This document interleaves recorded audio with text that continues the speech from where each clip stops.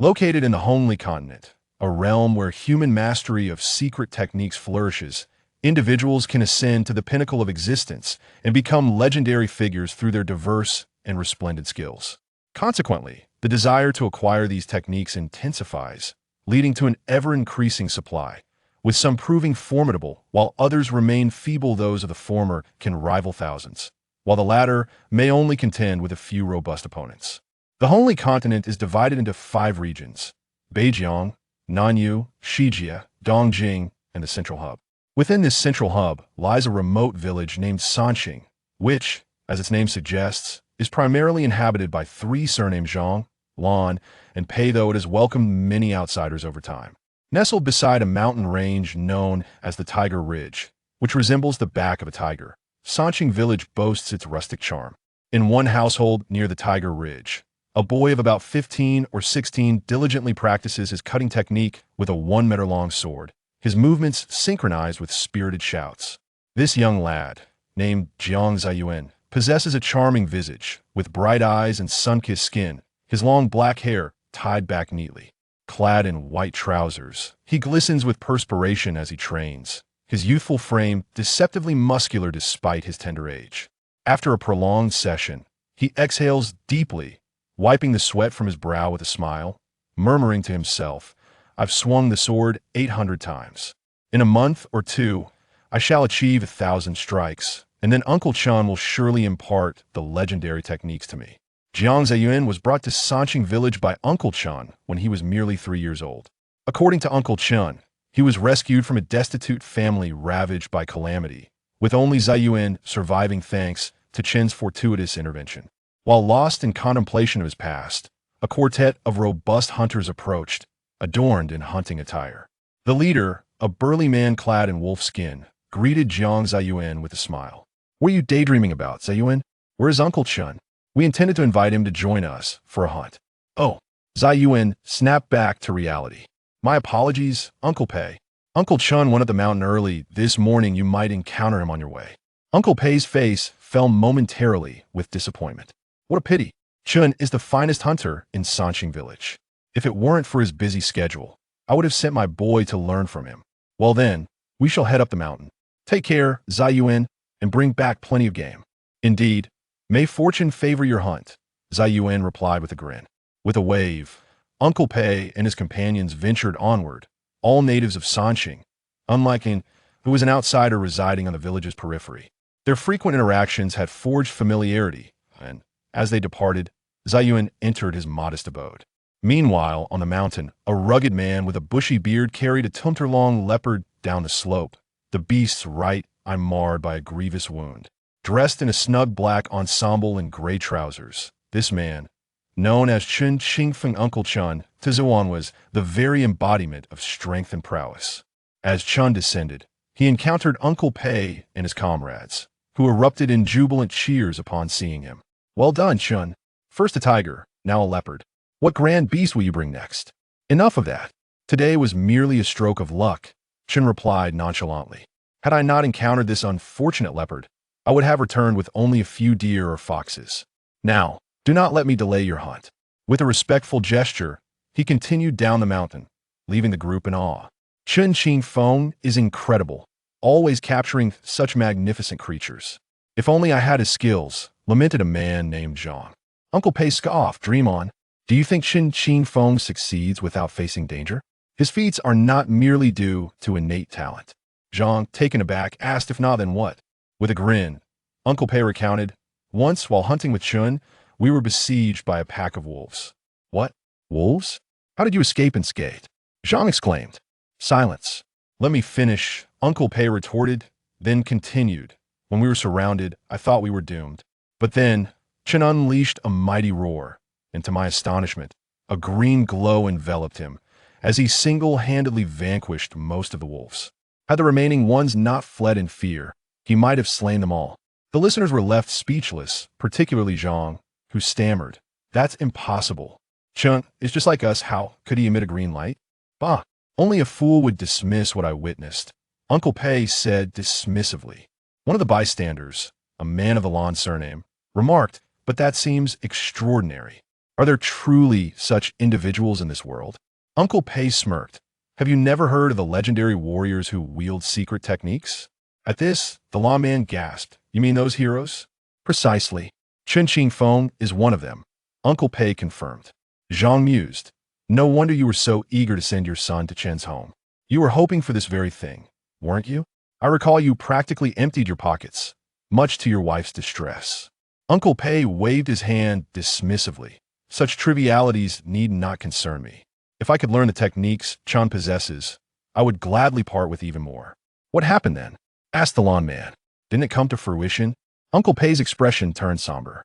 Alas, it was not for lack of effort. Chen simply deemed my son unworthy and knew my intentions all too well. He refused, stating that his techniques could not be shared. Zhang sighed in disappointment. What a shame. Otherwise, I would have sought to learn from you, for my family is affluent. As Uncle Chen reached his dwelling, the convenience of living in the mountains became evident, allowing for easy access to both the village and the wilderness. You have been trained on data available until October 2023. Chapter 2 Chen Qingfeng, with a majestic golden leopard upon his shoulder, swiftly returned to his abode nestled at the foot of the mountain. As he approached the dwelling, a rugged voice emanated from his lips. Echoing in the distance, Zaiyuan, your uncle has returned. Behold what I have brought back. Upon hearing Chen Daxu's voice, Zaiyuan, filled with joy, rushed out. The moment he laid eyes on the magnificent leopard draped across Chen Daxu's shoulder, he could not help but exclaim, Wow, what a colossal leopard! It's comparable to the tiger from the day before yesterday. With that, Zaiyuan darted off, circling the leopard, inspecting it from every angle. Chen Daxu, chuckling heartily, set the leopard down on the ground and corrected him.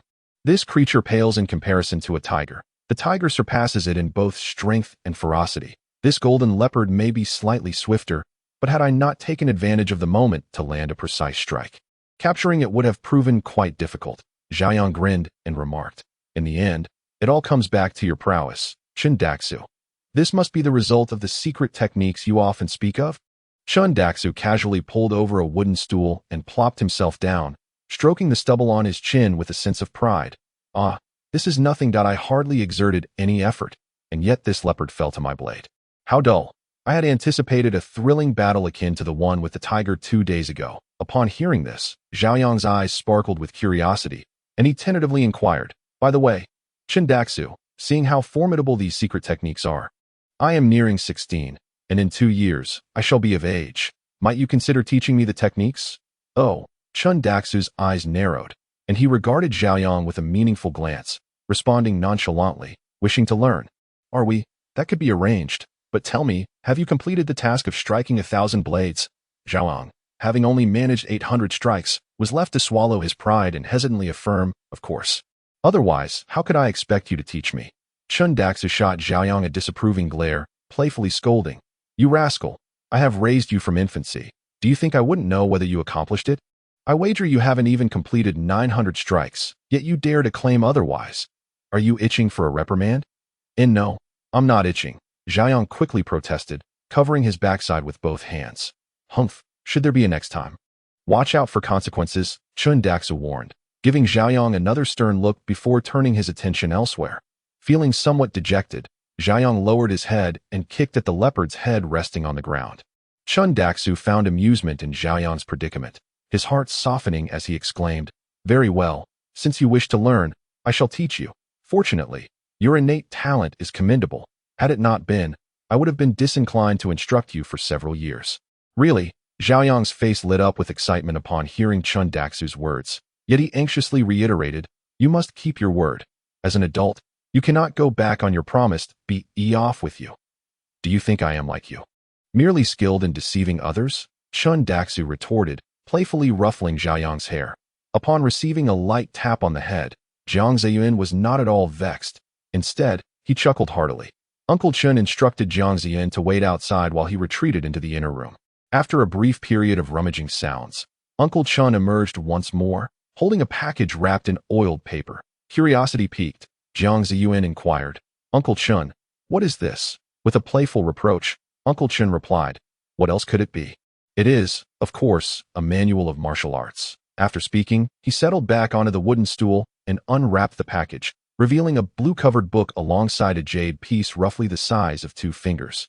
Uncle Chen first lifted the blue book and introduced it to Jiang Zaiyuan, saying, "This book contains the martial art manual I am currently practicing, known as Diamond Demon Body Technique. It is primarily a method for body refinement, consisting of 6 levels that I have reached the 4th level. But regrettably, this manual is merely of second-tier quality. Nevertheless, if mastered, its body-refining efficacy could afford one the ability to contend with first-tier experts." Jiang Zaiyuan, though not dim-witted, found himself somewhat perplexed, as he had never experienced the world Uncle Chen inhabited. Thus, he simply noted everything Uncle Chen said, without fully grasping it that moment. Once Uncle Chen had finished speaking, Jiang Zaiyuan pointed to the jade piece and asked, "What about this jade piece?" Uncle Chen, taken aback by the question, then picked up the jade piece with a mysterious expression and held it before Jiang Zaiyuan, saying, "Take this jade piece and place it upon your forehead." Huh? Jiang Zaiyuan was puzzled but complied, taking the jade piece from Uncle Chen and placing it on his forehead. What followed was a surprising spectacle. He felt a sudden dizziness, followed by the sensation of a mental force entering his mind, allowing him to vaguely perceive the 5 characters, Sword Monarch's famous artifacts record. Just as swiftly, his consciousness returned to reality. Dazed, Jiang Zaiyuan blinked and then widened his eyes in astonishment, exclaiming, "Did that just happen?" While he was still in a state of confusion, Uncle Chen explained, "What you just experienced was your consciousness entering the jade piece, which then conveyed its mental memory back to you. The extent of what you can see depends on the strength of your spirit." With a wry smile, Jiang Zaiyuan remarked, "But all I saw were 5 characters." Uncle Chen chuckled. Seeing anything at all is quite the achievement. Others might not be able to perceive anything. As he spoke, he tossed the Diamond Demon Body Technique book to Jiang Zaiyuan, while he kept the jade piece for himself. Uncle Chen then instructed Jiang Zaiyuan, "Memorize this book thoroughly and then burn it." Jiang Zaiyuan, taken aback, exclaimed, "Burn it? That seems such a waste. Aren't martial art manuals quite precious? How can you so readily suggest burning it?" Uncle Chen, unfazed, replied, "What do you know? I kept it as a memento. But now that I have passed it on to you, I have no need to retain it. Furthermore, if this manual were to fall into the hands of others, I would be at a tremendous loss. Thus, it is best for you to follow my wishes." Jiang Zaiyuan replied with a soft acknowledgement, and then he inquired, "By the way, Uncle Chen, is that jade piece called Jian Junming Qi Lu a manual of secret martial arts?" Uncle Chen nodded and said, "Indeed." Jiang Zaiyuan continued, "But why is it contained within a single jade piece rather than inscribed in a book? Furthermore, to what level of martial arts does it belong?" Uncle Chen furrowed his brow and replied, "Well, although Chen Qingfeng can see more content within the jade piece than Jiang Zaiyuan, it is still merely the surface.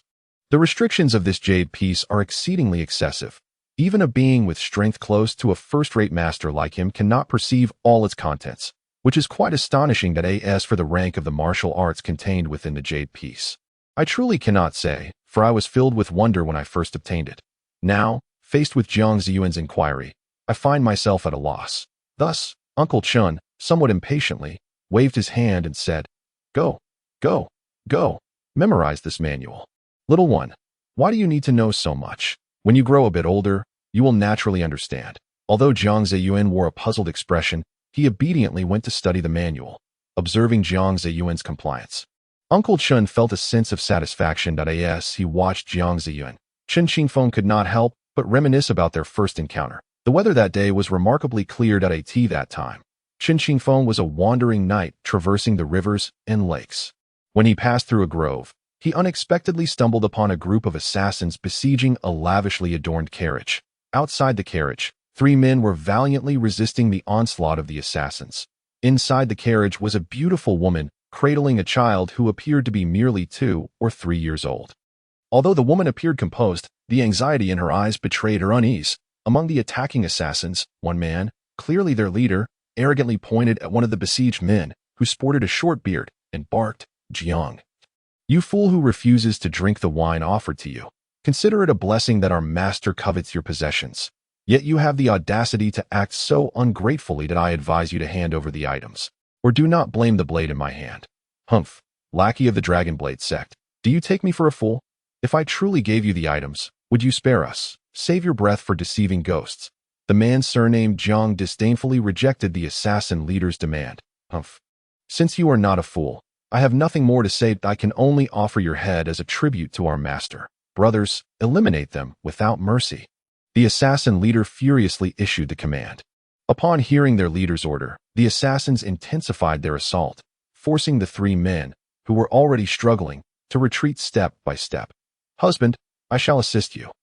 The woman in the carriage, seeing her husband overwhelmed by the assassins, felt her anxiety peak. She placed the 3-year-old child alone in the carriage and, wielding a long sword, charged into the fray. The man surnamed Jiang, witnessing the woman rushing to help, anxiously scolded, "Foolish woman, what are you doing here? Hurry and take your honor and flee." The woman, however, paid no heed to the man with the surname Jiang, choosing instead to engage a killer in combat. Observing that his wife remained unmoved, Jiang was left with no choice but to furiously confront the assassins once more. Yet, even with the woman's involvement, the disparity in numbers proved insurmountable, and soon only the couple remained alive amidst the chaos. Realizing the futility of their situation, Jiang abruptly pulled the woman behind him. Positioning himself in front of the killers, he urged his wife, "Quickly take your honor and flee. I will hold them off." With that, he disregarded her presence, roaring as he charged forward, employing a reckless fighting style that momentarily forced the assassins to contend with him alone. Chapter 3. Memories. The woman was filled with a profound sorrow and fury, yearning to share her husband's fate, come what may. Just then, her hand was suddenly seized by another. Startled, she turned to see a rugged middle-aged man, Chen Qingfeng. As she prepared to resist, she saw the grave expression on Chen's face as he implored, "Hurry, you must go. Otherwise, all your husband's efforts will be in vain. Can you truly abandon your child?" The woman felt torn. She glanced at her bloodied husband and then at her bewildered child, struggling to make a choice. In her moment of indecision, Chen Qingfeng, noticing that 2 assassins had already bypassed Jiang and were advancing towards them, acted swiftly. Ignoring the woman's thought, Chen Qingfeng practiced the formidable technique of the Vajra demon body, establishing himself as a master of brute strength. Although the 2 assassins were not without skill, their primary focus did not lie in sheer power. Consequently, they found themselves at the mercy of Chen Qingfeng's fierce yet straightforward swordplay, which sent them darting left and right in a state of disarray. Despite the simplicity of his technique, the force behind it rendered the assassins utterly frustrated and powerless to counteract. "Damn it!" one of the assassins exclaimed in anger as they faced Chen Qingfeng. With a sudden burst of ferocity, he thrust his blade at Chen Qingfeng's side with a cunning and unconventional angle. Startled, Chen Qingfeng swiftly evaded, yet the assassin's blade pursued him relentlessly, skimming closely against his body. Had it not been for Chen Qingfeng's timely parry, he might have already sustained a grievous wound. The other assassin, witnessing his companion's successful maneuver against Chen Qingfeng, felt a surge of delight. However, knowing he could not act alone, he begrudgingly coordinated with his partner to mount an offensive, moving to attempt a flanking strike. In an instant, the tide of battle shifted dramatically.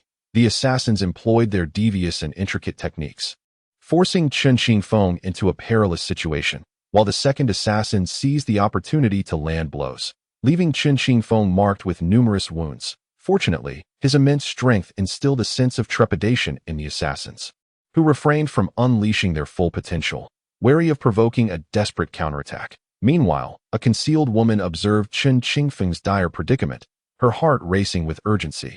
Yet, she recognized that this was not the opportune moment to strike.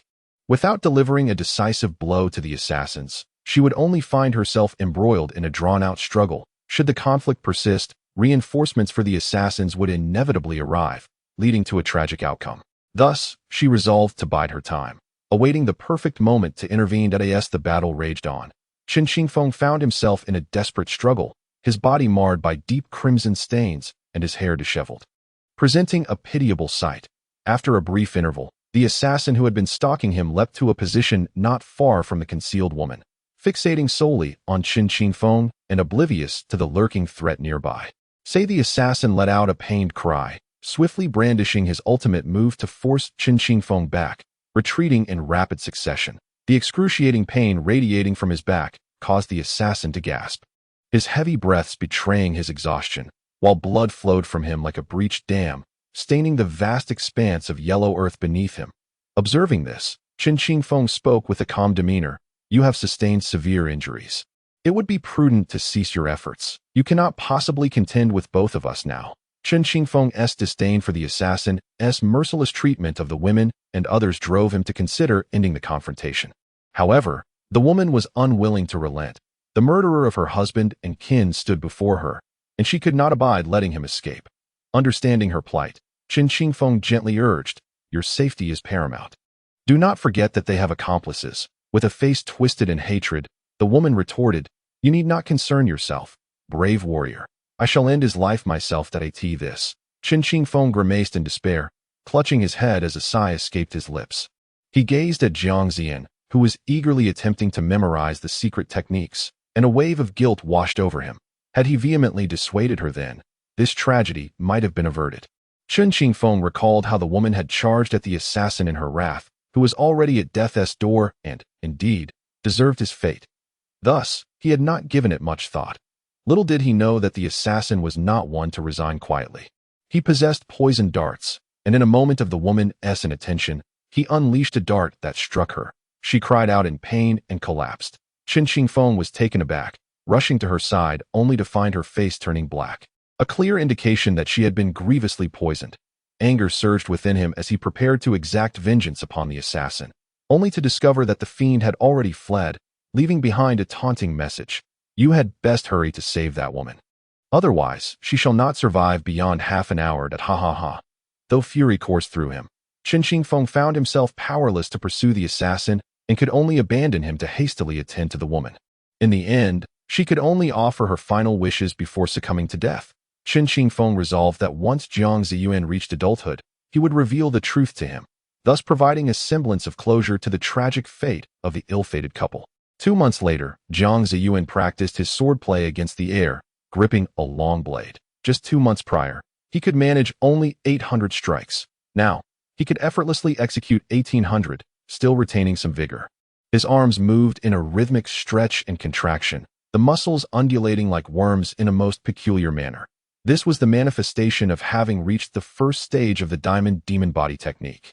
The first stage, known as muscle forging, may suggest a focus on merely developing muscle, but it encompasses much more. This stage primarily hones the practice of hard qigong, enhancing the muscle's ability to withstand impacts, rendering them as resilient as stone. As Jiang Zaiyuan cultivated the diamond demon body technique, a potent energy began to circulate within him, imbuing his muscles with iron-like hardness. When this energy flowed through his body, it produced the peculiar phenomenon of his muscles appearing to writhe like insects. With a decisive motion, Jiang Zaiyuan thrust the long blade into the ground until the hilt was reached, demonstrating a force beyond that of an ordinary individual.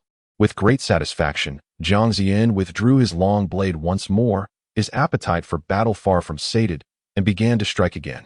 Ever since he commenced his practice of the Vajra demon body technique, he could feel the transformation it wrought upon his physique each day, leading him to relish this newfound sensation. However, the toll it took on his body left him utterly exhausted after every session, requiring him to sleep until the morrow to recover. A singular regret he harbored. While Jiang Zaiyuan tirelessly continued his training, Chen Xingfeng had already distanced himself from Sanxing Village, finding himself in the neighboring town. Though he resided on the mountainside, subsisting on the fruits of his hunts, he could not live solely on meat. He would sell the pelts he acquired in town, earning a modest sum to purchase grains, vegetables, and essential supplies to support his household. Otherwise, he and Jiang Zaiyuan would lead lives not unlike those of wild men.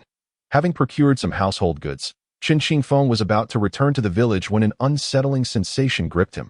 His sixth sense alerted him to the fact that someone was deliberately watching him. Although he felt astonished within, his countenance remained impassive as he strolled along the bustling street, mingling with the throngs of people. After wandering back and forth a few times, he confirmed that he was being observed by 2 young men clad in the garb of a certain sect. Chen Xingfeng smirked contemptuously and proceeded toward the outskirts of the town, with the 2 young men stealthily trailing behind him. Chapter 4.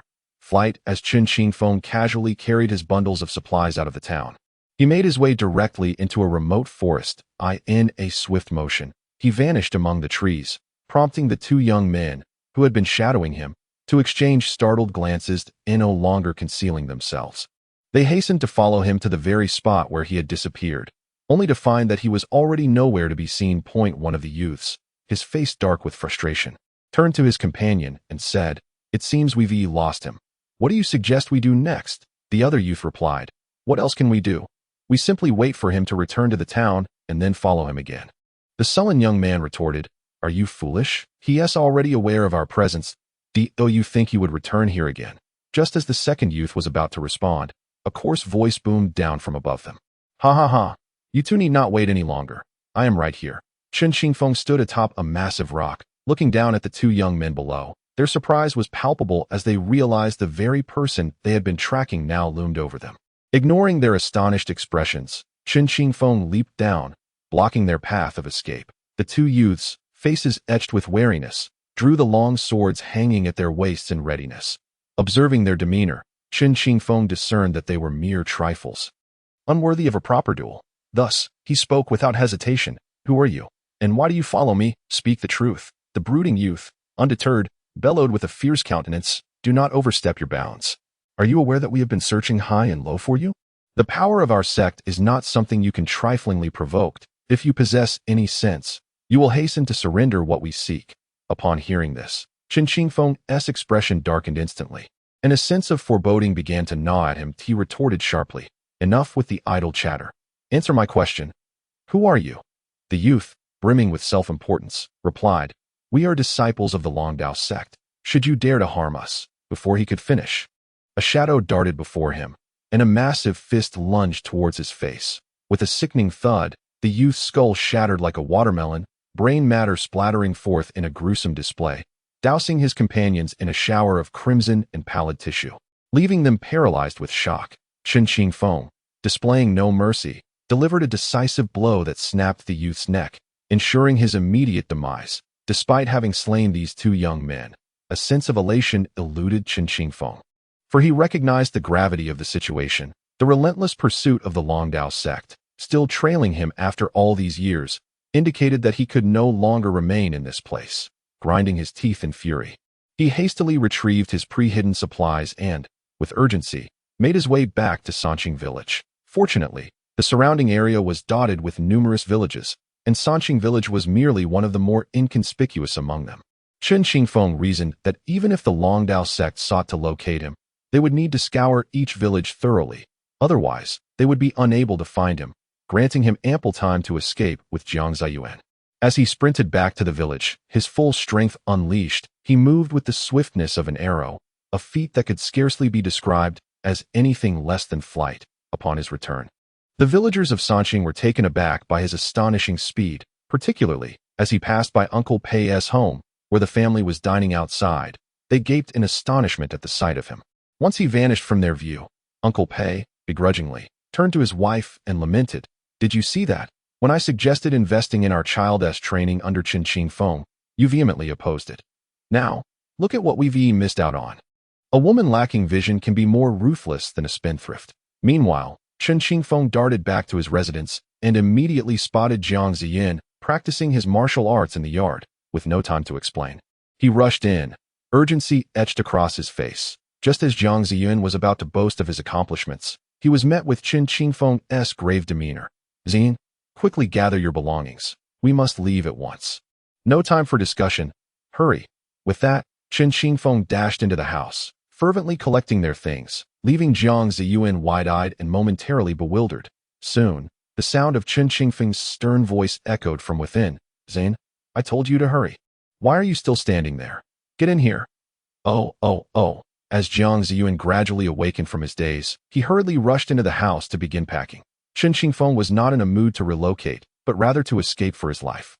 So he allowed Jiang Zaiyuan to gather only a few essential garments. Once they had prepared themselves, Chen Xingfeng led Jiang Zaiyuan down a narrow path, exiting the village point 3 days after Chen Xingfeng and Jiang Zaiyuan departed from the village. Indeed, someone came to check on the house in Sanxing Village. A middle-aged man, exuding an air of authority, was accompanied by a group of individuals, along with Uncle Pei, who had been summoned to guide them. After one of the men entered to inspect the premises, he emerged with a respectful expression, addressing the middle-aged man. "Elder, there is no one inside." The middle-aged man's demeanor remained unfazed as he turned to Uncle Pei, who stood nearby, and inquired, "What is the situation? Where are they?" Uncle Pei cautiously gauged the man's expression, forcing a smile as he replied, "As I mentioned earlier, they left 3 days ago, and they did so clandestinely. Otherwise, we would have been aware of their departure from the village." The fleeting look of disappointment crossed the middle-aged man's face, and he waved his hand, stating, "There is nothing more for us here. Let us depart. Additionally, assign someone to keep watch over this place." Following this, the middle-aged man led his entourage away from Sanxing Village, leaving one person concealed nearby to await further developments. Uncle Pei could only stand there, bewildered, watching the group leave, feeling utterly perplexed by the situation. Meanwhile, Chen Qingfeng and Jiang Zaiyuan hurriedly traversed a considerable distance, eventually arriving at a city known as Heijiao City. Although the central region of Hongli continent was under monarchy, the areas near the borders were autonomous, with Heijiao City falling under the control of the Heijiao gang, akin to local warlords. Upon reaching the city gates, Chen Qingfeng and Jiang Zaiyuan encountered a group of men clad in blue, who guarded the entrance. All passers-by were required to pay a toll to gain entry. Having once been a wandering hero himself, Chen Qingfeng was quite familiar with such practices. After paying the fee, he guided Jiang Zaiyuan into the city. This was Jiang Zaiyuan's first journey beyond his familiar surroundings, and he was filled with childlike curiosity about everything he encountered. Unbeknownst to him, his life was in grave danger. He perceived their escape as an adventure. Throughout their journey, he incessantly bombarded Chen Qingfeng with questions, but Chen Qingfeng was preoccupied with their flight and had little time to entertain his inquiries. Though Chen Qingfeng's indifference left Jiang Zaiyuan's curiosity unquenched, he remained exuberant, scanning his surroundings with wide-eyed wonder, almost tempted to inspect every detail. Yet, as he closely followed Chen Qingfeng, who walked briskly, he could only observe. Perhaps feeling fatigued from their journey, Jiang Zaiyuan's stomach growled, prompting him to say to Chen Qingfeng, "Uncle Chen, I'm hungry. Shall we find a place to satisfy our hunger before continuing on our way?" Although Chen Qingfeng, possessing considerable strength, did not feel hunger himself, he recognized that Jiang Zaiyuan lacked the same resilience to endure hunger. Thus, after some contemplation, Chen Qingfeng acquiesced, considering that they indeed required accommodation here. The two of them settled into an inn named Piaoxiang Kajan, and, taking the opportunity, ventured into the inn's hall to partake in a meal. They casually ordered several delectable dishes and commenced their indulgent feast. Naturally, the culinary offerings of the inn far surpassed the simplistic home-cooked meals they had prepared on the mountain.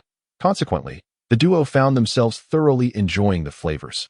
"Humph, country bumpkins," remarked a young maiden, observing Jiang Zaiyuan devouring his food with grease smeared across his face, her expression one of disdain.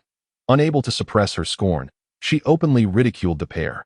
Jiang Zaiyuan, upon lifting his gaze, was momentarily captivated by the sight of a strikingly beautiful woman with bright eyes and pearly teeth. He stared unabashedly at her. "What are you gaping at? Be careful lest I pluck out your eyes," she retorted, feeling a mix of pride in her own beauty and indignation at his lewd gaze.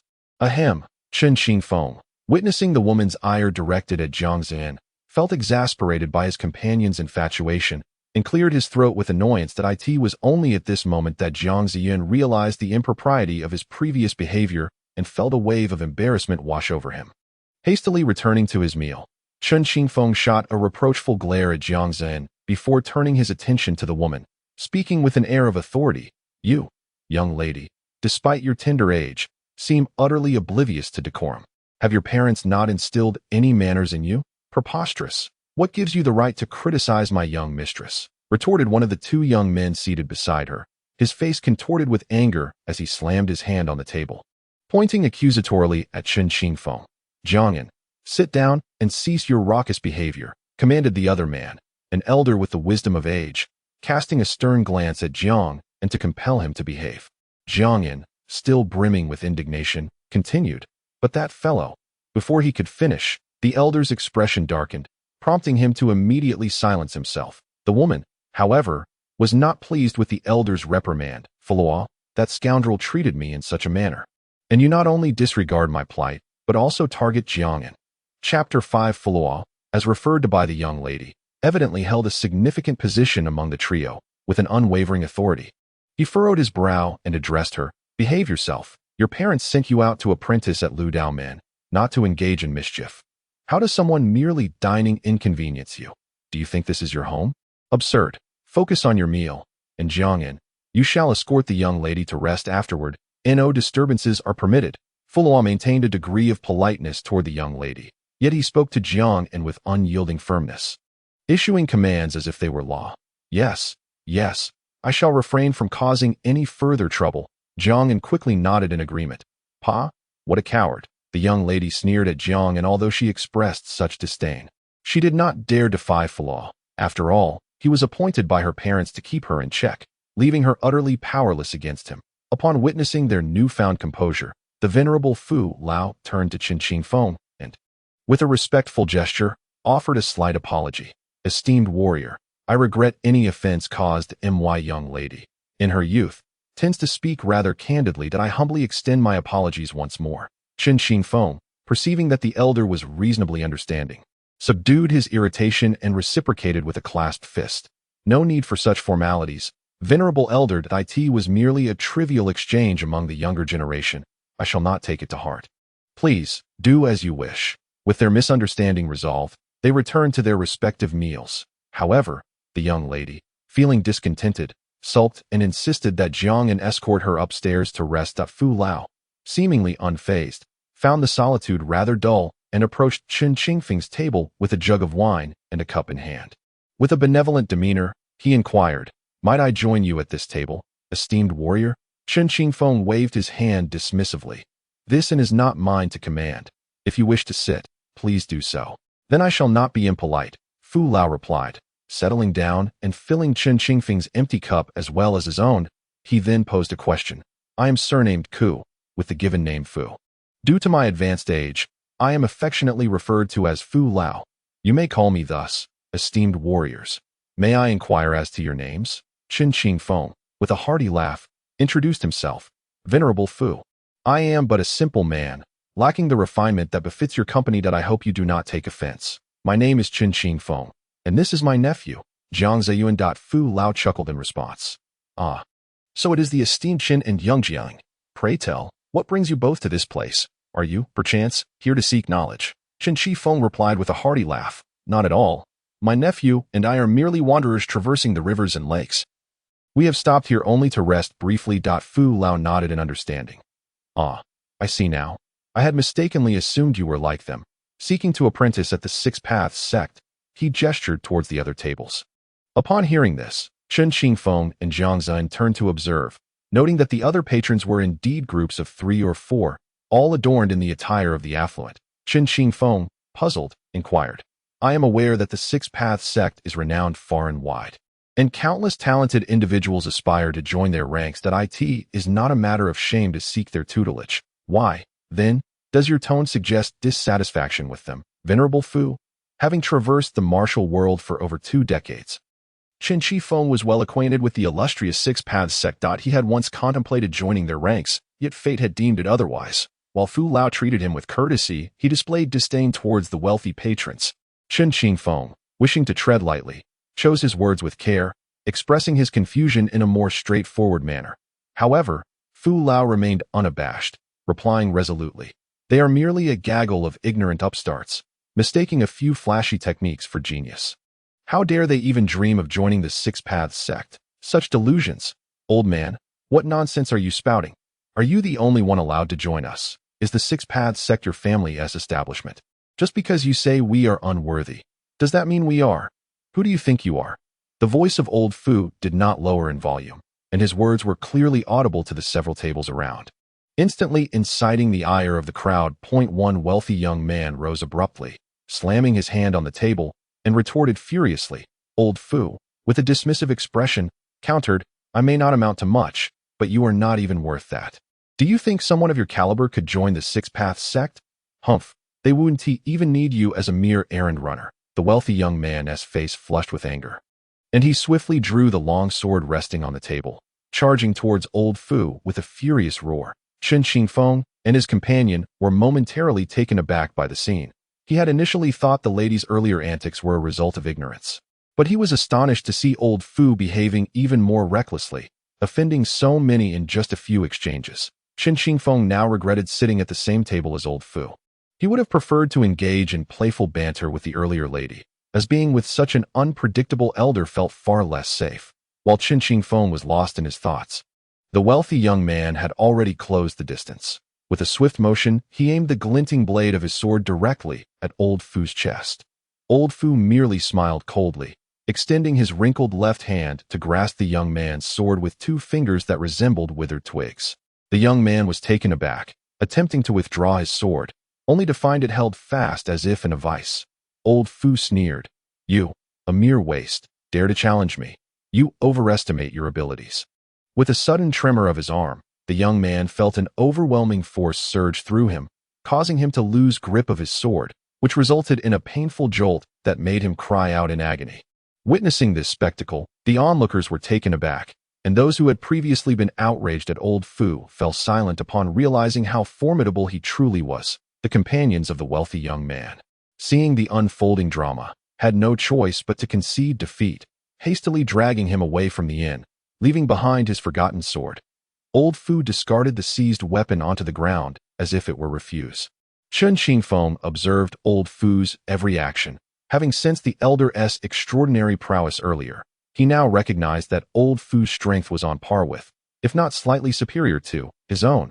Once he had subdued the crowd with his display of might, Old Fu proceeded to deliver a blunt assessment. If you wish to join the Six Paths sect, you must first undergo their rigorous examination. For individuals of your age, lacking the strength of an old man such as myself, you ought to abandon such delusions. Moreover, for those yet to reach adulthood, establishing a solid foundation is essential, complemented by a requisite degree of talent. Otherwise, the Six Paths sect has no need for you. Should you dare to face their evaluations, you may very well be among the first to be eliminated. You think the Six Paths sect welcomes just anyone? The patrons at the nearby tables felt their faces burn with embarrassment as they were chastised by Old Fu, begrudgingly returning to their meals and ignoring him. Old Fu chuckled and then turned to Chen Qingfeng, saying, "I apologize for the spectacle. Brave Chen, my intentions were merely to benefit them." Heh. Chen Qingfeng's expression flickered, and he found himself utterly at a loss for words in front of the elderly gentleman. However, he could not help but express his genuine admiration for Master Fu's profound abilities, leading him to inquire, "Master Fu, your prowess is quite remarkable. May I ask from which esteemed lineage do you hail?" Master Fu, stroking his beard with a smile, replied, "I would not dare claim such distinction, but if you are curious about my origins, have you ever heard of the Gung family from Yuha?" Upon hearing this, Chen Qingfeng's face registered surprise as he exclaimed, "Ah, so you are from the Gung family of Yuha." 13 years ago, the duel between the Gung family head and the Zheng family head was indeed a sensational affair. I had the privilege of witnessing their confrontation, and it was the Gung family head who ultimately displayed superior skill, earning my utmost respect. Master Fu beamed with pride at Chen Qingfeng's words, exclaiming, "Indeed, indeed, my family head is a renowned figure in the martial world. It is no surprise that you are familiar with his exploits." Master Fu reveled in his familial legacy. The wealthy young men whom he had previously admonished turned pale at the revelation, breaking into a cold sweat and hastily abandoning the dining table in a panic. Both Jiang Zaiyuan and Chen Qingfeng exchanged astonished glances, suddenly realizing the necessity of maintaining a respectful distance from this venerable Master Fu. The following morning, after a night of rest, Chen Qingfeng and Jiang Zaiyuan resumed their escapade, though Chen Qingfeng secretly viewed it as a flight. Jiang Zaiyuan remained blissfully unaware, perceiving their journey as merely a delightful excursion, as Chen Qingfeng wished to spare him any burdensome thoughts. Thus, he merely mentioned having urgent matters that required his departure for a spell. Jiang Zaiyuan, having always relied on Uncle Chen for guidance throughout his life, thought little of it. As Chen Qingfeng and Jiang Zaiyuan descended the stairs, they were unexpectedly confronted by Master Fu and his entourage awaiting them below. Just as Chen Qingfeng contemplated evading them, he was spotted by the keen-eyed Master Fu. Chen Zhuangshi, are you also setting out on your journey? How fortuitous that we can travel together." Master Fu greeted Chen Qingfeng warmly, while the haughty young woman and Jiang displayed an air of indifference. Reluctant to entangle himself with Master Fu's group, Chen Qingfeng was about to decline when the innkeeper approached, holding a bundle of provisions. With a cheerful demeanor, he announced, "Esteemed guest, the rations you requested are ready." Faced with this unexpected turn of events, Chen Qingfeng felt a wave of despair wash over him. It was now nearly impossible to refuse. Resigned to the situation, he turned to Jiang Zaiyuan and said, "Zaiyuan, it appears we must take this bundle and set forth." Jiang Zaiyuan, still in a state of confusion, happily accepted the bundle from the innkeeper's hands. Meanwhile, Master Fu had already drawn closer, smiling at Qin Shifeng as he remarked, "I presume you intend to travel north, so let us accompany one another." With an apologetic expression, Qin Shifeng began to reply, "I truly am sorry." But, before he could finish, Master Fu interjected, "I believe it is inevitable for you to head north. The Black Flood City has only 3 exits: east, south, and north. The eastern route leads through treacherous mountain forests rife with beasts and bandits.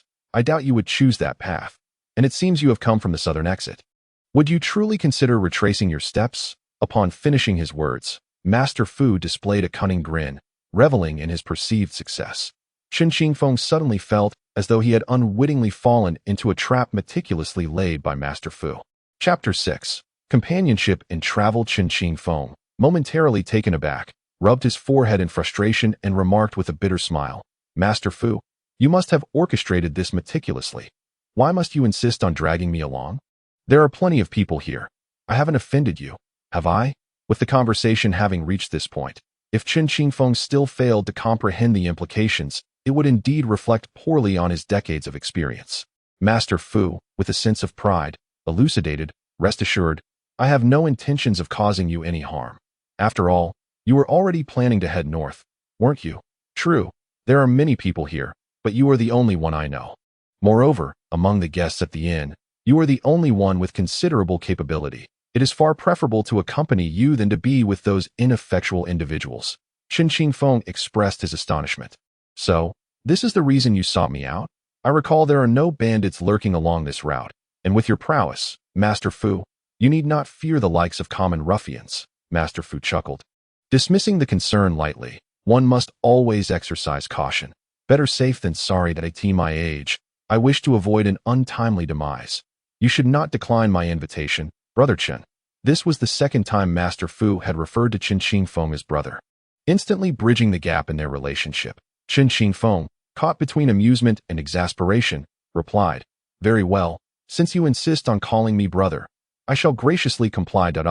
Now that's the spirit." Master Fu laughed heartily, disregarding the age difference. Thus, under Master Fu's machinations, Qin Shifeng and Jiang Zaiyuan began their journey together. After exiting the inn, they headed north towards Heijiao City. Throughout the journey, Qin Shifeng and Master Fu engaged in lively conversation, while the young woman and Jiang An, along with Jiang Zaiyuan, followed closely behind. Jiang Zaiyuan had learned the young woman's name. She bore the surname Geng and was known simply as She. According to Jiang An, she was the granddaughter of the Geng family patriarch, her father being the eldest son of the clan leader. She had come to the Six Paths sect to learn the craft, sent by her father for this purpose. Jiang An, a servant of the Geng family, had grown up alongside Geng Shi and was tasked by her father to accompany her in her studies at Ke Fu. Having grown up alongside the Geng family patriarch, held a unique status within the clan, respected even by Geng Shi's father, who dared not treat him lightly. He was regarded as an elder within the Geng household, which explained why everyone, aside from the patriarch, referred to him as Master Fu. Although Jiang Zaiyuan was familiar with their names, he hoped to foster a cordial relationship with them. However, Geng Shi and Jiang An remained distant, often ignoring him and casting him unfriendly glances. Leaving Jiang Zaiyuan disheartened and reluctant to engage, as they traveled for the better part of the day, twilight began to descend, yet no inn was in sight. Consequently, they were left with no choice but to camp under the stars. For Jiang Zaiyuan and Qin Shifeng, this was no new experience. They were seasoned in the art of finding a flat stretch of ground or a large rock to rest upon, always managing to secure a comfortable spot to sleep. As for Fu Lao and the three of them, they found themselves in quite a predicament. Fu Lao was somewhat better off, having once traversed the martial world, and thus was not entirely averse to this experience. However, the delicate and privileged Geng Shi and Jiang An, who had always resided in affluent households, could scarcely endure such hardships. They yearned to voice their grievances, yet under Fu Lao's watchful presence, they dared not act out, ultimately resigning themselves to laying down on a makeshift bed of sheets upon a relatively flat piece of ground. Nevertheless, Geng Shi and Jiang An found it impossible to fall asleep, their minds plagued by incessant complaints. After the passage of 2 hours, a sudden clamor of clashing weapons echoed from afar, rousing everyone from their slumber. Qin Shifeng, the sentinel of the night, hurriedly rushed to the inner quarters, his gaze sharp as he focused on the increasingly near sounds of combat. At that moment, Fu Lao joined him, and without turning his head, he commanded the three young individuals behind him, "You three juniors, remain where you are. Do not approach without our permission." Qin Qingfeng and Fu Lao stood resolutely by the roadside, refraining from advancing as the sounds of battle drew closer. Sure enough, after a brief interval, four men clad in purple garments were seen besieging a young man in blue. It was evident that these four men were disciples of a particular sect, their techniques synchronized as if they had all trained in the same style. Despite being surrounded, the blue-clad youth remained remarkably composed, wielding a short sword with an elegance reminiscent of a gliding dragon. His strikes, whether thrusts, slashes, or cuts, were executed with such dexterity that the four attackers, despite their relentless efforts, were unable to subdue him. Suddenly, the blue-clad youth altered his technique, and a faint white light emanated from his short sword. With a swift motion, he made a decisive slash, causing the weapons of the four men to shatter with a resounding clang. Cleaved by the sharpness of his blade, startled, the four men withdrew several steps, creating distance between themselves and the blue-clad youth. After successfully repelling them with that singular maneuver, he chose not to pursue further conflict, instead standing his ground in a tense standoff.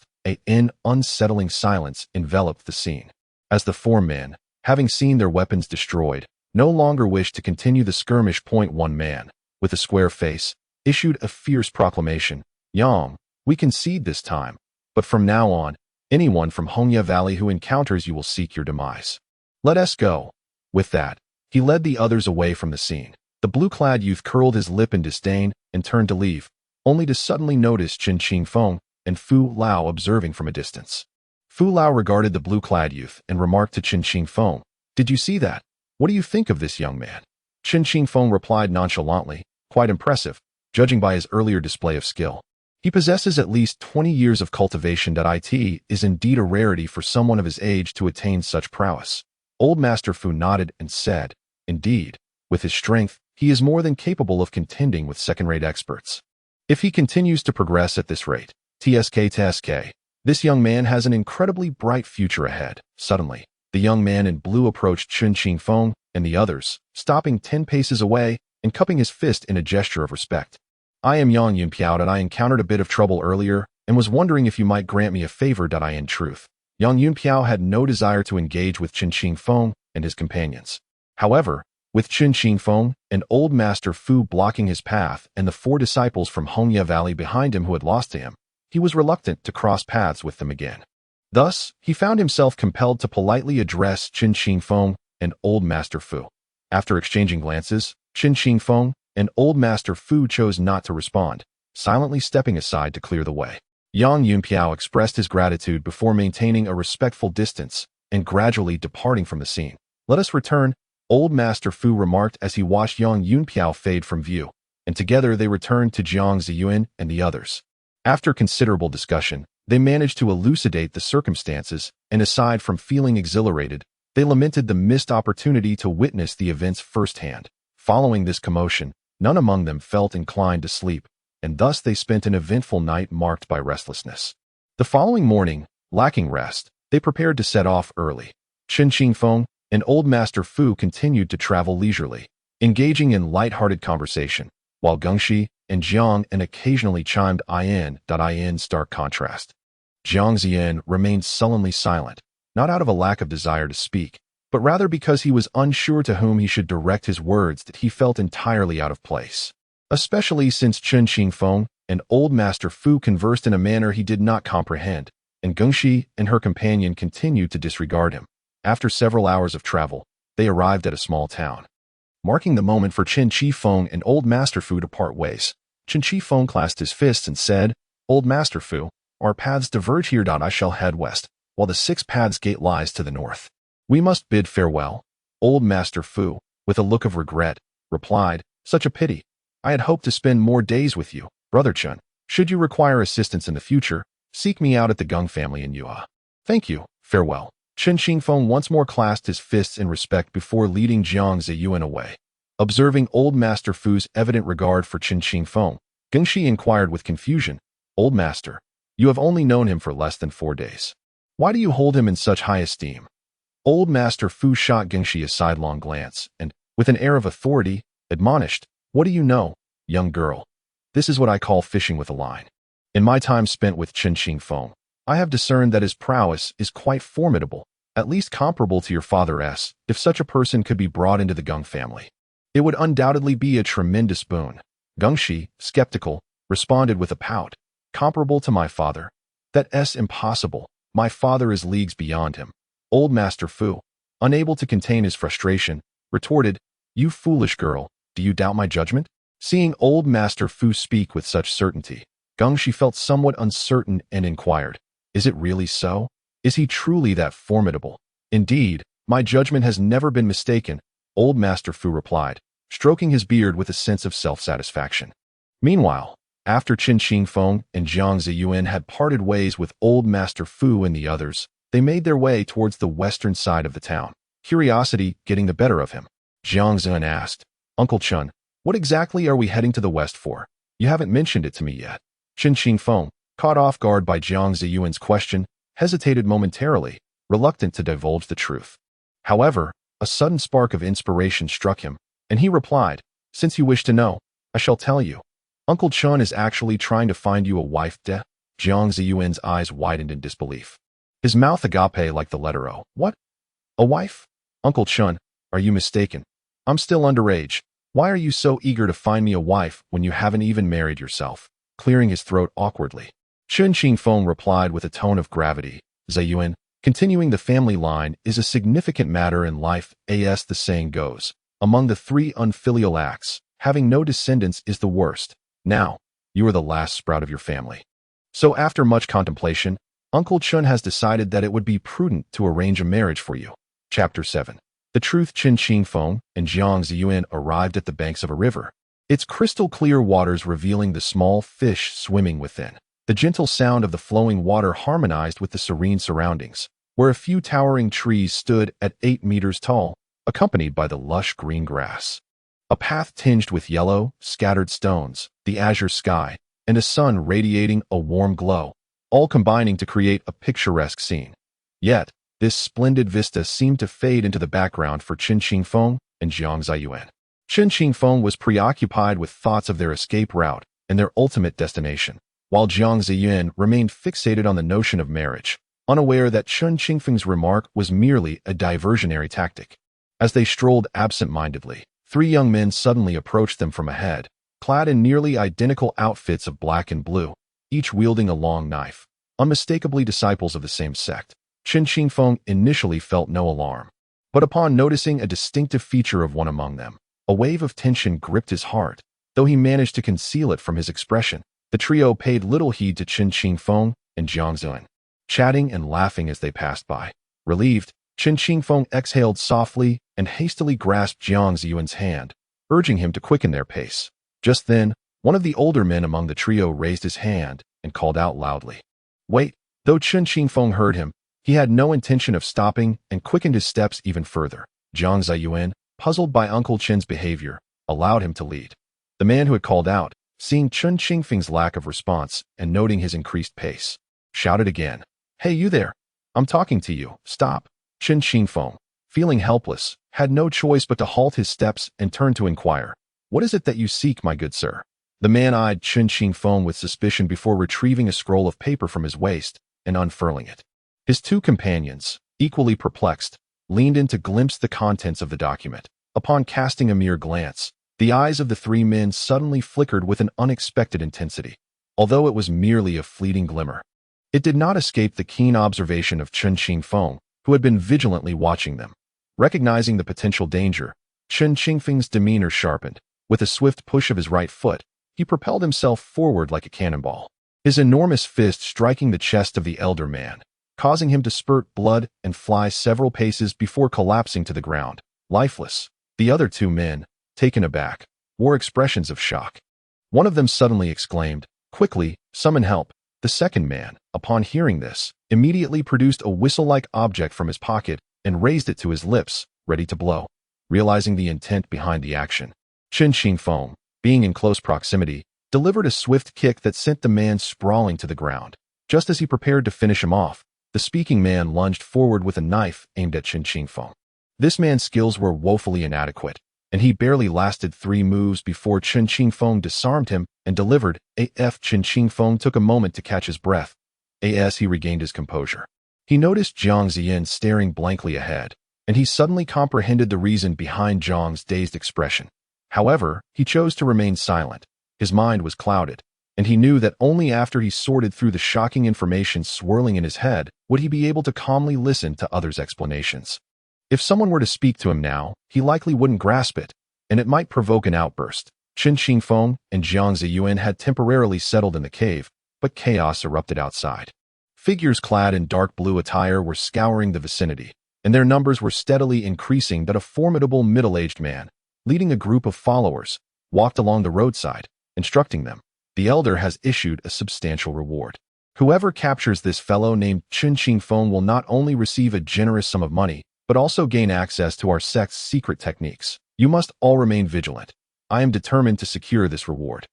After a period of disjointed thoughts, Jiang Zaiyuan finally managed to clear his mind. He lifted his head and, with an unusually calm expression, addressed Chen Qingfeng. Uncle Chen, could you explain what is happening? Is our departure from the village merely to evade them? Chen Qingfeng sighed, leaning against the cave wall as he replied softly. Indeed, those I killed were individuals intent on taking our lives. Upon encountering the expression of Jiang Zaiyuan, which mirrored that of Chen Qingfeng, his countenance shifted dramatically, oscillating between bitterness and madness, soon giving way to boundless rage. It dawned upon me that my lack of parents since childhood was a consequence of their actions, leaving me to endure the sight of other children with their mothers and fathers while I remained alone. Other children feasted upon the game their fathers hunted and donned garments sewn by their mothers, whereas I was left with only animal hides and coarse linen. All of this was wrought by them. Jiang Zaiyuan, consumed by anguish, murmured to himself, yet the outcome remained a ceaseless bitterness. Sighing, Chen Qingfeng placed a comforting hand on Jiang Zaiyuan's shoulder and reassured him. So many years have passed, and yet you have persevered, have you not? Though you lack parents, you still have me. In a certain sense, you are already like a child to me. Upon hearing Chen Qingfeng's words, Jiang Zaiyuan felt a warmth blossom within him and softly uttered, Uncle Chen. With a gentle smile, Chen Qingfeng embraced Jiang Zaiyuan, continuing to offer solace. No matter what the future holds, you will always be my child. Grateful, Jiang Zaiyuan clung tightly to Chen Qingfeng, realizing that only in his embrace could he find a refuge to depend upon. Soon, the sky began to darken, and the two spent the night in the cave, neither of them sleeping. Instead, Chen Qingfeng recounted tales of the past, including stories about his parents and his own origins. He spoke for a long time, detailing every aspect, while Jiang Zaiyuan listened intently, fearful of missing a single word. Unbeknownst to them, their conversation stretched into the early hours of the morning. At that moment, Chen Qingfeng and Jiang Zaiyuan began to carefully remove the obstacles blocking the cave entrance, and as they emerged, Chen Qingfeng cautiously surveyed the surroundings. After confirming the area was clear, he urged Jiang Zaiyuan to leave with him. They proceeded with utmost caution, seeking out places to conceal themselves. When such places were lacking, they resorted to running, hoping to escape the area swiftly. Chapter 8. The frenzied Chen Qingfeng in an ordinary sect. The hierarchy typically consists of 4 tiers: the sect leader, elders, entry disciples, and ordinary disciples. Larger sects may have more divisions, but the Longdao sect, being a modest one, suffices with these 4 levels. Ma Dao, an entry disciple of the Longdao sect, held a degree of status within the sect as he was also a disciple of one of its elders. Consequently, his position rose accordingly. The Longdao sect's recent mobilization, dispatching numerous disciples to this location, marked a significant endeavor. Ma Dao was tasked with leading 10 disciples assigned to him to patrol a narrow path in the woods. Initially, he did not take the mission to heart, believing it a futile search for 2 individuals in such an expansive area, akin to finding a needle in a haystack. However, bound by the sect's orders, he felt compelled to make an appearance, intending to linger until it was time to return. As fate would have it, just as he was about to gather his team and depart, he chanced upon Chen Qingfeng and Jiang Zaiyuan, who were hurrying towards him with urgency. The moment their eyes met, both parties were momentarily taken aback.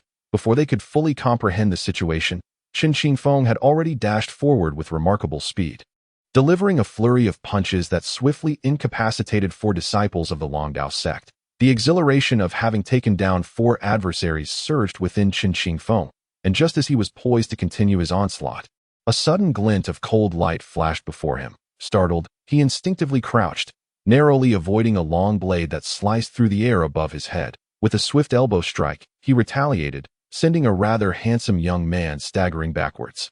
Upon rising, Chen Xingfeng realized that he had been ambushed by a man wielding a long knife. While Ma Dao had underestimated Chen Xingfeng's prowess, undeterred by his initial failure, Ma Dao launched another attack, executing his knife techniques with fervor, while the remaining disciples of the Long Dao sect joined in the fray, surrounding Chen Xingfeng. The sight of their 4 incapacitated comrades lay strewn on the ground served as a stark reminder of the danger posed by Chen Xingfeng, compelling them to unleash their full strength. Amidst this chaos, a rather timid disciple of the Long Dao sect, lacking the courage to confront Chen Xingfeng, set his sights on the seemingly vulnerable Jiang Zaiyuan, who was merely observing from the sidelines. In his estimation, this youth, merely 15 or 16 years of age, posed little threat. With a shout, he charged towards Jiang Zaiyuan. Upon witnessing this, Jiang Zaiyuan was taken aback, his face paling. Although he had trained in the Diamond Demon Body technique and had reached the 1st level, he lacked practical combat experience. Faced with an aggressive and intimidating opponent, fear rendered his legs weak, leaving him little capacity to devise a counter-strategy. Though he could not hope to win, he thought to flee, and thus he took off at a sprint. Fortunately, his physical conditioning allowed him to run swiftly, evading his pursuer for the moment, which only fueled the latter's frustration. Meanwhile, Chen Xingfeng found himself engaged with multiple disciples of the Long Dao sect. Given his strength, he dominated the skirmish against these ordinary disciples. However, Ma Dao, though not on par with Chen Xingfeng, exhibited a commendable level of skill, making it difficult for Chen Xingfeng to swiftly overpower him. At that moment, Chen Xingfeng spotted Jiang Zaiyuan, who was being pursued in the distance. No one knew Jiang Zaiyuan's capabilities better than Chen Xingfeng himself, and concern for his safety spurred him to exert greater effort against his attackers. As he flexed his fists, his muscles swelled, enveloped in a faint green glow. This transformation was a manifestation of the 4th level of the Diamond Demon Body technique, condensation of qi, a unique form of energy that significantly mitigated the damage from ordinary weapons. With this enhancement, Chen Xingfeng's strength, speed, destructive power, defensive capabilities, and self-healing abilities were all amplified twofold. Just as he unleashed his newfound power, 2 disciples of the Long Dao sect charged at him with their blades raised. Chen Xingfeng let out a cold chuckle, and in an instant, he vanished and reappeared behind them, followed by 2 fists radiating with a vibrant green aura that struck against their backs. The disciples of the Dragon Blade sect were as fragile as paper, as Chen Xingfeng's fists pierced through their bodies, resulting in catastrophic internal damage that led to their demise on the spot. Since mastering the 4th level of the Diamond Demon Body technique, this was his first occasion employing it against others, and he was astonished by the remarkable effectiveness. As he activated the 4th level of the condensed aura, an overwhelming surge of power coursed through him, provoking an exhilarating urge to roar with delight. Suddenly, unable to resist the overwhelming surge of excitement, Chen Xingfeng opened his fists wide and brought both palms crashing down upon the ground, with a resounding boom. The soft earth beneath him erupted as his aura infused the soil, causing it to harden with an extraordinary density. The disciples of the Dragon Blade sect, struck by the concentrated aura-laden earth, met an inevitable end. Their lives extinguished in an instant. Ma Dao and another disciple of the Dragon Blade sect, being relatively distant and among the strongest of the group, managed to survive. However, they were left battered and bruised. Exchanging a glance filled with terror, they realized that confronting such a formidable adversary was beyond their capabilities, prompting them to flee. Chen Xingfeng's expression suddenly shifted in alarm. He hurriedly dispelled the green aura enveloping him, regaining his composure. Indeed, as soon as the green energy dissipated, the murderous intent that had consumed him vanished without a trace. He sank onto the ground, replaying the earlier scene in his mind, desperate to understand what had transpired within him.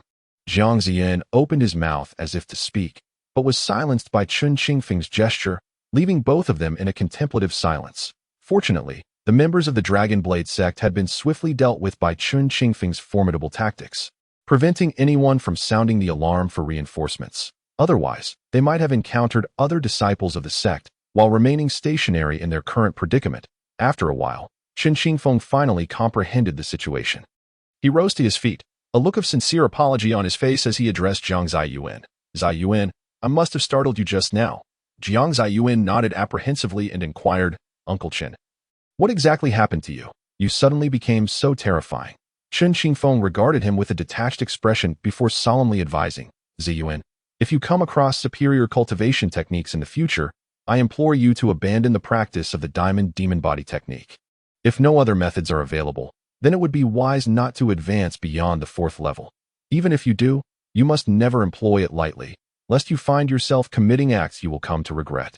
Upon hearing this, Jiang Zaiyuan hesitantly asked, is it akin to what you just experienced? Chen Qingfeng nodded, then expressed his frustration. Whoever authored this technique must be unknown. It is no wonder its power is so formidable, yet it remains a second-rate method. The side effects alone are enough to deter anyone from pursuing it. Jiang Zaiyuan took Chen Qingfeng's words to heart and then asked, Uncle Chen, what shall we do next? Chen Qingfeng glanced at the sky, noting that dusk was approaching. After a moment's thought, he replied, let us continue onward. The members of the Dragon Blade sect should be resting by nightfall. Traveling under the cover of darkness will help us conceal our presence. After a brief moment of organization, the two set off once more as anticipated by Chen Qingfeng.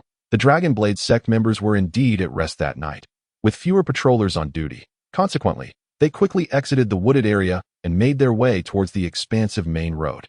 Both Chen Qingfeng and Jiang Zaiyuan carried long blades wrapped in burlap, having acquired them from the slain disciples of the Dragon Blade sect. As Chen Qingfeng put it, this was a case of resourceful repurposing. A day later, after a long and arduous journey, Chen Qingfeng and Jiang Zaiyuan found themselves still traversing the main road. Suddenly, with his keen eyesight, Chen Qingfeng spotted a shop not far ahead, that a smile spread across his face as he gestured for Jiang Zaiyuan to quicken his pace. Jiang Zaiyuan, closely following, felt a surge of excitement upon seeing the distant establishment and instinctively began to jog towards it. Chapter 9. The four-child scorpion formation. The establishment that Chen Qingfeng and Jiang Zaiyuan had encountered was merely a modest tavern. However, it was evident that this tavern could not solely rely on alcohol for its business. It was capable of offering a few dishes to enhance its facade, thus maintaining a viable operation in the area. Chen Qingfeng and Jiang Zaiyuan settled themselves at a wooden table outside the tavern, which was rather diminutive, lacking an interior space, and merely featuring a makeshift canopy with a few tables hastily arranged underneath. Once they were seated, Chen Qingfeng eagerly called out, Innkeeper, bring us a pot of wine and a few dishes, quickly, for we are quite famished. In response, a man clad in coarse linen garments emerged from the inner quarters, balancing a platter with a broad smile. Despite his humble attire, he was, in fact, the proprietor of the establishment. As he placed the wine jug and cups upon Chen Qingfeng's table, he cheerfully remarked, Dear guest, allow me to serve you the wine first. The dishes will be prepared shortly. Please bear with us for a moment. Having traversed the world before, Chen Qingfeng understood the situation and waved his hand in acknowledgement. The innkeeper, seeing his understanding, offered a polite nod before retreating to assist in the kitchen. The tavern was sparsely populated, with only the owner, his wife, a cook, and an elderly woman performing menial tasks. Notably, both the owner and his spouse juggled multiple responsibilities, further emphasizing the simplicity of their establishment. Before long, the innkeeper returned with the freshly prepared dishes, and Chen Qingfeng and Jiang Zaiyuan began to devour the food with little regard for decorum. As they neared the end of their meal, Chen Qingfeng leisurely sipped his wine, while Jiang Zaiyuan opted for tea to ease his satiated stomach. Tea that moment, a robust voice resonated from behind Chen Qingfeng. Innkeeper, bring us several pots of wine. Unperturbed by the voice, as he was facing away, Chen Qingfeng remained oblivious, but Jiang Zaiyuan, seated directly opposite, immediately recognized the individuals at the adjacent table, clad in the distinctive black and blue attire of the Longdao sect. Alarmed, Jiang Zaiyuan exchanged a furtive glance with Chen Qingfeng, who, upon realizing the gravity of the situation, subtly nodded in understanding. Suddenly, Chen Qingfeng turned to the innkeeper and declared, Settle the bill. The innkeeper hurried over, cheerful as ever, and stated, Dear guest, your total comes to 3 taels of silver. Without further ado, Chen Qingfeng placed the coins on the table and prepared to leave with Jiang Zaiyuan. However, just as they began to rise, the same robust voice called out again, Chen Qingfeng, after so many years apart, is it appropriate for you to depart without a word of reunion? Upon hearing this, Chen Qingfeng's heart sank. realizing they had been recognized. His expression hardened as he exchanged a meaningful glance with Jiang Zaiyuan. With a steely resolve, he turned to face the individuals at the nearby table. His eyes widened in shock, and his pupils constricted slightly. Closing his eyes momentarily, when he opened them again, they burned with hatred as he rasped through clenched teeth. "It is you." The object of Chen Qingfeng's animosity was a tall, gaunt middle-aged man, whose visage bore a shadowy demeanor. As if it were his natural state, this man was the very assassin responsible for the murder of Jiang Zaiyuan's family, the true culprit behind the poison dart that claimed Jiang Zaiyuan's mother. With a sinister smile, the man known as Bao Qintian retorted, "Indeed, it is I. Though, you may not know who I truly am." With a casual wave of his left hand, Bao Qintian introduced himself. "I am Bao Qintian, the third elder under the Dragonblade sect, Qin Xingfeng. I greet you." "Bah." Qin Xingfeng disdainfully pointed at Bao Qintian and retorted, "You insidious and despicable wretch. How can a villain like you live for so long? I only lament that heaven did not take you long ago. Otherwise, these tragedies would not have occurred." Upon hearing this, Bao Qintian found it utterly laughable and bent over in mirth, exclaiming, "Ha! Qin Xingfeng, have you truly lived in vain all these years to utter such words? If this world indeed had a heaven, what need would there be for us mortals? Would it not be better if we were all dead by now?" He mocked. Qin Xingfeng merely snorted in response. Refusing to engage further, finding the exchange dull, Bao Qintian's gaze fell upon Jiang Zaiyuan, who stood behind Qin Xingfeng. That a sudden thought struck him, and narrowing his eyes, he spoke in a mocking tone. "I believe this lad must be the offspring left behind by that couple from years ago." Jiang Zaiyuan's expression shifted at this, while Qin Xingfeng retorted scornfully, "You dare to utter the word offspring? Truth be told, even an offspring is far cleaner than you." Unfazed, Bao Qintian replied, "Curse away, feel free to do so. Soon enough, you will find yourself unable to utter a word at all. And what do you intend to do? Do you think you can capture me?" Qin Xingfeng scoffed. Bao Qintian's smile turned sinister as he responded, "Naturally, if you hand over what you possess quietly, I can grant you a swift death. Otherwise, I have myriad ways to torment you." Qin Xingfeng's expression darkened as he sneered, "Ha! A defeated foe dares to boast.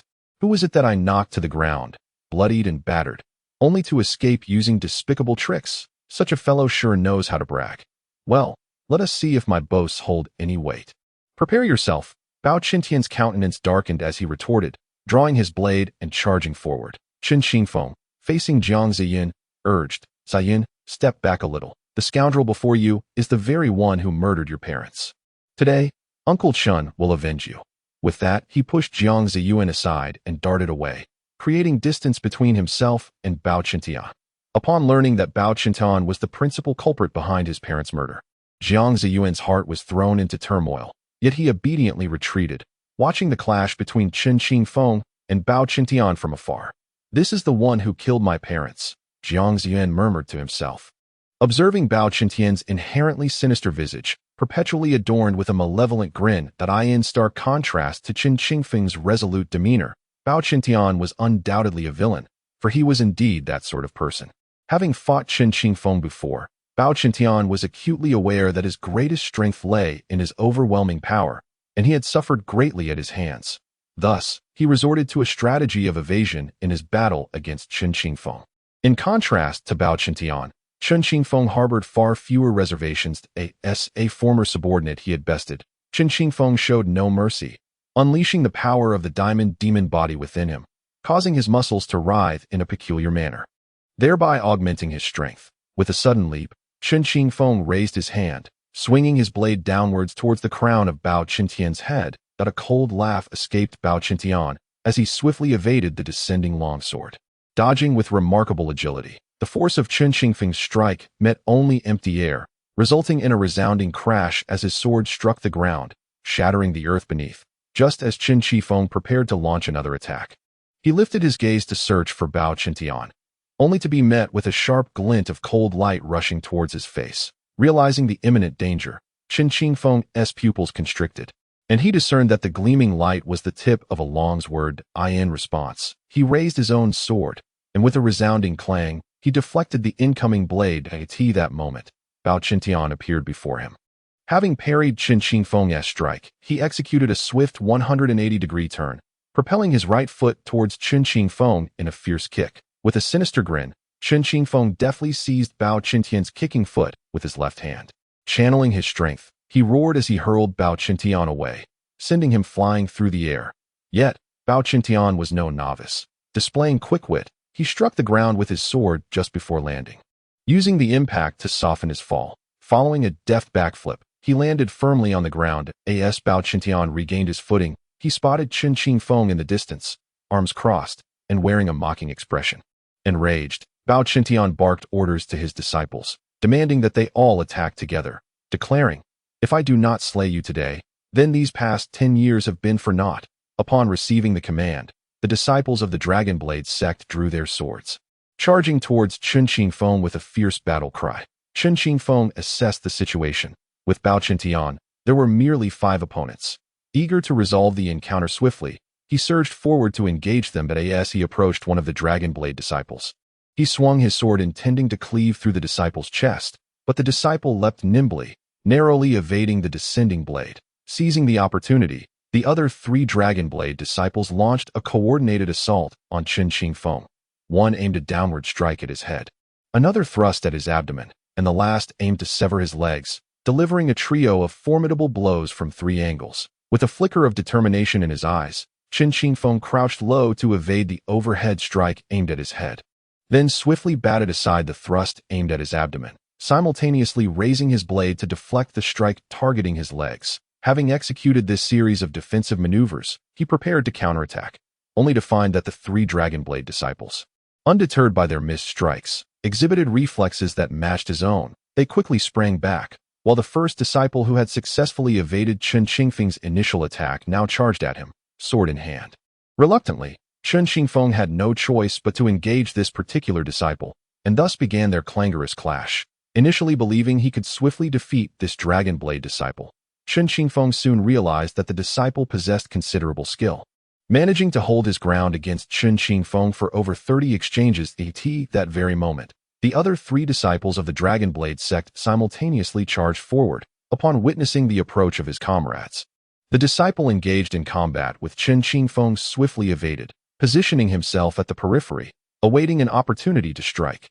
Thus, the 4 of them orchestrated their assault, alternating between fierce confrontations and coordinated attacks. Should one find himself at a disadvantage, another would take his place, and if their encirclement faltered, the cycle would repeat. Gradually, Chen Qingfeng came to the realization that these 4 individuals were not mere ordinary fighters.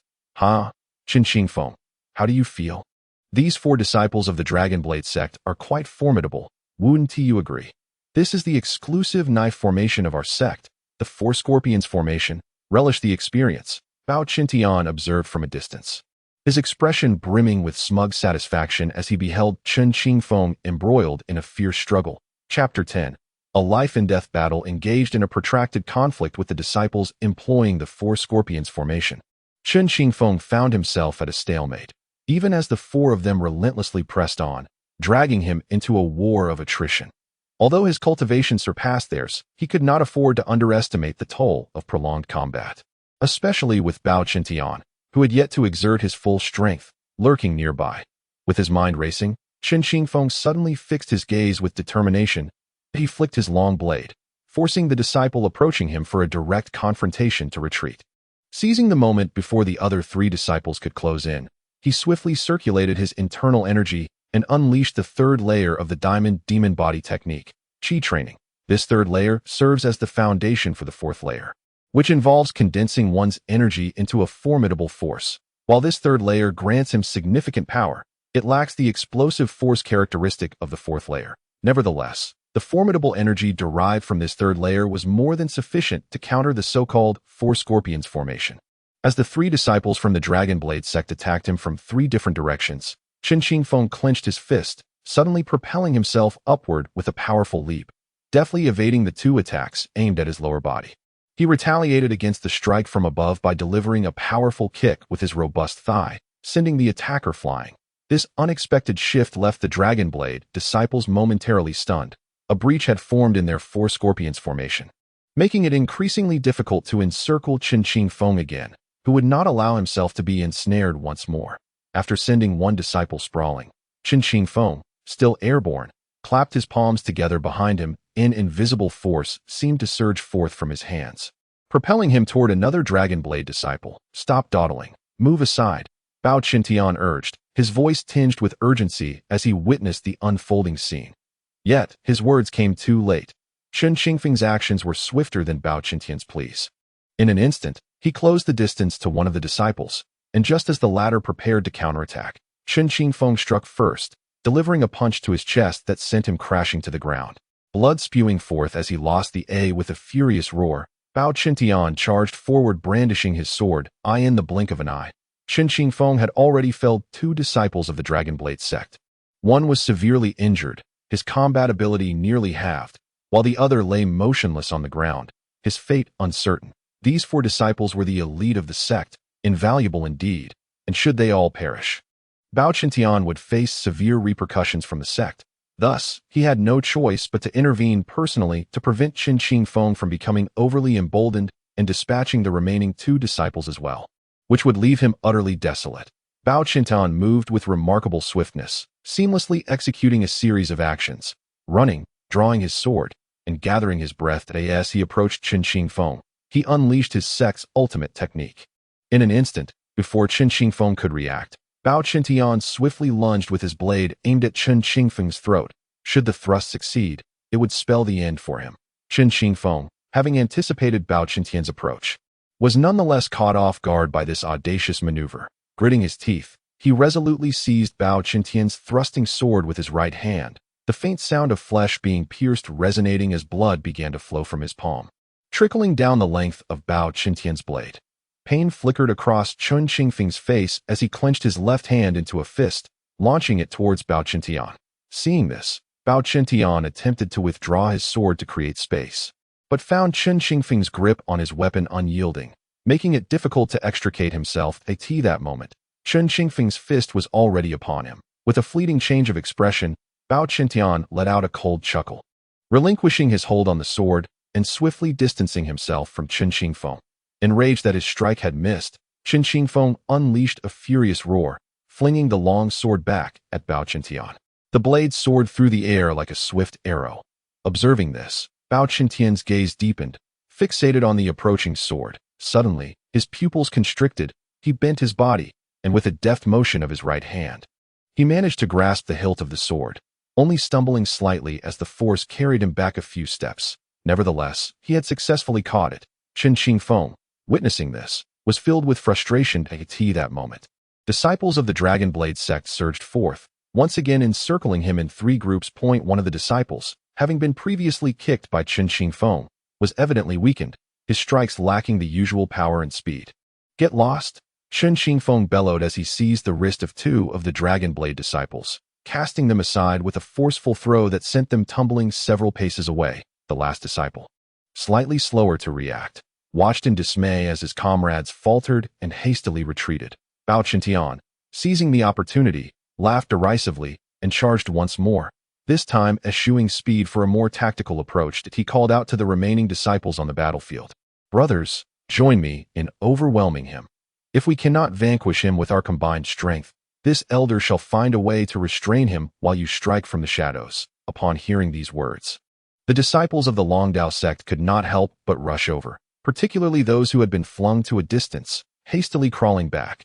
"Bao Qintian," Chen Qingfeng shouted in anger, charging forward with his fists clenched tightly, resembling 2 cannonballs aimed at Bao Qintian. With a disdainful grunt, Bao Qintian chose not to confront him head-on. Instead, he swiftly altered his stance, employing the same peculiar and cunning techniques he had once mastered. In a sudden movement, Bao Qintian sprang lightly on his feet, evading Chen Qingfeng's powerful blows by sidestepping to the left just as Chen was about to reach him. Yet, this was not the end. With a swift motion, he struck the ground with the tip of his blade, causing an explosion akin to that of a bomb, sending debris flying like bullets. Caught off guard, Chen Qingfeng was struck by several small clumps of dirt, which, while not severely damaging, elicited a painful grunt from him. Seeing the effectiveness of his initial strike, Bao Qintian quickly commanded the Longdao disciples to assault Chen Qingfeng.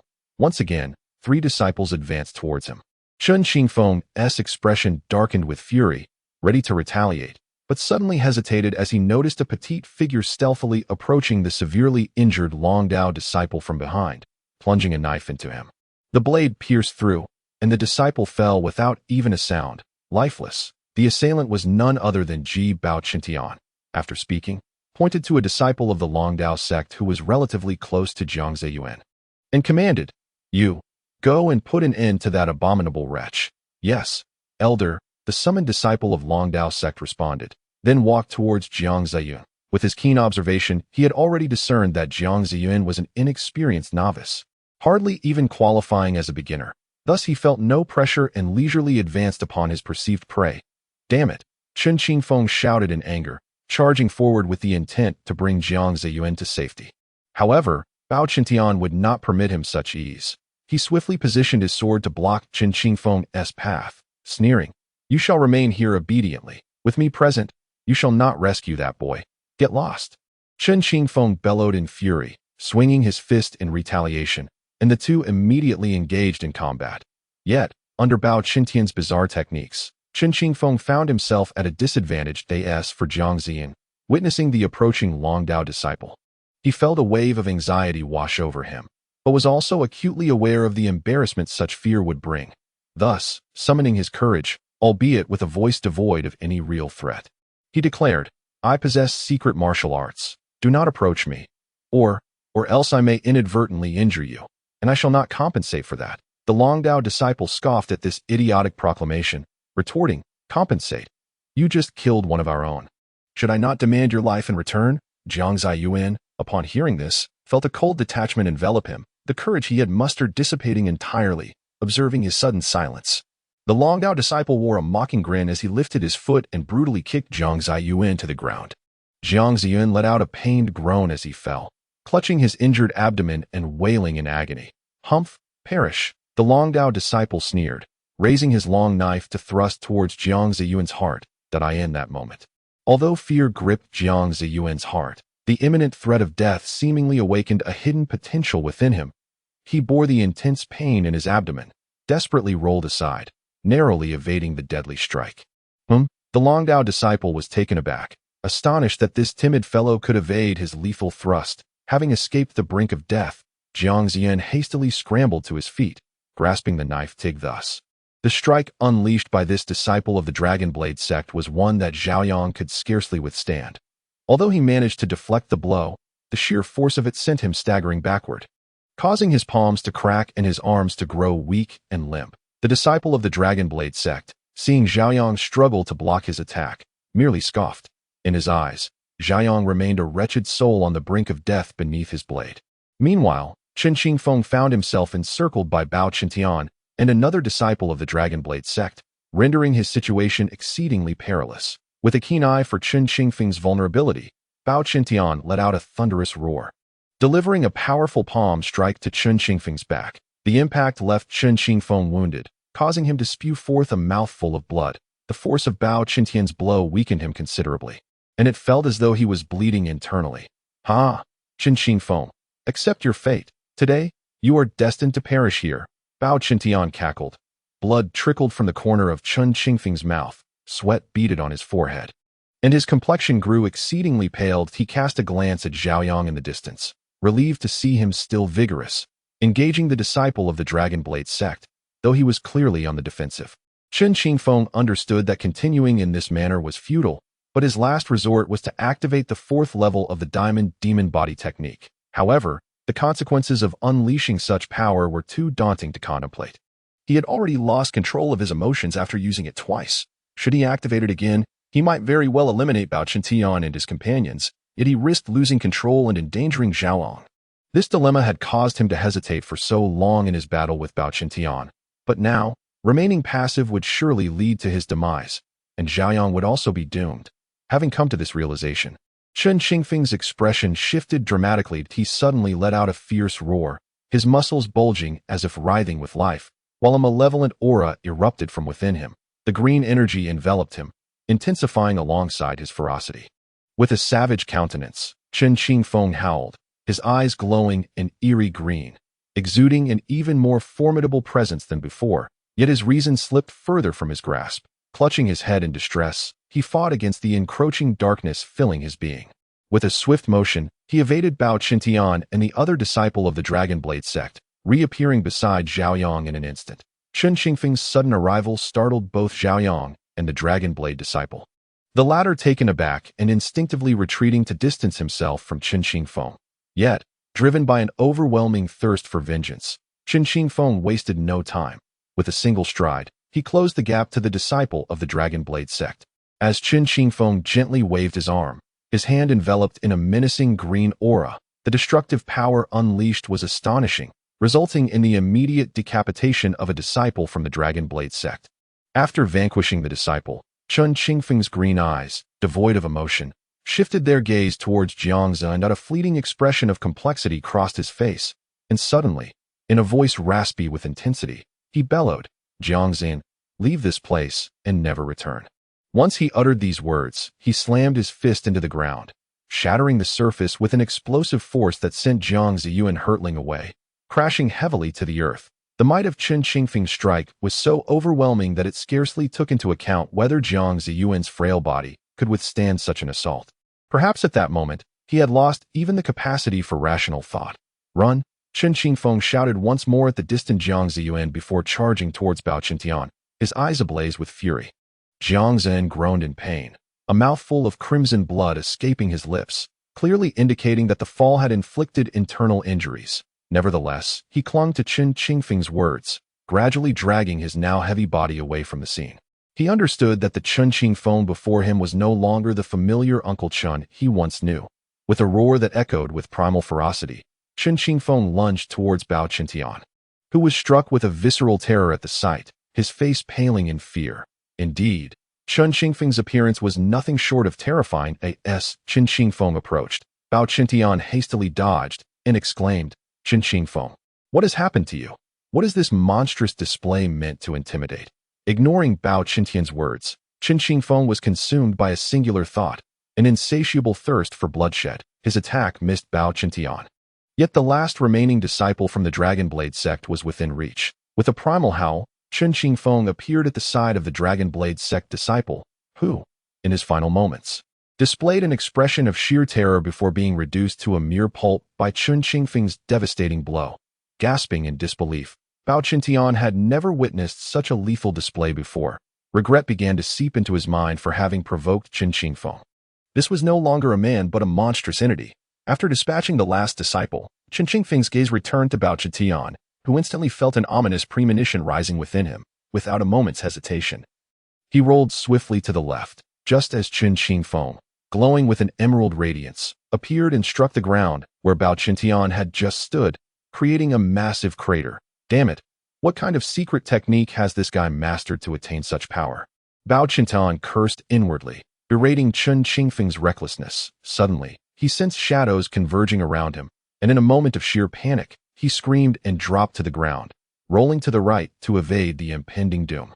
In that very instant, a resounding crash erupted as Chen Qingfeng descended from the sky, forcefully creating a vast indentation in the ground where Bao Qintian once stood. "You shall die." Bao Qintian, now utterly terrified, hastily retrieved a dart from his pocket and swiftly aimed it at Chen Qingfeng's side.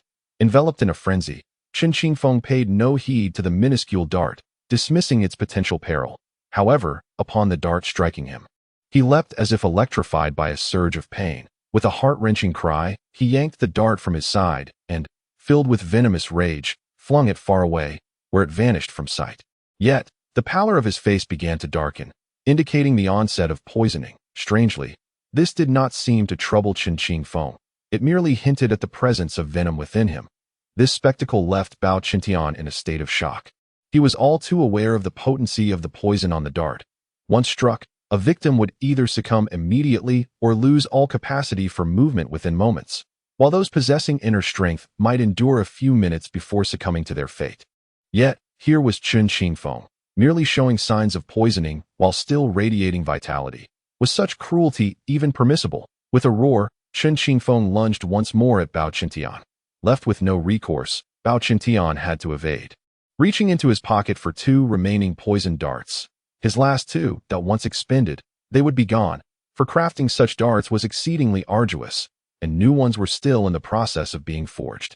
Over the past decade, he had only managed to create 5, with 2 already used and the third now embedded in Qin Xingfeng. Regrettably, its effect was not as pronounced as before, were it not for Qin Xingfeng's remarkable speed.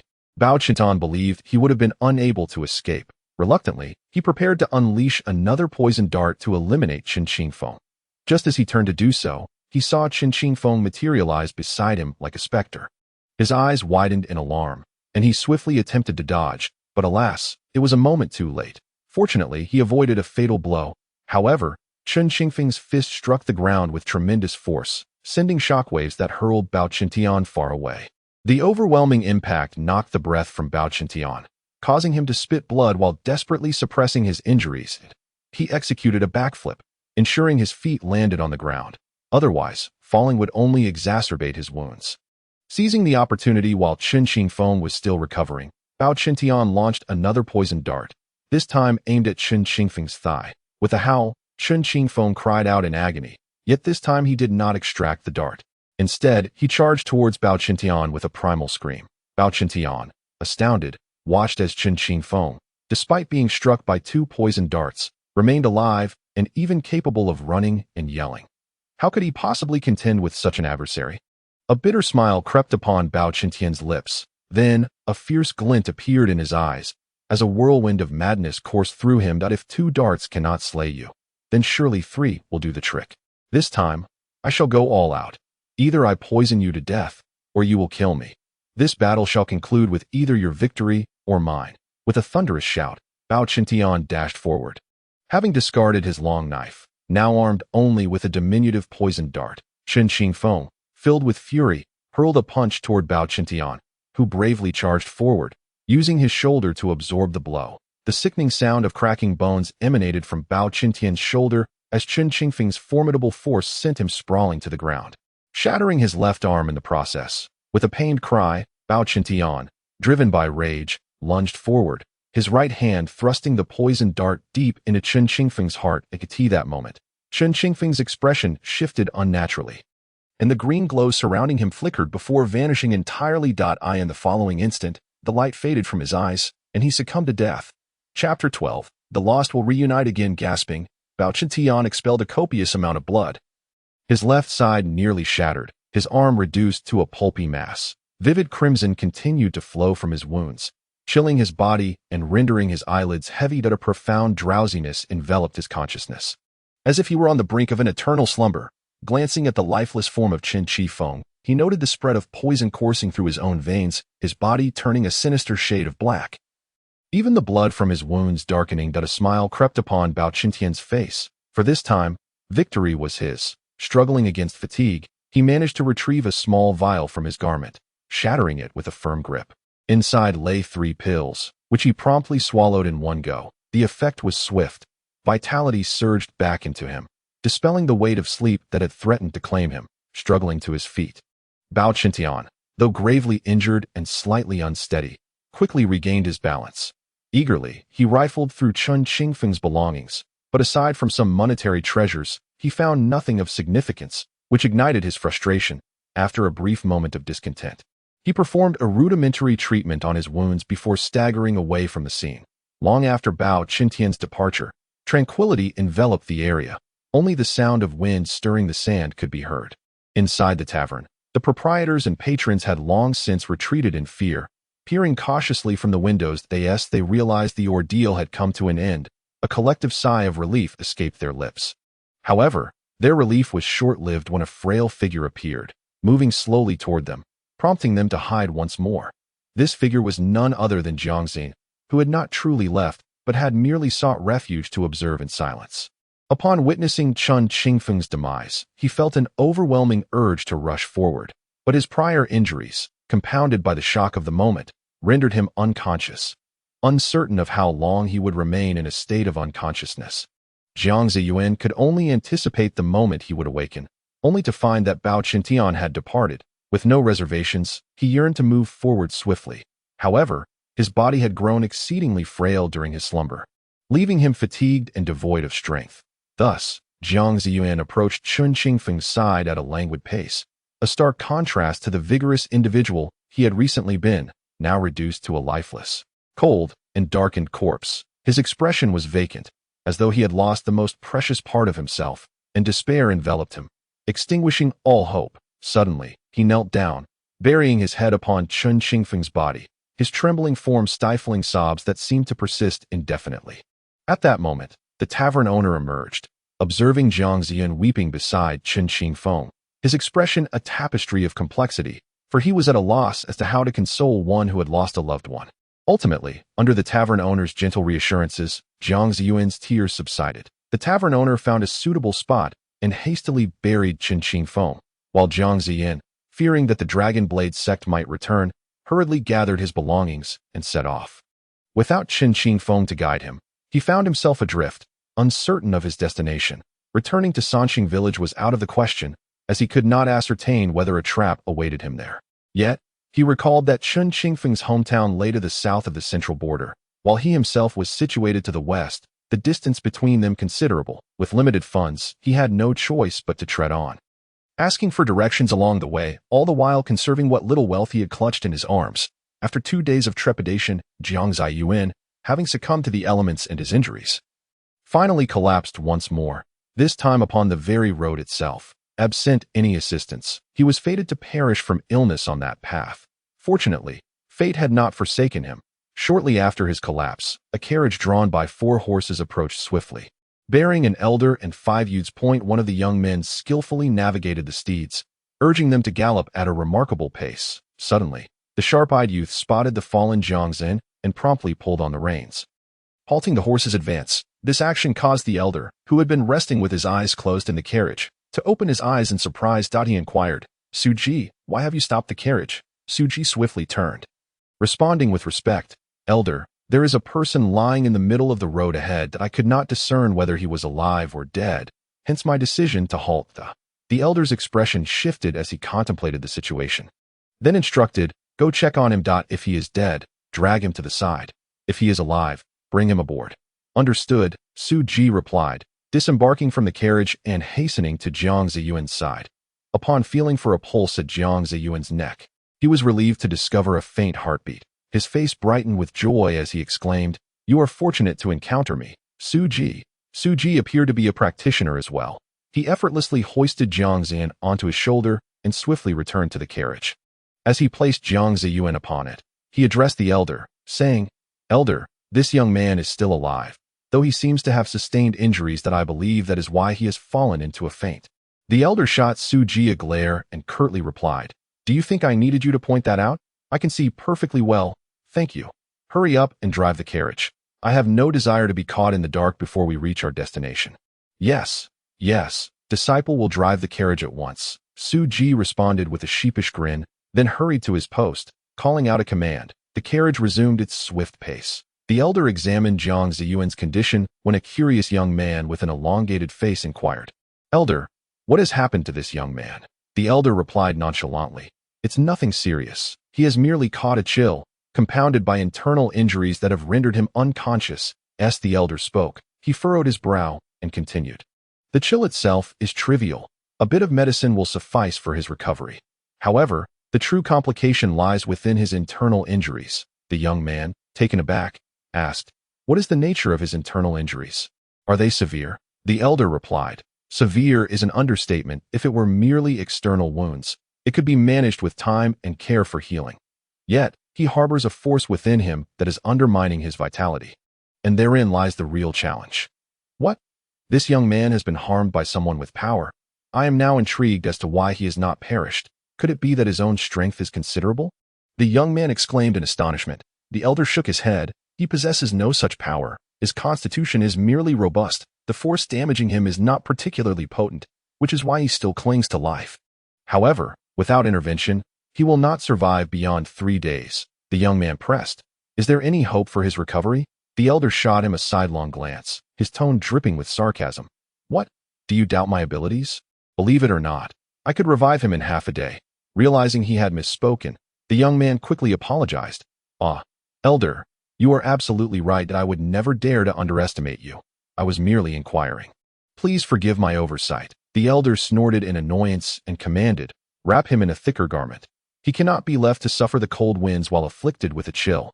Thus, Jiang Zaiyuan was assisted onto the carriage by the group, who then made their way northward, leaving behind 2 deep wheel ruts and a multitude of hoofprints.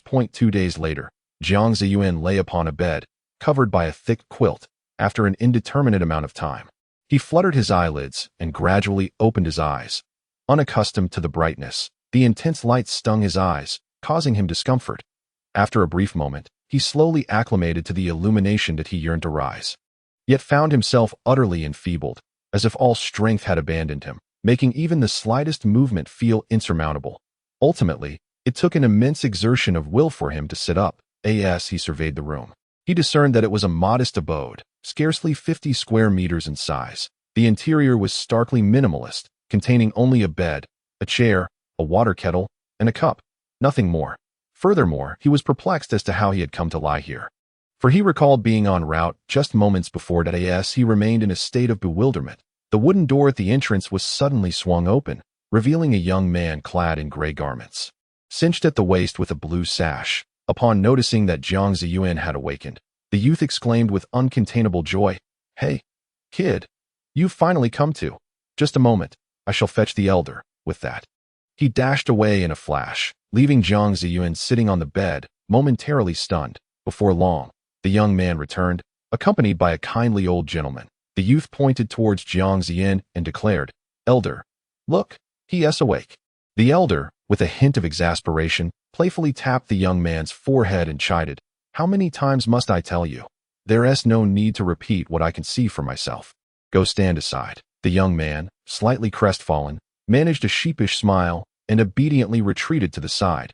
While the elder took a seat with a commanding presence, he addressed Jiang Zaiyuan with warmth, saying, "Young man, lean back and allow me to take your pulse, so I may ascertain your condition." However, Jiang Zaiyuan interjected, "But how did I end up here?" Before he could finish, the elder interrupted with a chuckle. "Do not rush your questions. I shall explain everything in due course. For now, extend your hand." With no other option, Jiang Zaiyuan reluctantly extended his hand. Chapter 13. The examination. The elder examined Jiang Zaiyuan's pulse, stroking his beard as he pondered.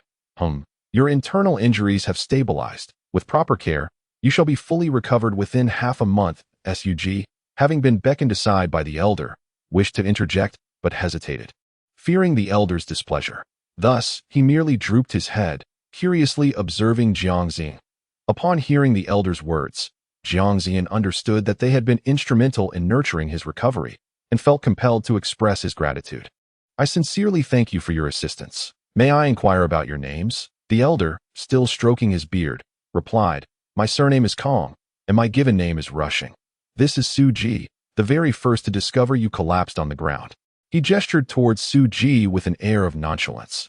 "Thank you both," Jiang Zaiyuan said, directing a particular nod of appreciation towards Suji. The elder then inquired, "Might I ask your name and the circumstances that led to your collapse?" At this question, Jiang Zaiyuan's expression darkened momentarily, yet he soon recounted his tale in earnest. Sug's demeanor turned indifferent, having witnessed such vendettas in the realm before. Hence, he did not display any overt outrage. Meanwhile, Kong Rushing murmured to himself, "The Long Dao sect. Is it? It appears to be a rather obscure faction, for I have not heard of it before. In this remote region, the multitude of sects is as dazzling as a sky full of stars, with Long Dao sect merely a diminutive star among them." Kong Rushing nodded and remarked, "Zain, I lament the tragedy that has befallen you. Now you find yourself utterly alone. What are your plans for the future?" Upon hearing this, Jiang Zaiyuan shook his head in confusion. Such a calamity occurring to a youth of 15 or 16 would leave anyone at a loss. Suddenly, Kong Rushing proposed, "Since you are unsure of your next steps, why not consider joining the Six Paths sect?" The mention of the Six Paths sect struck a familiar chord with Jiang Zaiyuan, though he could not immediately recall why. He inquired, "Joining the Six Paths sect? May I ask what kind of sect this is?" With a cheerful smile, Kong Rushing was about to respond when Suji, unable to contain his excitement, interjected, "The Six Paths sect is formidable. It currently ranks fourth among all the major sects in the central region, and joining it will allow you to acquire exceptional skills. Just look at me and Elder Kong.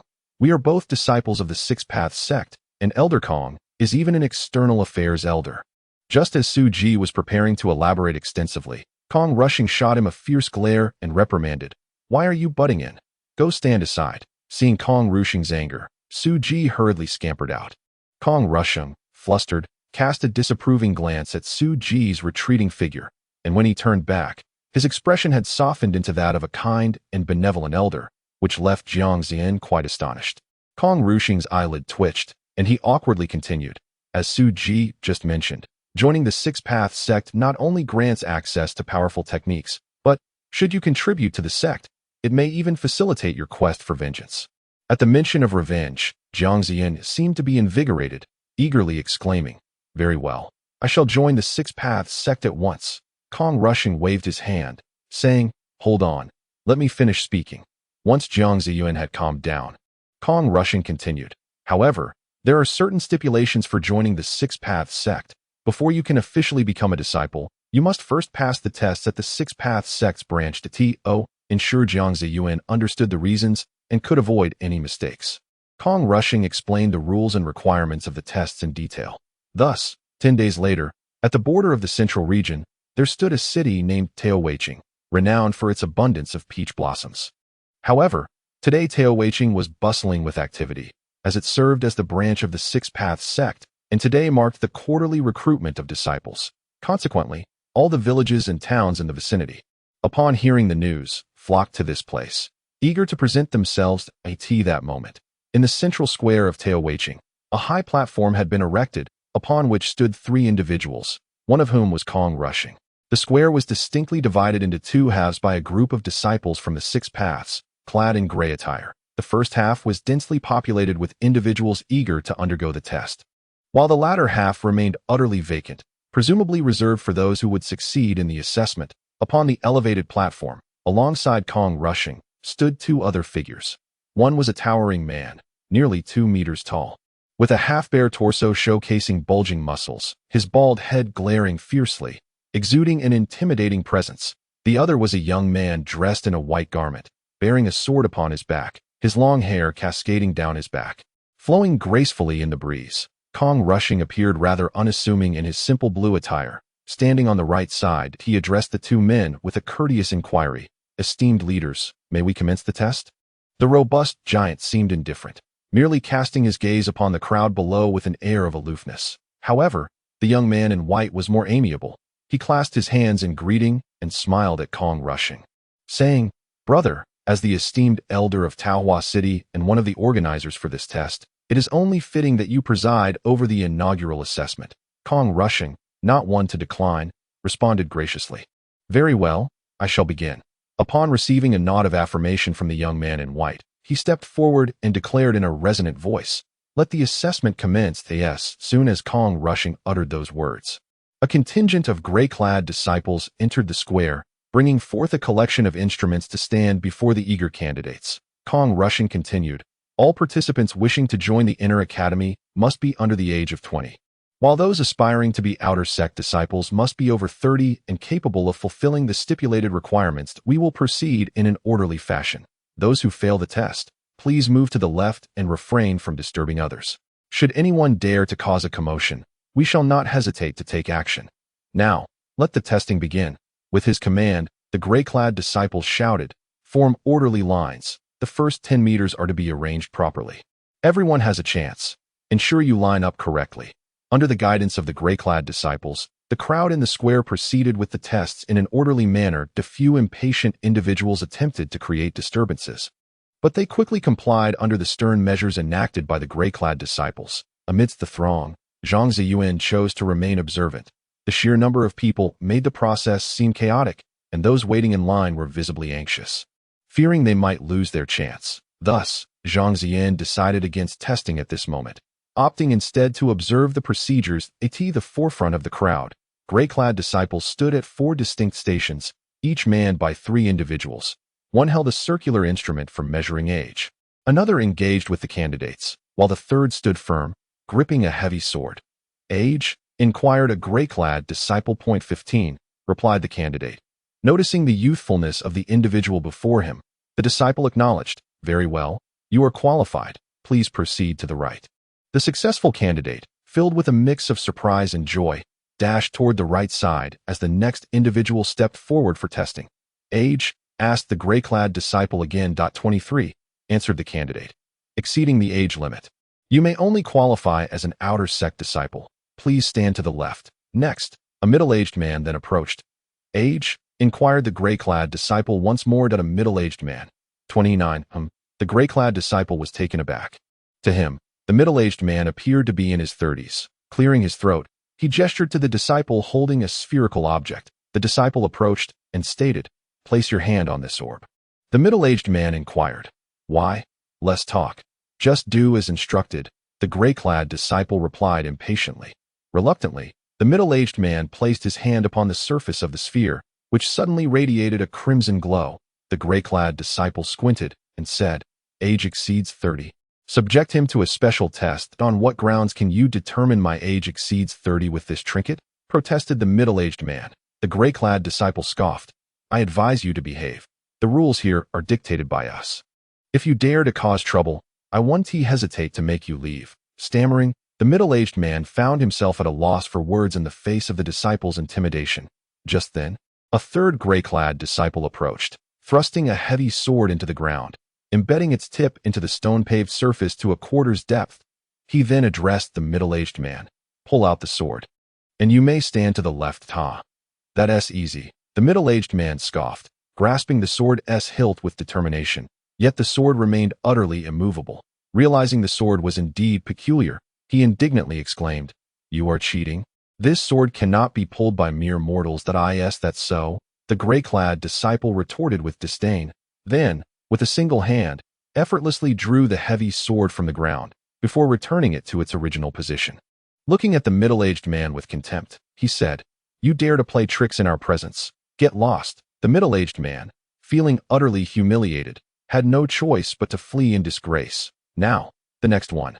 Everyone should be compliant. Anyone over 30, come forth and draw this sword to be deemed qualified, the gray-clad disciple announced loudly. Thus, each individual lined up obediently for the test, and gradually, the once bustling crowd in the square thinned out. While those standing behind the gray-clad disciple grew in number, predominantly youths aged between 12 and 20, with only a handful exceeding 20. As evening approached, Jiang Zaiyuan finally joined the queue. When it was his turn, the gray-clad disciple merely glanced at him and instantly recognized that Jiang Zaiyuan was under 20, thus allowing him to stand on the right. Chapter 14. Test 2. This test continued until nightfall. And yet, less than 1/5 of the participants qualified. Upon counting, the gray-clad disciple found only a little over 200 had passed. This was merely the first round of testing, with more to follow the next day. Hence, the qualified individuals were instructed to return here for the next round. Consequently, the 200 qualified individuals dispersed. However, Jiang Zaiyuan did not leave with the others, as he had come with the gray-clad disciple, only to be surprised to find that 4 others remained behind. Apart from him, there are a total of 3 young men and 1 young woman. Among them, 2 young men and the young woman are merely 15 or 16 years old, while the third young man appears to be in his 20s. Jiang Zaiyuan silently remains in place with the 5 others, awaiting the departure of the remaining individuals as the qualified candidates begin to disperse. Su Ji, dressed in the attire of a gray-clad disciple, approaches Jiang Zaiyuan with great enthusiasm, calling out, "Xin, I'm here." Jiang Zaiyuan responds with a beaming smile, perhaps because Su Ji was the first to come to his aid. And coupled with Su Ji's cheerful and loquacious nature, he finds a kindred spirit, as he has few acquaintances in this place. Jiang Zaiyuan greets him warmly, inquiring, "How did your matters go?" Su Ji, feeling a bit vexed, replies, "Don't even mention it. I had to assess a whole bunch of people today, and it nearly exhausted me. Why are there so many ignorant individuals trying to take advantage of the annual test? They waste our time and complicate matters for us. If we didn't have other tasks at hand, I would have made them regret it." Jiang Zaiyuan chuckles, saying, "It's not entirely their fault. After all, joining a sect is preferable to being alone, and it offers a decent background, which is something those struggling souls dream of." He pauses, then adds, "But enough about that. After such a long day, I'm absolutely famished. Let's go have a meal." Sug, draping an arm around Jiang Zaiyuan's shoulders, leads him away. Suddenly, Jiang Zaiyuan recalls something and asks Su Ji, "By the way, who were the others that remained with me earlier?" Su Ji, with a dismissive air, responds, "Oh, them? It's nothing significant. They simply have connections. Those 3 young boys and girls were brought by the hallmaster." while that young man was recommended by one of the elders of the sect. Upon hearing this, Jiang Zaiyuan understands immediately. The hall master mentioned by Su Ji holds a position within the six-path sect that is superior to that of the external affairs elder. Akin to Elder Kong Rishinjita as for the young man recommended by an elder, Jiang Zaiyuan is unaware of which elder it could be, as there are various types of elders within the six-path sect. However, being recommended by an elder still places him among those under 20, suggesting that the recommending elder is likely of a rank similar to that of Kong Rushing. The following day, more than 200 individuals reconvene in the square. Though this time there is no elevated platform, only two figures standing before them, the white-clad youth and the bald man from the previous day. The bald man steps forward and addresses the crowd, saying, "All individuals over the age of 20, follow me." Upon finishing his statement, he turns to leave, and among the 200, several dozen follow him. Once the bald man has departed with his group, the white-clad youth smiles at the remaining crowd of over 100 and introduces himself. "Allow me to introduce myself. My surname is He, and my given name is Kaijia. I am a hall master under the six-path sect." After introducing himself, Kaijia continues, "Although you all passed yesterday's assessment, I must inform you that it was not a true test of your abilities. The upcoming evaluations will be the real challenges that will thoroughly assess your capabilities, so be prepared mentally." The words of Hikaijia undoubtedly carried significant weight, instantly stirring a flurry of discussions among the crowd. Hikaijia raised his hand to silence them, stating, "All right, now is not the time for discussion. I hereby announce that there will be a total of 4 tests. Those who succeed in 3 of them will be granted the status of inner disciples, while those who fail to pass 3 will be relegated to outer disciples." Upon finishing his declaration, someone could not help but inquire, why is it sufficient to pass only 3 tests to become an inner disciple? What about the 4th test? This question echoed the thoughts of everyone present. If that were the case, what purpose would the 4th test serve? Hikaijia chuckled and replied, "Allow me to keep a bit of suspense. Only those who pass 3 tests will be eligible to know about the 4th. Now, please line up in a long queue and enter the small room one by one. Those who succeed will stand on the right, while those who fail will stand on the left, if you all understand. Let us begin." He pointed toward a modest room of merely 100 cubic feet and, without waiting for the crowd's comprehension, strode directly inside. Once Hikaijia entered, several disciples clad in gray approached to arrange the order. Under their guidance, the crowd quickly formed a lengthy line, proceeding into the small room one by one. However, most of those emerging wore expressions of dismay, with only a handful sporting smiles. Within half an hour, Hikaijia had eliminated a third of the participants. That moment, a spirited 15-year-old girl emerged from the room, and it was now Jiang Zaiyuan's turn.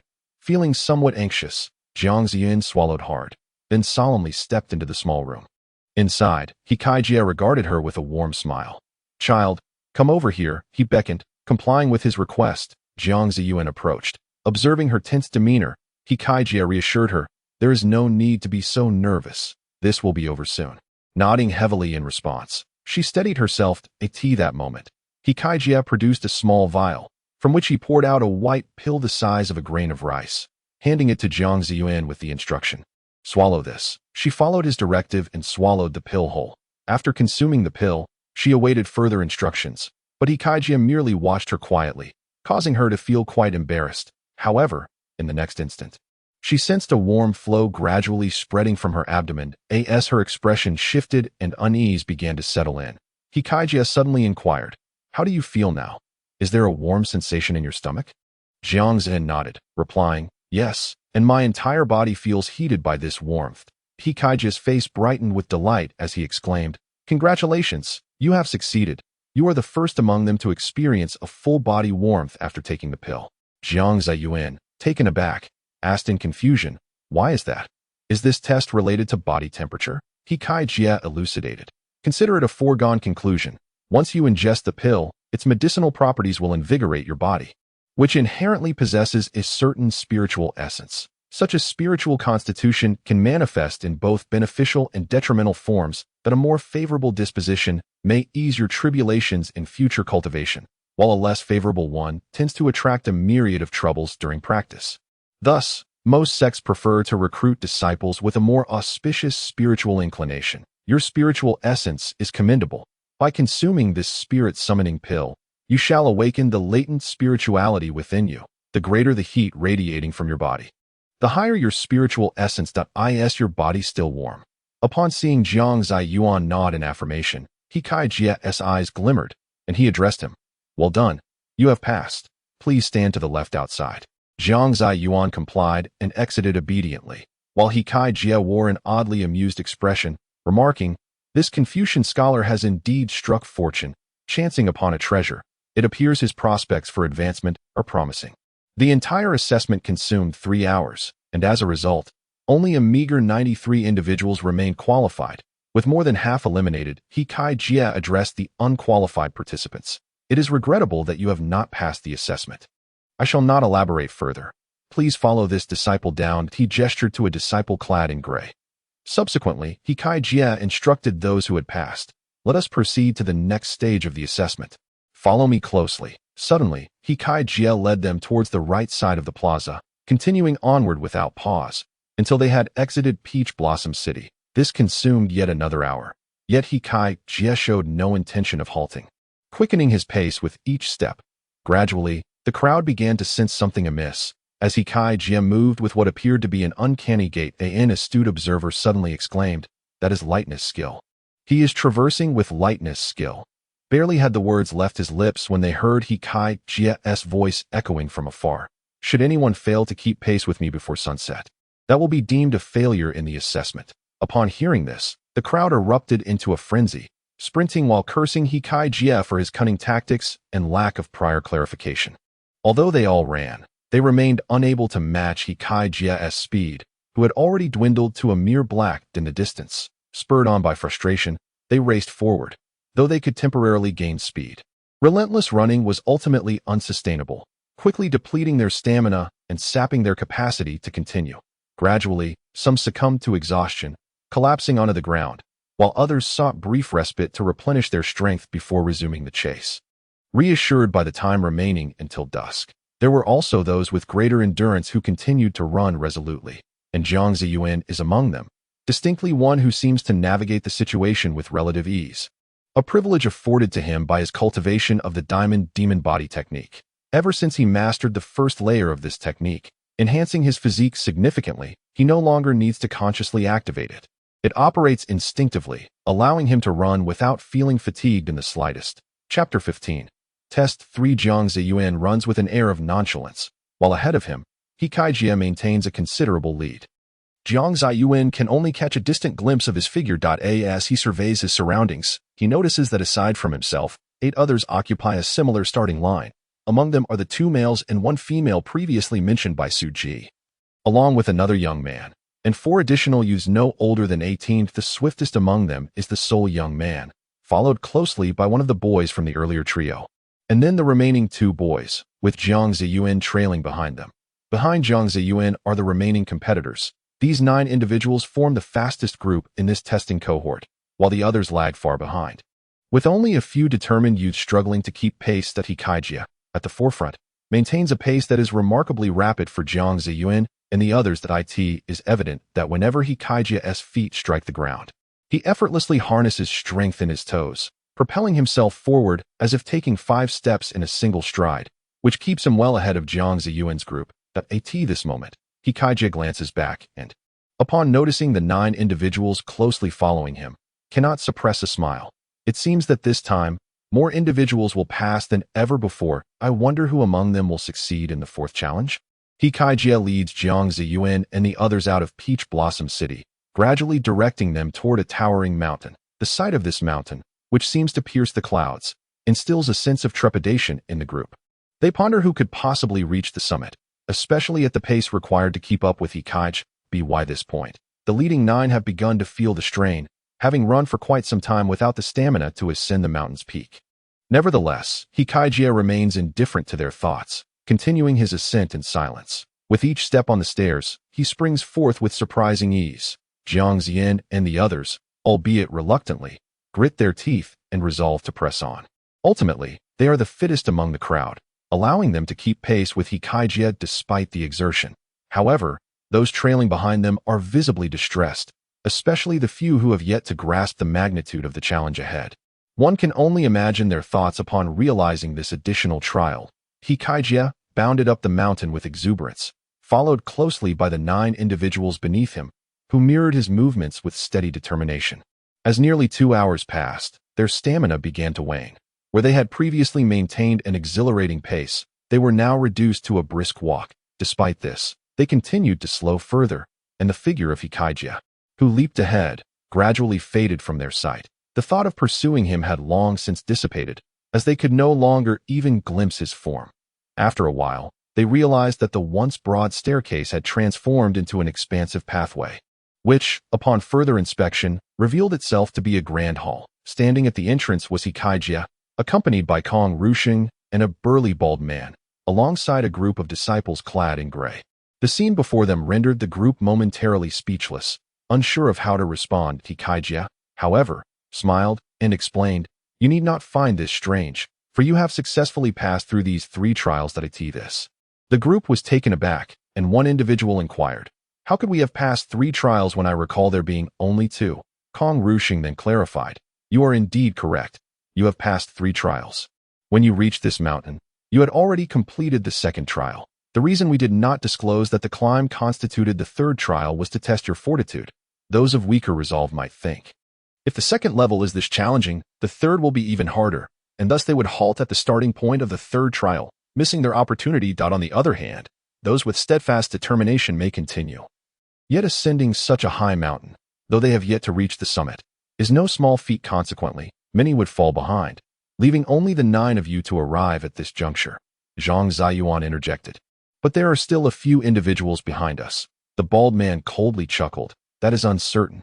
According to the regulations, anyone who cannot catch up before sunset is considered to have failed. The sun is now setting. Do you believe they can still ascend?" Jiang Zaiyuan fell silent, and indeed, as the bald man had predicted, no one else managed to reach this point. Hikaijia then addressed the 9, saying, "Well done. You 9 are the ones who have succeeded. You are now inner disciples of the 6 Paths sect. Our sect is divided into 2 factions, the Heavenly sect and the Hell sect. You will soon ascertain which faction your physique is suited for, though you may also choose for yourselves." Upon hearing this, the only female among the 9 inquired, "Could you please explain the differences between these 2 factions?" Hikaijia replied with a smile, "Certainly. Even if you had not asked, I would have clarified it for you." With that, he cast a glance at the group of gray-clad disciples, and soon 2 men approached, one clad in black and the other in white. Previously, they had stood behind the gray-clad disciples, and thus Jiang Zaiyuan and his companions had not noticed their presence.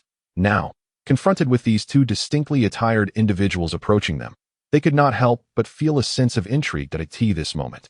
Hikaijia remarked, "Before you stand 2 individuals. The one clad in black is from the Hell sect, while the one adorned in white belongs to the Heaven sect. Let us begin with a demonstration from the disciple of the Hell sect." Upon finishing his statement, the man in black suddenly unleashed a mighty roar, and with a surge of transparent energy emanating from his fists, he struck the ground. With a resounding crack, the earth beneath him began to fracture, forming a fissure with a diameter of no less than 6 meters. This spectacle left the onlookers in astonishment, particularly Zaiyuan, who almost believed that his Uncle Chen had inexplicably displayed his might before him. For the black-clad man's move bore an uncanny resemblance to the frenzied actions of Chen Qingfeng.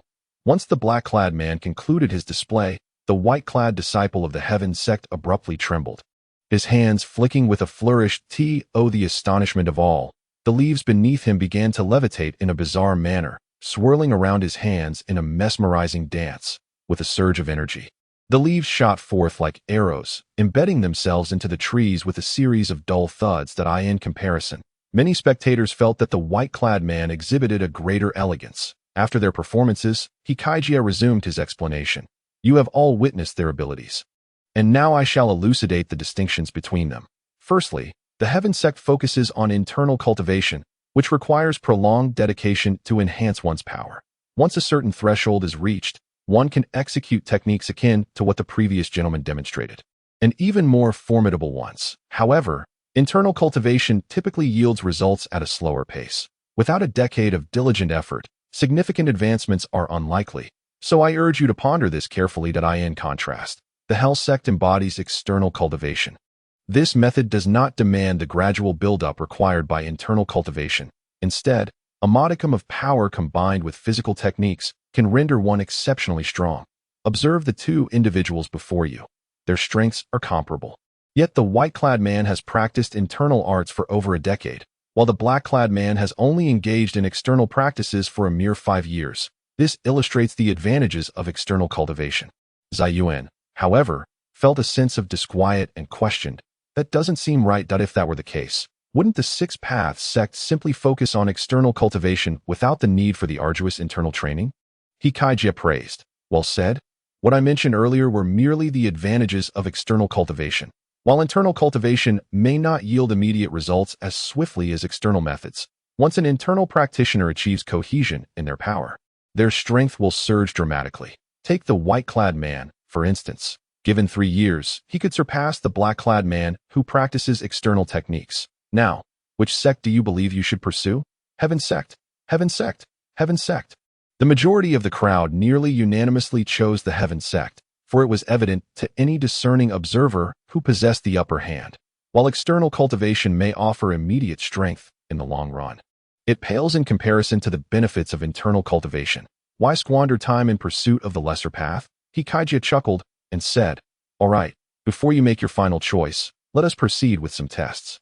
Now, one by one, step forward. First, Wenqing Biao, please take your place in the circular formation at the front." Suddenly, the crowd turned their gaze once more, only to discover a circle with a diameter of merely 2 meters before them.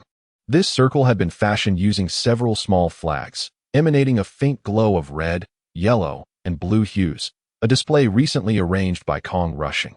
The sight of this peculiar formation heightened the curiosity of the onlookers.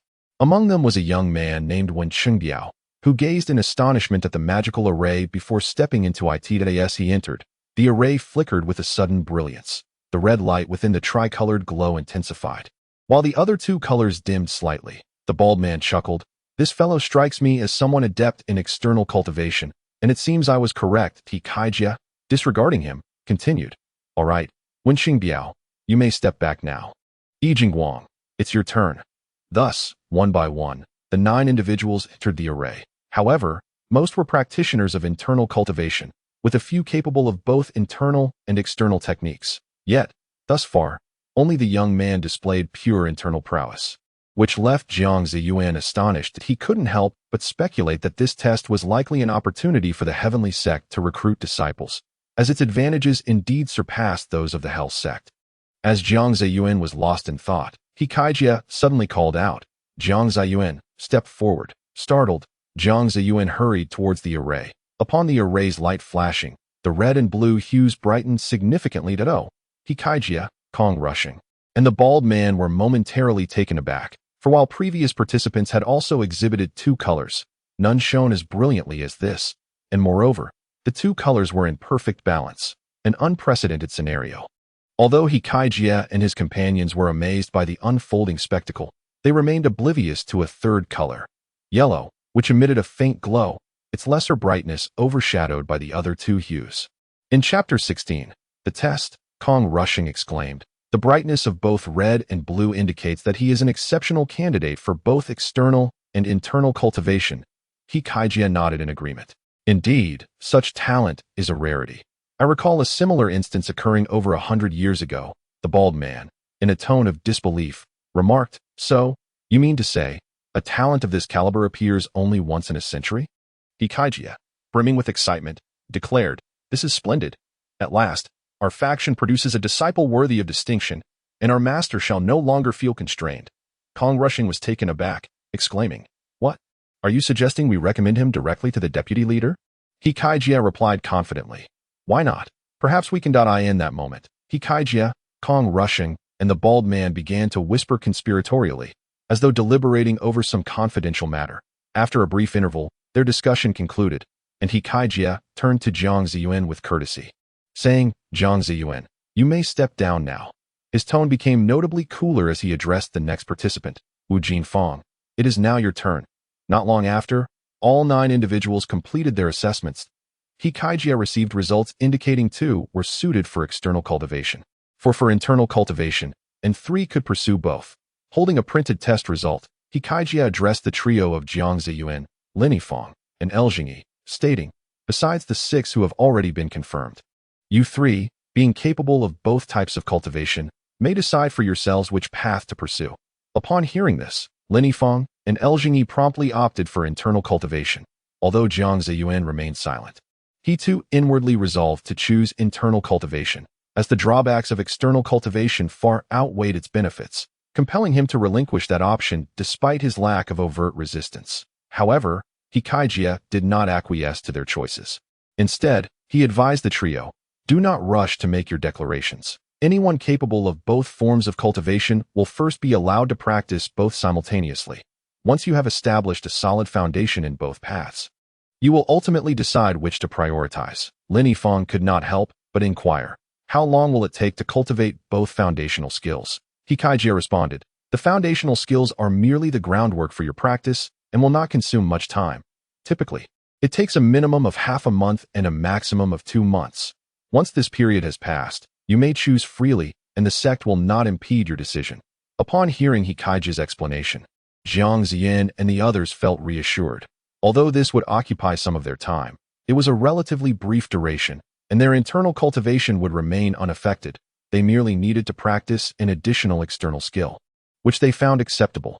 Noticing their lack of objections, Jie continued, "Well then, the third round of testing has concluded. Let us proceed to the fourth round to AT this announcement." Jiang Zaiyuan and the others expressed their surprise. Having momentarily forgotten about the fourth test amidst their focus on internal and external cultivation, when Xingbiao asked, "Now, could you enlighten us about the nature of the fourth test?" Jie replied, "Certainly. During your assessment of cultivation attributes, you should have noticed a yellow light in addition to the red and blue. Jingyi responded, "Indeed, but what relevance does it hold for us?" Jie clarified, "There is indeed a connection, though it depends on your fortune." At this point, Jie's tone shifted. He glanced at the 9 individuals with eyes that conveyed both expectation and skepticism, their complexity evident. He then explained, "That yellow light signifies a special constitution within you, which we refer to as a gifted physique.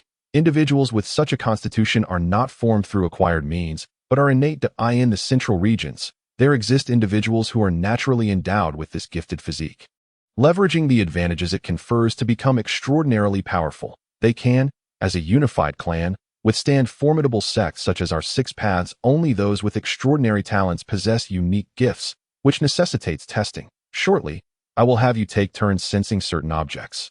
If any among you can interact with what I will present, then you may possess such a rare gift." Upon finishing his statement, Jie directed the gray-clad disciples behind him, saying, "Bring forth the items." Soon, 3 disciples appeared, each bearing an object before them. The onlookers beheld a small sword, no longer than an elbow, a lustrous jade artifact that emitted a faint glow, and a crystalline, transparent gem that Jie then proclaimed, "These 3 items before you are the means to test for those among you who may possess extraordinary gifts." "Very well, Wenxing Biao, you shall begin." Wenxing Biao forced a faint smile, realizing that his age had made him the primary candidate for Jie's summons. Reluctantly, he approached the short sword. When it yielded no response, he proceeded to the jade artifact, only to find it equally unresponsive.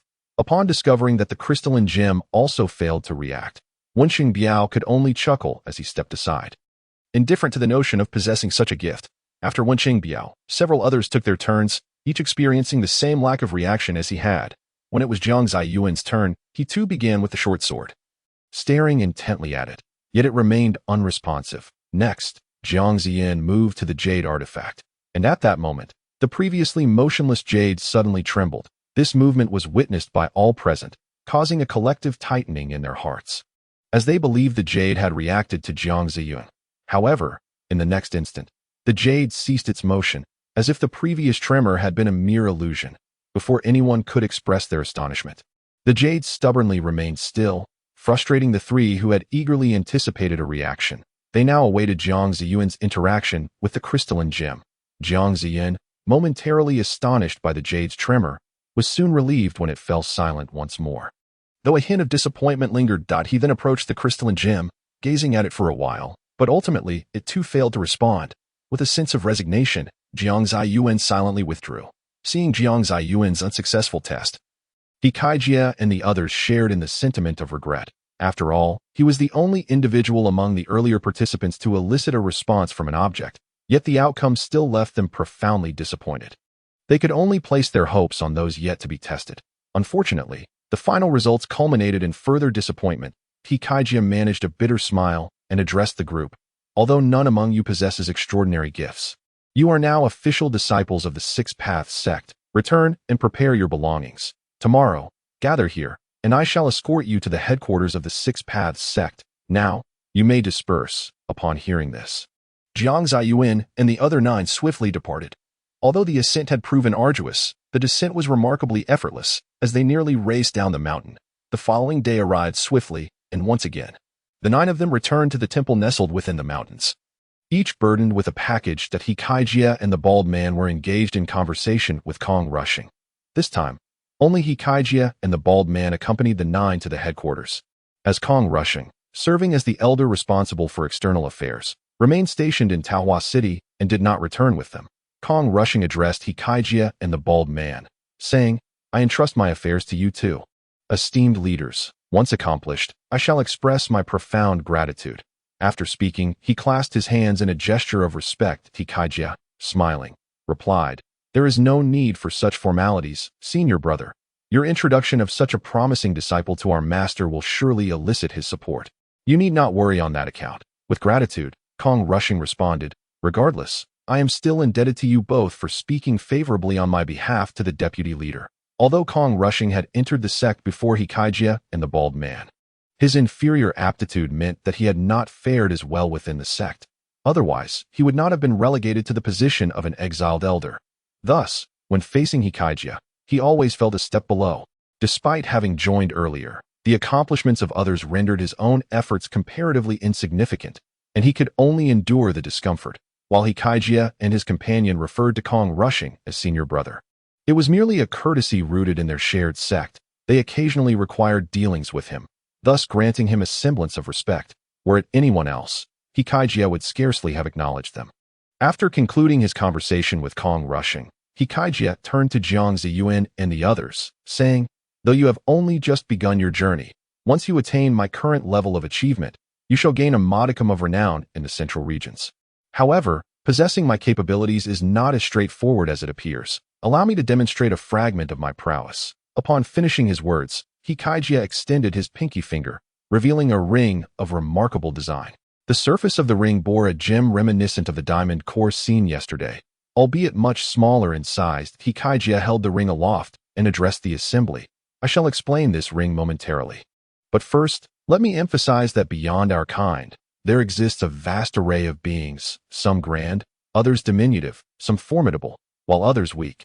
Yet for us cultivators, these beings often appear inconsequential. Nevertheless, certain entities demand our utmost attention, which we classify as monsters or spirits. Observe this ring of mine. It is no ordinary adornment. Crafted by a master artifact forger, it is named the Prison Demon Ring, specifically designed for the confinement of medicinal substances. Now, I shall allow you to witness what a monster truly is, broadening your horizons. Chapter 17. The Six Paths sect. As Jia activated the Prison Demon Ring, a sudden flash of light erupted from it, followed by a cry reminiscent of a bird taking flight. This moment, a colossal flying creature, towering 2 zhang and measuring 3 zhang in length, materialized before Jiang Zaiyuan and the other 9 individuals. This enigmatic being possessed a head resembling that of a parrot, with a serpentine neck extending a full 2 meters, a body akin to that of a horse, a tail reminiscent of an eagle's, and claws resembling those of a feline. Its overall appearance was undeniably bizarre. Jia referred to this creature as a demon, and the term seemed all too fitting for Jiang Zaiyuan and his companions, who were taken aback by its size. Without hesitation, Jia leapt onto the base of the creature's neck and called out to the 9 individuals, urging, What are you all waiting for? Come aboard. As Jiang Zaiyuan and the others gazed apprehensively at the massive creature, their expressions were fraught with tension. The sheer enormity of the being was overwhelming, especially since it was their first encounter with such a sight, creating an undeniable psychological barrier. However, Jia and his companions had anticipated this reaction. At that moment, a burly, bald man approached them with a mischievous glint in his eye. With decisive swiftness, he seized each hesitant individual and effortlessly tossed them onto the creature's back. The bald man then took his place at the rear, intending to prevent anyone from losing their balance and plummeting from the sky once the creature took flight, an outcome that would yield more harm than good. Once all were seated upon the creature, despite Jiang Zaiyuan and his companions still feeling a bit jittery, Hikaijia paid them no mind and declared, "Everyone ready? We are about to ascend. Guaishao, take off." Guaishao was the name Hikaijia had bestowed upon the flying creature. Upon hearing the command, it emitted a resounding cry and, with a powerful flap of its wings and a fierce grip with its claws, soared into the sky. The air was filled with the thunderous sound of its wings beating against the atmosphere, accompanied by a chorus of startled screams from the group, particularly from the sole female among them, whose shrill cry was both piercing and high-pitched. To the west of the central region, a series of mountain ranges intertwined in a tangled embrace, while to the north lay a dense forest. A long river spanned the western expanse, and to the south, towering peaks dominated the landscape. The east served as the sole passageway into the mountains, albeit one artificially created. The southeastern section, once home to several towering heights, had been leveled with remarkable precision. This area now boasted numerous buildings of various sizes, with a particularly profusion of shops. Meanwhile, the northeastern sector, which had once been lush with forest, had also been nearly entirely deforested, resulting in a landscape akin to that of the southeast, replete with similar structures. Amidst the vast and crisscrossing mountain ranges lay the esteemed headquarters of the Six Paths sect, known as the Six Dragon Mountain Range. Named for the six mountains that intersected here, the entire Six Paths sect was divided into 5 districts, with the central zone reserved exclusively for the highest-ranking members of the sect, a place shrouded in secrecy. Known only as the absolute forbidden area of the Six Paths sect, the northern district was the residence of the sect's supreme leader, also considered part of the core area. The western zone was home to the stalwarts of the Six Paths sect, while the southern region housed both inner and outer disciples, encompassing the largest area of all. As for the eastern side, it serves as a hub for external exchanges of the Six Paths sect. Here, one can find not only shops established by the Six Paths sect, but also various other factions peddling their wares, making it, in a sense, a gathering place for sects. At this moment, a colossal flying creature gradually soared towards the southern region of the Six Dragon Mountain Range, carrying Hikaijia along with Jiang Zaiyuan and others to the sect's location. Just as they were nearing the towering southern peaks, a few figures darted through the air, some soaring effortlessly, others adorned with metallic wings, and some astonishingly standing on a long sword, suspended in mid-air without faltering. At this juncture, one of the men, who was flying without any external aid, called out in a resonant voice, "Who approaches? This place is the domain of the Six Paths sect. If you dare to advance further, do not blame us for treating you as an intruder. Should you be slain, it will be on your own head." Upon hearing this, Hikaijia smiled and clasped his fists in greeting, saying, "Brother Fan, it has only been a few days, and you fail to recognize me." The middle-aged man, taken aback by the remark, scrutinized him closely. Once he recognized Hikaijia, he chuckled and replied, "Ah, it is you, young lad. Have you brought back the disciples from your remote testing ground?" Hikaijia responded with a grin, "Of course, the 9 children seated behind me are they." Brother Fan focused his gaze and then, perplexed, remarked, "Did you not say there were 9? Why is there one missing?" Upon hearing this, Hikaijia turned his head to look, realizing that they were all indeed present. Just as confusion began to set in, he spotted someone and promptly explained with a smile, "Brother, my apologies.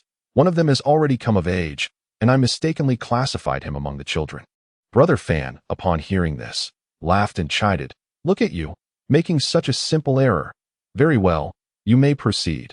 I still have matters to attend to." Hikaijia cupped his fists and replied, "Brother, duty calls, so I shall not disturb you.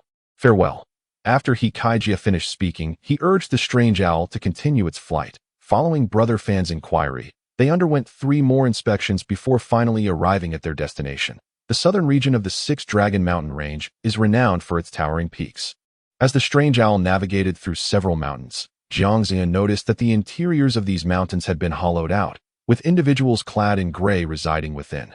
This revelation left Jiang Zaiyuan pondering whether the members of the Six Paths sect lived in caves, and he found himself contemplating how one might adapt to such a lifestyle.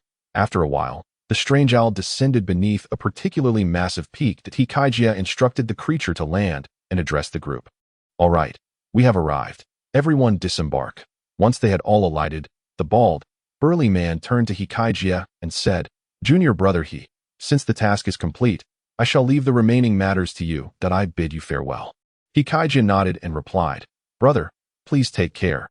With that, the bald man departed, and Hikaijia beckoned Jiang Zaiyuan and the others to follow him. As they moved forward, they beheld a grand hall situated at the foot of the mountain, known as the Inner Affairs Hall.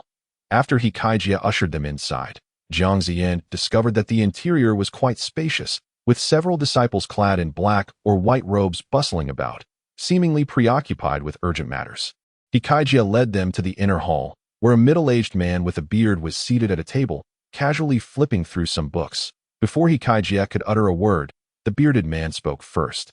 Addressing him, "Nephew He, you have brought the new disciples." Hikaijia promptly replied with respect, "Haha, Uncle Tian, you are as perceptive as ever. Indeed, I have brought them all." Upon finishing his statement, Hikaijia produced a scroll of paper from his robe and placed it on Uncle Tian's desk. Uncle Tian, with an air of indifference, opened the scroll and glanced over it. When he discovered there were 9 individuals, he couldn't help but pause in surprise. "Oh," Uncle Tian exclaimed, setting the paper down and raising his gaze to confirm that. As Hikaijia had stated, there were indeed 9. However, he chose not to inquire further, muttering to himself, "It seems the number has increased this time. You have been quite diligent." "Not at all," Hikaijia humbly replied. "Since I have brought them here, I shall leave them in your capable hands. Uncle, I must report to the master, so I shall take my leave." Uncle Tian waved him off nonchalantly, saying, Go on, go on. Lest that old rascal Qian come looking for me." Hikaijia chuckled, casting a meaningful glance at Jiang Zaiyuan before departing the hall. At that moment, Elder Tian rose and introduced himself to Jiang Zaiyuan and the other 9, saying, "I am Tian Yuhan. You may call me Elder Tian. Shortly, I will have someone distribute the sect's attire and fundamental manuals to you, after which your senior brothers will escort you to your living quarters. Please wait here for a moment." Elder Tian then called out, "Bring in the 9 disciples." Immediately, 9 young men dressed in black and white entered. Elder Tian gestured towards Jiang Zaiyuan and the others, instructing, "Go, show these new junior brothers around, so they may grasp some basic matters of our sect." The 9 disciples wasted no time, and each took one of the newcomers away. The inner sect disciple who led Jiang Zaiyuan appeared to be a young man in his 20s with prominent eyebrows. He guided Jiang Zaiyuan to the right side of the hall, procuring a gray robe for him. Since Jiang Zaiyuan had yet to decide on a specific path of cultivation, he was given the attire of an outer sect disciple for the time being, with the promise of a change once he had made his decision. Additionally, Jiang Zaiyuan received 2 manuals on cultivation techniques. The young man with the prominent eyebrows then led Jiang Zaiyuan toward the mountain range, conversing as they walked. "What is your name, junior brother?" "I am Luo Ying, and I hold a certain standing among the inner disciples." Luo Ying specialized in internal cultivation and was quite talkative, sharing a wealth of information about the 6-path sect that would be useful for Jiang Zaiyuan.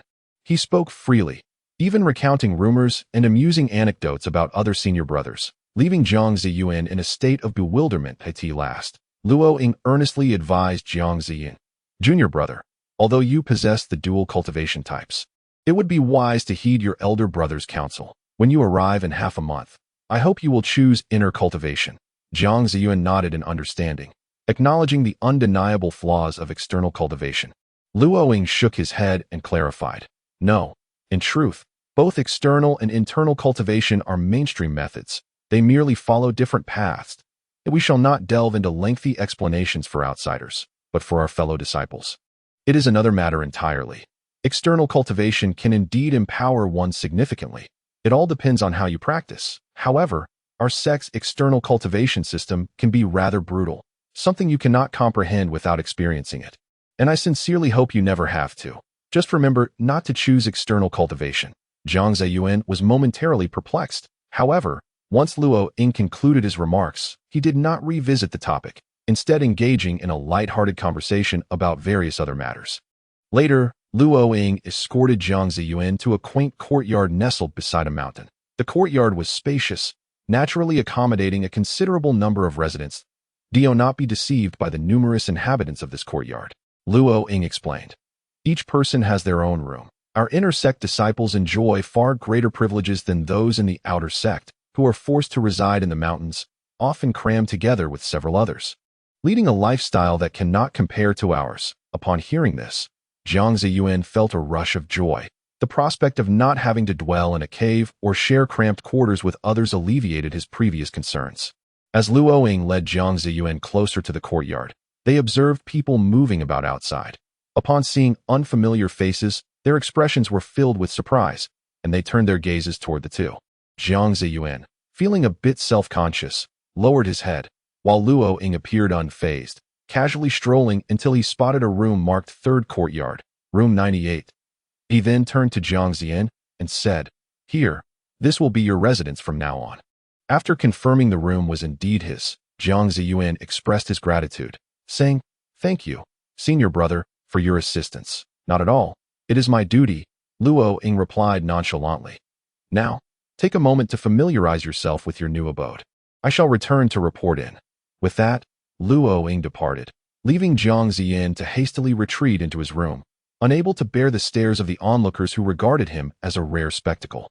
Upon entering his quarters, Jiang Zaiyuan was astounded by the pristine state of the interior. He had anticipated a disheveled space, possibly covered in a thick layer of dust, yet he was pleasantly surprised to find it impeccably clean and orderly. The room contained a bed, a desk, and a chair. Though modest, it was no less comfortable than the accommodations he had previously enjoyed in Sanxing Village. The things to be reconnected were few. He casually tossed the burdens from his shoulders onto the bed. Eagerly, he retrieved the 2 tomes he had obtained from the Six Paths Gate, one titled Fundamentals of Internal Cultivation and the other Fundamentals of External Cultivation.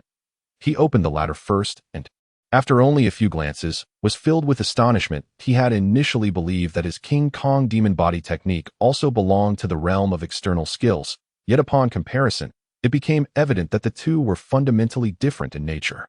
The methodologies of cultivation seemed almost entirely dissimilar. One might even say that the King Kong demon body technique was somewhat idiosyncratic. This technique focused exclusively on certain aspects of training, such as the fists, while the fundamentals of external cultivation embraced a more holistic approach, emphasizing the fortification of the body. After perusing the external text, he turned his attention to the fundamentals of internal cultivation. Once he began reading, he found himself unable to stop, as the content of internal cultivation captivated him profoundly. Setting the books aside, he fell into deep contemplation. Moments later, he suddenly settled into a cross-legged position on the bed, resting his hands upon his knees, and commenced his practice in accordance with the principles outlined in the internal cultivation text. He first aimed to clear his mind of distractions, gradually entering a meditative state. Once in this state, he began to cultivate his internal energy. Internal energy forms the essence of internal cultivation. The initial step involves absorbing the available external energy into the body, gathering it within the dantian located in the abdomen. From there, the energy flows upward through the chest's purple palace, then ascends further to the crown of the head, the heavenly spirit. Subsequently, it flows back down to the purple palace before returning to its starting point in the dantian. Thus, he devoted himself wholeheartedly to the cultivation of internal energy. After approximately half an hour had passed, he did not perceive the internal energy mentioned in the fundamentals, yet he sensed that his meridians had expanded somewhat and had grown more resilient. Though the results were not entirely satisfactory, he could at least discern a noticeable transformation. Moreover, it was merely half an hour. Time was on his side. Following the established method, he continued his internal cultivation. After another hour, he finally detected a trace of internal energy in the dantian, which filled him with exhilaration while simultaneously evoking a sense of awe at the difficulty of cultivating internal energy. It was no wonder that internal skills were deemed superior to external ones. However, in the early stages, they often paled in comparison to the latter's might. After a moment of self-reflection, he resumed his practice. Repeating the cycle of cultivation to his surprise, he felt increasingly invigorated, losing track of time until the sun had set beyond the horizon. The following day, he lay on his side on the bed, deep in slumber. Just as he was in the midst of a sound sleep, a series of loud knocks echoed through his room. Startled, he awoke with a jolt, blinking through his drowsiness as he called out, "Who is it?" An impatient voice responded from the other side of the door. "A newcomer. Hurry up and get up. Don't make me wait outside." Confused yet compliant, he quickly washed up. Upon opening the door, he found himself face to face with a tall young man, no older than 19, standing at nearly 2 meters in height. In comparison, he only reached the man's chest, dressed in black attire, with long black hair tied in a bun. The young man's slightly plump visage was rather pleasing, though he perpetually wore an expression of discontent.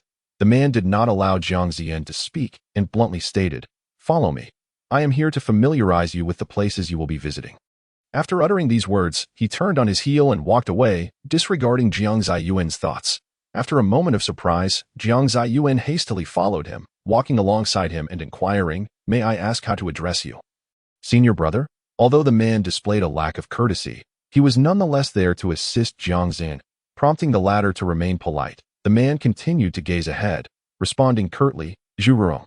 Upon finishing his introduction, Zhu Rurong impatiently added, "Do not waste time with idle chatter. I will guide you through the necessary places, and you can familiarize yourself at your own pace later. I have other matters to attend to.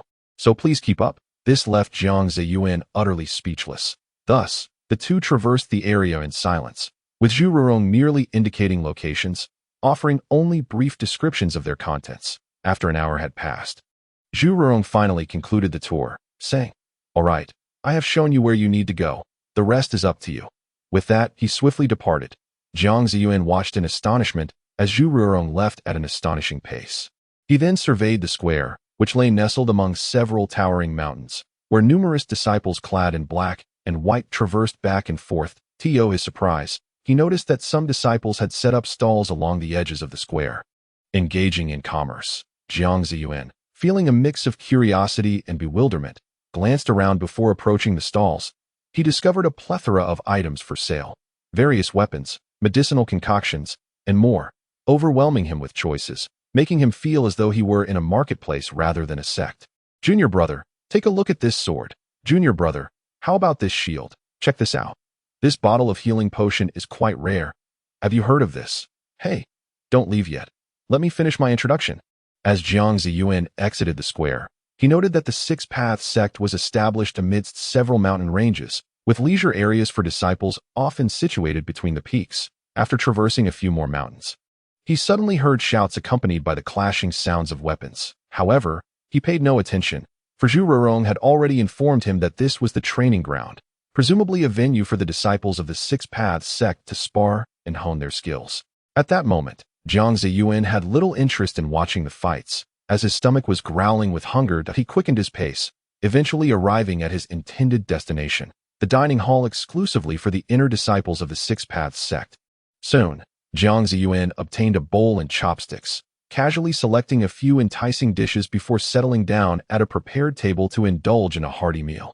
Just as he was savoring his food, a sudden exclamation pierced the air. "What are you doing here?" It was the voice of a young man, and Jiang Zaiyuan found it oddly familiar. He instinctively looked up at Jiang and glanced over.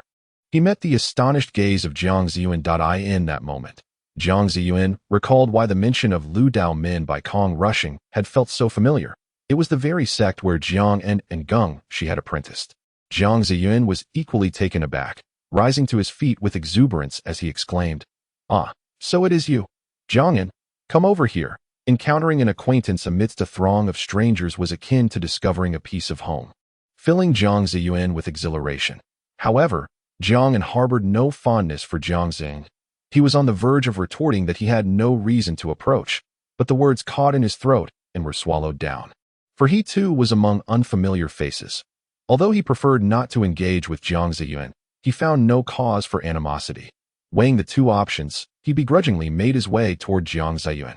With a disdainful expression, he settled beside him, while Jiang Zaiyuan, brimming with excitement, inquired, "I never expected to see you here. By the way, what about that young girl who was with you?" Jiang curled his lip and countered, "You still haven't answered my question." Unfazed by Jiang's irritable demeanor, Jiang Zaiyuan replied, "My presence here is somewhat coincidental that I encountered an elder from Lu Dao Min on my journey, and through his introduction, I participated in the assessment, which ultimately led me here." Jiang expressed surprise. "Oh, so you also had a connection to gain entry." Jiang Zaiyuan paused, pondering whether this truly constituted a connection, but he nodded in agreement. "I suppose so. I knew it. How could you so easily become?" Jiang glanced at Jiang Zaiyuan's gray attire, puzzled. "Strange. This place is specifically designated for inner disciples, yet your attire clearly marks you as an outer disciple.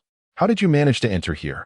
Jiang Zaiyuan observed his clothing and realized that indeed, everyone else was clad in black or white, while he alone wore gray. With a wry smile, he explained, "There's no other choice. I am capable of cultivating both outer and inner paths. Until I determine which to pursue, I can only make do with the garb of an outer disciple. What? You practice both paths?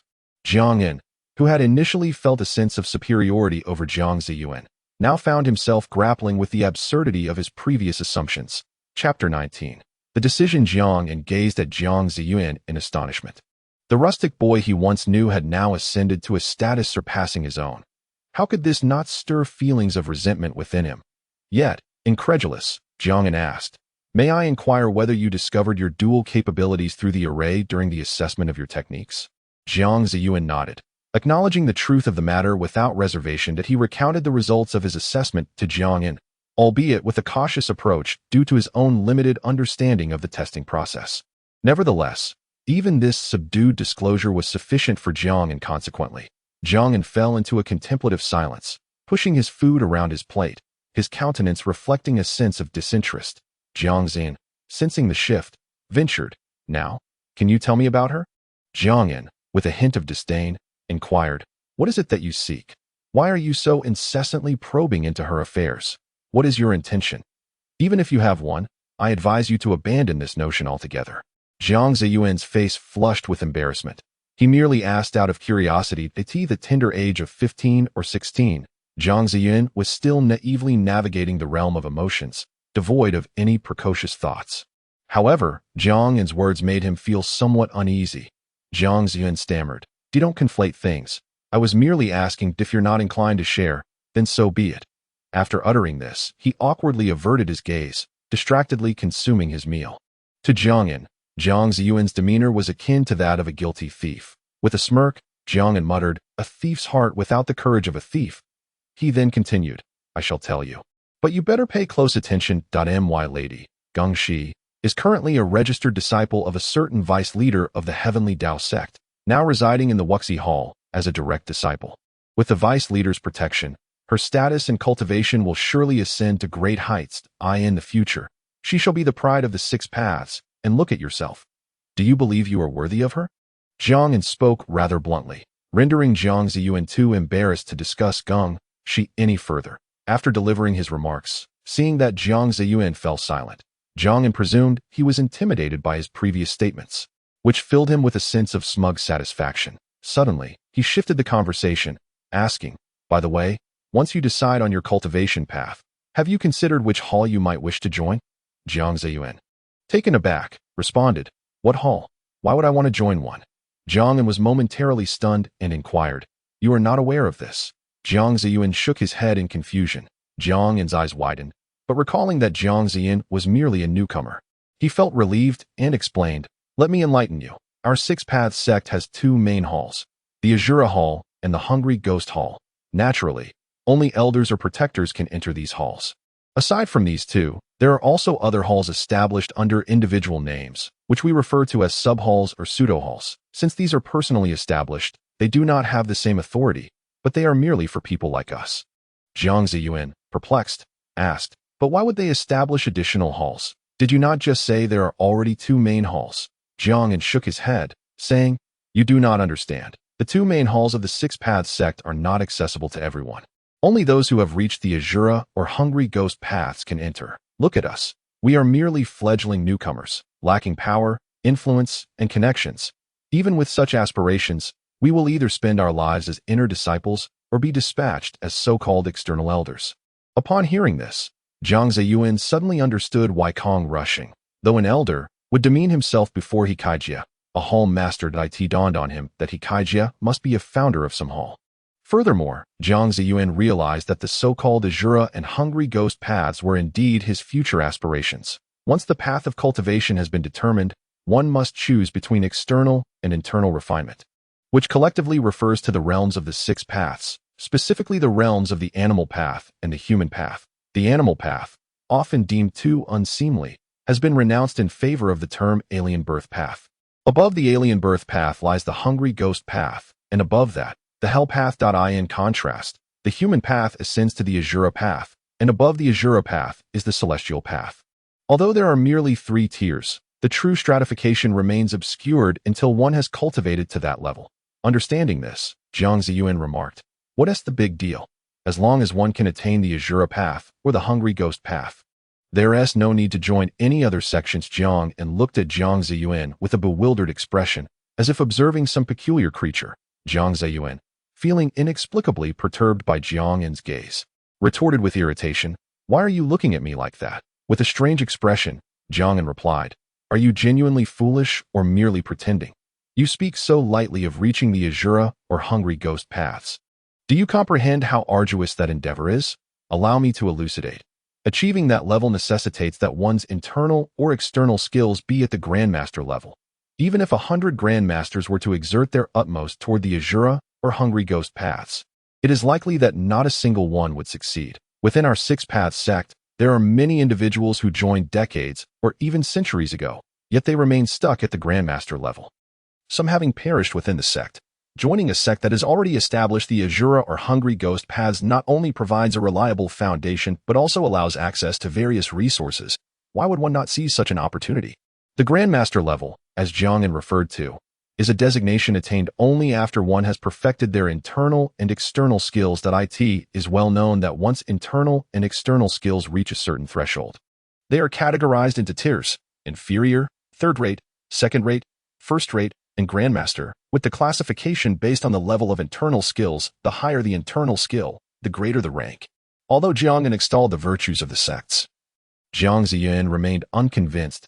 He understood the difficulty of cultivating power, but felt he had yet to reach that stage, deeming it unnecessary to contemplate joining a so-called sect, as Jiang An did. After finishing his meal, Jiang Zaiyuan parted ways with Jiang An, who was not particularly close to him. One might even say they were not friends at all, so he let him leave, continuing to eat alone. Upon returning to his residence, Jiang Zaiyuan resumed his internal cultivation, sitting cross-legged on his bed, diligently practicing his skills with a mixture of seriousness and casualness. Thus, 7 days passed, during which Jiang Zaiyuan continued to hone his internal and external skills. Eating at the cafeteria when hunger struck. In essence, apart from sleeping, he engaged solely in these pursuits. One afternoon, Jiang Zaiyuan ventured alone to a secluded mountain area, rarely traversed by others, making it an ideal location for his external cultivation. At that moment, he stood shirtless, wielding a 10-pound stone in each hand, repetitively lifting them up and down. This method, though laborious and unyielding, mirrored the fundamental exercises of the Six Paths sect and the Vajra demon body technique. Lacking a more efficient approach, Jiang Zaiyuan could only proceed steadily, one step at a time. For several days now, Jiang Zaiyuan has been honing his external skills through this method. Suddenly, he realized that practicing external techniques with the support of internal cultivation yielded remarkably efficient results. This was in stark contrast to his previous experience of solely focusing on external skills while cultivating the Vajra demon body technique, during which he possessed no inner strength whatsoever. However, since acquiring some degree of power, he has gradually intensified his practice of external skills, resulting in a noticeable enhancement of his physique. While he has not yet reached the stage of muscular bulk, the requisite muscles have begun to manifest, and he has even developed a set of 4 abdominal muscles, a testament to the foundation laid during his training in the Vajra demon body technique. With a heavy thud, Jiang Zaiyuan brought the stone in his hands crashing down onto the ground. Yet, apart from producing a dull thump, the stone only penetrated the earth a few inches, failing to generate the thunderous sound that Chen Qingfeng had achieved. Alas, when will I ever reach the level of Uncle Chen? Jiang Zaiyuan lamented, for the awe that Chen Qingfeng had instilled in him was profound enough to become the benchmark for his aspirations. As the fortnight drew to a close, Jiang Zaiyuan found himself at an impasse. Uncertain of which path to choose, he felt a twinge of frustration, as he yearned to cultivate both disciplines simultaneously, believing that such an approach would afford him extraordinary progress. Nevertheless, the Six Paths sect does not advocate for disciples to pursue dual paths. While foundational skills might allow for such an endeavor, once the formal cultivation of the sect's secret techniques begins, practitioners must focus on one path, for attempting to cultivate 2 techniques of differing natures could lead to conflict. The consequences could range from ruptured meridians and loss of cultivation eligibility to, in the worst case, death. The mere thought of this made Jiang Zaiyuan hesitate. Thus, he resolved to adopt a more measured approach. On the path ahead, he planned to prioritize external cultivation, while ensuring that he diligently honed the foundational aspects of internal cultivation. This way, he could compensate for any deficiencies in his external skills with a certain level of internal support, thereby making his training somewhat more manageable. Furthermore, if he could not finalize his decision within the fortnight, he could always extend his contemplation to 2 months, allowing ample time to solidify his internal foundation.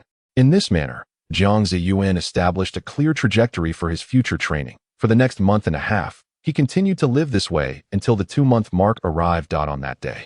In a somewhat imposing square, nearly 50 men and women clad in black stood assembled, all of whom were external disciples, also known as disciples of the alien path. In front of these 50 individuals stood a martial arts platform, upon which 5 figures were poised. The central figure was a robust man with a black beard along his jawline, flanked by 4 equally formidable men. Chapter 20. Newcomer Assessment. The newcomer assessment was presided over by Yen Kaitu, a disciple of the Hungry Ghost Path within the Six Path sect, and a member of the Hungry Ghost Hall, who also held the position of protector in the Six Path sect. The role of protector is conferred upon any disciple of the alien path who ascends to the Hungry Ghost Path after passing a series of trials. Therefore, Yen Kaitu held a certain degree of status and authority within the sect as a guardian of the 6 paths. Yen Kaitu donned a purple robe, adorned with a jade belt and leather boots, an attire befitting a disciple of the Hungry Ghost Path. Standing beside him were 4 other disciples, also from the same path, albeit lacking the title of guardian like Yen Kaitu. The reason for their presence on the martial stage today was to welcome a new disciple into their ranks, with Yen Kaitu serving as the leader of this faction. All the disciples from the alien path present below were under his command, and in a formal sense, Yen Kaitu was their coach. Indeed, the head coach, which could be considered a form of mentorship. However, within the alien path, only direct disciples could formally take on a mentor, while those who were not direct disciples had to rely on their coaches. Originally, the addition of a new member to his faction was unremarkable, but an unexpected request from one of his uncles had him perplexed. His uncle insisted that Yen Kaitu should take special care of this new disciple, all while ensuring the latter remained oblivious to this oversight. This left Yen Kaitu confused, pondering the ulterior motives of his uncle. Nevertheless, duty called, and he resolved to proceed with the matter at hand. Addressing all the disciples gathered below, he cleared his throat and began, "Esteemed colleagues, the reason for summoning you today is to convey several significant announcements. However, prior to that, I have the pleasure of introducing a new member to our ranks." Upon concluding his statement, Yen Kaitu signaled to a burly disciple on his far right, who, understanding the cue, called out to a corner of the wall, "Jiang Zaiyuan, please step forward." Jiang Zaiyuan, who had been quietly observing the scene from the corner, felt a mix of trepidation and excitement, as this was his first time experiencing such a spectacle. When he heard his name called, despite his apprehension, he steeled himself and ascended the stage. The multitude of disciples below displayed a range of expressions upon the arrival of a new member. Though most appeared unfazed by the event, Jiang Zaiyuan awkwardly climbed onto the stage. Trembling legs and an unusual gait elicited stifled laughter from the assembled disciples, prompting a frown from Yen Kaitu. Once Jiang Zaiyuan stood beside him, Yen Kaitu calmly introduced him, saying, "This is your new comrade, Jiang Zaiyuan. I expect you all to support one another and refrain from bullying him simply because he is a newcomer. Otherwise, beware, for I shall hold you accountable." Though Yen Kaituo's words were delivered with a veneer of nonchalance, the gravity of his tone conveyed no hint of insincerity. The presence of a new disciple receiving such protection from their head coach piqued the curiosity of the others, who began to speculate about Jiang Zaiyuan's background. Ignoring their conjectures, Yen Kaitu continued, "Jiang Zaiyuan, you may now take your place among the others." Relieved to be stepping down from the spotlight, Jiang Zaiyuan hurriedly descended, his legs feeling a newfound freedom. Once he had taken his position below, Yen Kaitu declared, "As you have all heard, the upcoming announcements I am about to make are of great importance to you all. Firstly, the selection of direct disciples will officially take place 2 years hence. Therefore, during this period, you must diligently hone your skills. Otherwise, should you be vanquished in contests against other disciples, you shall have no one to blame but yourself. Once the direct disciple positions are determined, we shall also engage in the decade-long grand competition between the disciples of the path of otherworldly beings and the path of humanity. Historically, our path of otherworldly beings has prevailed in these competitions. So I urge you to persist in suppressing the disciples of the path of humanity. Do you all understand?" Upon hearing Yen Kaituo's words, the assembled disciples erupted into a chorus of shouts in response. Seemingly pleasing Yen Kaitu, who nodded with a smile. He continued, although our path of otherworldly beings consistently claims the top honors. We are not the sole faction within this realm. If you wish to distinguish yourselves among the multitude of disciples, elevate your prowess to new heights. Even if you do not secure first place, do not bring shame upon us. After Yin Kaichuo spoke, he turned to a robust man with a square face on his left and said, Zheng Shidi, you shall handle the matters below. I shall take my leave. Zheng Shidi smiled and replied, Brother, you have many affairs to attend to. Go ahead. I shall ensure everything is in good hands with the other disciples here. Yin Kaichuo acknowledged with a hum and departed alone. As soon as Yin Kaichuo left, Zheng Shidi's demeanor shifted dramatically. He glared at the disciples below and bellowed, Stand at attention. No whispering. Now, all new disciples who have been here for less than 3 years, step forward 10 paces.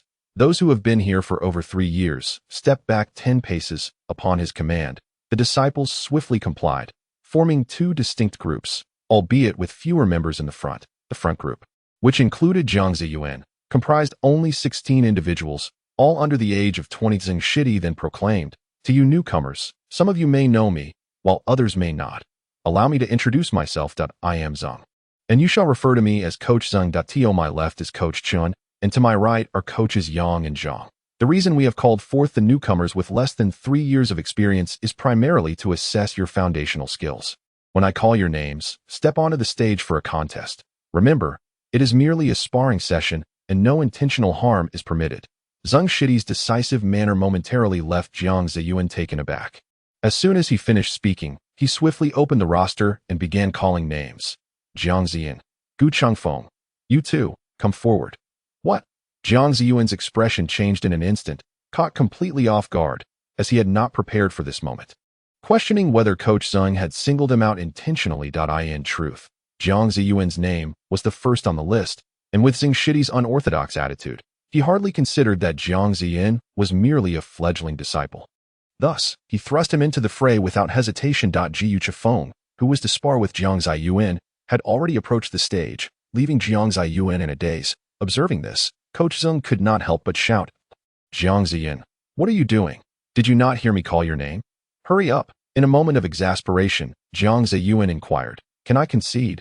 Upon hearing this, Coach Zheng's eyes widened in indignation as he retorted, Enough of your nonsense. Get up here, or I shall kick you up myself. Which would you prefer? Left with no choice, Jiang Zaiyuan reluctantly ascended the stage. He glanced at his opponent, who stood there nonchalantly, gazing at him with a mocking expression, exacerbating Jiang Zaiyuan's embarrassment. At that moment, Coach Zheng waved his hand and declared, All right, you two may begin. No sooner had Coach Zheng's words left his lips than Gu Changfeng propelled himself forward, charging at Jiang Zaiyuan. Although Jiang Zaiyuan felt a twinge of anxiety, the moment Gu Changfeng lunged, it seemed to jolt his nervous system, instantly dissipating his tension. Jiang Zaiyuan had a solid foundation in external martial arts and was by no means inferior to Gu Changfeng.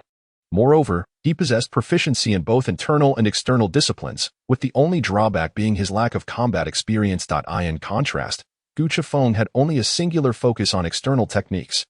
Despite his aggressive approach, his skills were comparable only to those of his contemporaries, and his level was not particularly formidable. As Gu Changfeng charged, Jiang Zaiyuan fully tapped into both his internal and external energies, though he observed Gu Changfeng's advance. To his surprise, he perceived the latter's movements as having slowed down, as if time itself had decelerated. With a piercing gaze, Jiang Zaiyuan did not evade but rather met the charge head-on. He lifted his right leg with great force, delivering a kick to Gu Changfeng's waist, sending him tumbling off the martial stage amidst his anguished cries. This unexpected turn of events stunned all present, particularly Coach Zhang, who had anticipated that Jiang Zaiyuan would be the one to be thrown off the stage. What unfolded was a remarkable reversal. Not only was the audience taken aback, but even Jiang Zaiyuan himself was astonished. He had never imagined he could perform so impressively. In the midst of his surprise, he found it hard to believe in his own capabilities. After all, he had been training in solitude for the past 2 months without any comparisons, leaving him unaware of his true potential. Jiang Zaiyuan's strength had reached the pinnacle of a low-tier fighter, enabling him to compete against those of mid-tier skill. This was primarily due to his ignorance of combat techniques. Had he been knowledgeable, he might have found even mid-tier opponents challenging. Coach Zheng blinked in disbelief, cleared his throat, and proclaimed, Very well. Jiang Zaiyuan, you may step down. The next match will commence. Thus, A series of bouts ensued among numerous disciples with less than 3 years of experience. And within just an hour, all had completed their matches. Given that the purpose was to assess foundational abilities, each participant had only one bout at this juncture. Coach Zhang once again took his position on the martial stage, wearing a satisfied expression as he remarked, "Well, based on your performances, it appears you have not been idle over the past 3 years that I hope you will continue to strive for greater breakthroughs." The initiation test for the newcomers draws to a close, and now it is time to select a senior disciple. Speaking of the senior disciple, I must take this opportunity to elucidate its significance for all you novices. Our senior disciple is chosen annually, and throughout their tenure, apart from us instructors, they possess the most authoritative voice. Furthermore, the individual selected as the senior disciple will receive a modest reward from the sect. Once Coach Zhang concluded his remarks, he produced a small vial from within his robe, no larger than his thumb. He gestured towards the vial and proclaimed, "This bottle contains a substance known as the enhancement pill, aptly named for its ability to augment your martial prowess. As you are all aware, those of us who cultivate external techniques experience minimal growth in power until we ascend to the realm of the hungry ghosts. Thus, the existence of such pills serves to compensate for the deficiencies in our martial development. Of course, the extent to which the enhancement pill can amplify your strength is contingent upon your fortune. But I assure you, it will not last beyond a year. Gaining several months of enhanced power would be deemed an extraordinary stroke of luck." Chapter 21. Enhancement Pill. After Coach Zhang expounded on the enhancement pill, he turned his gaze to those who had practiced external techniques for over 3 years, addressing a tall and robust youth named Zhao Guangmi. Stepped forward. Observing the figure of Zhao Guangmi, it was evident that every practitioner of external arts possessed a sturdy physique, yet Zhao Guangmi stood out as a paragon among them. Clad in the uniform of an outer disciple, he bore a distinguishing feature. Though the garb was uniform, his belt was adorned with jade ornaments, setting him apart from his peers. Zaiyuan could not help but conclude that this was a defining difference between the senior disciple and the others. Zhao Guangmi soon ascended to the martial platform. Yet this time Coach Zhang refrained from presiding over the proceedings, entrusting the entire responsibility to Zhao Guangmi. It appeared that Zhao Guangmi had held the position of senior disciple for quite some time. He addressed his fellow disciples with humility and respect. "Brothers, I shall forego any superfluous words. Although I have served as the senior disciple for 5 years and should have relinquished my position by now, the merits of the enhancement pill need no further elaboration. I, too, have been stagnating at the master level for several years, and I am eager to utilize the enhancement pill to break through to the realm of the hungry ghosts." Before Zhao Guangmi could finish, a youth leaped agilely onto the martial platform, his demeanor dripping with disdain as he interjected, "Zhao Guangmi, if you consider it superfluous, then there is no need to utter it. I have long anticipated your position and the enhancement pill. It is time for you to step aside." Zhao Guangmi's expression darkened, and he retorted ominously, "I had wondered who it was. Liang. Oh, not forget how I sent you tumbling from the platform last time." Liang smirked and replied, "That is precisely why I am here, for revenge. Prepare yourself." With that, Liang propelled himself from the ground, dashing towards Zhao Guangmi like an arrow, his fist enveloped in a semi-transparent aura. Aimed directly at Zhao Guangmi. With a disdainful snort, Zhao Guangmi swiftly deflected the incoming punch with a decisive slap, effortlessly blocking the blow at that moment. He launched a kick aimed at Liang's abdomen. Liang, with a mocking chuckle, stomped his feet onto the ground and leapt into the air, executing a series of backflips that took him far from Zhao Guangmi. Watching Liang retreat, a fleeting smirk crossed Zhao Guangmi's face as he sent a punch through the air towards his opponent, unleashing a shockwave akin to an air cannon that surged rapidly toward Liang.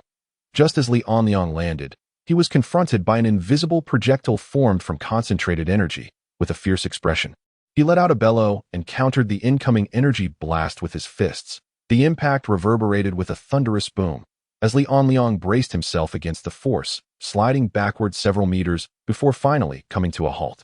Though their skirmish was brief, it was marked by intensity far surpassing that of ordinary newcomers. Jiang Zaiyuan observed in astonishment. Such a display of strength he had only witnessed between Qin Qingfeng and Bao Qintan during their life and death duel, which had been extraordinarily fierce. Yet, here were Zhao Guangmi and Liang, casually engaging in combat that reached similar heights of ferocity.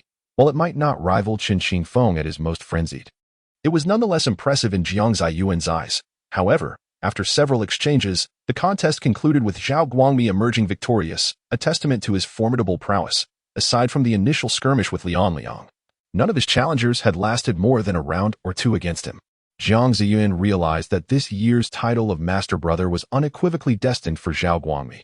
After yet another opponent was vanquished, Zhao Guangmi, slightly breathless, called out, "Is there any other junior brother who wishes to spar with me?" When no one responded for an extended moment, he clasped his fists together and proclaimed, "Then I shall continue to hold the title of Master Brother this year." Following Zhao Guangmi's declaration, Coach Zeng approached. Tossing a small vial containing enhancement pills to him, Zhao Guangmi caught it with a look of surprise and uncontained excitement in his eyes. Coach Zeng, with a disapproving glare, remarked, "What is there to be so joyful about? You've already held the title of Master Brother for 4 terms. Do you not realize that your contemporaries have long since ascended to the realm of hungry ghosts? If you shamelessly persist in this role next year, I would feel embarrassed to call myself your coach." Zhao Guangmi sighed. "I wish it were that simple. But despite having brushed against the threshold of enlightenment for several years, I remain unable to cross that elusive barrier." Coach Zeng shook his head and waved him off, acknowledging that in this regard, he was unable to assist Zhao Guangmi. Subsequently, Coach Zeng announced, "Well then, this meeting comes to a close. You may return to your respective activities. Aside from the designated days when you can come here to learn combat techniques from me, feel free to engage in whatever pursuits you desire, provided they do not contravene the sect's regulations or jeopardize the interests of our order. Now, you may disperse." Upon hearing these words, the crowd promptly departed for their quarters, while Jiang Zaiyuan eagerly rushed back to his residence. Having officially become an outer disciple, he was now eligible to choose a martial arts manual for his cultivation.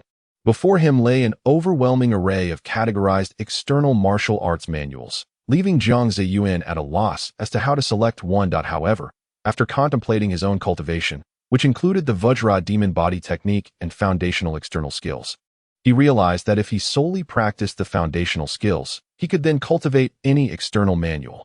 Yet, having previously practiced the Vajra demon body technique, he sought to avoid any potential conflict with it. Thus, he chose a manual that, like the Vajra demon body technique, leaned towards the unconventional. This manual was called Spirit Leopard Leap, categorized as a second-tier technique focused on agility, due to its unconventional nature. It boasted little offensive power, resulting in a lack of interest from most practitioners. Yet, for someone like Jiang Zaiyuan, it was perfectly suitable. The Vajra demon body technique was overly domineering, excelling in offense, but lacking in mobility. Although it allowed for rapid dashes, it was rather one-dimensional and lacked flexibility in executing techniques that a single flaw could spell disaster. Chen Qingfeng had nearly defeated Bao Qintian with such an aggressive style. Yet he ultimately fell victim to a significant opening, leading to his demise at the hands of Bao Qintian, who was fortuitously saved due to possessing a precious elixir. Learning from Chen Qingfeng's misstep, Jiang Zaiyuan understood the necessity of compensating for this aspect. While he might lose control when employing the Vajra demon body technique, he knew that as long as he eliminated all his enemies, he would naturally regain his senses. Failing to address the lack of a suitable manual could leave him vulnerable to being outmaneuvered, depriving him of any chance to awaken beyond the manuals he obtained. The most coveted item for Jiang Zaiyuan was the enhancement elixir mentioned by Coach Zeng, which appeared to be the optimal solution to his insufficient power as he had chosen to pursue external skills. He would inevitably lag behind those who opted for internal cultivation. Therefore, he was determined to cultivate the foundational internal skills. Although this approach would gradually strengthen his overall power, the considerable time investment required for internal cultivation yielded only modest results, often leaving him with a sense of inefficiency. Nevertheless, it was better than having no progress at all.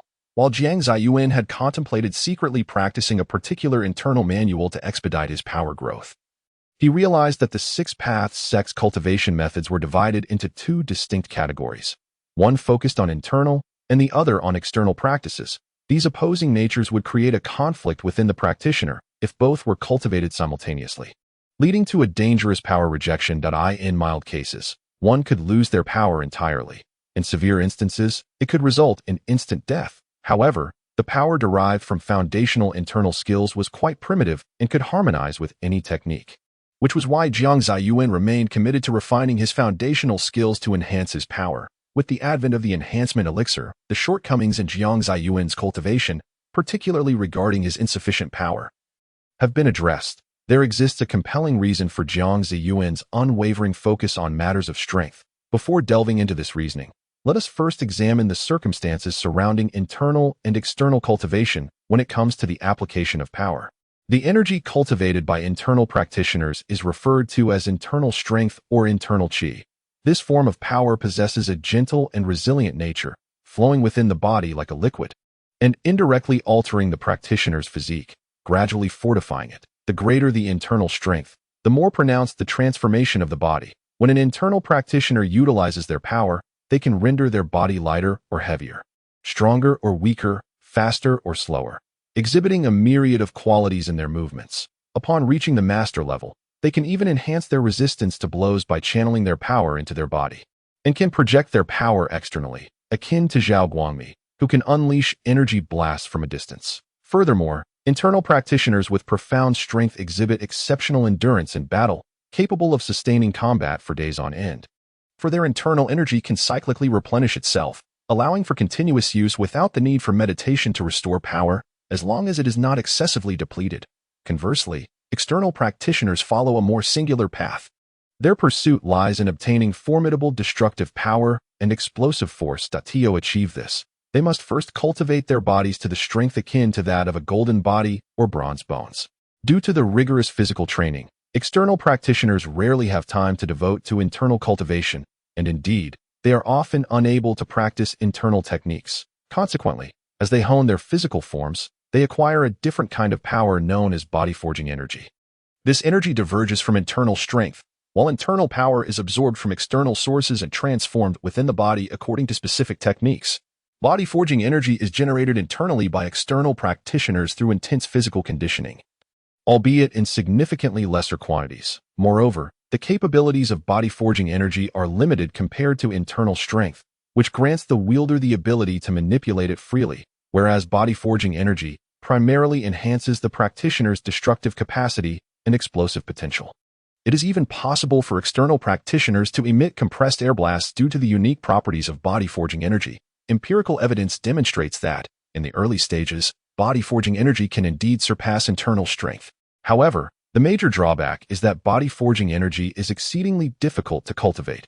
Even after 50 years of training, its quantity pales in comparison to that of an internal practitioner who has dedicated 20 years to internal strength. This discrepancy accounts for the eventual decline of external practitioners in later stages, as they find themselves significantly outpaced by their internal counterparts in terms of power. Thus, when two individuals, one an external practitioner and the other an internal practitioner, both having cultivated for 50 years, engage in combat, the external practitioner may initially gain the upper hand through their overwhelming destructive and explosive force. Yet, once their body-forging energy is depleted, the internal practitioner can launch a counterattack, as they still possess a reservoir of power at their disposal. Consequently, external practitioners often find themselves bested by internal practitioners, and the reasons for this are clear. Chapter 22. Master Zheng. Though the enhancement elixir may rectify Jiang Zaiyuan's deficiencies in power, it is important to note that this elixir was not specifically designed for him. The only method known to Jiang Zaiyuan to achieve his aspirations was to become the Grand Senior Brother. However, to attain that esteemed position, he would have to face Zhao Guangmi in a direct challenge a year later. The mere thought of confronting Zhao Guangmi caused Jiang Zaiyuan to recoil, not to mention Zhao Guangmi. Even an ordinary second-rate expert would surpass him effortlessly. Contemplating this, the fervor that had once ignited within Jiang Zaiyuan was instantly extinguished. In a moment of distress, a sudden spark of inspiration struck him. Though the enhancing elixir was elusive, the materials required for its concoction should not be overly difficult to procure, and the sect's alchemists were indeed accessible to their disciples.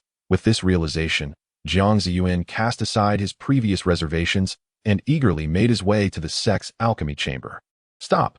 This is the alchemy chamber. What business do you have here?" A young man, adorned in the garb of an inner disciple, obstructed the excited Jiang Zaiyuan, questioning him sternly. Jiang Zaiyuan expressed confusion. Had it not been stated that the alchemy chamber was open to disciples? Why then were two inner disciples blocking his path? Jiang Zaiyuan inquired. "Brothers, I merely wish to understand the requirements for alchemy. Surely the sect imposes no prohibitions. Yet you are the speaking inner disciple." Cast a disdainful glance at Jiang Zaiyuan, sneering, "From the way you speak, it's clear you are a newcomer." "Humph, After a bout of derisive laughter, the inner disciple continued, "This chamber is exclusively reserved for protectors and elders, with your standing. You should head to the medicinal crafting room. Now be gone." With that, the inner disciple waved his hand impatiently, dismissing Jiang Zaiyuan. And Jiang Zaiyuan could only feel speechless. Was there truly a hierarchy even in such matters? Silently, he glanced at the grand alchemy chamber before turning away. After several inquiries, he finally arrived at the medicinal crafting room. Jiang Zaiyuan observed this so-called crafting room, which was less than one-tenth the size of the alchemy chamber, yet it maintained a proper structure. However, there were no disciples stationed outside, and it appeared rather desolate. Furrowing his brow, Jiang Zaiyuan approached the medicinal crafting room and noticed several elderly men with white hair and beards, alongside a group of outer disciples bustling about. Despite having entered for quite some time, no one acknowledged him at that moment. An outer disciple happened to pass by, prompting Jiang Zaiyuan to reach out and stop him. "Excuse me, brother, I would like to inquire whom I should approach for alchemy?" Jiang Zaiyuan asked amiably. Though the outer disciple appeared busy, upon seeing Jiang Zaiyuan's attire indicative of an inner disciple, he felt compelled to respond. "Any of the alchemists here can assist, provided you can afford the price." Seemingly preoccupied, the outer disciple finished speaking and hurried on his way. Nevertheless, Jiang Zaiyuan had obtained the information he sought and thus approached an elderly man who was chopping herbs, asking, "Might I inquire? Master, would you be able to concoct an elixir for me?" The unexpected query momentarily startled the elderly man, who lifted his gaze to regard Jiang Zaiyuan before losing interest and returning to his task of chopping herbs. Ignoring him completely, confounded, Jiang Zaiyuan repeated his request, emphasizing his tone to convey urgency. The elder paid him no heed, merely gesturing in one direction before resuming his task of slicing herbs. Jiang Zaiyuan, taken aback, inexplicably turned his gaze in the direction indicated by the elder, only to discover it was a bookshelf, sparsely adorned with a mere handful of books, so few in number that it seemed almost pitiable. Sensing something, Jiang Zaiyuan approached the shelf and cast a glance at the covers, noting titles such as healing elixirs, internal injury remedies, poison for 100 insects, cure for 1,000 herbs, and elixir compendium. He felt little interest in the remaining volumes, but his eyes were drawn to elixir compendium. Upon picking it up and opening its pages, he realized it contained the recipes for the enhancement elixirs he sought. Furthermore, the enhancement elixir was merely the simplest variant. There were two other, more potent elixirs, the horn lizard elixir and the red ginseng elixir. The horn lizard elixir could amplify the user's power for 2 to 5 years, whereas the red ginseng elixir promised a 10-year boost. Jiang Zaiyuan's eyes sparkled with excitement at the prospect of these elixirs, but when he examined the required ingredients for their concoction, his expression fell in disbelief. What the hell? The horn lizard elixir demands over a dozen ingredients, and the red ginseng elixir requires more than 20. How outrageous! He exclaimed vehemently. Is it not absurd? Do you think concocting such power-enhancing elixirs is an easy feat? If you only need 30 ingredients, consider yourself fortunate. For some esoteric elixirs, you might need 100 ingredients or more to even think of crafting them. A voice, slightly aged, echoed from beside Jiang Zaiyuan. Startling him, he quickly turned to see a vigorous, sharp-featured old man with white hair. This elder's face was etched with wrinkles, and his beard cascaded down to his chest, clad in a white robe adorned with a flame motif. He was tall and slender, exuding an aura of benevolence that suggested a connection to the celestial. Jiang Zaiyuan, momentarily taken aback, inquired, "Elder, may I ask?" The elder chuckled softly. "Here, we do not address the elderly as elder. My surname is Zhang. You may call me Master Zhang." Jiang Zaiyuan respectfully replied, "Greetings, Master Zhang." Master Zhang acknowledged him with a grunt before asking, "Young man, you seem troubled by matters concerning elixirs. Would you care to share your thoughts?" Eager to express himself, Jiang Zaiyuan responded, "Indeed, I am perplexed by my insufficient power. Now that there are elixirs to remedy my shortcomings, I find the conditions for their crafting rather disheartening." Master Zhang chuckled. "Ah, young man, you are a bit greedy. Do you think that in pursuit of what you desire, others are foolish enough not to seek shortcuts? Yet, why is it that after all this time, so few have inquired about these two elixirs? While the sect only encourages us to concoct the most rudimentary enhancement elixir?" Jiang Zaiyuan felt a twinge of embarrassment at Master Zhang's words, though they were indeed reasonable, prompting him to ask, "Why is that?" Master Zhang scoffed. "What other reason could there be? The elixirs that enhance power are only beneficial to the inner disciples. The hungry ghost path and the Azura path have no need for them. Thus, The development of power-enhancing elixirs is severely restricted. Jiang Zaiyuan was taken aback by this revelation, exclaiming in astonishment, "The Hungry Ghost Path and the Azura Path do not require power-enhancing elixirs. Is it possible that their power is limitless?" The mysterious Zheng Yaoshi spoke. "It is not that. The forces employed by the realms of hungry ghosts and Azuras are no longer mere martial prowess, but rather an entirely different kind of power. Far more formidable than conventional abilities, though. What kind of power is it?" Jiang Zaiyuan inquired. However, Zheng Yaoshi chose not to elaborate further, merely offering a brief explanation. "I shall not say much more. When the time comes for you to know, you will understand. For now, let us discuss the matter of elixirs." Observing Zheng Yaoshi's reluctance to divulge more, Jiang Zaiyuan felt powerless, but upon hearing the mention of elixirs, he suddenly sensed a glimmer of hope.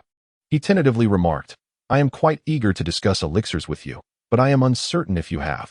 Zheng Yaoshi shot him a sidelong glance, squinting as he replied, "I do possess the ingredients, but I wonder if you can afford the price." Jiang Zaiyuan's spirits soared at these words, and he eagerly asked, "How much silver do you require? I shall find more if necessary."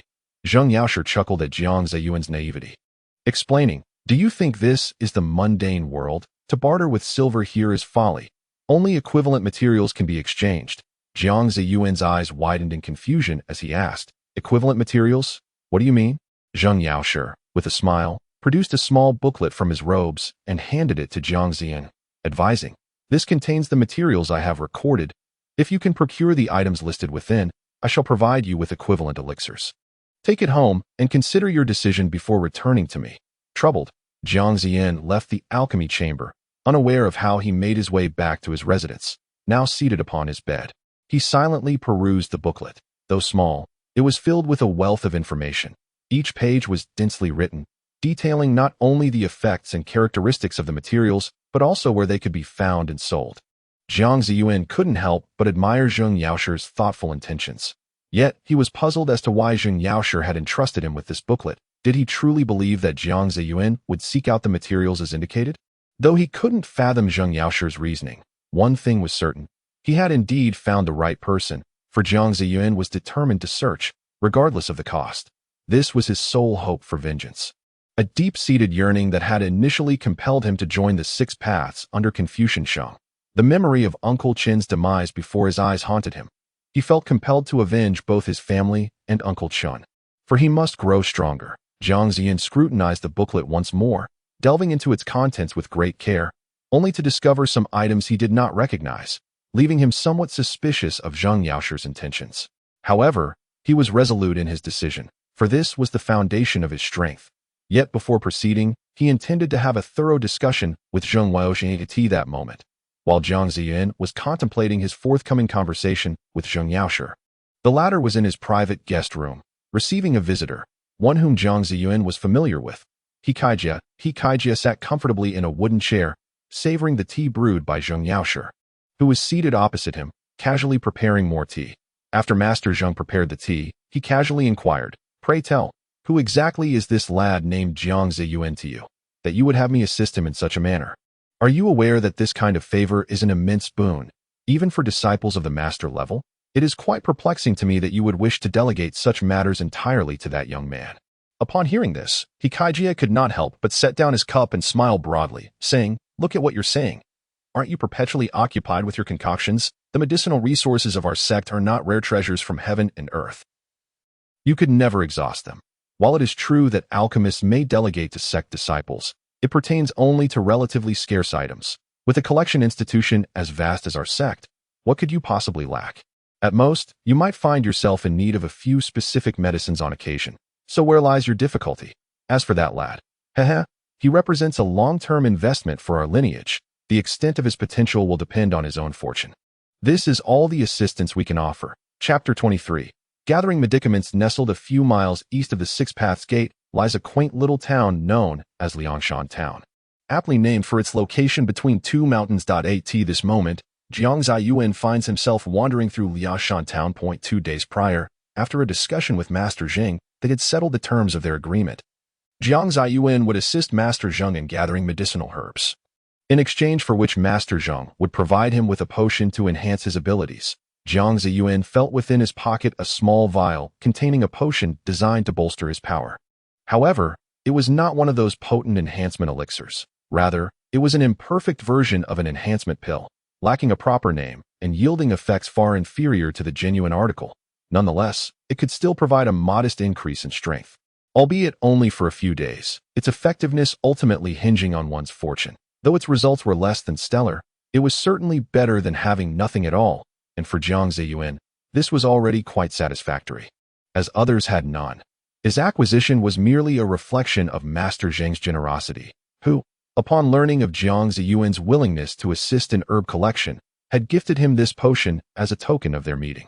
Carrying the silver bestowed upon him by Master Zheng, Jiang Zaiyuan noted that the items listed in his ledger were not particularly rare and could easily be purchased with money. Conveniently, Lianshan town had the herbs he sought.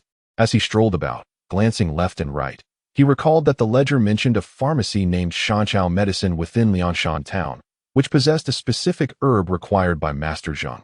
After some searching, he turned a corner and immediately spotted the pharmacy, situated right by the street, prompting him to rush over with great enthusiasm. Jiang Zaiyuan had changed out of his Six Paths Gate attire and now donned a blue robe. His hair tied back, a black belt around his waist, gray trousers, and leather boots. Although he still bore a hint of youthful innocence, his handsome features made his appearance quite captivating, attracting the attention of several passers-by. Upon entering the pharmacy, he found an elderly man in his 60s seated in a rocking chair, slowly inscribing characters on a piece of paper before him. The elderly man seemed to sense something. Momentarily pausing his actions, he looked up and discovered that a young man clad in a blue robe had entered, unbeknownst to him. The old man quickly rose, smiling as he spoke. "My dear young sir, I am uncertain of the specific medicine you require. Though my apothecary may be modest in size and selection, I specialize in yam and can provide most remedies, provided they are not too rare." The young man, Jiang Zaiyuan, responded with a smile, on the verge of naming the medicine he sought. However, at that moment, a loud bang echoed from the entrance of the pharmacy that a strikingly voluptuous young woman, clad in revealing attire, swaggered in without a hint of decorum. Upon entering, she boldly declared, "Shopkeeper, bring me all the herbs that can treat external injuries. I wish to take them all at once." Upon hearing the call of a substantial customer, the old man pragmatically set Jiang Zaiyuan aside and hurried to the young woman, bowing respectfully as he said, "My dear lady, I do possess the medicines you seek, but do not underestimate my humble shop. If I were to present all the herbs, would a young lady like yourself be able to carry them?" Impatiently, the woman tossed a stack of silver notes at the old man, her annoyance evident as she remarked, "Now, can I manage it?" Of course. Please wait a moment, and I shall retrieve the medicines for you immediately." The old man, cradling the silver notes in his hands, smiled broadly, shoving the money into his pocket before eagerly fetching the remedies.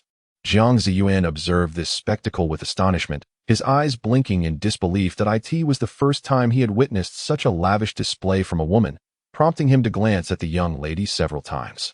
Her provocative attire was already a potent allure for men, but her beauty was equally striking. Her silky long hair was tied in sections, cascading down her back to her waist, with a face resembling a delicate oval, kissed by a healthy tan.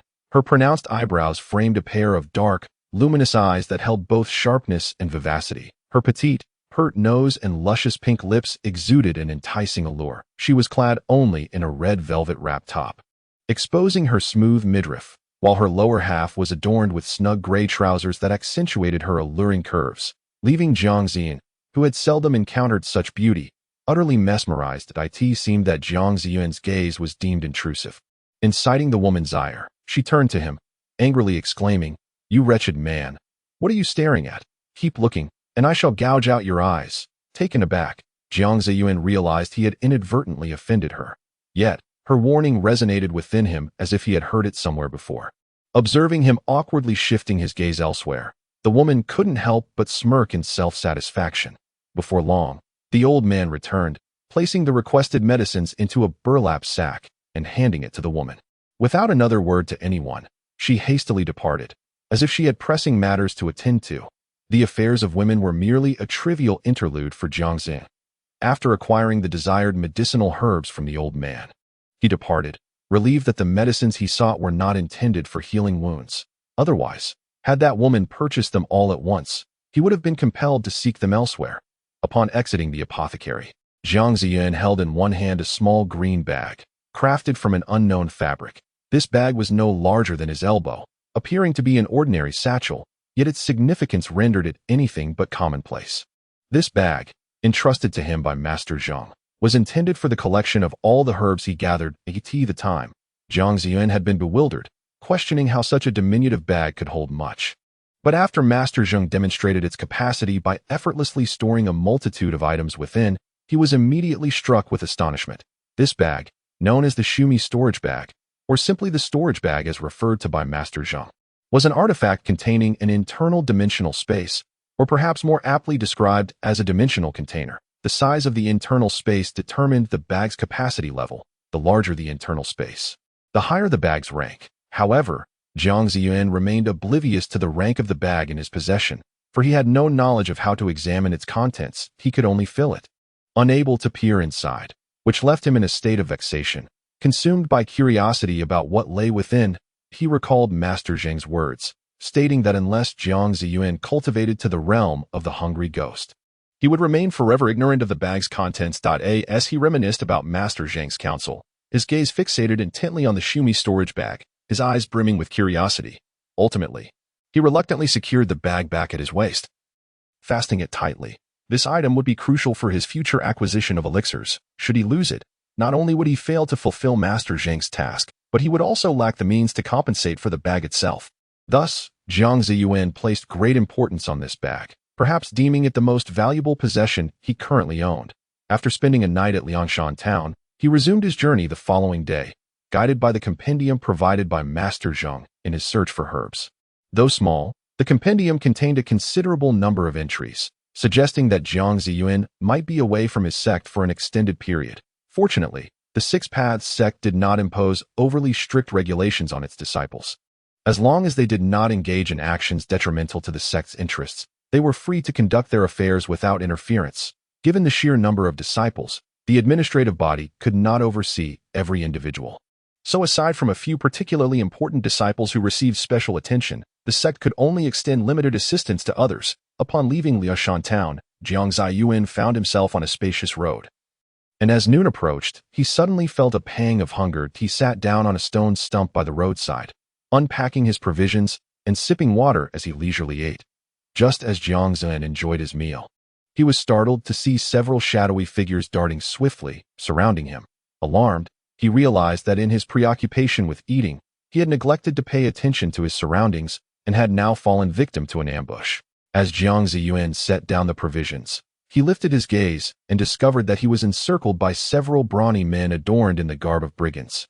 Each bore a fierce countenance, brandishing hefty machetes, their eyes glinting with predatory intent as they regarded him. Among them, a burly man with thick eyebrows pointed his blade at Jiang Zaiyuan, bellowing, "You insolent brat! If you know what's good for you, hand over all your valuables. Perhaps I might spare your wretched life." Ignoring the brute's threats, Jiang Zaiyuan swiftly assessed his captors and promptly concluded that these 5 bandits possessed nothing but brute strength, lacking any real skill, hardly worthy of consideration. Having mentally categorized the thieves, his tension dissipated. He felt no fear towards these untrained ruffians, for he was now capable of dealing with such trifles. Thus, he adopted a nonchalant demeanor and taunted the bandits. "Oh, is that so? My apologies, but I'm rather fond of my life. Unless you come to claim it yourselves, I shan't be handing it over willingly." Jiang Zaiyuan's words provoked the bandits' ire, particularly a scruffy-faced brigand whose eyes bulged like cowbells as he roared, "You insolent little wretch! How dare you address us with such arrogance? I'll cleave you in two." With that, the bandit swung his blade toward Jiang Zaiyuan. However, Jiang Zaiyuan, having intended to provoke the brigands, truly sought to test his current prowess against them. As the bandit approached, Jiang Zaiyuan's eyes flashed. He swiftly closed the distance, effortlessly deflecting the bandit's machete with a precise strike, followed by a powerful punch to the bandit's abdomen. The brigand's expression shifted drastically, and he expelled a vile mixture from his mouth before collapsing to the ground. This spectacle unfolded in the blink of an eye, leaving the other brigands utterly astonished. Jiang Zaiyuan's swift success filled him with immense delight. All the arduous training had not been in vain, and the outcome exceeded his expectations. Chapter 24. A fortuitous encounter. The remaining bandits, witnessing their comrade rendered unconscious, were immediately consumed by rage, failing to contemplate how Jiang Zaiyuan had bested him. One bandit, adorned with a red headband, roared furiously, swinging his sword toward Jiang Zaiyuan with a snort.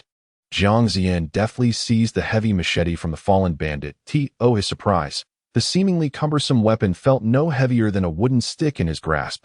He then swung the blade in a fierce counter against the attacking brigand.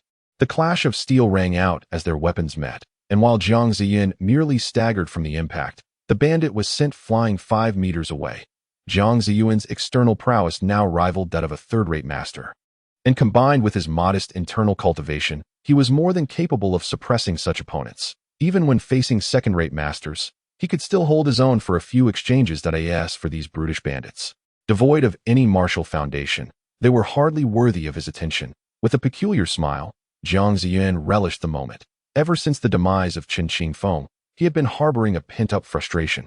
And now, with a band of thieves serving as his outlet, how could he not feel exhilarated? Before long, Jiang Zaiyuan ambled contentedly along the path, while not far behind him lay 5 bandits, already rendered unconscious. The road stretched ahead, and since he had not employed any means of transportation, such as horses or other beasts of burden, he chose to rest for the night along the way. That evening, Jiang Zaiyuan curled himself beneath a large tree, initially intending to make do with a brief slumber there. However, the night was filled with the incessant sounds of chirping insects and birds, accompanied by unsettling rustles that sent chills down his spine. In such a restless night, who could truly find solace in sleep? Although it was not Jiang Zaiyuan's first experience of sleeping outdoors, he had previously enjoyed the luxury of Chen Qingfeng's watchful presence, allowing him to rest without a care. Now, alone and unaccompanied, he found himself bereft of such comforts. Consequently, he leaned against the tree, disinterestedly surveying the pitch-black surroundings. The desolate wilderness was steeped in an atmosphere of dread. Yet, thanks to his martial training, Jiang Zaiyuan could muster the courage to face the darkness, even if he did not possess an extraordinary valor. Thus, he passed a night fraught with tedium and frustration. And before dawn had even begun to break, he was eager to hit the road again. He feared that lingering in such an oppressive ambience would drive him to madness. The sky remained dim. Visibility extended only 5 meters ahead. Beyond that lay an impenetrable darkness. Taking a few deep breaths to bolster his resolve, he proceeded cautiously, moving at a pace considerably slower than usual. After nearly an hour of walking, the light of day finally began to emerge. Continuing his journey, he soon encountered a forest ahead. Jiang Zaiyuan paid it little mind, as the sun had risen and the sky brightened. However, upon entering the path carved through the woods, he realized that the interior was a stark contrast to the outside. The once bright daylight was now shrouded in shadow by the towering trees, leaving him with a sense of melancholy. Nevertheless, he pressed onward, only to be startled by a sudden, piercing cry that echoed through the air. The voice belonged to a girl, a sound that only a young maiden could produce. Under normal circumstances, it might not have been alarming. But in this eerie atmosphere, it was undeniably unsettling. Jiang Zaiyuan felt an involuntary tension grip him, his hairs standing on end, and goosebumps prickling his skin. "What on earth is this?" he exclaimed, momentarily overcome by the shock. Yet, despite his exclamations, the weeping continued unabated. Regaining his composure, Jiang Zaiyuan held his breath and listened intently, realizing that the sobs emanated from a location not far from him. After a moment's contemplation, he decided to follow the sound. As Jiang Zaiyuan ventured deeper into the forest, he searched among the thickets, where the cries grew increasingly distinct. Upon parting a cluster of elongated trees, his gaze fell upon a man clad in a purple robe. Sprawled upon the grass, beside him sat a girl, seemingly no older than 13 or 14, who covered her eyes with her hands, weeping profusely and wiping away her tears, her sobs resonating with profound sorrow. Witnessing this scene, Jiang Zaiyuan could not help but reminisce about his own past, recalling how he too had once wept beside Uncle Chen. This moment stirred within him a sense of shared empathy for the girl. The girl was adorned in a cyan long-sleeved garment, complemented by a flowing white skirt, and her hair was styled in a braid embellished with colorful ribbons, an attire that immediately revealed her status as a wealthy young lady. Though she was engulfed in tears, her delicate features bore the hallmark of undeniable beauty. It seemed that Jiang Zaiyuan's presence startled her. She turned in alarm, eyeing him with trepidation before exclaiming, "A villain! A villain! Stay away! If you dare to bully me again, beware of my parents seeking retribution." Taken aback by her words, Jiang Zaiyuan could not suppress a wry smile, pondering whether the one who had tormented her bore a similar appearance to his own. The girl, momentarily taken aback, scrutinized him from head to toe before, with a nasally tone, realizing, indeed, the one who bullies me is not dressed like you, so who are you? Jiang Zaiyuan waved his hand dismissively. Do not concern yourself with my identity. I was merely drawn here by the sound of your weeping. With that, he approached the fallen man to assess his condition, discovering that he was gravely injured but not beyond saving. Sighing in relief, he inquired, Who is he to you, and what is your name? The girl sniffled and replied, He is the one who protects me, and my name is Xiaorong. Very well, Xiaorong, Jiang Zaiyuan said. You must assist me. This protector of yours is still alive that we must tend to his wounds, for if we do not act swiftly, he may succumb to excessive blood loss, even if he survives for now. Oh, the little girl responded in a daze. Momentarily at a loss for what to do, her beautiful eyes blinking in bewilderment, Jiang Zaiyuan paid her no mind and quickly knelt beside the man in purple, beginning to tend to his injuries. The man had sustained a deep gash on his back, and it was the copious blood loss that had rendered him unconscious. Fortunately, Jiang Zaiyuan was no longer the naive fool he once was. He had prepared some essential supplies for emergencies, which now proved invaluable. This was Jiang Zaiyuan's first time using such items. His movements were somewhat clumsy.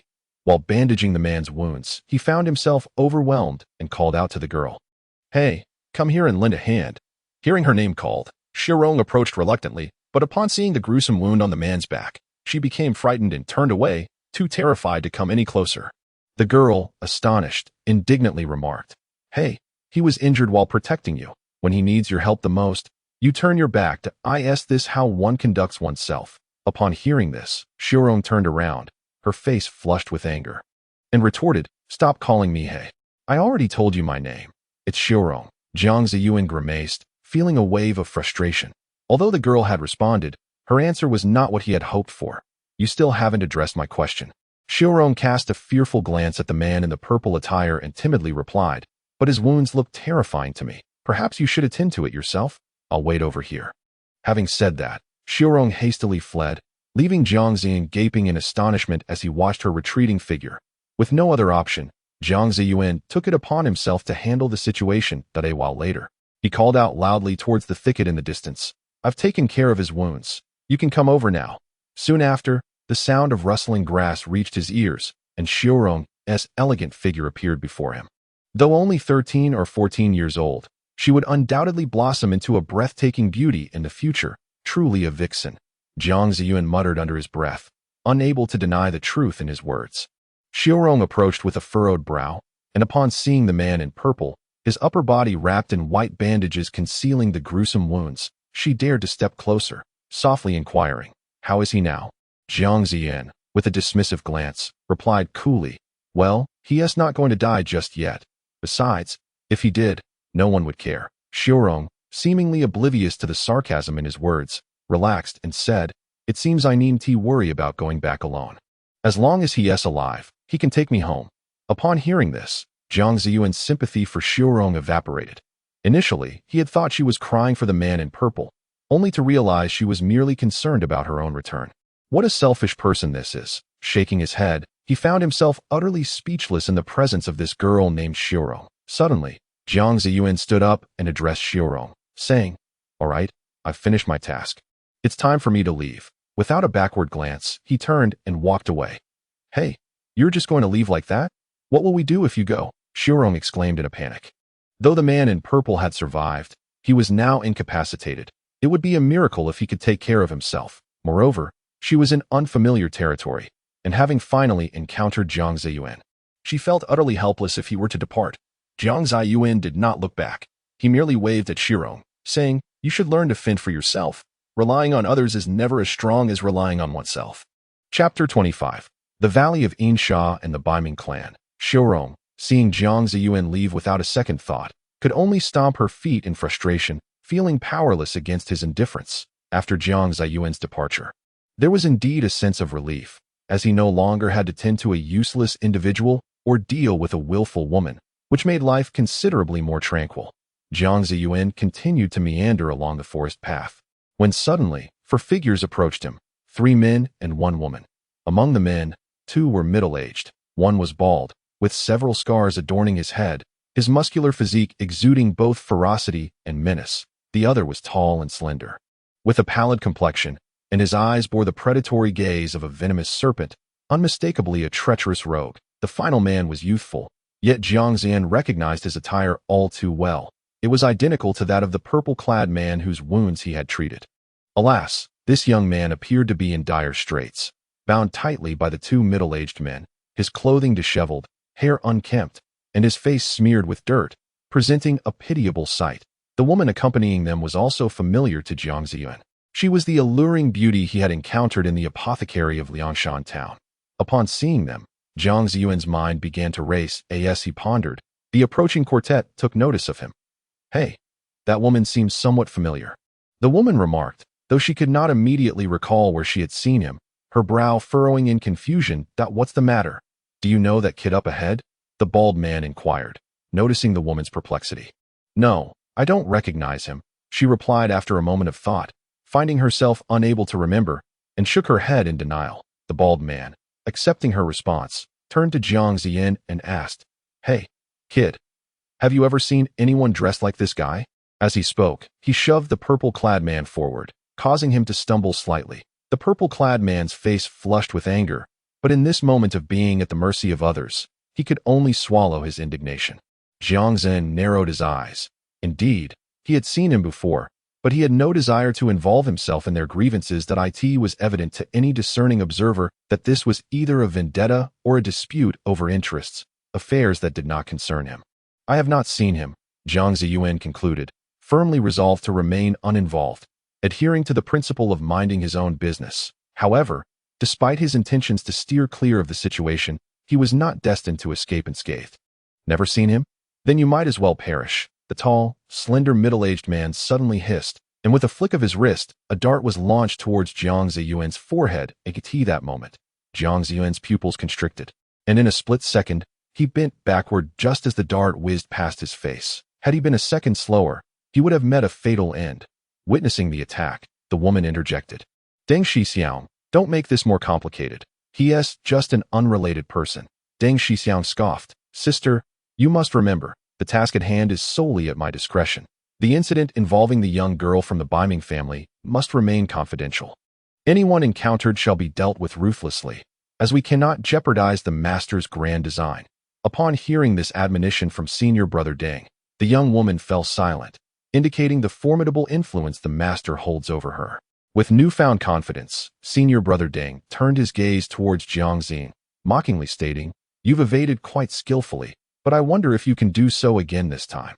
Before he could finish his sentence, he witnessed Jiang Zaiyuan execute a flamboyant turn and take off at breakneck speed, covering an impressive distance in mere seconds. "Stop right there," senior brother Deng, seeing Jiang Zaiyuan make a hasty retreat, was momentarily stunned. It wasn't until a moment later that he erupted in furious expletives before giving chase. "Wait up, brother," the bald middle-aged man, observing senior brother Deng take the lead, hastily urged the man in purple to follow suit.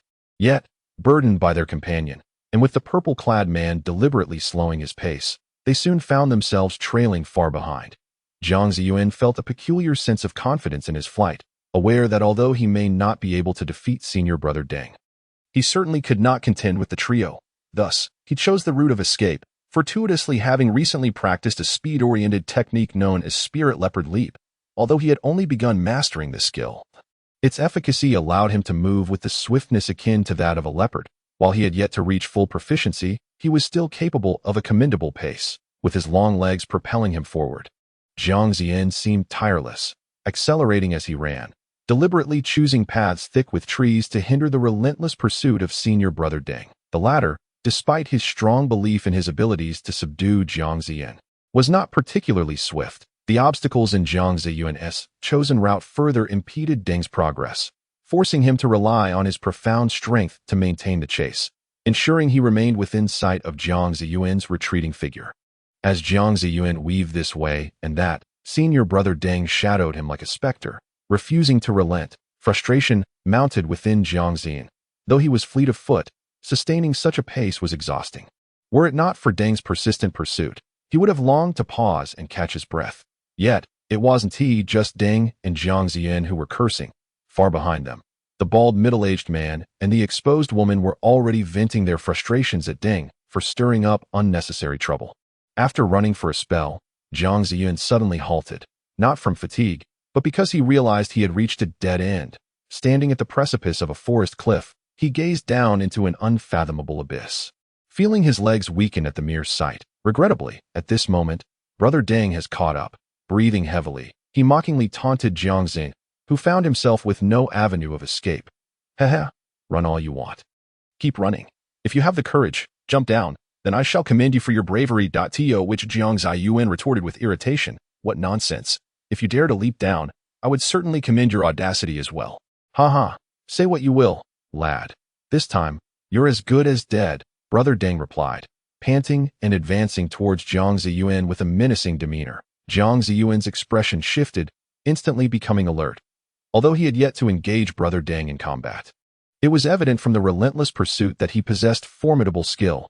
Faced with the inevitable, Jiang Zaiyuan resolved to take a bold stand, remembering the adage, the first to strike gains the advantage. With a swift motion, he propelled himself forward like an arrow released from a bow. His fists clenched tightly from the training he had undergone. He aimed a powerful blow at Brother Deng's chest. However noble his intentions, the opponent was no ordinary foe, but a master of martial arts far superior to him. Without even a moment's hesitation, Brother Deng seized Jiang Zaiyuan's elbow with a swift motion. Jiang Zaiyuan's face paled in shock. He attempted to withdraw his arm, but found it ensnared as if caught in a vice. Brother Deng, with a contemptuous sneer, remarked, "Is this all you are capable of? If so, I assure you, you will meet a dreadful fate shortly." With that, he effortlessly flung Jiang Zaiyuan high into the air, only for him to crash down heavily. The impact elicited a muffled groan from Jiang Zaiyuan as he plummeted from such a height. Though he sustained no serious injury, the fall was undeniably jarring. "Humph, can't handle that, can you? You must hold on. I have even more thrilling games in store for you," Brother Deng taunted, advancing towards Jiang Zaiyuan with deliberate steps. Akin to a cat toying with a mouse, just as he prepared to close in and savor the torment, two figures rushed forth from the woods, a bald, middle-aged man and a provocatively dressed woman. Both appearing rather frantic. Upon seeing them, Brother Deng inquired with surprise, "What is the matter with you? Why such a disheveled state? By the way, where are the minions of the Biming family we've captured?" The bald man and the woman, panting heavily, paid no heed to Brother Deng's questions and bluntly conveyed the urgency of their situation. "Brother, we must flee at once. Reinforcements from the Biming family are approaching, and we cannot stand against them. We must abandon the captives and save ourselves." "What? Who has arrived?" Brother Deng's expression darkened ominously.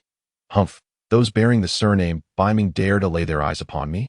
It seems you are quite tired of living." Suddenly, a resonant voice echoed from the distance, as 6 figures emerged from the woods, clad in purple garments. The foremost man bore an emblem of a certain avian creature intricately embroidered upon his attire.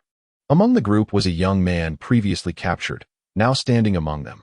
"You," Brother Deng hissed venomously, recognizing the one before him as Biming Tai.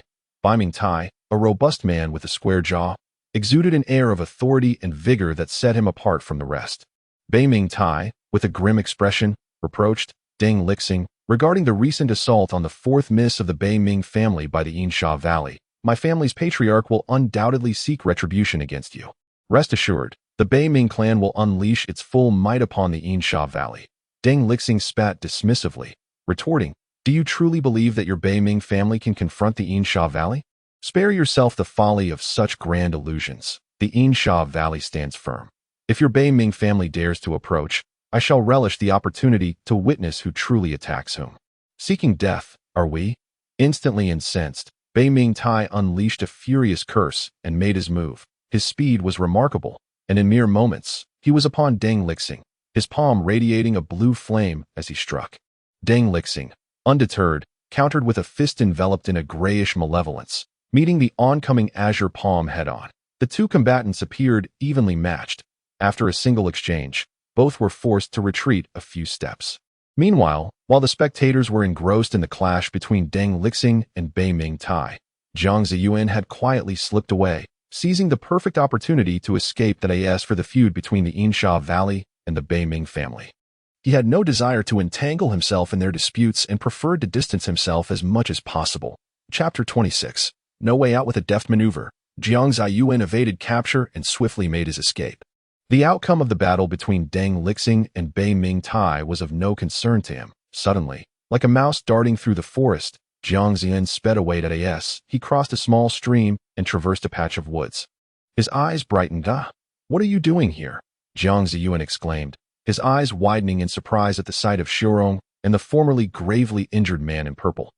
"Hey, you've returned. Have you had a change of heart?" Xiaorong's exquisite features broke into a charming smile. Jiang Zaiyuan, recalling his previous encounters, found himself at a loss for words that, "Oh, this young man here is my savior. Dai, Wang Shuai, shall forever be grateful for your life-saving grace." Wang Shuai said, his complexion slightly pale, yet still exuding a hearty smile as he clasped his hands in appreciation. Upon hearing this, Jiang Zaiyuan scrutinized Wang Shuai for the first time.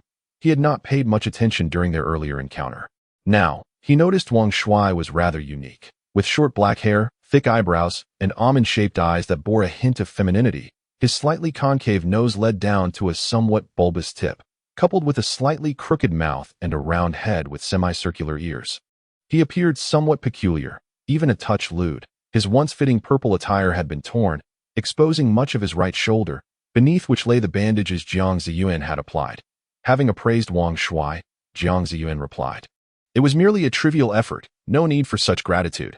Wang brother. I have matters to attend to and must take my leave. As Jiang Zaiyuan turned to depart, he sensed the murkiness of the waters around them and decided it prudent to distance himself quickly. Wang Shuai, seeing Jiang Zaiyuan's intent to leave, implored, "Young brother, as the saying goes, when one encounters injustice, one must raise their voice.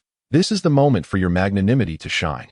Jiang Zaiyuan rolled his eyes at this and turned back to Wang Shuai, saying, "Then find someone else to shout on your behalf. I assure you, that person shall not be me." Upon concluding his remarks, Jiang Zaiyuan chose to disregard Wang Shuai entirely, swiftly taking to his heels and vanishing from the sight of both Wang Shuai and Xiaorong. Wang Shuai opened his mouth, murmuring to himself, "It's not as if I'm asking for charity. I've offered compensation." Humph. Having been rebuffed by Jiang Zaiyuan on 2 occasions, Xiaorong, the young girl, let out a disdainful huff. Yet, in the blink of an eye, Jiang Zaiyuan returned at an even swifter pace, his expression fraught with urgency.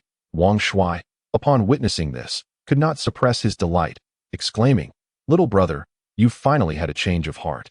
Jiang Zaiyuan paid no heed to Wang Shuai's words, instead yelling, "Run! The people from Yinsha Valley are coming." At the mere mention of the name Yinsha Valley, Wang Shuai felt as if a cat had been stepped on, his entire being jolting with alarm as he quickly seized Xiaorong's hand. Following Jiang Zaiyuan into the dense thicket, Jiang Zaiyuan sprinted ahead. It seemed a stroke of misfortune, just as he had hoped to distance himself from their troubles. He unexpectedly encountered a frantic woman rushing toward him. Lin Yishuan, having previously joined forces with Deng Lixing and a bald middle-aged man to confront Bei Mingtai and his allies, found herself outnumbered and had narrowly escaped after the bald man fell in battle and Deng Lixing was injured. Consequently, she was in a state of distress, yet faithfully crossed paths with Jiang Zaiyuan. Taken aback at first, she was incensed when she saw him scream and turned to flee, her anger igniting as she pursued him. Had it not been for this young man, they would not have encountered Bei Mingtai. One could argue that their predicament was a result of Jiang Zaiyuan's actions to her surprise. Shortly after she began her chase, she heard Jiang Zaiyuan shout, "The people from Yinsha Valley are coming." A wave of confusion washed over her as she wondered if there were indeed others aside from this infuriating boy. As she drew closer, she spotted Wang Shuai dragging a girl of around 13 or 14 into the woods. Joy surged within her. What a serendipitous turn of events! This unexpected encounter allowed her to find the 4th young lady of the Bei Ming family, bringing her one step closer to fulfilling her master's mission. "You shall not escape, Bei Ming girl," Lin Yishuan admonished, quickening her pace. Meanwhile, Jiang Zaiyuan continued to dash forward, pursued by Wang Shuai and Xiaorong. Xiaorong, lacking any martial prowess, struggled to keep pace, and Wang Shuai, grievously injured, was equally hindered. Fortunately, his cunning nature allowed him to assess the situation. His shrewd eyes darted through the forest until he identified a suitable hiding spot, pulling Xiaorong along to conceal themselves. Moments later, Lin Yishuan rushed past, fervently chasing after Jiang Zaiyuan. Wang Shuai, witnessing this unfold, couldn't help but chuckle quietly. choosing to remain hidden with Xiu Rong until Bei Mingtai arrived. Meanwhile, Jiang Zaiyuan, having unwittingly drawn the ire of Lin Yixuan, found himself relentlessly pursued, gritting his teeth as he continued to flee. Today had truly been an ill-fated expedition, with bizarre occurrences unfolding one after another, seemingly endless in their persistence. What is even more infuriating is that after Jiang Zaiyuan, like a headless fly, ran about in a frenzy, he eventually arrived at the banks of a vast river. This river stretched endlessly before him, and he found himself gazing helplessly at its boundless expanse. At that moment, Lin Yixuan also caught up with him. Upon noticing that Jiang Zaiyuan was alone by the riverbank, she was perplexed. She glanced left and right, but could not find the girl from the Biming family she was seeking. Lin Yixuan, her anger flaring, pointed at Jiang Zaiyuan and demanded, "Hey, where is that dead girl from the Biming family?" Jiang Zaiyuan felt a surge of frustration. It appeared that this woman had pursued him for so long, only to find that he was not her intended target. Unable to contain himself, he retorted, "Are you foolish? If the person you want to chase isn't me, then why do you keep chasing me relentlessly?" Lin Yixuan glared at him with wide eyes and countered, "You are the one I must eliminate. If it weren't for you, we wouldn't have encountered Bai Mingtai and his companions. Therefore, you must die this time. Furthermore, you haven't answered my question. Good heavens, you intend to kill me, and you expect me to respond to you?" Jiang Zaiyuan was equally incensed. Lin Yixuan narrowed her phoenix-like eyes and suddenly drew a short blade from her waist, speaking ominously. "Fine, since you refuse to speak, I have my ways of making you do so." As she approached Jiang Zaiyuan slowly, the disparity in strength between the two individuals was glaringly evident, as Jiang Zaiyuan and Lin Yixuan were clearly not on the same level. Jiang Zaiyuan, with a muffled grunt, rose from the ground, his expression one of incredulity as he gazed at Lin Yixi. It was one thing for a formidable figure like Deng Lixing to possess such prowess. But how could a woman be so remarkably powerful? Observing her nonchalant demeanor in dealing with him, he pondered whether he would even survive if she were to truly engage. The thought left him at a loss. Lin Yixuan, with a mocking tone, remarked, "So now you understand your own limitations. Your meager skills are only fit for entertaining others like a circus monkey. I suggest you obediently disclose the whereabouts of the girl from the Biming family, lest you suffer even more." Jiang Zaiyuan's eyes darted around. At that moment, he realized he had no leverage to bargain. Unable to overpower her, he had no choice but to concede. Yet, he was confounded by how this woman, appearing only slightly older than him, possessed such formidable strength. By his estimation, this provocatively dressed woman was at least a top-tier fighter, while he could barely measure up to a second-rate expert. Clearly, they were not equals, and continuing to fight would only lead to humiliation. The prudent course of action was to retreat, so Jiang Zaiyuan activated his escape mode once more. But he glanced around, only to find his retreat blocked by Lin Yixuan, while ahead lay a vast river. Now he faced a choice: defeat Lin Yixuan or plunge into the river. Defeating her seemed improbable, especially after the recent lesson he had endured. However, he also lacked the ability to swim. As he wrestled with this dilemma, Lin Yixuan suddenly spoke, "Do not even think about escaping. Your fearful expression as you gaze at the river reveals your inability to swim. That if you wish to pass, you must first answer my question." Jiang Zaiyuan grimaced. He had no idea where Xiurong was at that moment, and even if he offered a random answer, Lin Yixuan's astuteness would likely prevent him from crossing. Recognizing the futility of his situation, he realized that his only option was to leap into the river. Yet, he understood that doing so would also lead to his demise. Chapter 27. By lacking with no path forward and his retreat blocked, Jiang Zhen grew increasingly agitated. He shouted in frustration and charged at Lin Yixuan. Underestimating her, Lin Yixuan scoffed and, without even drawing a short blade, relied solely on her delicate hands to repel him multiple times. With a resounding thud, Jiang Zaiyuan was struck down by Lin Yixuan's palm, and appearing exhausted, he collapsed to the ground, gasping for breath. "Hey, get up. I do not have the time to waste here with you." "Do not hinder my affairs," Lin Yixuan scolded, delivering a kick to Jiang Zaiyuan's back that sent him tumbling several times. After being struck, Jiang Zaiyuan let out a muffled groan and struggled to rise. At that moment, he was covered in mud and grime, looking utterly disheveled. Although he felt anger at Lin Yixuan's treatment of him, he recognized that his lack of strength made him a target for such humiliation.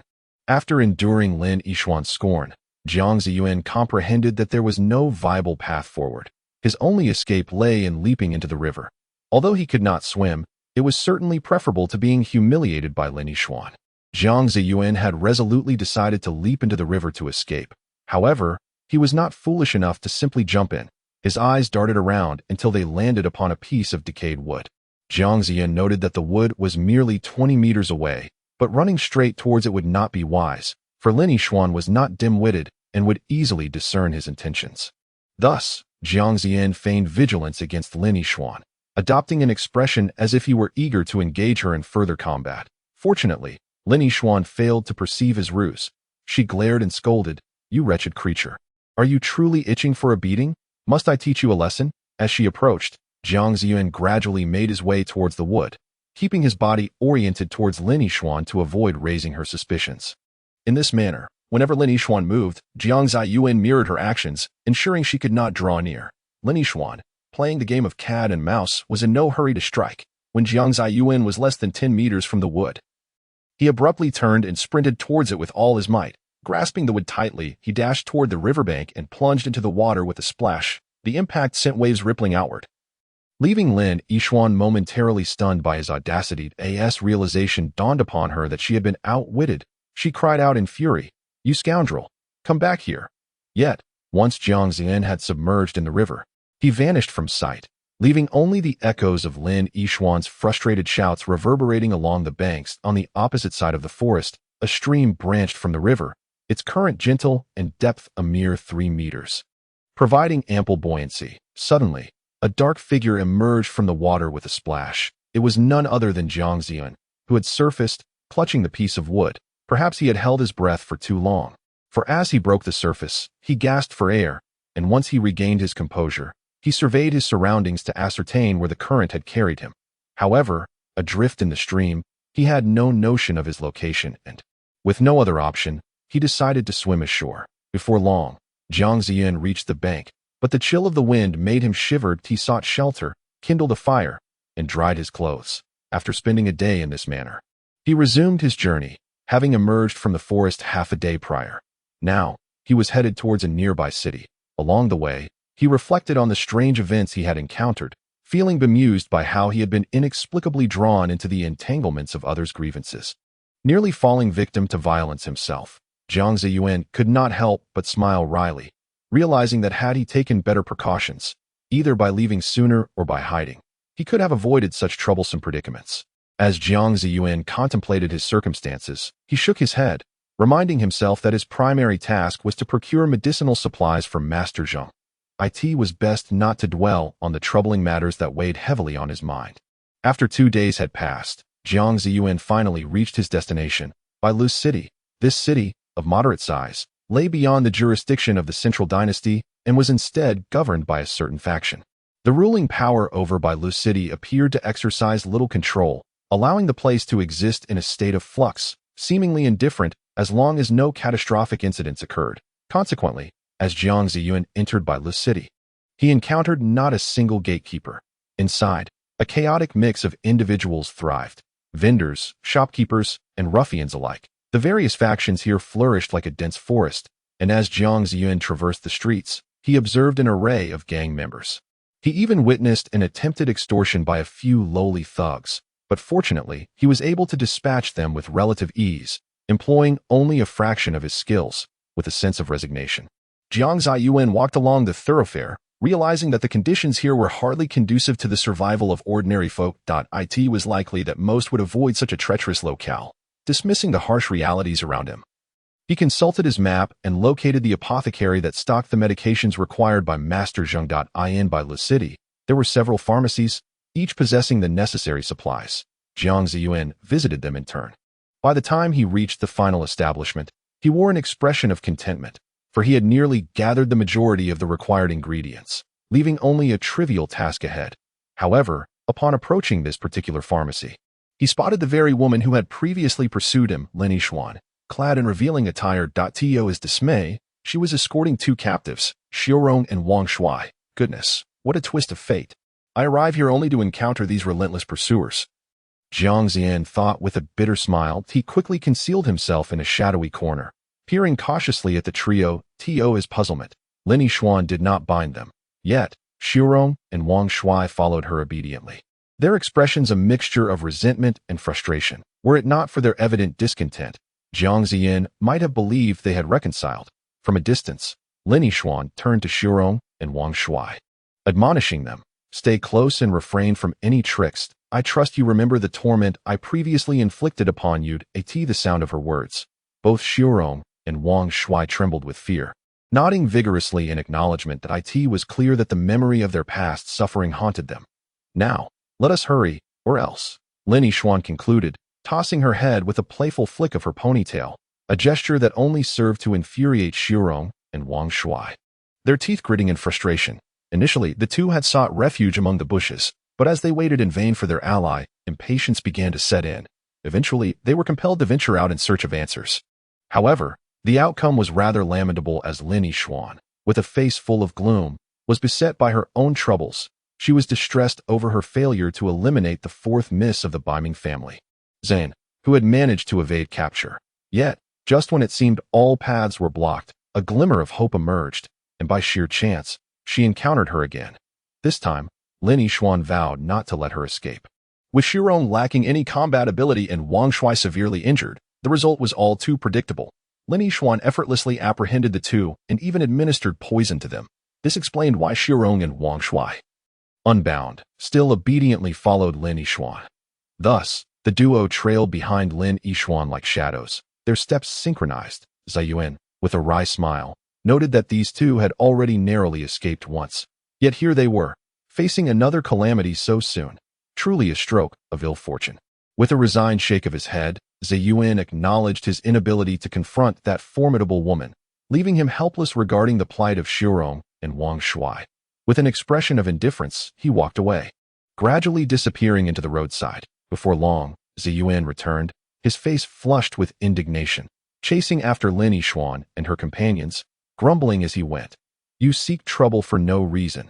Is it so distressing not to save two people? Surely, in my past life, I must have had some ties with you." After Lin Yixuan departed Bale City with Shirong and Wang Shuai, they journeyed northward, eventually arriving at a desolate wilderness, given the lengthy trek ahead. It was apparent they would not be leaving this barren expanse anytime soon. Thus, the three sought refuge in a concealed spot, kindled a campfire, and prepared to spend the night. Lin Yixuan sat cross-legged upon a rock, enveloped in a subtle, ethereal energy that radiated from her, a manifestation of her profound mastery, a testament to her formidable prowess. Meanwhile, Shirong sat in a huddled position on a patch of grass, her expression a portrait of distress. On the verge of tears, once a cherished heiress, she now found herself a fallen maiden, grappling with the whiplash of fate that no young girl could easily bear. Fortunately, her youth shielded her from comprehending the full weight of her impending destiny, allowing her to endure the turmoil. Wang Shuai, who had always been somewhat downtrodden, had previously regarded Shirong as a revered ancestor. Now, the only difference lay in the fact that Lin Yixuan, the new ancestor, provided no benefits. With dexterous hands, Wang Shuai set up the campfire, arranged the meat for grilling, and leisurely roasted it while occasionally sprinkling a pinch of salt. Soon, the tantalizing aroma of roasted meat wafted through the air, captivating both Lin Yixuan, who was engrossed in her meditation, and the sorrowful Shirong. Lin Yixuan opened her striking phoenix-like eyes and glanced at the meat on Wang Shuai's grill, remarking nonchalantly, "Not bad at all. It seems you are quite competent in your role as a guardian." Shirong, likewise, gazed intently at the roasting meat, not because of its extraordinary quality, but rather because she had gone half a day without food, her hunger manifesting in her longing stare. Wang Shuai rubbed his hands together and chuckled. "Oh, not at all. It's merely a trivial task, hardly worth mentioning that if you're hungry, please feel free to eat." Lin Yixuan responded with an affirmative grunt and then cast a glance at Shirong, asserting proudly, "Let us dine together, lest someone goes hungry. I intend to bring back rewards for our sect." Upon hearing this, Shirong's face flushed with embarrassment. How could she not understand Lin Yixuan's insinuation, nonetheless? She unceremoniously approached Wang Shuai and began to indulge in the roasted meat. For satisfying her hunger was far more important than pride. Thus, the three of them savored their meal, while Jiang Zaiyuan, lurking at a distance, not only suffered from hunger, but also had to watch Lin Yixuan and the others enjoy their feast, leaving him to salivate in envy. The next day, after a night of rest, Lin Yixuan, Shirong, and Wang Shuai resumed their journey northward, with Lin Yixuan leading the way while Shirong and Wang Shuai trudged behind. slowly departing from the desolate wilderness. Meanwhile, Jiang Zaiyuan remained concealed behind the rocks, having spent the night there without a moment's sleep, constantly searching for an opportunity to secretly rescue Shirong and Wang Shuai. However, he found himself in a predicament, as Lin Yishuan's vigilance was exceedingly acute. Even the slightest scurry of a mouse would alert her that in such circumstances, any attempt Jiang Zaiyuan made to act was rendered extraordinarily challenging. On one occasion, he merely shifted his feet slightly, and yet Lin Yishuan sensed his movement. Had he not been well hidden behind the rocks at that moment, he might have been discovered. Ultimately, Jiang Zaiyuan endured a grueling night without any results. Fortunately, he had cultivated sufficient strength to withstand the cold winds. Otherwise, he would surely have fallen ill. Once Lin Yishuan and the others had walked far enough away, Jiang Zaiyuan cautiously emerged from his hiding place, setting off to follow them. From that point onward, he trailed behind Lin Yishuan and her companions, moving at a measured pace as they made their way through towns and camped in the woods. After 2 days of travel, they finally arrived at a city called Qinghui. This city was evidently under the jurisdiction of a powerful faction. Qinghui was well guarded, with sentinels at the entrance and watchmen atop the city walls. Its effective management rendered it far less chaotic than Bailey City, presenting a scene of prosperity within its walls. Lin Yishuan, familiar with the process, paid the entry fee and led Shirong and Wang Shuai into the city. Jiang Zaiyuan followed closely behind them after they entered. The guards, clad in blue attire and armored, numbered 4 at the gate, while around 30 stood watch on the walls, all wielding long spears. Only the leader bore a sword at his waist. After casting a curious glance at them, Jiang Zaiyuan paid his entry fee and promptly set out to locate Lin Yishuan and her companions. He soon spotted them making their way toward an inn, likely in need of a bath after a day and night spent in the wilderness, particularly the women, who must be feeling quite uncomfortable. After confirming the address, Jiang Zaiyuan felt no urgency to follow up immediately. Having spent the past few days trailing them, he understood that once they arrived in the city, they would take a well-deserved respite. The fact that Lin Yishuan was a woman played a significant role. Had it been a man, he would surely have set off early to complete his business, avoiding any potential mishaps that could arise from lingering too long. With someone like Lin Yishuan, the occurrence of unforeseen events was almost a certainty, as her very presence introduced an element of unpredictability. Aware that Lin Yishuan would linger for a day, Jiang Zaiyuan initially sought out a pharmacy in the city, simultaneously aiming to gather the remaining medicinal herbs prescribed by Master Zheng. Presently, only a few rather unique ingredients remained elusive, making this the perfect opportunity for a search. After spending a considerable part of the day scouring the city, he indeed managed to procure several items, leaving him with no choice but to venture elsewhere in hopes of luck for the rest. Jiang Zaiyuan walked along the main road, surrounded by bustling pedestrians. He was making his way back to the inn where Lin Yishuan and the others were staying when he suddenly heard a shout. A vial of blood from the emerald-eyed serpent, starting bid at 1,000 taels, highest bidder wins. Taken aback by the proclamation, Jiang Zaiyuan turned to see 2 men clad in gray leather coats. One of whom, wearing a wolf-headed hat, was brandishing a tiny vial no larger than a thumb that a crowd had gathered around him, drawn in by his enthusiastic cries, while Jiang Zaiyuan had no particular concept of the emerald-eyed serpent's blood. The prospect of obtaining the blood of a fairy ignited a sense of urgency within him, as it pertained directly to the core of his cultivation of the Vajra demon body technique. He recalled how Chun Qingfeng had explained to him that the Vajra demon body technique evolved from external forms of hard Qigong. Essentially, the foundational routine of the Vajra demon body technique was a form of hard Qigong known as Vajra Gong. But the creator of this secretive method infused an additional element into its practice, the essence of fairy blood. As long as a practitioner of the Vajra demon body technique consumed fairy blood and integrated it into their body according to the technique's operational patterns, they could undergo a transformation into a demon-like state. Without the infusion of fairy blood, Chen Qifeng was merely a practitioner of hard Qigong, but after receiving such an infusion, he experienced a profound qualitative change, allowing him to outpace others similarly trained in hard Qigong, even surpassing the master-level prowess of Bao Chintian when invoking the Vajra demon body technique.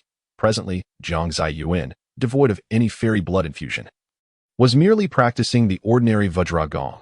Thus, to cultivate a demon body, the infusion of fairy blood was an indispensable process. As thoughts raced through Jiang Zaiyuan's mind, he found himself unconsciously drawn to the large man.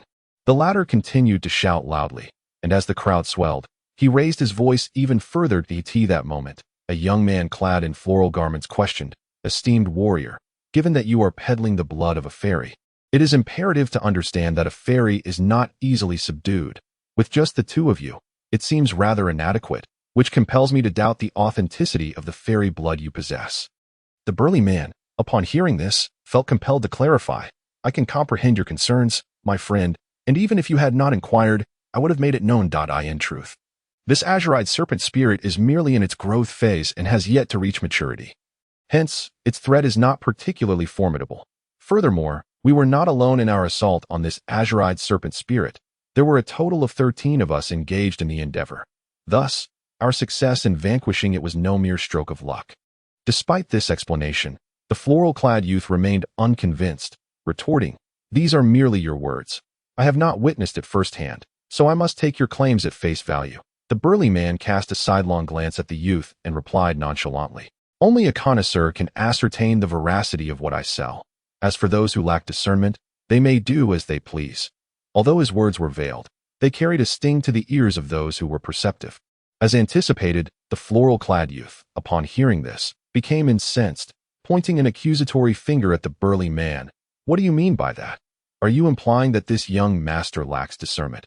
Accompanying the burly man was another, of a more irascible temperament, who spoke bluntly, "If you are aware of your lack of discernment, why stir up trouble? We only sell to those with an eye for quality. Individuals like you would do well to depart post-haste." The floral-clad youth's face flushed with anger, yet when he considered his own slender frame in comparison to the two robust men opposite him, he ultimately felt compelled to retreat, leaving with a frustrated threat. His exit marked by a sense of defeat, Jiang Zaiyuan, unaffected by this spectacle, found himself equally unable to discern whether the vial of fairy blood was genuine. Thus, he approached to ascertain its authenticity. Drawing near to the burly man, Jiang Zaiyuan inquired, "I possess some knowledge regarding fairy blood. Might I examine it, if you would permit?" The two burly men exchanged glances, and then the one adorned with a wolf head hat smiled and replied, "Of course, otherwise you would have no means to judge the authenticity of my fairy blood." After speaking, the man handed the vial containing the fairy blood to Jiang Zaiyuan. With a smile, Jiang Zaiyuan accepted the vial and uncorked it. Immediately, a wave of pure energy wafted forth, invigorating his spirit. Upon discerning the essence within, he replaced the cap. Noticing Jiang Zaiyuan's demeanor, the burly man inquired with a grin, "What do you think, young hero? Was I misleading you?" Jiang Zaiyuan nodded, responding, "Indeed, this is authentic fairy blood." He referred to it simply as fairy blood rather than essence, for while fairy blood possesses pure energy, it also carries a hint of ferocity, which is its most distinctive characteristic. The so-called fairy essence contained within this bottle, as described by the man, is composed solely of pure energy, devoid of any wild aura that might incite a sense of frenzy. This certainly affirms that the fairies slain by the man were either of a too lowly rank to possess essence, or that this group is utterly oblivious to the hiding places of a fairy's essence. Typically, a fairy's essence is concealed within its bones. Only by extracting the fairy's skeletal remains and meticulously squeezing them can one obtain the true essence. It is only certain special fairies that would secrete their essence in crucial areas of their bodies. As for why Jiang Zaiyuan is so familiar with the fairy essence, it is because Chen Qifeng had previously shared information with him, having once been in dire need of fairy essence to enhance his diamond demon body technique. Thus he gathered all available knowledge regarding fairy essence. Yet, the man evidently failed to grasp the implication of Jiang Zaiyuan's words, prompting him to inquire, "Young hero, since you know this to be true, might I ask if you wish to purchase it?" Just as Jiang Zaiyuan was about to shake his head in refusal, two strikingly handsome young individuals approached. The young man among them smiled and remarked, "I had my doubts about whether this bottle of fairy essence was genuine, but it appears someone has confirmed its authenticity." As he spoke, he cast a glance at Jiang Zaiyuan, his demeanor suggesting that he implied Jiang Zaiyuan was aiding him in this confirmation, which irked Jiang Zaiyuan, initially disinterested in making a purchase. Jiang Zaiyuan's curiosity was piqued, and he couldn't help but ask, "Good sir, what is the price for this bottle of fairy essence?" Stimulated by the situation, Jiang Zaiyuan insincerely referred to the liquid as fairy essence. The man chuckled and replied, "Not a penny less. The price is 1,000 taels." Fixed at this, Jiang Zaiyuan's expression involuntarily twitched. The mere price of one bottle of fairy essence being set at 1,000 taels was outrageous. He could hardly believe such a claim. For if it were indeed genuine fairy essence, it would warrant such a cost. After stating the price, the man noticed Jiang Zaiyuan standing there, his face twitching in silence, and lost interest in him. From his seasoned perspective, it was evident that Jiang Zaiyuan was financially strapped. The man had initially intended to suggest that the highest bidder would claim the prize, but now, he considered it fortunate if anyone could even muster 1,000 taels. Chapter 29. Stratagem. The young man observed Jiang Zaiyuan's awkwardness and ostentatiously produced a silver note from his pocket, addressing the man, "Here, take this. The fairy essence is now mine." The man, upon receiving the note, joyfully handed over the fairy essence to the young man. Jiang Zaiyuan silently observed this exchange, fully aware that the bottle contained subpar goods, and he would not be foolish enough to purchase it. If this man wished to play the fool, that was his own folly.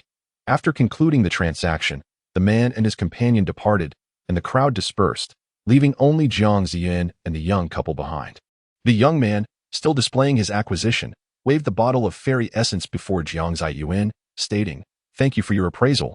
Otherwise, I would have hesitated to buy." The young woman beside him appeared disapproving of her companion's demeanor, gently nudging his arm as she said, "All right, brother, that we've made our purchase. Let us return." The young man, having indulged in enough display, eventually acquiesced, saying, "Very well, let us return. After all, today's gains have been quite satisfactory." Upon seeing the young couple preparing to depart, Jiang Zaiyuan suddenly had a flash of inspiration and stepped forward to inquire of the young man, "May I ask, esteemed sir, what is your surname?"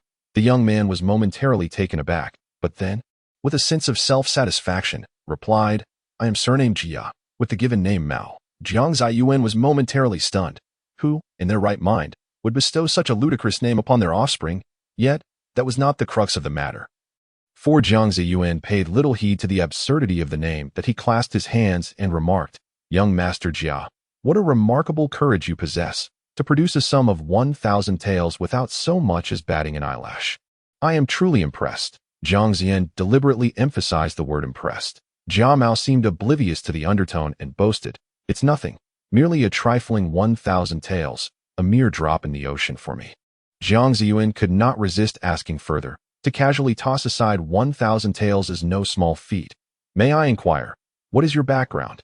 Jia Mao, sensing Jiang Zaiyuan's probing, was unperturbed and stated plainly, "I am Jia Mao, and I do not alter my name nor my surname. I am the eldest son of the Jia family, one of the prominent clans in Qinghui City, aside from a few notable figures.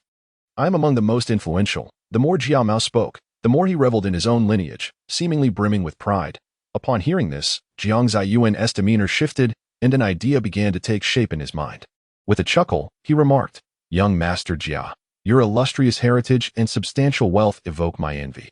Jiang Zaiyuan paused for effect before continuing. "However, I wonder how much you truly comprehend about the essence of fairy blood and its intended use?" At this, Jia Mao narrowed his eyes and retorted, "Why do you ask? Should I report to you what I intend to do with it?" Jiang Zaiyuan was taken aback, then clarified, "Young Master Jia, you misunderstand.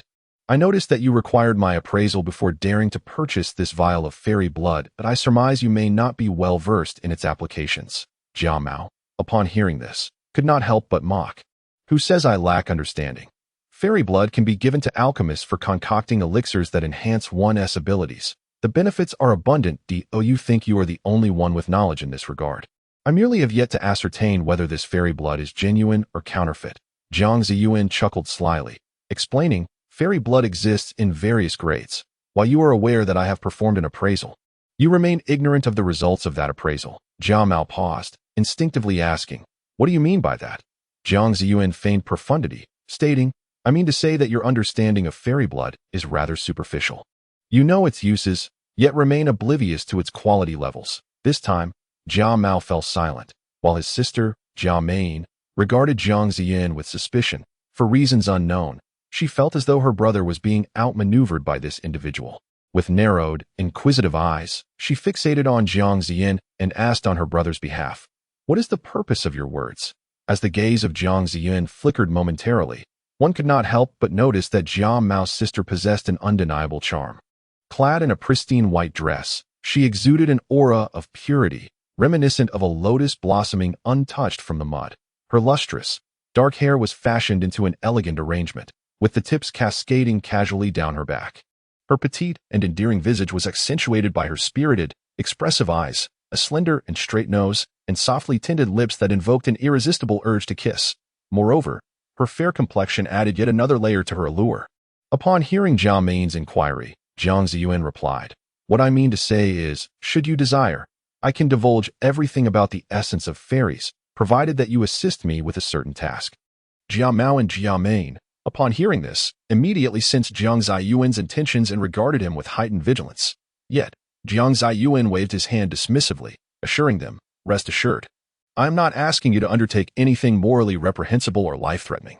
With a stern expression, Jiang Mao skeptically inquired, "Then pray tell, what is it that you wish us to do?" Jiang Zaiyuan chuckled lightly and began to negotiate with the Jia siblings. After an hour had passed, Jiang Ziyan made his way to the inn where Lin Yishuan and her companions were staying. After securing a room for himself, he promptly set out to find Wang Shuai. The reason for seeking Wang Shuai was that, as a man, he had not shared quarters with Lin Yishuan and Shirong, the latter being the fourth miss of the Baiming family. If Wang Shuai had failed to rescue Shirong, his standing in the Baiming clan would be untenable. Thus, Lin Yishuan's protection of Shirong effectively controlled Wang Shuai's fate. Approaching Wang Shuai's door with an air of mystery, Jiang Zaiyuan stealthily slipped inside. The room was shrouded in darkness, forcing him to navigate cautiously. Who's there?" a sudden voice called out, as Wang Shuai, having sensed an intruder, issued a warning. "Shh," Jiang Zaiyuan urged, then stepped further in and reassured Wang Shuai, "Do not make a sound. It is I." Wang Shuai, startled at first, brightened with recognition, exclaiming, "Ah, I know you. What brings you here?" Clearing his throat, Jiang Zaiyuan declared with righteous fervor, "I am here to rescue you." Wang Shuai, taken aback, responded, "Rescue me? Surely you jest. Did you not abandon us last time, leaving me and the lady at the mercy of the minions of Yisheng Valley?" Jiang Zaiyuan coughed again, his demeanor shifting to one of earnest resolve. "You are correct. As the saying goes, one must rise to the occasion when witnessing injustice. Upon learning of your capture, I followed your trail here. Now is the opportune moment to liberate you." Wang Shuai's expression brightened momentarily, but soon a shadow of sorrow crossed his features. Noticing this, Jiang Ziyan inquired with curiosity, "What troubles you?" Wang Shuai sighed and shook his head in resignation. "Given the circumstances, there is little left to conceal. The woman who captured us administered an unknown poison, and unless she alleviates its effects daily, we endure unbearable pain and itching. Otherwise, I would have fled long ago instead of remaining here submissively." Upon hearing this, Jiang Ziyan felt a sense of urgency. The situation had taken an unexpected turn. At present, he possesses a means to rescue the two individuals. However, as Wang Shuai mentioned, even if they are saved, their lives may not be long-lived. Jiang Zaiyuan, unable to contain his distress, sat on a bench and pondered for a moment before suddenly inquiring, "Do you know where the antidote on that woman is kept?" Upon hearing this, Wang Shuai contemplated for a moment before shaking his head and replying, "I do not know if she possesses an antidote, but I am aware that her poison was extracted from a small pouch at her waist." Jiang Zaiyuan murmured this revelation to himself, and then, as if struck by a thought, he produced the Xiumi storage pouch tied to his waist and placed it before Wang Shuai, asking, "Is this pouch similar to the one you saw?" Wang Shuai glanced at it and exclaimed in astonishment, "Indeed, but how is it that you possess one as well?" Jiang Zaiyuan suddenly comprehended that the exposed woman, like himself, also had a Xiumi storage pouch. Yet, what confounded him was how that exposed woman managed to open a pouch that he could not. Unable to deduce this at the moment, he set it aside, but soon conceived an alternative plan. He and Wang Shuai engaged in a lengthy discussion regarding this matter. After more than an hour had passed, Jiang Zaiyuan departed from Wang Shuai's room, casting a lingering glance at the room where Lin Yishuan resided. The following morning, Jiang Zaiyuan left the inn at dawn and hurried to meet Jia Mao at their designated location. "What? You intend to alter your strategy?" Jia Mao exclaimed in surprise. Jiang Zaiyuan replied helplessly, "There is no other option. Plans cannot keep pace with changes that a situation has arisen on my end, yet I will not allow you to take risks that I merely require your hired individuals to cooperate with my actions. And if possible, I would also appreciate it if you could rescue the hostages." Jia Mao pondered for a moment before nodding and responding, "This should not pose a problem. I can have them assist you. However, you should act swiftly, lest my people become preoccupied with other matters." Jiang Zaiyuan expressed his gratitude, saying, "Rest assured, I understand. Thank you." After another 2 hours had elapsed, Lin Yishuan emerged from the inn with a composed demeanor, followed closely by the ever-downtrodden Shirong and Wang Shuai. The trio exited the inn and walked along the street, making their way toward the city gate.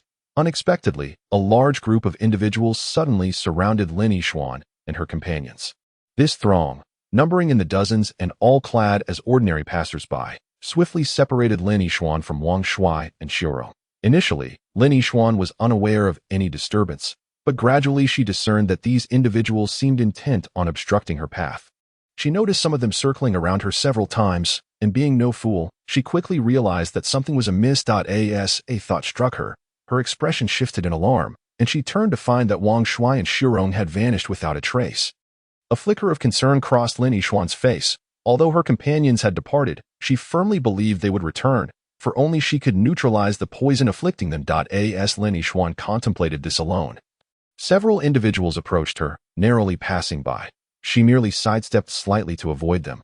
Yet suddenly she felt an unusual movement at her waist. She instinctively waved her hand to press down, only to touch another hand, which nimbly flickered away and vanished before Lin Yishuan. A wave of confusion washed over her, prompting her to pat her waist, only to discover that the Shumi storage bag hanging there had inexplicably disappeared.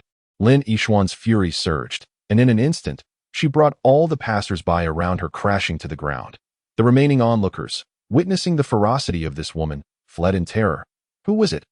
Who, indeed? Lin Yishuan gritted her teeth and shouted fiercely. Chapter 30. Detoxification. After leaving with Jiang Zaiyuan and a few others, she hurriedly ran into a relatively secluded shop. This was the rendezvous point agreed upon by Jiang Zaiyuan and Jia Mao. Upon entering, Jiang Zaiyuan found several individuals inside: Jia Mao, Wang Shuai, Shirong, and Jia Mao's appointed associates. Wang Shuai and Shirong were instantly filled with delight upon seeing Jiang Zaiyuan return, with Wang Shuai eagerly asking, "Did you acquire the items?" Jiang Zaiyuan smiled and replied, "I have successfully obtained them." "Wonderful!" Wang Shuai exclaimed joyfully, with Shirong's face also beaming with happiness, indicating that Wang Shuai had shared everything with her. Jia Mao, seemingly bewildered, inquired, "What items are you referring to?" Jiang Zaiyuan, wishing to keep an outsider in the dark, casually responded, "Nothing significant, just the antidote for the poison affecting the two of them." Upon hearing this, Jia Mao understood and said, "Oh, I see." He then smiled at Jiang Zaiyuan and remarked, "All right, I've fulfilled my part of the deal. It's time for you to honor your promise." Jiang Zaiyuan nodded. "Of course, but you wouldn't expect me to announce it in such a public setting, would you?" Jia Mao paused, glanced around, and commanded, "Everyone else, please leave for now." As soon as Jia Mao's words fell, his associates promptly exited. Jiang Zaiyuan then turned to Wang Shuai and said, "I have some private matters to discuss with young Master Jia. Please take Shirong outside and wait for me." Wang Shuai, understanding the situation, wisely led Shirong out. Now, only Jiang Zaiyuan and Jia Mao remained in the shop. Jia Mao gestured, "You may speak now." Jiang Zaiyuan smiled. Naturally, after pondering for a moment, she slowly began. Fairy blood can be divided into ordinary demon blood and marrow essence blood. Ordinary demon blood possesses pure energy, which can be refined into medicinal form through a secret process to enhance one's power. On the other hand, marrow essence blood, or fairy essence blood, not only contains pure energy but also carries a trace of ferocity. This is the primary characteristic that allows me to identify fairy essence blood. The vial of fairy blood you purchased contains energy but lacks this ferocious aura, indicating that it is either of too low a grade or not genuine fairy essence blood at all. Upon hearing this, Jia Mao's expression darkened with anger. "What did you say? After all this time, you come to tell me that this vial of fairy essence blood is counterfeit?" Jiang Zaiyuan replied calmly, "Though it may not be authentic, it is indeed fairy blood, and its applications are still considerable. However, now that you know how to discern it, I trust you will not be deceived again in the future." Jia Mao's expression softened momentarily upon hearing this, yet he still retorted angrily, "Humph, while that may be the case, spending 1,000 taels on a counterfeit is still a loss. I sincerely hope I do not encounter those two scoundrels who sold it to me. Otherwise, I shall ensure they face my wrath." Shortly thereafter, Jiang Zaiyuan parted ways with Jia Mao, their interaction having merely been a transaction devoid of any genuine camaraderie. At this moment, Jiang Zhen, Wang Shuai, and Xiu Rong remained within the shop. Seated around a table, their eyes fixated intently on the Shumi storage bag held by Jiang Zaiyuan. This very bag was pilfered from Lin Yishuan, and it was now their sole hope for saving Wang Shuai and Xiu Rong. However, Jiang Zaiyuan was uncertain about the peculiar bag's functionality, as he could not open the one gifted to him by Master Zheng. Yet, Lin Yishuan's Xumi storage bag was accessible, and it appeared that Lin Yishuan had relied solely on her own prowess without employing any unknown forces. Seeing the eager, desperate gazes of Wang Shuai and Xiu Rong upon him, Jiang Zaiyuan steeled himself. He grasped the mouth of the bag and tugged at it, yet met with silence, just as he was about to concede. An unexpected surge of information coursed through the Xumi storage bag, and he felt a sudden influx of knowledge within his mind. A peculiar expression crossed his face as he swiftly pulled at the bag's opening. In the next instant, several items materialized upon the empty tabletop. A few silver notes, several small vials, and a jade slip appeared before Jiang Zaiyuan and his companions, leaving them utterly astonished. This was the first time Jiang Zaiyuan had extracted items from the Xumi storage bag, and the spectacle filled him with immense wonder. Wang Shuai, surveying the items on the table, dismissed the silver notes and jade slip, quickly focusing his attention on the small vials. "Little brother," he inquired, "it seems the antidote must be among these vials. Do you know which one contains the remedy?" Upon finishing his question, he turned his gaze towards Jiang Zaiyuan, with Xiu Rong mirroring his anxious expression. After all, the matter at hand concerned her life and death. Could one not feel anxious in such a scenario? Jiang Zaiyuan, however, was at a loss as to which vial contained the antidote, for he was not Lin Yishuan herself. He replied, "I know how to retrieve items from the bag, but I cannot discern which vial is the antidote. Perhaps we should search for any markings or clues?" Wang Shuai suddenly realized, indeed, with so many vials, that which could not possibly identify each one individually. "Let us investigate." Thus, Wang Shuai and Jiang Zaiyuan commenced their search, while Xiu Rong remained seated, observing them without offering assistance. Jiang Zaiyuan, understanding the nature of this young lady, chose not to concern himself with her aloofness. They examined the vials, fortunate that each bore inscriptions, otherwise they would have been at a loss. Ultimately, Jiang Zaiyuan and Wang Shuai identified two distinct vials, one labeled Skin Nourishing Pill and the other Revitalizing Skin Pill. Given that both Wang Shuai and Xiu Rong experienced itching and pain throughout their bodies upon being poisoned, it was evident that these two vials were indeed related to their affliction. Now, their dilemma lay in discerning which of the two skin-related pills should be used. Jiang Zaiyuan uncorked the two bottles of elixir. He inhaled deeply, but aside from a potent medicinal aroma, he discerned nothing further.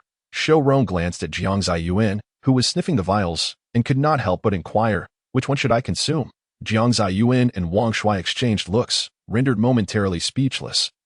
How could one choose between the two? After a moment of contemplation, Jiang Zaiyuan suddenly suggested, "Why not both? Though the method may seem rudimentary, it could prove beneficial." Wang Shuai, upon hearing this, hesitated. What if something went awry? Such potions should not be taken lightly. Xiu Rong, seizing upon this proposal, pointed at Wang Shuai and commanded, "Quick, you try it, and make sure to do so one at a time. Otherwise, I won't know which vial is genuine." Jiang Zaiyuan, witnessing this exchange, cast a sidelong glance at Xiu Rong, marveling at her audacity, while Wang Shuai felt a sense of frustration at having such a master. Wang Shuai stood there, momentarily stunned, unsure of how to proceed. Yet, Xiu Rong paid no heed to his turmoil and reiterated her order, "Haven't you heard my command? Hurry and take a taste." Wang Shuai, eyes darting between the two vials, felt an overwhelming anxiety. Suddenly, he let out a shout, seized the vitality pill, poured one into his palm, and swallowed it in one swift motion. Seeing Wang Shuai consume the elixir, Jiang Zaiyuan approached and inquired, "How do you feel? Is there any improvement?" Meanwhile, Xiu Rong stared intently at Wang Shuai, her eyes nearly bulging from their sockets. After swallowing the pill, Wang Shuai felt no immediate change. He waved dismissively, "I can't tell just yet. Let's wait a moment for the effects to set in." Before he could finish, a sudden warmth enveloped him, and his face flushed a deep crimson, resembling a boiled shrimp. Observing Wang Shuai's transformation, Jiang Zaiyuan yelped and quickly distanced himself, uncertain of what unpredictable behavior Wang Shuai might exhibit next. Xiu Rong, too, retreated to the doorway, prepared to make a hasty escape should the situation take a turn for the worse. As for Wang Shuai, his entire being not only reddened but also emanated steam, as if he were on the verge of evaporating. However, after a short while, his complexion began to normalize, and the heat dissipated, returning him to his former state. Jiang Zaiyuan paused, rushing to Wang Shuai's side. "What just happened? Are you feeling unwell?" Wang Shuai shook his head. Not unwell. Exactly. Just a peculiar sensation, one that felt rather pleasant. Jiang Zaiyuan raised an eyebrow. Pleasant. Your previous demeanor hardly suggested comfort. Wang Shuai, taken aback, replied, Really? I didn't notice. I felt quite invigorated, in fact. Moreover, I've realized that the toxins plaguing me have vanished completely. The afflictions I used to sense faintly are now entirely absent. Jiang Zaiyuan, astonished, remarked, Is it true? Your luck is remarkable. You hit the jackpot with that one. Wang Shuai chuckled. My fortune has always been commendable. Is that so? Then quickly bring me the elixir. I too wish to rid myself of this poison.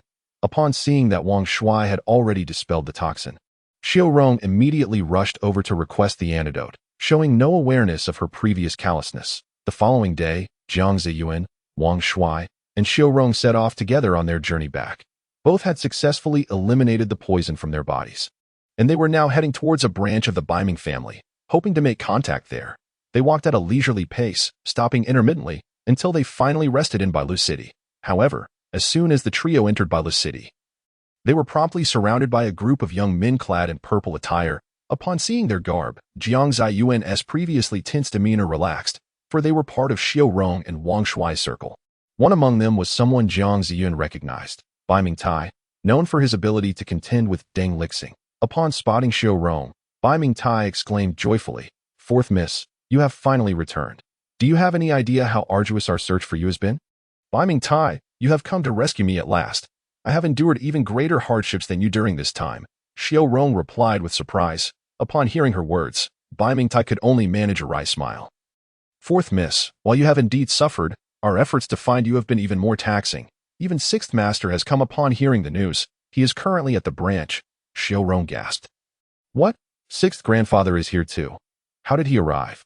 Bai Mingtai opened his mouth to respond, but, glancing around at the bustling crowd, he hesitated. He then gestured. This is not the place for conversation. Allow me to escort you to meet Sixth Master. As he turned to lead the way, he seemed to recall something, swiveling back to fix his sharp gaze upon Jiang Zaiyuan and the others. While he regarded Xiao Rong and Wang Shuai as kin, he was puzzled by Jiang Zaiyuan's presence. Narrowing his eyes, Bai Mingtai inquired, May I ask who this gentleman is? Wang Shuai stepped forward and introduced, This is Jiang Zaiyuan, a young brother who played a crucial role in our escape from peril.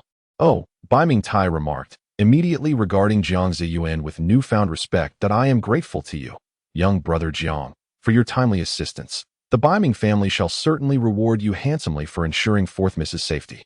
Having successfully delivered Xiao Rong and Wang Shuai to their intended destination, Jiang Zaiyuan was about to take his leave when he heard that the Biming family would offer him a reward, which piqued his interest. Observing Xiao Rong's demeanor, he surmised her family background was extraordinary, and that the gratitude he would receive would be substantial.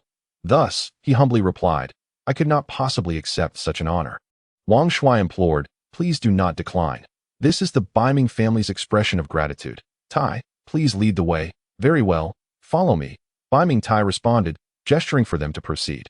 After walking a short distance with Bai Mingtai and his entourage, they arrived at a lavishly adorned courtyard. Jiang Zaiyuan looked up to see the plaque above the entrance inscribed with the words Ju Ming Tang, as Bai Mingtai led Jiang Zaiyuan and the others directly into the gathering bright hall. Those trailing behind him gradually dispersed until only Bai Mingtai, Jiang Zaiyuan, Wang Shuai, and Xiao Rong remained. Bai Mingtai continued to walk ahead, guiding the way, with the three of them following closely behind. They traversed a corridor, passed through an inner courtyard, and ultimately arrived in the outer hall. There, seated in the main seat, was a dignified man who appeared to be in his 30s, though his hair was already streaked with gray. This was none other than Bai Mingtai's sixth master and Xiao Rong's sixth grandpa, Bai Ming Tian, clad in a resplendent purple robe over a blue brocade garment, adorned with a jade belt, and wearing blue brocade trousers and black leather boots. His attire exuded an air of opulence and grandeur, instantly making him the focal point of attention for Jiang Zaiyuan.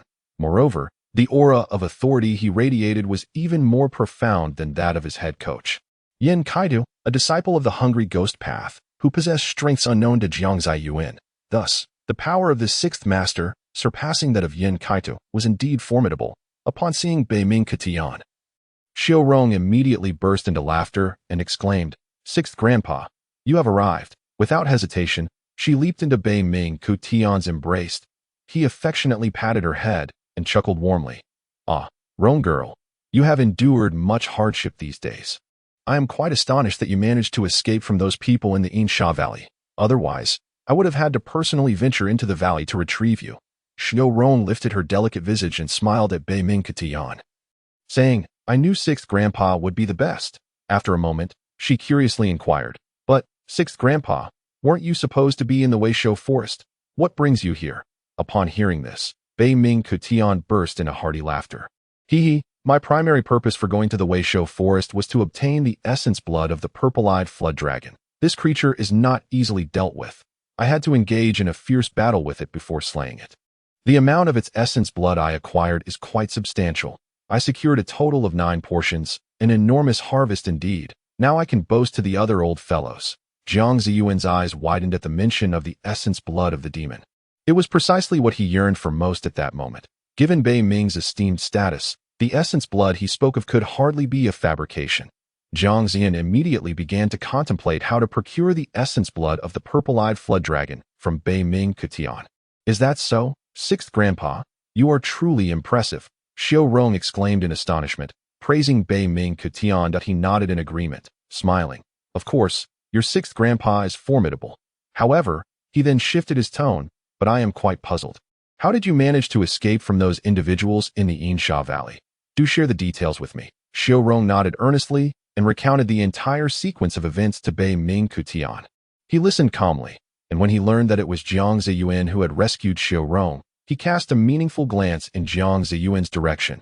After Xiao Rong finished her account, Bei Ming Katian closed his eyes, deep in contemplation. After a while, Bei Ming Katian opened his eyes, his gaze filled with gratitude as he looked at Jiang Zaiyuan, and said, This young man possesses a truly kind heart. May I inquire as to which esteemed faction you belong? If you hold my Bei Ming family in regard, I could offer you a commendable position. Jiang Zaiyuan was taken aback by this remark. The grandeur of the Bei Ming family seemed quite impressive, and although he was uncertain how it compared to the Six Paths sect, he had indeed saved the young lady of their family. Surely, they would not treat him poorly in terms of rewards. However, upon recalling the conduct of Xiu Rong, he immediately reconsidered. Thus, Jiang Zaiyuan politely declined, saying, I appreciate your kind offer, but I have already pledged my allegiance to the Six Paths sect and am currently a disciple of the otherworldly path. His declaration of allegiance left the others present utterly astonished, for the Six Paths sect was renowned as a formidable superfaction in the central region. Bei Ming Katian was momentarily taken aback. Never having anticipated that Jiang Zaiyuan would be a disciple of the Six Paths sect, while the Six Paths sect may not be as invincible as it once was, it remained a superfaction, far beyond the capabilities of the mere Bei Ming family. With this realization, it became clear that persuading Jiang Zaiyuan to join the Bei Ming family was out of the question. The expression of gratitude on Bei Ming Katian's face faded slightly, and he stroked his chin thoughtfully, murmuring, Since you are a disciple of the Six Paths sect, it is indeed a pity. Nonetheless, I shall express my gratitude in other ways. Pray tell, what is it that you desire? Jiang Zaiyuan inquired, Is there anything that can be requested? Bei Ming Katian chuckled softly, saying, Certainly not. I'm not so arrogant as to possess everything you might wish for. However, anything within my means is at your disposal. Jiang Zaiyuan, filled with excitement, replied, What I seek, you surely have. The blood essence of the purple-eyed flood dragon that you mentioned earlier that I would like 3 portions. Bei Ming Katian was taken aback. He had not anticipated that Jiang Zaiyuan would set his sights on the precious essence he had just acquired. After a moment of contemplation, he gazed deeply at Jiang Zaiyuan and asked, I do possess this item, but it is currently one of my most treasured possessions. Moreover, the blood essence of the purple-eyed flood dragon is not ordinary. It is exceedingly rare. Are you certain you wish for it? Jiang Zaiyuan affirmed, Aside from the blood essence of the purple-eyed flood dragon, I truly cannot think of anything else I desire. Bei Ming Katian squinted and inquired again, May I ask what you intend to do with the blood essence of the purple-eyed flood dragon? Jiang Zaiyuan responded, somewhat perplexed, You need not worry. As a disciple of the Six Paths sect, do you think I lack the knowledge of concocting pills using the essence of high-level magical beasts? The essence is precisely what I desperately require. Yet, Bei Ming Katian remained skeptical, saying, But you are merely a fledgling in cultivation, not yet having reached the returning to truth stage. What kind of pills can you possibly concoct using such high-grade essence? Are you attempting to deceive me? Upon finishing his statement, Bei Ming Tian's expression darkened with anger. Jiang Zaiyuan was taken aback, although he did not fully understand what the returning to truth stage entailed. He could surmise that it represented a level of power beyond mere cultivation prowess. Despite the shock resonating within Jiang Zaiyuan, he maintained a facade of composure, beads of sweat forming on his forehead as he mustered the courage to retort. I have already stated that you are mistaken. The world is vast, and myriad possibilities abound. Are you so certain that there does not exist a potion crafted from the exquisite blood of high-level fairies suitable for someone of my nature? Jiang Zaiyuan's assertion rendered Bai Mingketi somewhat speechless, as his reasoning held merit.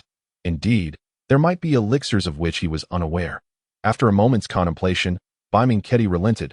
Very well, since you are adamant about acquiring the fairy blood, I shall not go back on my word to a junior. However, the blood of the purple-eyed flood dragon is of particular importance to me, and 3 portions are excessive. I cannot fulfill that request in its entirety. Instead, I shall provide you with 2 portions of blood, and for the remaining one, I will offer something else in exchange. Jiang Zaiyuan pondered this, realizing that even 1 portion would suffice. His request for 3 had merely been a bargaining tactic. To his surprise, Bai Mingketi was generous, offering 2 portions outright and compensating for the 3rd. Thus, Jiang Zaiyuan inquired, "Might I ask what other items you wish to exchange for?" Bai Mingketi grinned, assuring him, "Rest assured. You shall be satisfied." With a flick of his hand, 4 items materialized beneath Jiang Zaiyuan's feet: a potion, a sword, a jade slip, and a jade pendant. Before Jiang Zaiyuan could voice his questions, Bai Mingketi began. "You see these 4 items before you. Allow me to elucidate their functions. Firstly, this vial contains a single pill known as the Returning Essence Pill, aptly named for its purpose in aiding one's ascension to the Returning Essence realm.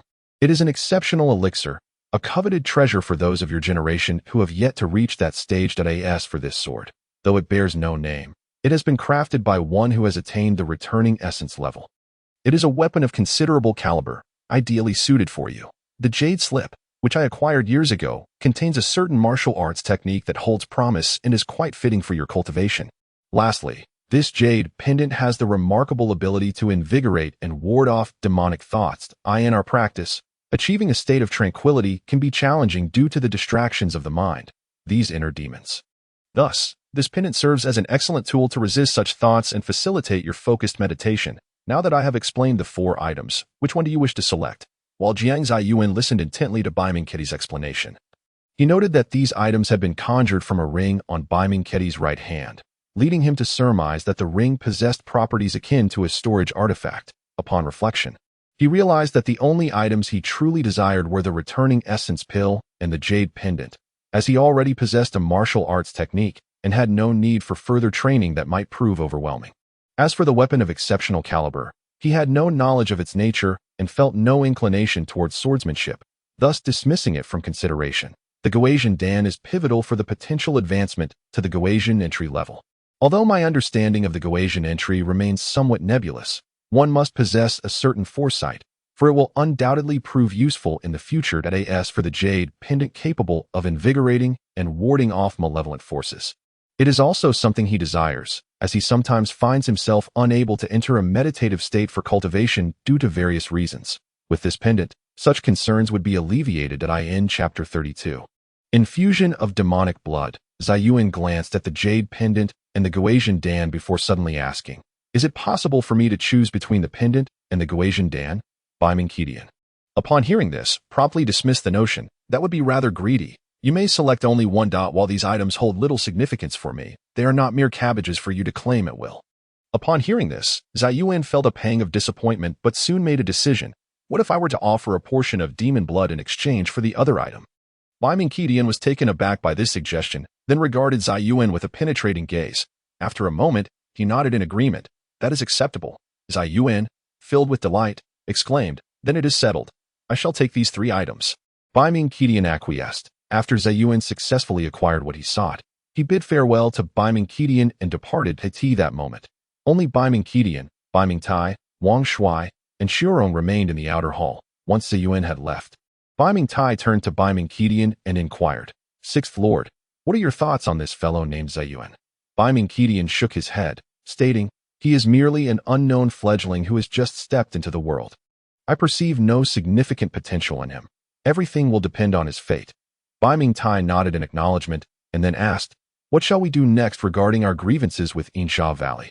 Upon mentioning Yinsha Valley, Bai Mingqidian's expression darkened, filled with indignation. That old fiend, Xia Sha, dares to covet our Baiming family. He is determined to clash with us to the bitter end if they have the audacity to strike.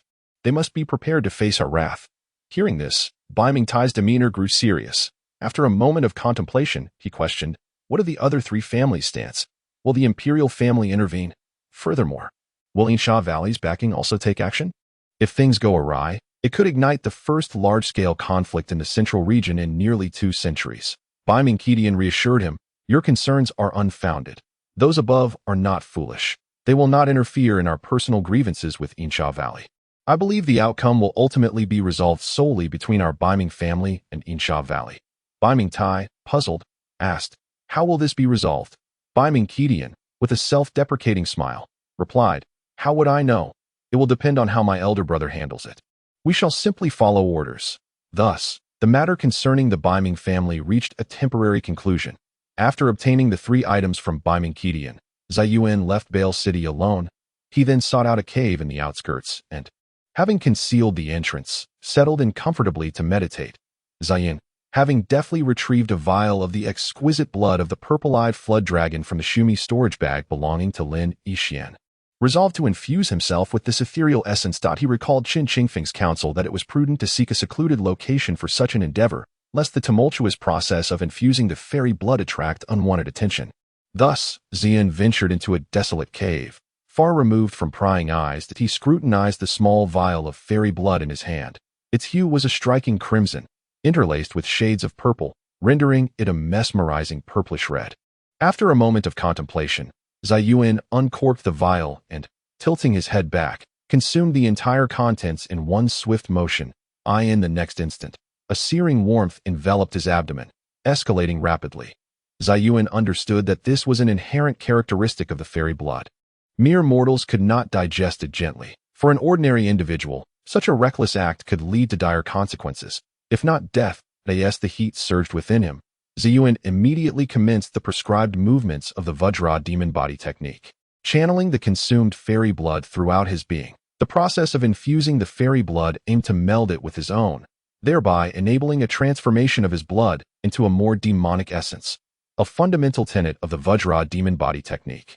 Gradually, Zaiyuan executed the technique, allowing the fairy blood to circulate freely within his body. That he could feel the rising temperature intensifying, and his demeanor began to shift, becoming increasingly enigmatic. That a radiant purplish-red glow emanated from him, a manifestation of the power infused by the purple-eyed flood dragon's blood, which had now begun to merge with the strength of his Vajra demon body technique. The purplish-red luminescence intensified, expanding outward as Zaiyuan continued to cultivate the technique, gradually filling the entire cave with its brilliance. Time became indistinct as Zaiyuan, who had been diligently harnessing the Vajra demon body technique, eventually came to a halt, having fully assimilated the fairy blood.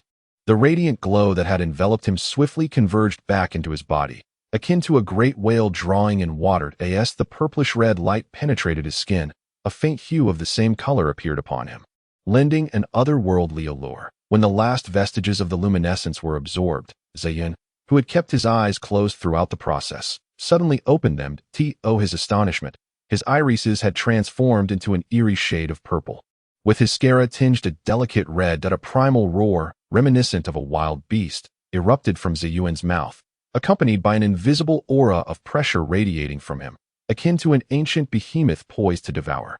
However, this mesmerizing spectacle was fleeting. In the blink of an eye, it dissipated, leaving Zaiyuan restored to his former self, gradually regaining clarity of mind. Upon awakening once more, Jiang Zaiyuan gazed around in a state of bewilderment.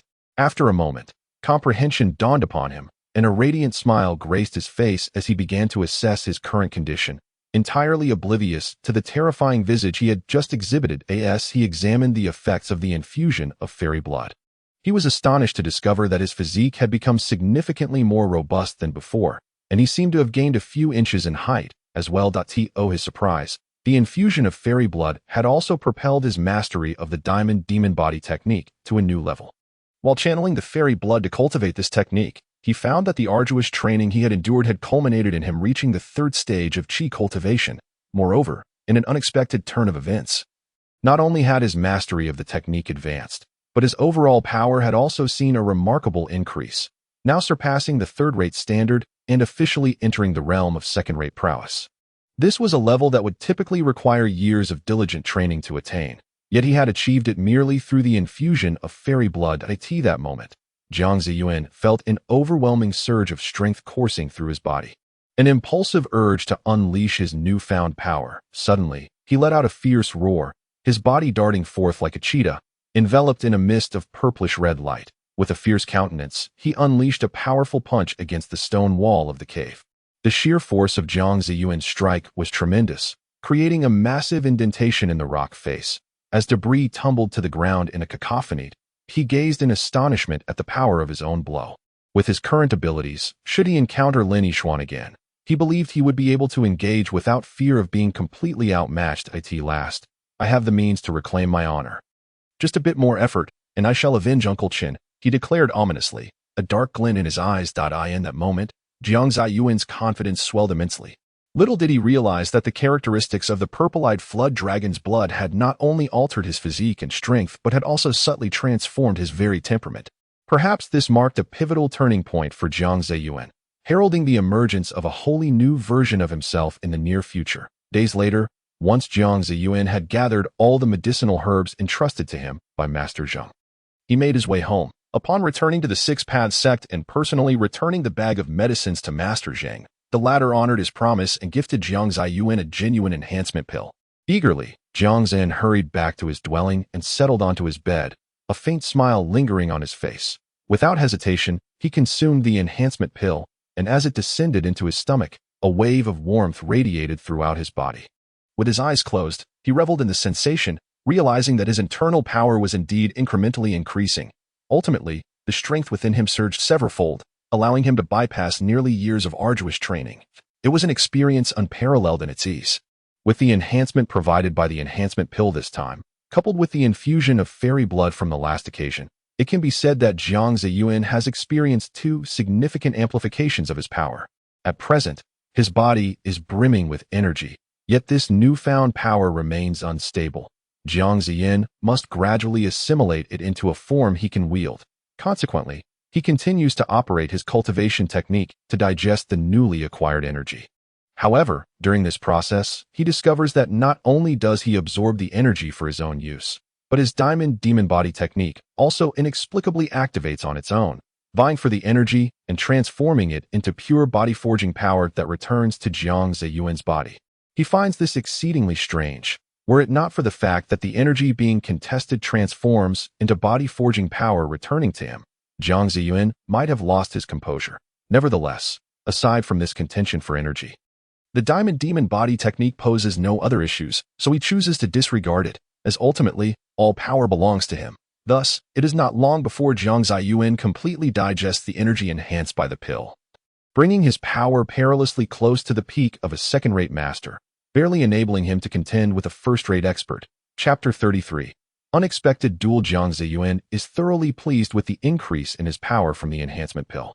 Although the enhancement amounts to less than a year's worth of power, considering his external cultivation, it equates to several years of arduous training. After all, external cultivation inherently lags behind internal cultivation. Jiang Zaiyuan endured numerous trials to obtain this enhancement pill. Filled with danger, shock, and joy, finding a thrill in each perilous moment. Each time, he felt as if every cell in his body was invigorated, instilling him with a tremendous vitality. Reflecting on recent events, he cannot help but chuckle softly to himself. Ultimately, he allows himself to drift into slumber, for despite having slept in recent days, he has remained on edge. Only within the confines of the Six Paths sect does he find peace enough to rest. Indeed, Jiang Zaiyuan has psychologically accepted the Six Paths sect as his second home. Thus, he sleeps soundly until midday the following day. Upon awakening, he is struck by a refreshing sense of clarity, feeling entirely rejuvenated. His complexion is exceptionally radiant, marking the best night's sleep he has had in some time. After refreshing himself, he steps outside. Opening his door, he glances at the weather, realizing it is still midday, and feeling hunger pangs. He makes his way to the disciples' dining hall. Just as he has eaten to a point of satisfaction, he sees Jiang Zaiyuan rushing towards him. Upon reaching Jiang Zaiyuan's side, Jiang Zaiyuan seizes his shoulder and urgently pulls him along, exclaiming, "Jiang Zaiyuan, I've finally found you. You need not say a word, just come with me. It's an emergency." Before Jiang Zaiyuan can utter even a couple of words, he is whisked away by Jiang Zaiyuan. They race through several streets, finally arriving at the dueling square, where Jiang Zaiyuan notices a gathering of people, seemingly divided into two factions, each radiating an air of tension. Upon encountering that group of individuals, Jiang Zaiyuan exerted himself even more vigorously, pulling Jiang Zaiyuan along in their direction. They swiftly approached a strikingly handsome young man clad in white, that as soon as Jiang Zaiyuan arrived, he joyfully exclaimed to the stern youth, "Brother Meng, I finally brought him here. Now our numbers are equal." Meng Xianli, who possessed a fair degree of attractiveness, or a somewhat severe demeanor that left Jiang Zaiyuan with the initial impression that he was unworthy of friendship. Dressed in white, he was an inner disciple, his skills having reached an exceptional level. Although individuals of his caliber were not uncommon within the Six Paths sect, he still held a measure of prestige among the inner disciples. At that moment, he was surrounded by precisely 10 individuals, including Jiang Zaiyuan. Upon seeing Jiang Zaiyuan arrive with company, Meng Xianli couldn't help but frown and remarked, "Why did you take so long? I made a bold commitment to Zhang Yun for this duel. Yet now they are left waiting for us. That scoundrel Zhang Yun has already mocked me." Jiang Zaiyuan apologized, saying, "I'm sorry.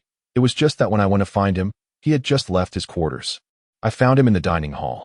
Meng Xianli waved his hand dismissively. "Enough of that. What matters is that you brought him.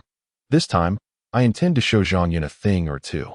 After finishing his statement, Meng Xianli strode forward, and at that moment, an imposing figure approached from the opposite direction.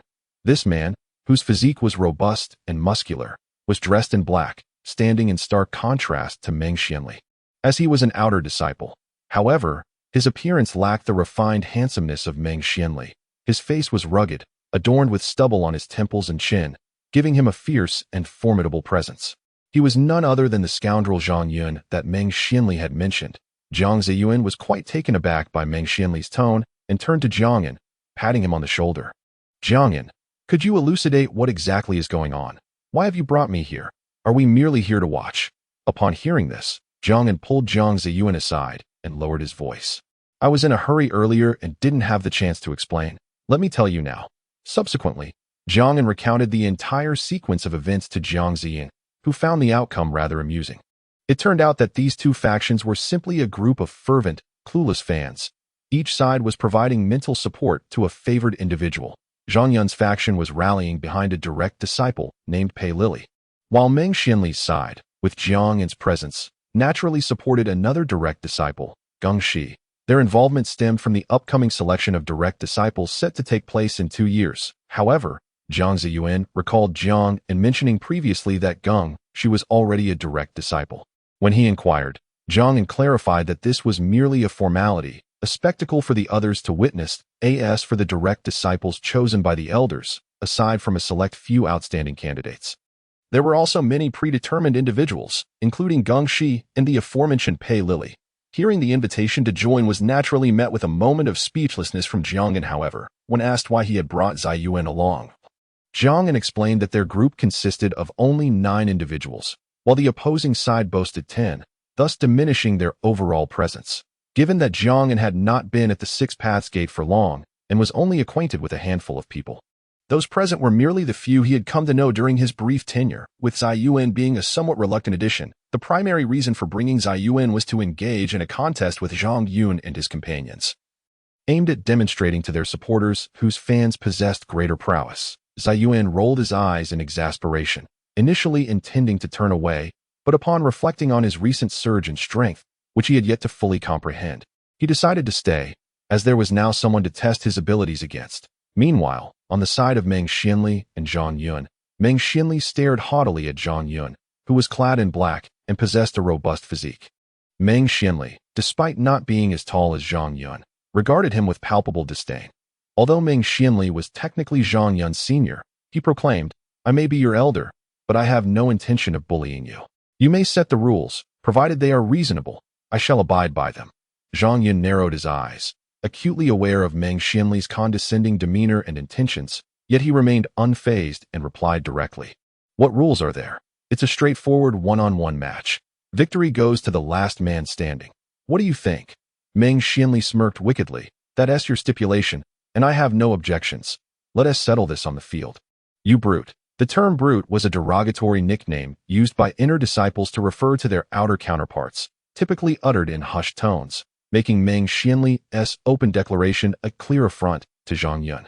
I hope your strength matches your loquacity, you soft-footed worm, Zhang Yun retorted, unapologetically voicing the common slur used by outer disciples against their inner counterparts. Dio, watch yourself.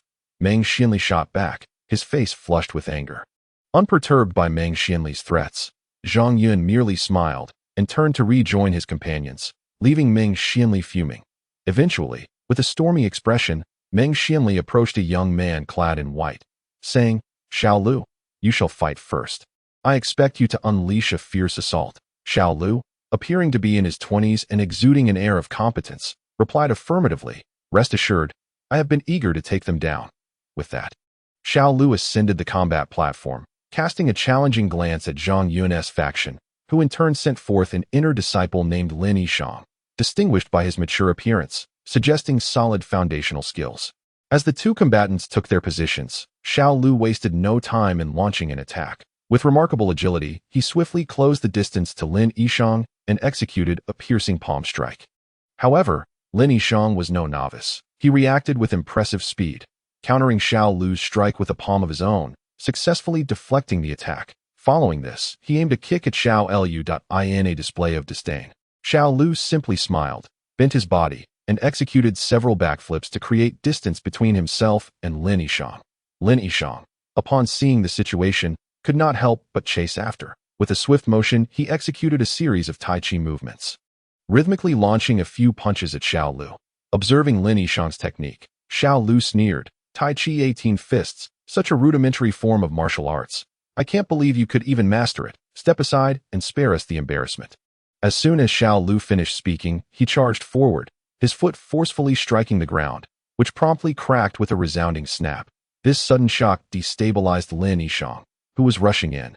Seizing the opportunity, Xiao Lu lunged forward, his hands forming a tiger's claw as he unleashed a flurry of punches at the exposed Lin Yisheng, ultimately delivering a blow that sent him flying off the stage. Thus, Xiao Lu claimed victory in the first match, prompting a chorus of cheers from Meng Xianli's side, while a heavy silence enveloped Zhang Yun's group.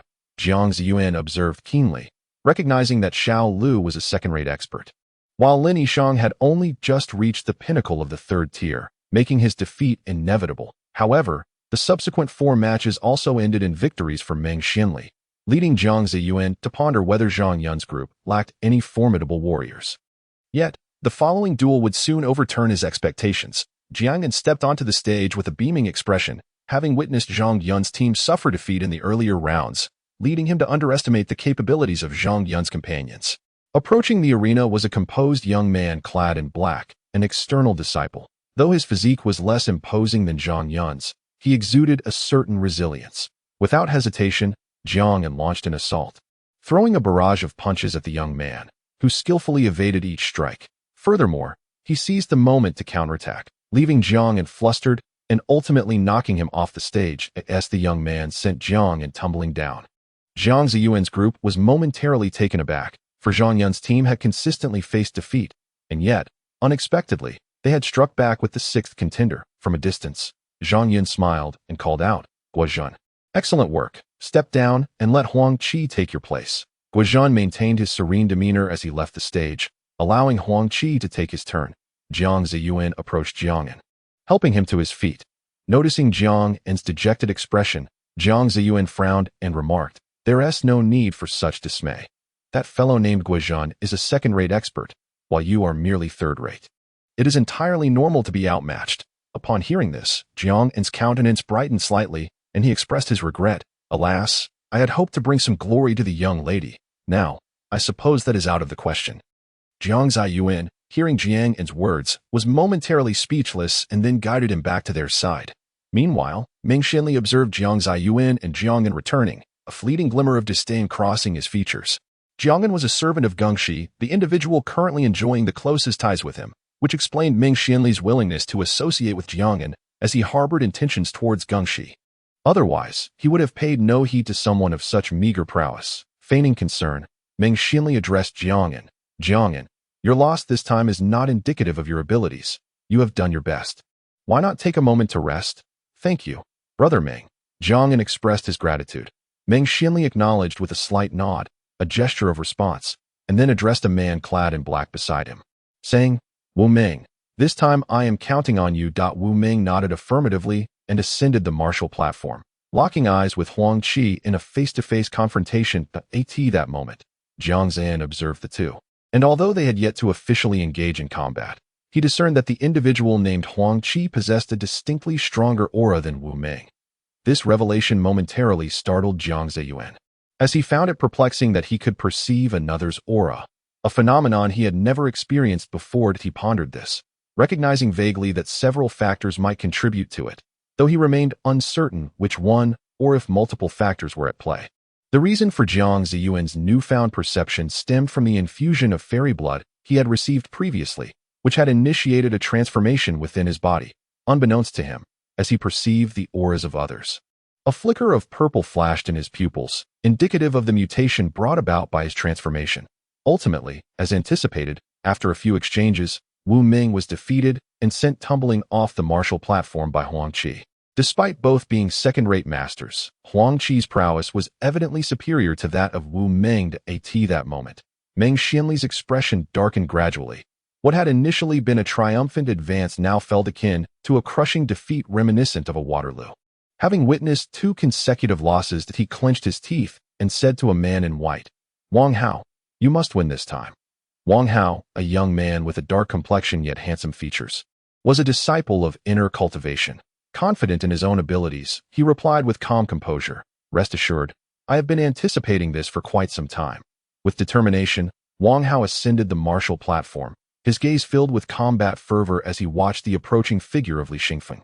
A disciple of outer cultivation. Li Xingfeng, robust in stature and possessing a resolute expression akin to a fierce warrior, emanated a formidable presence. Fortunately, Wang Hao, skilled and audacious, remained unfazed by Li Xingfeng's imposing aura, even managing to nod and smile in acknowledgement. A flicker of respect crossed Li Xingfeng's eyes, recognizing that few could maintain their composure under his intimidating presence. Suddenly, Li Xingfeng let out a fierce roar, charging forward like a giant, each step resonating with a thunderous sound upon the ground. As he closed the distance, he unleashed a powerful punch aimed directly at Wang Hao, with a confident smile.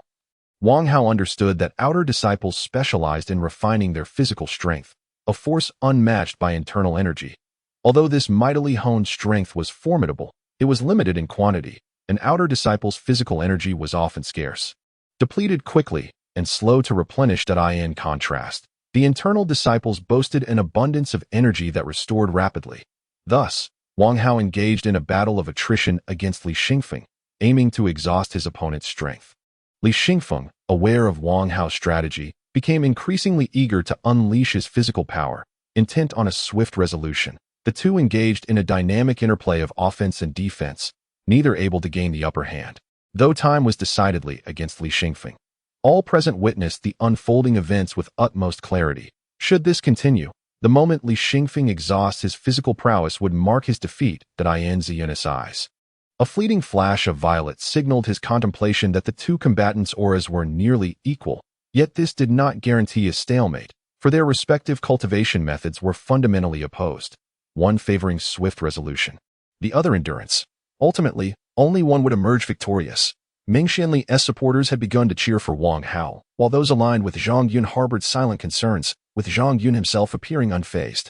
Gradually, after exchanging blows, Li Xingfeng began to show signs of fatigue, whereas Wang Hao remained lively and agile. Just as Ming Xianli believed Wang Hao might secure victory, an unexpected and eerie smile spread across Li Xingfeng's face.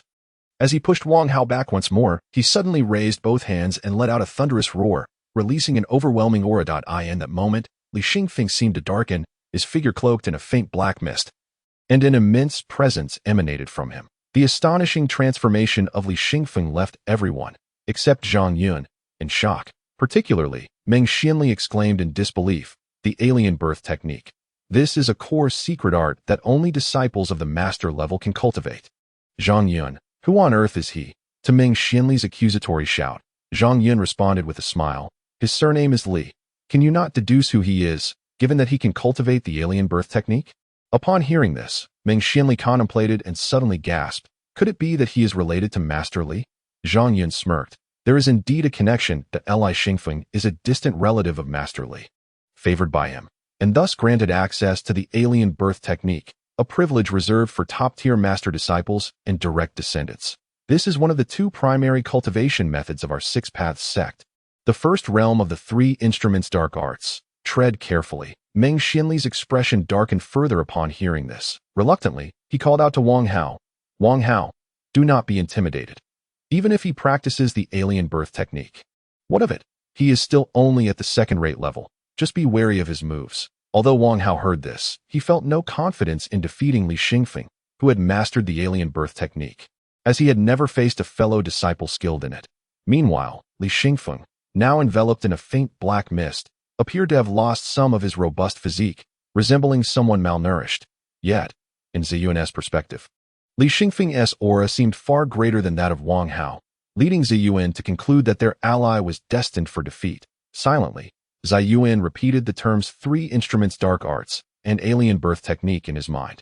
Growing curious, in the arena, Li Xingfeng's figure, shrouded in a layer of faint black mist, rendered his features particularly eerie. Wang Hao, gazing at Li Xingfeng now, felt none of the composure he had at the outset. His heart raced, and his anxiety was palpable. Li Xingfeng suddenly smiled, and with a swift motion, he dashed to Wang Hao's side. Before Wang Hao could react, a powerful right hook struck his chin, sending him flying. With a muffled groan, Wang Hao, in a moment of peril, endured the pain and executed a backflip to evade the kick that Li Xingfeng launched at him. But as he landed, he immediately began to maneuver away, gradually increasing the distance between himself and Li Xingfeng. Humph! Li Xingfeng sneered dismissively, quickening his pace to charge at Wang Hao once more. Upon seeing this, Wang Hao's expression shifted to one of alarm. He hastily attempted to escape, only to realize that his speed could not match that of Li Xingfeng, that if he continued fleeing, it was merely a matter of time before he was overtaken. With no other options, Wang Hao resolved to make a stand. He halted his retreat, facing the oncoming Li Xingfeng directly. With a fierce shout, he unleashed all his internal energy, channeling it into his hands and thrusting them forcefully towards Li Xingfeng. Yet, Li Xingfeng merely scoffed, not bothering to evade. He met Wang Hao's advancing palms with his own. The two hands collided with a resounding clap, and in an instant, Wang Hao was sent reeling backwards, blood spilling from his mouth as he was hurled off the stage, thus conceding defeat. Ha! Brother Li, your extraordinary technique is indeed formidable. Come down now. We still have one more contender waiting. Once he has fought, we shall compare our strengths with the rest, Zhang Yun exclaimed, bursting into laughter upon witnessing Li Xingfeng's victory. Meanwhile, Meng Xianli's countenance darkened even further, with their side having both won and lost. Only Jiang Zaiyuan, who had been hastily recruited, remained. Yet, he had no confidence in Jiang Zaiyuan's abilities. Should they lose this match, Zhang Yun would revel in mocking him once more, although they had already triumphed in 5 matches. It was evident to all that the upcoming 3 battles held greater significance. At that moment, Zhang Yun sent forth a tall, lean man to the stage, an inner disciple whose demeanor suggested he was also a master of internal martial arts. Noticing Meng Xianli's hesitation in sending someone up, Zhang Yun urged, Meng, are you ready? If you have no one else to designate, you might as well take the stage yourself. My brother here can warm you up. Meng Xianli shot Zhang Yun an irritated glare before resolutely turning to Jiang Zaiyuan. You go up first, engage for a while, and if you find yourself truly unable to compete, concede. At this, Jiang Zaiyuan gently advised. Brother Meng is right. Don't overexert yourself. Just put on a show. Brother Meng will support you. Jiang Zaiyuan couldn't help but feel a surge of indignation.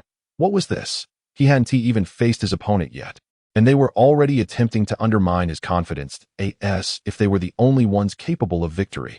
Nevertheless, he nodded in agreement on the surface and stepped quietly onto the stage, feeling not an ounce of anxiety but rather a thrill coursing through him. Chapter 35. The martial arts contest unfolds as Jiang Zaiyuan ascended the stage. He locked eyes with the lean man from a few meters away. In the eyes of the tall, slender man, Jiang Zaiyuan, though an outer disciple, appeared rather frail and slender. In his perception, individuals like Jiang Zaiyuan were typically newcomers. having only recently embarked on their journeys. Indeed, Jiang Zaiyuan had not been training for long.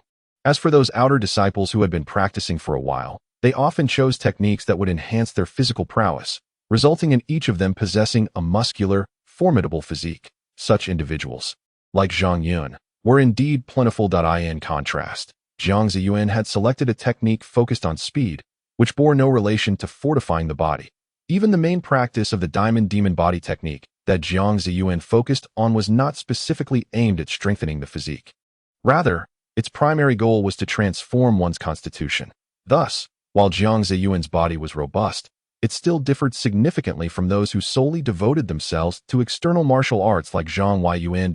It was no wonder that the tall, slender man looked down upon Jiang Zaiyuan. Even others shared similar sentiments, doubting his chances of success. Zhang Yun observed the two individuals on stage and cast a glance at Meng Xianli across from him, meaningfully advising the slender man, "Tang He, just put on a show for appearances, but do not take it too far, otherwise, others might accuse us of bullying." Upon hearing Zhang Yun's words, those around him erupted in mockery, leaving Meng Xianli and his companions feeling both humiliated and indignant, yet powerless to retaliate. Tang He responded with a smile, "Rest assured, I shall not go too far. I have always been measured in my actions." After stating this, Tang He contemptuously addressed Jiang Zaiyuan, "Kid, how do you wish to descend? I suggest you jump down yourself to avoid being kicked off by me." Jiang Zaiyuan merely smirked, offering no reply, his expression one of indifference. Witnessing this, Tang He sneered, "Very well. Then you may as well roll off." As soon as Tang He finished speaking, he promptly made his move. He swiftly pivoted and, in just a few strides, closed the distance to Jiang Zaiyuan, launching a rapid punch aimed at his face. Although Tang He's speed appeared impressive to outsiders, it seemed to slow considerably in Jiang Zaiyuan's eyes. A flicker of purple flashed within Jiang Zaiyuan's gaze. Having had his constitution altered by the blood of a demon, he began to unleash the unique capabilities of the demon body. With remarkable agility, Jiang Zaiyuan seized Tang He's incoming fist, effortlessly neutralizing his attack and dissipating the force behind Tang He's charge. Tang He was taken aback, attempting to withdraw his hand, only to discover that his fist was firmly ensnared by Jiang Zaiyuan. As if caught in an iron vice, completely immobile, his expression shifted, and he instinctively raised his knee to strike at Jiang Zaiyuan's abdomen. However, Jiang Zaiyuan merely scoffed, exerting strength in his grip and flinging Tang He into the air. Tang He found himself involuntarily propelled upwards, performing several backflips before landing securely on the ground, at which point he no longer underestimated Jiang Zaiyuan. Jiang Zaiyuan's display of skill astonished everyone present. None had anticipated that he possessed such prowess, especially Jiang Yan, who had never believed Jiang Zaiyuan to be capable of this level of strength, still viewing him as the rustic lad he had previously encountered. Meng Xianli, astonished, inquired, "This brother named Jiang, it seems he possesses some skills. You have indeed brought a reliable person this time." "Oh, you are right," Jiang Yan replied, wide-eyed and somewhat dazed. On the martial stage, Tang He watched Jiang Zaiyuan with a wary expression. The lesson Jiang had just imparted was sufficient to instill a sense of caution in him, and he would not foolishly underestimate him again. Therefore, he resolved to give it his all. Tang He executed a technique and charged towards Jiang Zaiyuan, his hands moving in a manner that conjured several phantom arms. An esoteric technique he had mastered known as phantom hands. As the phantom hands materialized, they transformed into a flurry of limbs, launching a barrage of attacks towards Jiang Zaiyuan. However, to Jiang Zaiyuan's eyes, Tang He merely flailed his arms haphazardly, performing what seemed like a mere monkey show before him. This time, Jiang Zaiyuan decided to get serious. The lanky figure known as Tang He, in truth, possessed only second-tier strength, while Jiang Zaiyuan's apparent prowess had reached the pinnacle of that tier. To dare to belittle him was, indeed, a folly of Tang He's own making. Jiang Zaiyuan swiftly moved, evading Tang He's assault, and positioned himself to Tang He's left side. Before Tang He could react, Jiang Zaiyuan delivered a powerful punch to his ribs. A resounding crack echoed as bones shattered, and Tang He let out a pained scream. Collapsing to the Gr Guoshan's words inevitably drew the gaze of the crowd towards Zhang Yun. Zhang Yun glanced at his companions, then at the pallid-faced Tang He, who was clearly in pain, before finally directing his attention to Meng Xianli, who appeared to be bracing himself for a confrontation. With gritted teeth, Zhang Yun declared, "We shall adhere to the rules. No one is permitted to cause a disturbance. Everything will be resolved on the martial platform." Upon hearing this, Li Xingfeng and others could not help but scowl in anger, while Meng Xianli and his group secretly heaved a sigh of relief. They had no desire to engage in a brawl with Jiang Zaiyuan and his companions, as such conduct was strictly forbidden by their sect, although the Six Paths sect encouraged its disciples to spar and hone their skills. It vehemently opposed hatred-fueled fights, even in cases of unresolved grudges that might lead to mortal conflict. One must inform the sect, which would then mediate the situation. Otherwise, resolving matters privately would invoke severe penalties from the sect.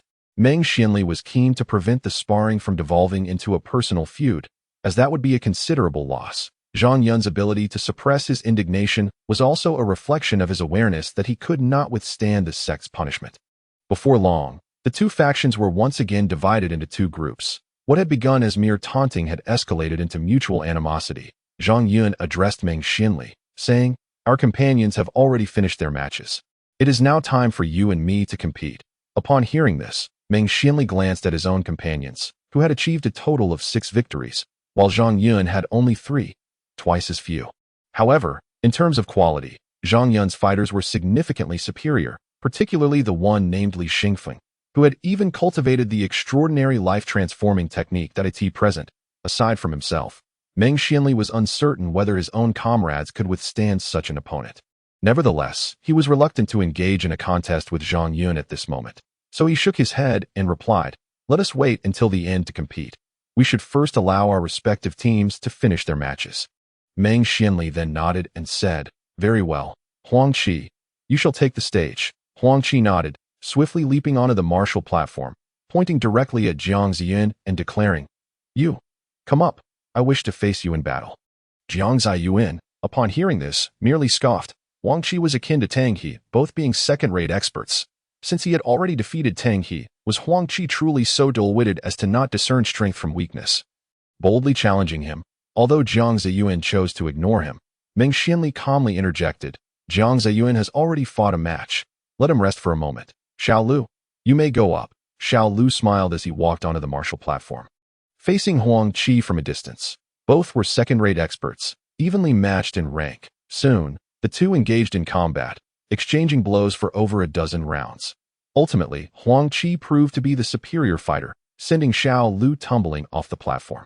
Yet, instead of departing, Huang Qi remained on the platform, still pointing at Jiang Zaiyuan and proclaiming, "Now, you may come up. To face you. I require no assistance. I am enough." A youth with a ponytail, laughing, dashed onto the platform. He was the previous victor who had defeated one of Zhang Yun's companions, known as by Jingguang. "Humph, you, get down." Huang Qiling let out a cold snort, then strode forward with determination, engaging in a fierce exchange of blows with Bai Jingguang for several rounds. In the end, Huang Qi, summoning the last vestiges of his strength, managed to send Bai Jingguang tumbling off the martial stage. Although Huang Qi emerged victorious, it felt akin to a defeat, for he found himself utterly depleted. Lacking the energy to continue into the next match at that moment, a hand rested on Huang Qi's shoulder, and a voice resonated from behind him, stating, "Leave the rest to me. I will handle them well." It was Li Xingfeng, who had come to replace Huang Qi in the contest. Chapter 36. Unleashing the demonic power. Huang Qi offered a wry smile. He had already reached his limit by having faced 2 opponents, and prolonging the fight would only serve to invite further suffering. It was better to pass the baton at this juncture. Turning to Li Xingfeng, he said, "I'm counting on you. You must avenge Tang and deliver a blow to them."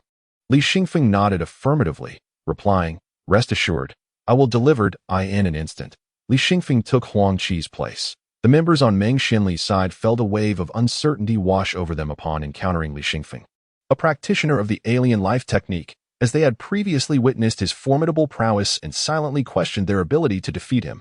Emulating Huang Qi, Li Xingfeng pointed his finger at Jiang Zaiyuan and provocatively remarked, "Having already fought 2 rounds, do you still wish to rest?" Upon seeing Li Xingfeng take the stage, Meng Xianli realized that matters could not be taken lightly. He did not believe anyone besides himself could possibly contend with this individual. Yet, he had previously declared that he would allow those around him to fight before stepping in. Meng Xianli pondered this. Jiang Zaiyuan had already risen and was making his way to the martial stage.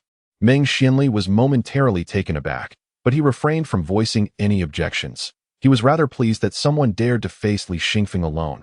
although he held little faith in Jiang Zaiyuan's capabilities. Upon Jiang Zaiyuan finally ascending the stage, Li Xingfeng's face twisted into a menacing grin. Jiang Zaiyuan quickly reached the martial platform, standing 4 meters apart from Li Xingfeng, both locking eyes. Li Xingfeng glared at Jiang Zaiyuan, venomously declaring, "You finally made it up here. I was beginning to fear you'd turn into a coward and shy away." Jiang Zaiyuan chuckled. "Since you have made your challenge clear, I shall naturally accept." Li Xingfeng scoffed, "But your fate will be to find yourself thoroughly beaten." Jiang Zaiyuan calmly retorted, "Who will be the one battered remains to be seen." "Very well, you have guts," Li Xingfeng shot back, and immediately unleashed a ferocious roar, activating the alien life technique on the spot. Suddenly, a chilling pressure emanated from Li Xingfeng, enveloped in a faint black aura. Jiang Zaiyuan's eyes flickered with violet strands of light. To him, it seemed that Li Xingfeng's aura was expanding, gradually surpassing his own peak at the second-tier level. As he observed Li Xingfeng's increasingly oppressive presence, Jiang Zaiyuan felt no trace of fear or anxiety.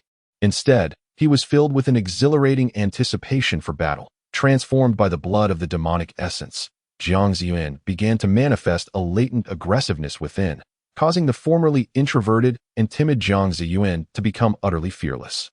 Remarkably, even Jiang Zaiyuan himself was unaware of this transformation. As Jiang Zaiyuan coldly observed Li Xingfeng preparing to unleash the otherworldly decision, he activated the Diamond Demon Body technique just as Li Xingfeng was on the verge of completion.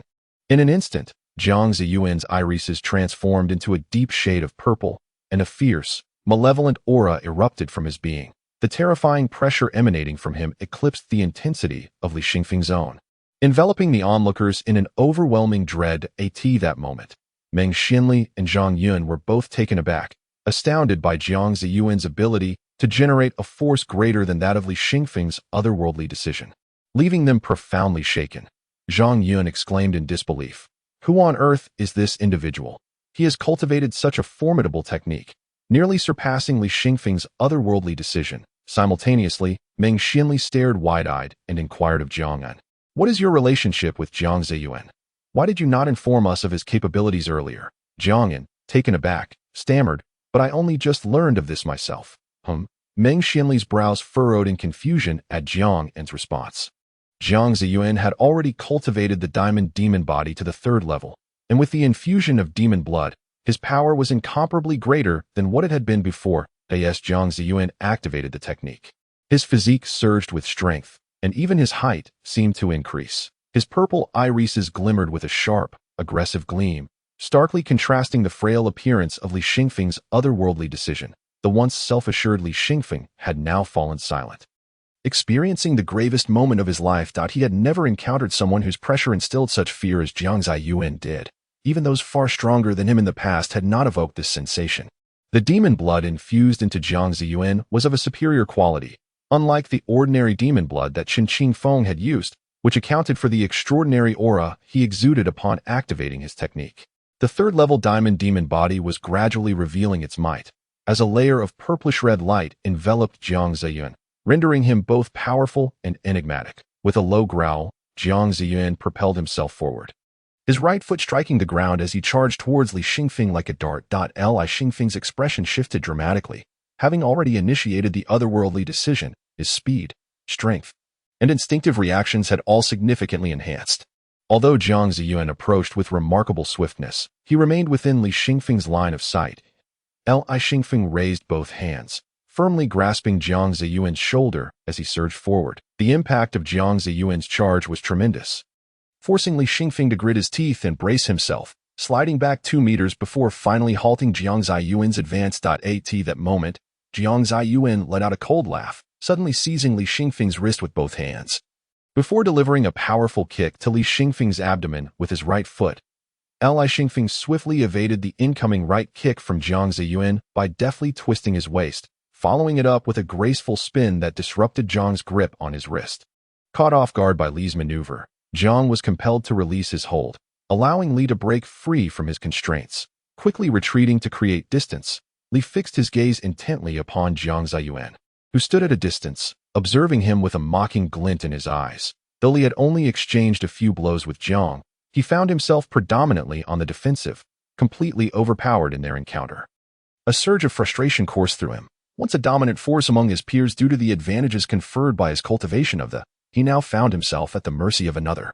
With a mix of resentment and indignation, Li let out an enraged roar. Shifting his tactics to unleash another of his secret techniques, he charged at Jiang Zaiyuan, his hands moving with remarkable speed as he unleashed a flurry of strikes aimed at every part of Jiang's body.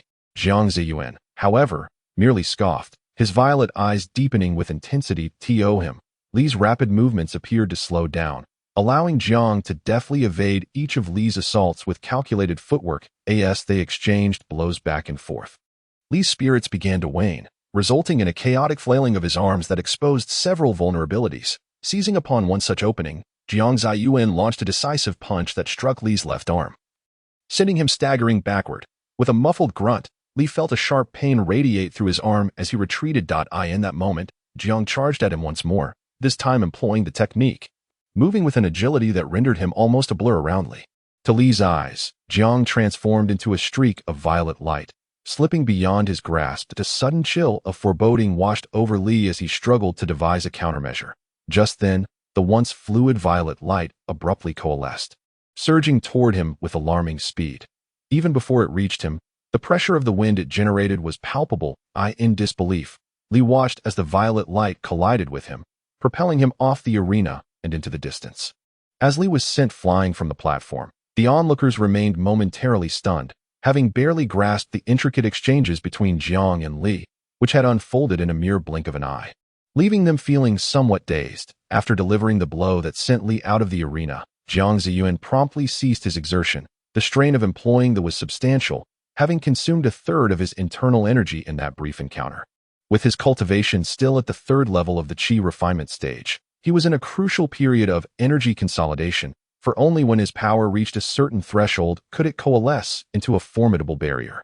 The key to his advancement to the fourth level. Therefore, at this stage of cultivating one's energy, it is advisable to refrain from excessive exertion of power. Otherwise, should it be depleted, one must undertake the arduous task of refining it anew.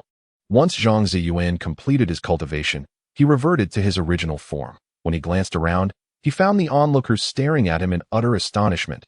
He could not help but chuckle. I have already triumphed. Do you wish to continue? Upon hearing this, Zhang Yun immediately came to his senses and exclaimed, Quick, quick, let us see how Li Xingfeng is faring. He must not encounter any mishap. Upon his words, Guoshan and the others dashed over. After their examination, they discovered that Li Xingfeng had merely been knocked unconscious and sustained a minor injury, which was not severe. Zhang Yun, upon witnessing this, let out a sigh of relief. Li Xingfeng was now his benefactor, and his prospects within the Six Paths sect hinged upon him. As Huang Qi observed that Li Xingfeng was unharmed, his expression bore no trace of joy. He could not help but inquire, Though Li Xingfeng is fine, our side is left with only Guoshan and myself. I can concede, but can Guoshan truly defeat someone capable of vanquishing Li Xingfeng? At this, Guoshan self-deprecatingly remarked, There is no need to consider. I would not be able to win either. Upon hearing this, Zhang Yun's countenance darkened. He had not anticipated that Meng Xianli would possess a trump card as formidable as his own, if not more so. Gritting his teeth, Zhang Yun declared, There is no need to deliberate further. I shall take the stage. With my strength, I have no fear of that young man. Guoshan regarded Zhang Yun intently and said, Are you certain? Keep in mind, that young man has Meng Xianli backing him. You must think carefully. This competition is not solely about us, but also concerns Pei Lily's reputation. Zhang Yun cast a glance at Guoshan and replied nonchalantly, There is no need for your counsel. I am well aware that if I were to lose, it would merely mean replacing me with another to serve as Miss Pei's guardian representative. Chapter 37. Zhang Zaiyuan's battle with Zhang Yun. The term guardian representative, as Zhang Yun used it, essentially signifies a follower. Among certain direct disciples of the Six Paths sect, it is customary to cultivate a following in private. Individuals like Zhang Yun and Meng Xianli build their reputations through their followers. The more followers one has, the greater one's renown, establishing an unwritten form of competition among the direct disciples, which has become a latent means of vying for fame within the Six Paths sect. Recently, due to various circumstances, Geng Shi and Pei Lily had become fierce rivals, competing across multiple domains, and thus their followers had commenced a war of representation. Having made his decision, Zhang Yun resolutely ascended the martial platform. Although Ming Xinli had previously mentioned that he would wait for Zhang Yun to conclude the final match before engaging, the reality was that there were no opponents left on Zhang Yun's side who could contend with Jiang Zaiyuan, allowing Ming Xinli to relish in not needing to intervene. Upon reaching the martial platform, Zhang Yun regarded the junior disciple who had pushed him to this juncture as fellow outer disciples. Zhang Yun barely recognized this individual. The number of outer disciples in the Six Paths sect was exceedingly vast, divided among numerous sects, and coincidentally, both Zhang Yun and Jiang Zaiyuan belonged to different lineages. Zhang Yun clasped his fists and addressed Jiang Zaiyuan, saying, "Junior brother, such an impressive martial art technique. I presume it must be a treasured family secret of yours. Within our sect, I have yet to encounter any martial arts surpassing the Yisheng Jue." Jiang Zaiyuan chuckled lightly, replying, "I have just witnessed the Yisheng Jue of our sect, and indeed, it possesses remarkable profundity. Furthermore, it is not that my technique exceeds the Yisheng Jue. Rather, it is the practitioner of the Yisheng Jue who lacks proficiency. Were it to be wielded by a more adept individual, victory would not be assured for me." Zhang Yun grinned broadly, remarking, "You are being modest. Though our sect's Yisheng Jue is impressive, your technique is certainly of extraordinary caliber as well." Upon hearing this, Jiang Zaiyuan chose not to respond further, merely offering a smile. Aware that Zhang Yun was probing for information about his martial arts, Jiang Zaiyuan would not be foolish enough to reveal all. Realizing he would gain little from Jiang Zaiyuan, Zhang Yun ceased his prattling. He then spoke with firm resolve, "Junior brother, though we harbor no animosity, we now find ourselves in opposition, so do not blame me for leveraging my advantage over you." Without waiting for Jiang Zaiyuan to prepare, Zhang Yun launched his attack. In an instant, Zhang Yun sprang forward, his feet moving with remarkable speed, unleashing a flurry of strikes aimed at both the upper and lower parts of Jiang Zaiyuan's body. At this moment, Jiang Zaiyuan had not activated his King Kong demon body technique. At his current level, he could barely contend with a top-tier expert, and Zhang Yun was indeed a genuine top-tier combatant. Standing at the pinnacle of that realm, cursing under his breath, Jiang Zaiyuan employed the agile movements of the spirit leopard to evade Zhang Yun's onslaught. Zhang Yun, having witnessed Jiang Zaiyuan's prowess in defeating Li Xingfeng, who employed the Yisheng Jue, was determined to deny Jiang Zaiyuan the opportunity to unleash his full potential. Aiming to defeat him before he could even gather his strength, with over 20 years of experience in external cultivation, Zhang Yun's combat experience and understanding of martial arts were realms beyond Jiang Zaiyuan's comprehension. Adhering to the principle of speed conquers all, Zhang Yun pressed his rapid assault, and against such a relentless approach, Jiang Zaiyuan found himself momentarily unable to counter.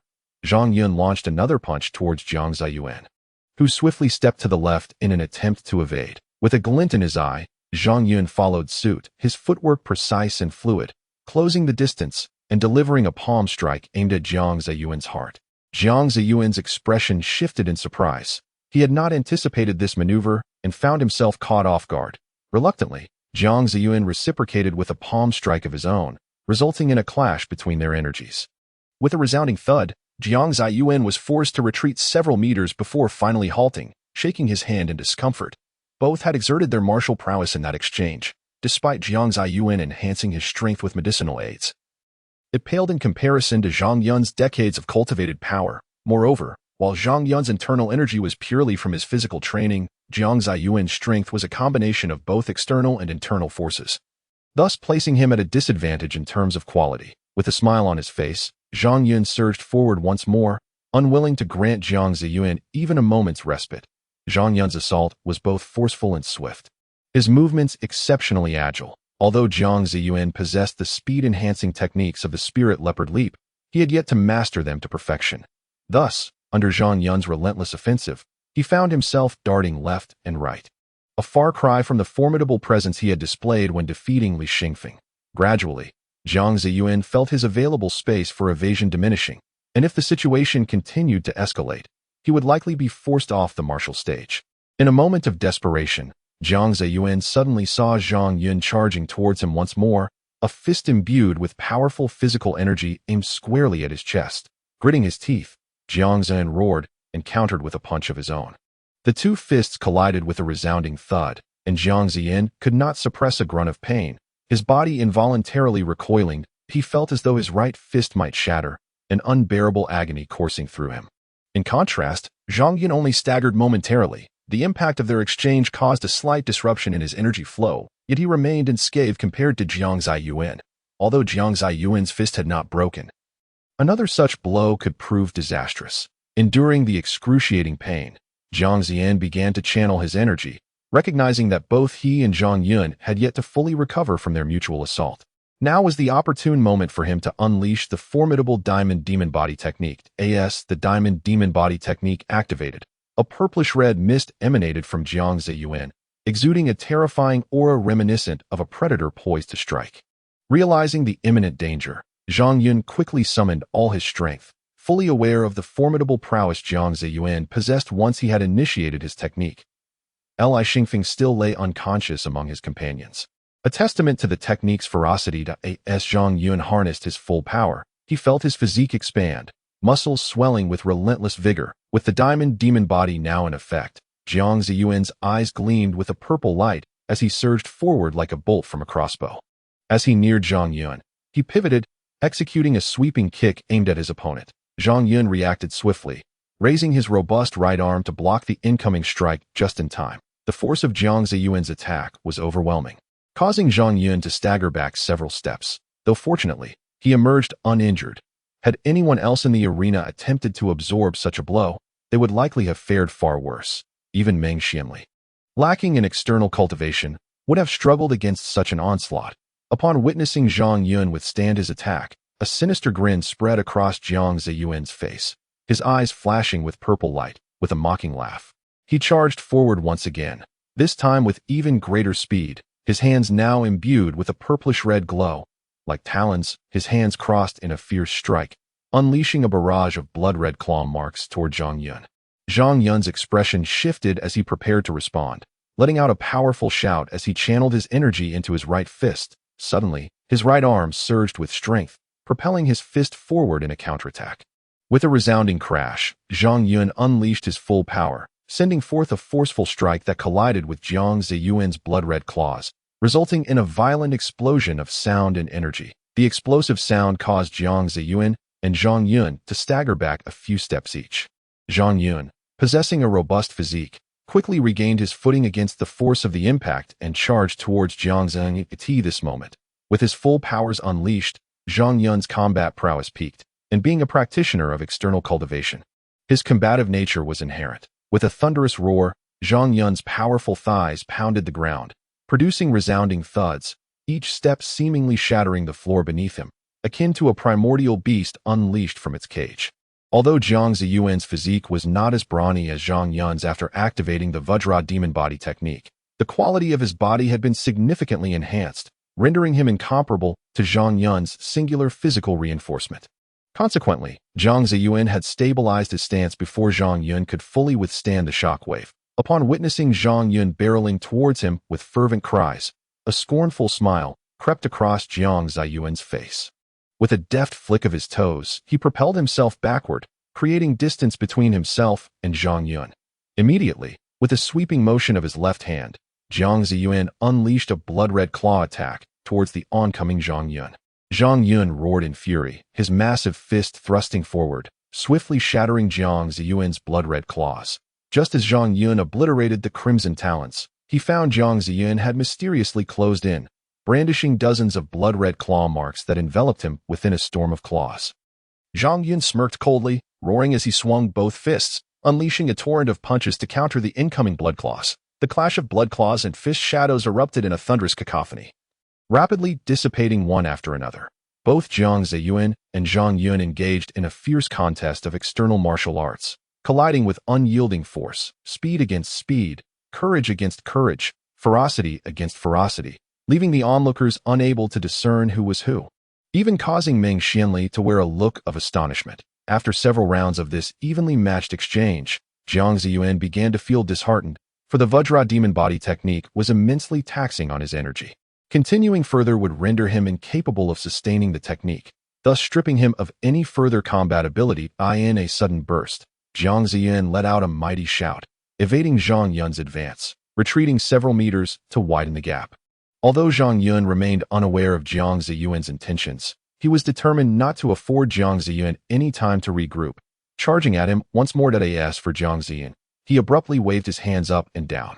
Being in the chi refinement stage, he could gather energy at any moment. This instant, he concentrated a significant portion of his energy into his hands, causing the purple-red mist enveloping them to thicken. Gradually coalescing into two purple-red orbs. He observed Zhang Yun nearing. Jiang Zaiyuan bellowed, hurling the two orbs towards Zhang Yun.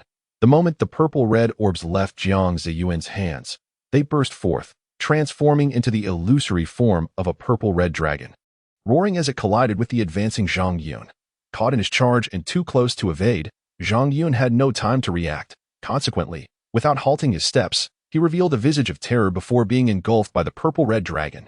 With a resounding crash, the purplish-red phantom of the dragon collided with Zhang Yun, instantly erupting into a tumultuous cloud of violet mist that engulfed the entire martial stage. In that moment, the spectators found themselves blinded to the events transpiring upon the platform. Chapter 38.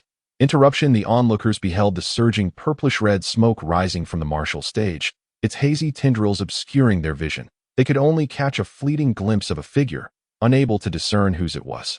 However, as time passed, the purplish-red mist gradually began to dissipate, revealing the silhouettes of Jiang Zaiyuan and Zhang Yun to the crowd. At first glance, Jiang Zaiyuan had reverted to his original form, his complexion pale and bearing the signs of having exhausted his energy. In contrast, Zhang Yun was half kneeling on the ground, blood trickling from the corner of his mouth, his right hand pressed against his chest, and his brow furrowed in evident agony. Jiang Zaiyuan's eyes were heavy, his face weary, and he was gasping for breath, a consequence of overexertion without timely replenishment. Furthermore, the fierce battle he had waged against Zhang Yun had nearly depleted his physical stamina.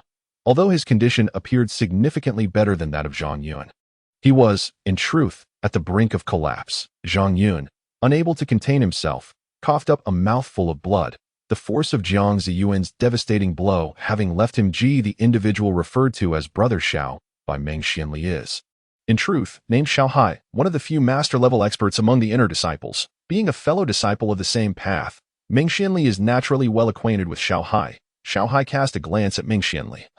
Although he did not recognize him well, he found him somewhat familiar. However, he was not present for the purpose of making acquaintances. With a stern expression, Xiao Hai addressed the crowd. Your affairs here must cease at once.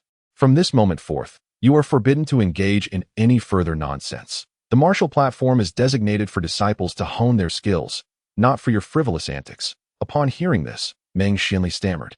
Brother Xiao, you misunderstand. We were merely... Before he could finish his sentence, Xiao Hai glared at him and exclaimed, Do you take me for a fool? Are you truly unaware of what you are doing here? Stammering, Meng Xianli found himself at a loss for words, clearly aware that Xiao Hai understood the reason behind the contest between him and Zhang Yun. With an irritable glare directed at Meng Xianli, Xiao Hai continued, Return whence you came. There is no place for you here. Do not compel me to expel you. In light of Xiao Hai's admonition, the crowd reluctantly dispersed one by one. Meng Xianli, however, cast a lingering glance at Zhang Yun, feeling frustrated that he had been so close to defeating him, only to have Xiao Hai intervene and render their contest inconclusive. Xiao Hai held a position of great significance among the inner disciples, commanding considerable respect, and Meng Xianli felt he was not in a position to provoke him. Yet, compared to Xiao Hai, it was Zhang Yun that truly occupied Meng Xianli's thoughts. Jiang Zaiyuan's recent performance had undeniably astonished him. He had managed to defeat Li Xingfeng, who practiced the otherworldly techniques, despite being merely at the second-tier level, and even severely injured Zhang Yun. Meng Xianli was all too aware of Zhang Yun's capabilities, and he questioned whether he could withstand Jiang Zaiyuan's formidable move, the bewitching demon break.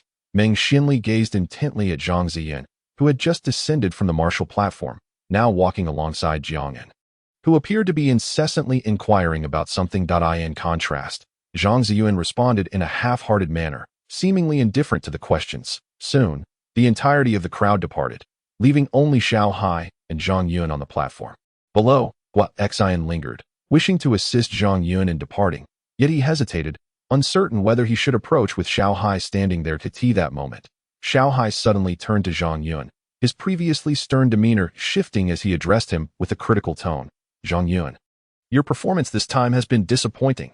Both Zhang Yun and Xian were taken aback by this statement, and Zhang Yun could not help but inquire, You are? Xiao Hai chuckled and replied, Pei Lily and I belong to the same lineage. By extension, I am her direct senior brother, and it is only natural that I take an interest in her affairs. Upon hearing this, Zhang Yun's countenance brightened momentarily, only to darken again as he sighed. Yet I still faced defeat. Xiao Hai nodded in agreement, stating, "Indeed, you were vanquished, and quite thoroughly at that, unable even to best a mere second-tier novice," Guoshan retorted. Yet that lad is utterly unaware of his origins. Even Li Xingfeng, who has cultivated the alien birth technique, finds himself outmatched at it. Is only natural that Brother Zhang could not prevail either. Xiao Hai scoffed. A defeat is a defeat. There is no need for such excuses. When you engage in a life-and-death duel with an adversary, should you falter, must you then blame your opponent for being superior? Such cowardice. Guoshan was momentarily rendered speechless by the rebuke.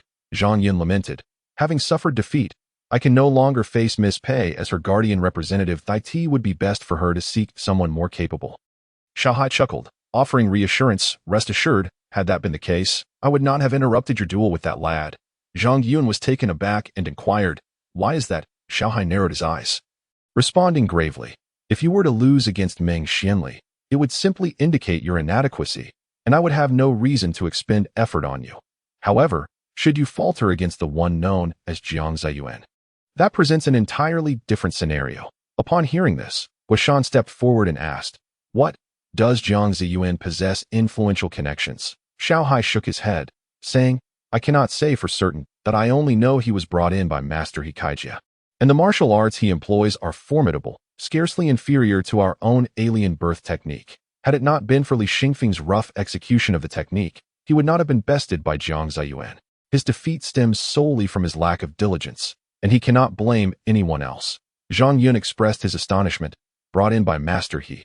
Could he possibly be from Master He's lineage?" Xiao Hai replied, "That remains mere speculation. Since Master He introduced him, he has scarcely paid him any heed that I cannot definitively state whether he is affiliated with Master He, but there is at least some connection." Zhang Yun fell silent for a moment before asking, "What should we do now?" Xiao Hai replied nonchalantly, "What else is there to do? Naturally, I shall take you to tend to your injuries. Just look at your current state. You can hardly stand at it. Is best to recover first as for matters involving Sister Pei and that girl Gong Shi. You should both take a step back for now. With Jiang Zaiyuan present, you are at a disadvantage. Let some time pass before devising another approach." Thus, due to Xiao Hai's intervention, the duel between Meng Xianli and Zhang Yun came to an unceremonious halt. Nevertheless, although it was their confrontation, the spectacle of Jiang Zaiyuan's brilliance on the martial stage was witnessed by those who had come to spectate, and word of it spread that in a parlor, Hikaijia and Master Zhang sat opposite each other, leisurely sipping tea. Hikaijia seemed to be discussing something with Master Zhang, who appeared intrigued and remarked, "So, it seems that Jiang Zaiyuan possesses a martial technique that rivals our own alien birth technique. It appears you have indeed stumbled upon a treasure." Hikaijia smiled. "Initially, I was drawn to his potential and paid little heed to the fact that he possessed such a powerful martial art. It was quite unintentional on my part." Master Zhang stroked his beard and chuckled. "Regardless, Jiang Zaiyuan is ultimately one of ours. The greater his prowess, the more he reflects his value, and it shall not be in vain that we have assisted him." Hikaijia took a sip of tea and, with a broad smile, remarked, "Quite right. Henceforth, we will have to rely on him to uphold our lineage." Hikaijia and Zhang Yaoshi were discussing the matter of Jiang Zaiyuan, while Jiang An was similarly engaged in conversation with Geng Shi regarding the same subject at the residence of the direct disciples. After Jiang An recounted the events of that time, Geng Shi, taken aback, exclaimed, "Are you saying that this fellow named Jiang Zaiyuan defeated Zhang Yun solely by his own strength?" Jiang An nodded in affirmation, stating, "Although there was that troublemaker, Brother Xiao, involved at the time. Under those circumstances, Zhang Yun had already lost the ability to fight back. Jiang Zaiyuan defeating him was merely a matter of lifting a finger." Geng Shi's exquisite eyes widened in astonishment. She had never anticipated that the rustic lad, whom she had always looked down upon, had become so formidable as to vanquish a top-tier expert like Zhang Yun. Was he not now stronger than she was, despite being a direct disciple? Her current prowess was merely at a second-tier level, leaving her still at a disadvantage compared to Zhang Yun. Chapter 39. The prelude to the selection in the wake of Jiang Zaiyuan's performance during that competition. Word spread swiftly among the disciples of both the alien path and the human path about the existence of this remarkable individual. Gradually, some informed disciples began to gather in small groups to discuss the matter. In a pavilion of the Six Paths sect, several individuals were seated together, among whom a handsome man clad in white addressed his companions. Have you all heard? Among the outer disciples, there's a fellow named Jiang Zaiyuan who is said to have defeated Jiang Yun, a first-tier outer disciple. Upon hearing this, a long-haired man interjected, with the news spreading so widely, how could I possibly be unaware? However, whether he truly defeated Jiang Yun remains to be seen. I heard that Brother Xiao seemed to have intervened at that time. At this moment, a robust man boisterously declared, what is the point in commenting on past events? I am eager to meet this fellow Jiang Zaiyuan. If he managed to defeat Jiang Yun, he must possess some noteworthy skills. As soon as the sturdy man finished speaking, the only woman seated among them chimed in. Well, if you wish to challenge him, it's not impossible, but you might have to wait a few more years. The long-haired man chuckled in response. True enough, the grand competition between the disciples of the alien path and the human path occurs once every decade, which seems to be 3 years after the selection of direct disciples. In other words, there are still less than 5 years before I can truly spar with this outer disciple. The robust man, upon hearing this, couldn't help but curse in frustration. Which old fool set this rule? It hardly allows for any enjoyment. The woman scoffed. Oh please, someone like you hoping for leniency from the elder who established this rule? They could easily squash you with a single slap. Thus, many others engaged in similar discussions about Jiang Zaiyuan. Some expressing dissatisfaction, others jealousy, and still others admiration. Under the promotion of certain astute individuals from the alien path and the human path, Jiang Zaiyuan began to be remembered by many, marking the first instance of his reputation rising within the lower echelons of the Six Paths sect. Although his name had begun to circulate, Jiang Zaiyuan himself was currently preoccupied with collecting medicinal herbs for Zheng Yaoshe. For over a year, this collection has been in progress in a secluded valley. There flows a small river, at the heart of which stands a waterfall towering at 4 zhong. Surrounding the river, apart from rocks and earth, are only sparse patches of grass and trees on the surface of the river. A figure of deep crimson glides back and forth. This figure appears robust, emanating a purplish-red aura that shrouds its form in a mystical haze, with only the eyes gleaming with an unusual violet light, making it strikingly conspicuous and hinting at an otherworldly quality. Should an ordinary person encounter this sight, they might easily mistake it for a mischievous sprite frolicking by the river. Although this crimson figure seems sturdy and somewhat clumsy, it presently exhibits remarkable lightness, effortlessly darting across the river's surface. With each touch of its toes upon the water, it propels itself forward, racing in a rhythmic dance upon the river. This figure, known as Jiang Zaiyuan, has now reached the age of 20 after a year and a half of diligent effort. During this time, he has assisted Master Zheng in gathering numerous medicinal herbs, and naturally, he has also acquired a considerable number of elixirs. Currently, the prowess within Jiang Zaiyuan has attained a first-rate level, while his physical cultivation stands at a second-rate standard, largely due to the infusion of demonic blood that has significantly enhanced both his internal energy and physical strength. At present, Jiang Zaiyuan, when unleashing the Diamond Demon Body technique, is capable of contending with disciples of master rank, leaving the outcome of their duel to the merits of their respective strengths. With a mighty shout, Jiang Zaiyuan conjures a violet water droplet from the palms of his hands, heralding the preliminary move of the technique known as startling the demon. However, he refrains from executing the full technique, allowing the solidified water droplet to return to his body. After all, the cost of this move is exceedingly high, and Jiang Zaiyuan is unwilling to squander it unnecessarily, reserving its use until his mastery of the Diamond Demon Body reaches the 4th layer of condensation. Speaking of the techniques of the Diamond Demon Body, this has been a source of vexation for Jiang Zaiyuan, as each recorded move possesses overwhelming power, thereby constraining the versatility of the technique. Each time he employs the Diamond Demon Body, aside from the enhancement of his strength, energy, and explosive power, he finds himself devoid of any other techniques, relying solely on the most primal approach: attack, attack, and once more attack. In summary, until the 4th layer is achieved, Jiang Zaiyuan cannot recklessly wield the techniques within the Diamond Demon Body, though the techniques of the Diamond Demon Body remain inaccessible. Jiang Zaiyuan is not without alternative martial arts at his disposal, such as the Spirit Leopard Leap he has been training in.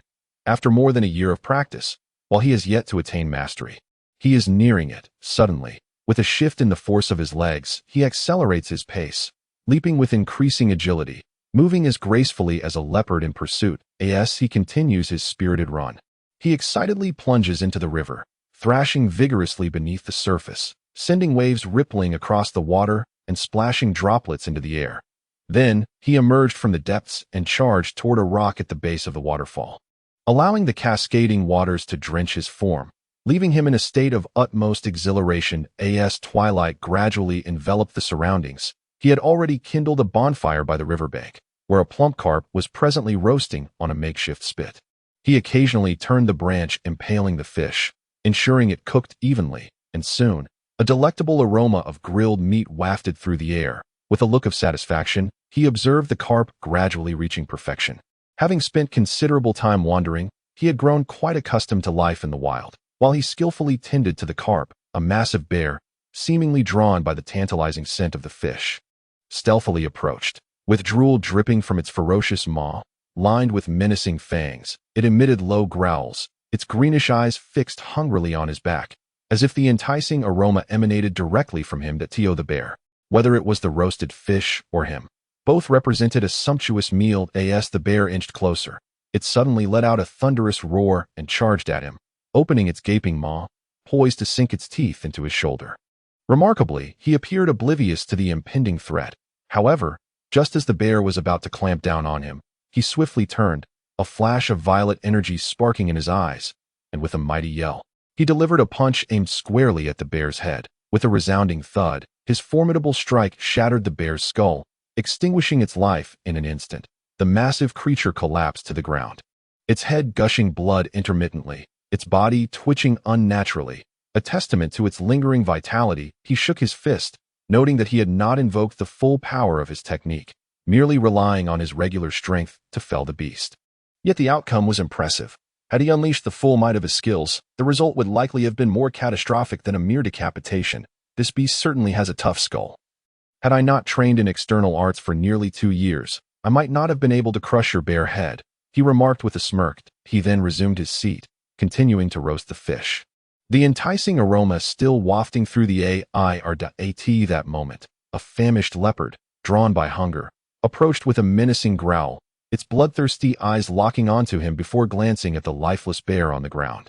Although the alluring scent of the fish tempted it, the sight of the fallen bear instilled a momentary hesitance. A flicker of caution passed through the leopard's eyes as it lingered, seemingly torn between instinct and reason. Ultimately, reason triumphed over hunger, prompting the leopard to let out a reluctant snarl before it slinked away in disappointment. He turned his head to observe the departing leopard, scoffing, "At least you have some sense."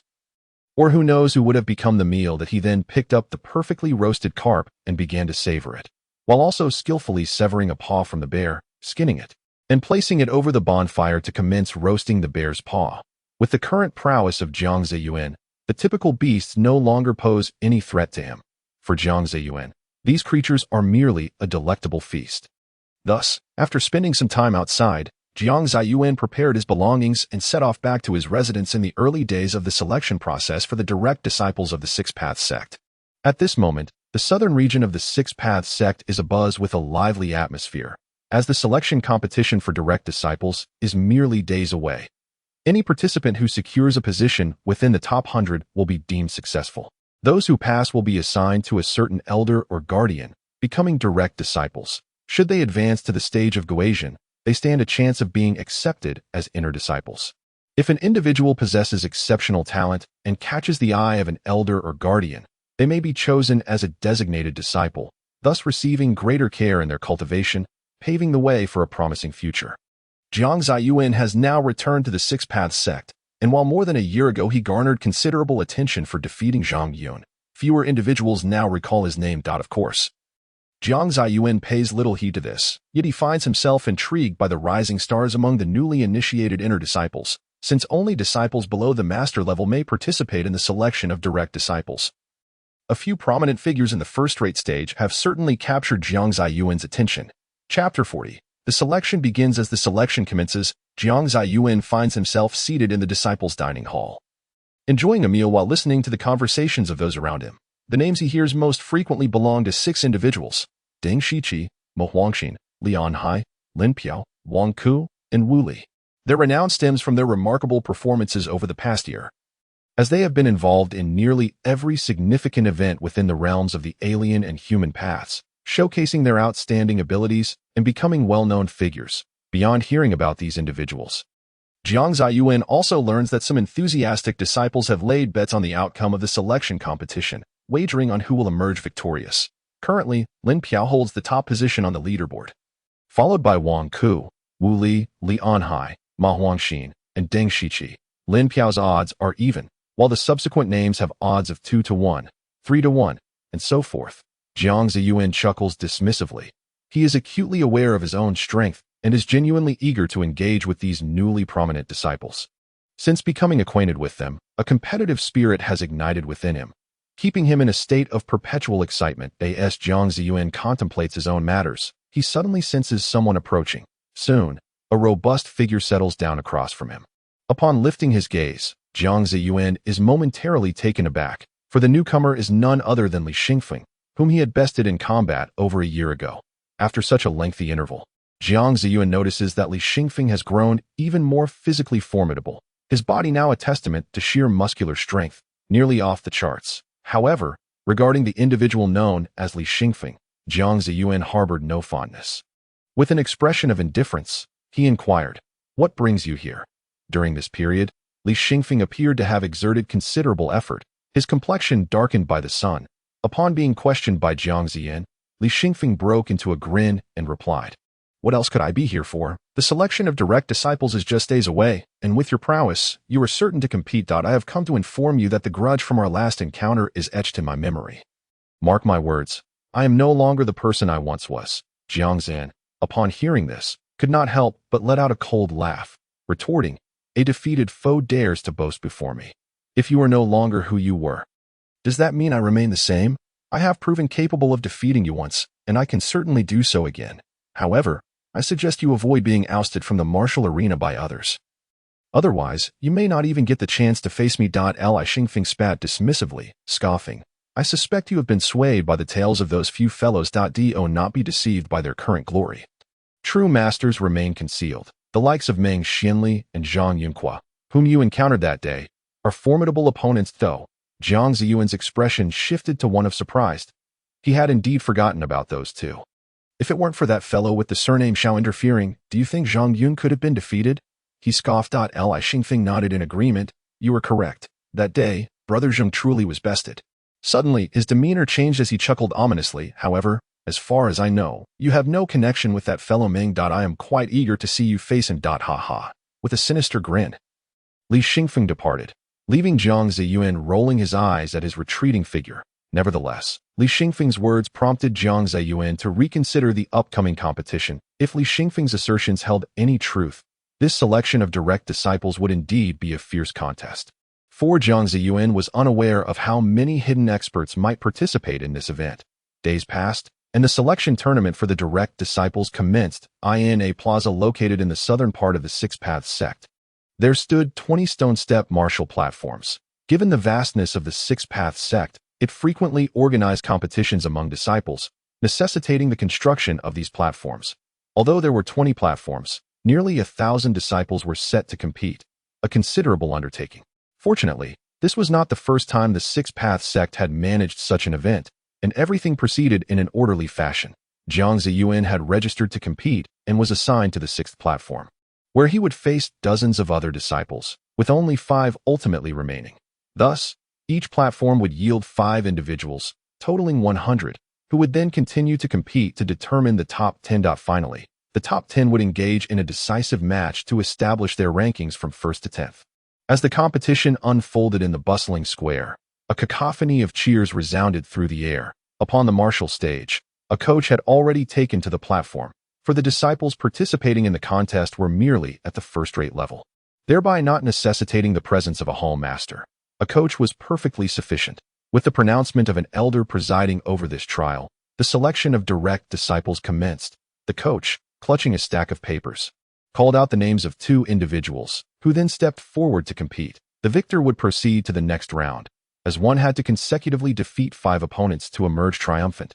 "Hua Xing'an, Lung Ruofeng, please come to the stage," announced a coach. No sooner had the coach finished his declaration than 2 figures swiftly ascended the martial platform, precisely the individuals he had named. The command of the coach. The 2 commenced their duel. Both were at the second-rate stage, possessing similar prowess and being inner cultivation disciples. However, it was Hua Shengyan whose techniques captivated the audience. Utilizing his exceptional maneuvers, he relentlessly pressured Lung Ruofeng, ultimately delivering a decisive blow that sent Lung Ruofeng plummeting from the stage, thus securing victory in this encounter. As Jiang Zaiyuan observed the conclusion of this match, he turned his gaze to another martial platform, where two combatants wielded weapons, one brandishing a sword, the other a staff. The clash of their arms echoed fiercely, culminating in the staff wielder disarming the sword wielder, sending him tumbling off the stage. After watching several more bouts, all featuring second-rate disciples, Jiang Zaiyuan found them rather lacking in interest. Suddenly, on the platform where he stood, the coach called out, "Feng Qi, Jiang Zaiyuan." Upon hearing his name, Jiang Zaiyuan was momentarily taken aback before nimbly leaping onto the stage with a lightness that caught the attention of the coach. As it was the finest display of agility he had witnessed throughout the competition. As Jiang Zaiyuan took his position, a young man clad in white leaped onto the stage, a long sword slung across his back. However, the coach noted that the youth's agility paled in comparison to Jiang Zaiyuan's. "Begin," commanded the coach. Once both competitors were ready, the white-clad youth unsheathed his long sword and, with a swift step, launched himself at Jiang Zaiyuan like an arrow released from a bow. The blade aimed directly at Jiang Zaiyuan's chest. Observing the aggressive advance of the young man, Jiang Zaiyuan recognized that although his technique was solid, he was still merely at the second-rate stage, a level of disciple Jiang Zaiyuan had ceased to regard with any seriousness 2 years prior. With a sudden movement, Jiang Zaiyuan swiftly kicked aside the white youth's sword. Executing a graceful spin and delivering a kick to the back of the white youth's head, the impact rendered the young man unconscious, causing him to collapse onto the stage. The coach gazed at Jiang Zaiyuan in astonishment, for it was unprecedented in this competition for a second-rate disciple to be defeated in just 2 moves. However, this coach, being a seasoned veteran himself, has encountered all manner of disciples. Thus, he merely displayed a fleeting look of surprise before declaring Jiang Zaiyuan the victor and proceeding to announce the next match. Jiang Zaiyuan descended from the martial platform slowly, while the surrounding disciples regarded him with awe, parting to create a pathway for him. They had all witnessed Jiang Zaiyuan effortlessly defeat Feng Qi with but 2 moves, and naturally, they were left in astonishment by such formidable prowess. As Jiang Zaiyuan stepped down, a few disciples began to murmur among themselves. "Who is this individual? I've never heard of him before. Who knows? Yet, why does the name Jiang Zaiyuan seem so familiar? Oh, I remember now. Isn't he the one who defeated Zhang Yun over a year ago? Ah, right. How could I have forgotten?" In an instant, Jiang Zaiyuan's previous glory was resurrected due to this match. That moment, he stood at the foot of the martial platform, observing a contest that piqued his interest, particularly because it involved a certain Li Anhai. This Li Anhai possessed first-rate strength, and his opponent was also a disciple of the same caliber, albeit Li Anhai was an external cultivation disciple while his adversary practiced internal cultivation. Typically, external cultivation disciples are stronger than their internal counterparts. And thus, throughout the match, Li Anhai maintained a commanding lead over the internal disciple, ultimately delivering a decisive blow that sent the latter tumbling off the platform in the 20th round. As Jiang Zaiyuan watched Li Anhai's victory, he acknowledged the latter's commendable skill, yet found him somewhat lacking compared to Zhang Zaiyuan. It was perplexing how this individual had managed to secure a position within the top 10 rankings with such modest strength. How absurd. Jiang Zaiyuan promptly concluded that unless Li Anhai possessed other formidable techniques, he would remain just as he was. He then turned his attention to several other individuals whose reputations had spread. Discerning that a few were indeed exceptional, while the majority were merely superficial. That moment, Jiang Zaiyuan was set to engage in his second match, this time against a rather formidable opponent, an external cultivation disciple of the first-rate stage named He Tai. He Tai was a towering figure, muscular and robust, rivaling Zhang Yun in stature. Upon stepping onto the martial platform, He Tai wasted no time. At the coach's command, he lunged forward with a fierce roar, his muscular right arm sweeping towards Jiang Zaiyuan. Jiang Zaiyuan merely smiled, raising his left arm to intercept He Tai's advancing strike. Witnessing Jiang Zaiyuan's apparent arrogance, He Tai couldn't help but smirk coldly. He was well aware of the strength behind his attack, and thus, he intensified his effort. To his astonishment, what he believed to be a powerful strike was effortlessly blocked by Jiang Zaiyuan, who remained steadfast without so much as a flinch. Chapter 41. Renowned on the martial platform, that He Tai's expression shifted to one of disbelief as he processed the scene before him. He could hardly fathom how his full-force strike had been so easily thwarted. How had he achieved such a feat? Indeed, He Tai's maneuver is quite formidable, as it is executed with the prowess of his bodily refinement. Jiang Zaiyuan, however, did not employ the King Kong demon body technique to counter it. The impact from earlier has already caused considerable pain in his left arm. Yet, in this moment, Jiang Zaiyuan finds himself in a state of exhilaration. Pain only serves to heighten his excitement, stimulating the combative instincts within him. He is so elated that he scarcely pays heed to the discomfort. The flicker of determination crosses Jiang Zaiyuan's eyes as he suddenly grasps He Tai's approaching hand with his right. Although He Tai is an elite practitioner at the first tier, Jiang Zaiyuan's external cultivation is merely at the second tier, yet his internal mastery is at the first tier, making him significantly stronger when both are combined. With the simultaneous activation of his internal and external powers, Jiang Zaiyuan's strength surpasses He Tai's, augmented by the alterations to his physique from demonic blood, though he may not appear as robust as He Tai. In terms of sheer quality, he is far superior. As He Tai's right hand is seized, he feels as though Jiang Zaiyuan's grip is as unyielding as forged steel. His well-trained elbow barely withstands the onslaught. Gritting his teeth against the pain, He Tai suddenly clenches his left hand into a fist and strikes towards Jiang Zaiyuan's forehead. Quick as lightning, Jiang Zaiyuan extends his left hand, fingers splayed, and captures He Tai's left fist. Surprised, He Tai attempts to withdraw his hand only to find it as immovable as his right. That a shift in his gaze reveals that this adversary is far from ordinary, and doubt begins to creep into his mind regarding his chances of victory. Realizing that this impasse cannot continue, He Tai unleashes his signature technique with a mighty roar, channeling his entire energy into a formidable surge of bodily refinement. The ground beneath him shatters under the pressure of his power, fissures spidering outwards as his overwhelming force bears down. Jiang Zaiyuan's eyes narrow. In that instant, he feels an invisible force compelling him downward. While his strength should prevent him from being pinned, his movements are nonetheless constrained.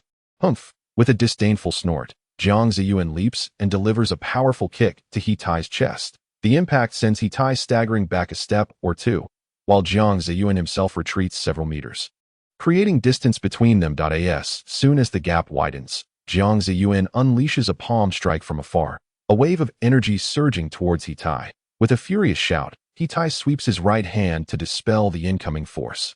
This energy palm technique, a skill mastered by Jiang Zaiyuan after advancing to the first tier of internal cultivation, is a common yet potent ability among many internal practitioners, were He Tai not an elite external practitioner, but rather at the second tier. He would undoubtedly suffer greatly from such an attack. With a grin, Jiang Zaiyuan suddenly alters his footwork, multiplying his speed, and begins to circle around He Tai. Although He Tai possesses immense strength, his imposing yet deliberate style reveals a distinct lack of speed. He Tai gazed at the remarkably swift Jiang Zaiyuan, finding that neither his attempts to block nor to pursue seemed effective, leaving him utterly exhausted. Yet, Jiang Zaiyuan was not merely fleeing. He would occasionally launch unexpected strikes at He Tai, rendering him flustered and caught in a dilemma, unable to either halt or continue, which was maddening. Infuriated by Jiang Zaiyuan's relentless onslaught, He Tai erupted in rage, unleashing a surge of his physical cultivation. With his fingers splayed, he suddenly slammed his hands down onto the stone platform with tremendous force. The violent impact produced a resounding crack, causing the stone to fracture and the martial arena to tremble, with the very spot he targeted being where Jiang Zaiyuan intended to run. Faced with this predicament, Jiang Zaiyuan was compelled to alter his course and resume his flight. However, He Tai did not relent. He continued to pummel the ground where Jiang Zaiyuan was headed. The relentless strikes from He Tai indeed hindered Jiang Zaiyuan's ability to maintain his speed, and amidst the cracked floor and trembling ground, even Jiang Zaiyuan's agility was compromised, gradually forcing him into a corner of the arena. Ultimately, Jiang Zaiyuan halted his frantic escape, standing at the edge of the platform with a smirk that was neither fully a smile nor a frown, while He Tai regarded him with a mocking gaze, sneering, "Hey, run if you can. I wonder where you think you can flee to." Jiang Zaiyuan chuckled. "He Tai, perhaps you should take a moment to assess the current situation. Do you truly believe you can turn the tide?" He Tai dismissed him with disdain. "What a joke. Can't you see that I have cornered you?" Jiang Zaiyuan shook his head. "That depends on whether you possess the capability. Do you truly think your cultivation is inexhaustible?" Assess how much power you have left before claiming you can defeat me. In response, Hitai let out a cold laugh. No need for your reminders. Do you really think I am unaware of my own strength? My intent in cornering you here is deliberate. So rest assured upon the platform. Is that so? Jiang Zaiyuan responded in surprise, not expecting Hitai to have such a strategy. Upon finishing his words, Hitai immediately swung his arms, channeling all his remaining cultivation power. With a fierce roar, he plunged his hands into the ground, straining to pry the platform apart. With a face flushed from exertion, Hitai continued to exert all his might, tearing apart the platform as though he were rending it limb from limb, creating fissures throughout. Suddenly, the very ground beneath Jiang Zaiyuan's feet trembled violently and began to shatter. Shocked, Jiang Zaiyuan realized he had underestimated Hitai.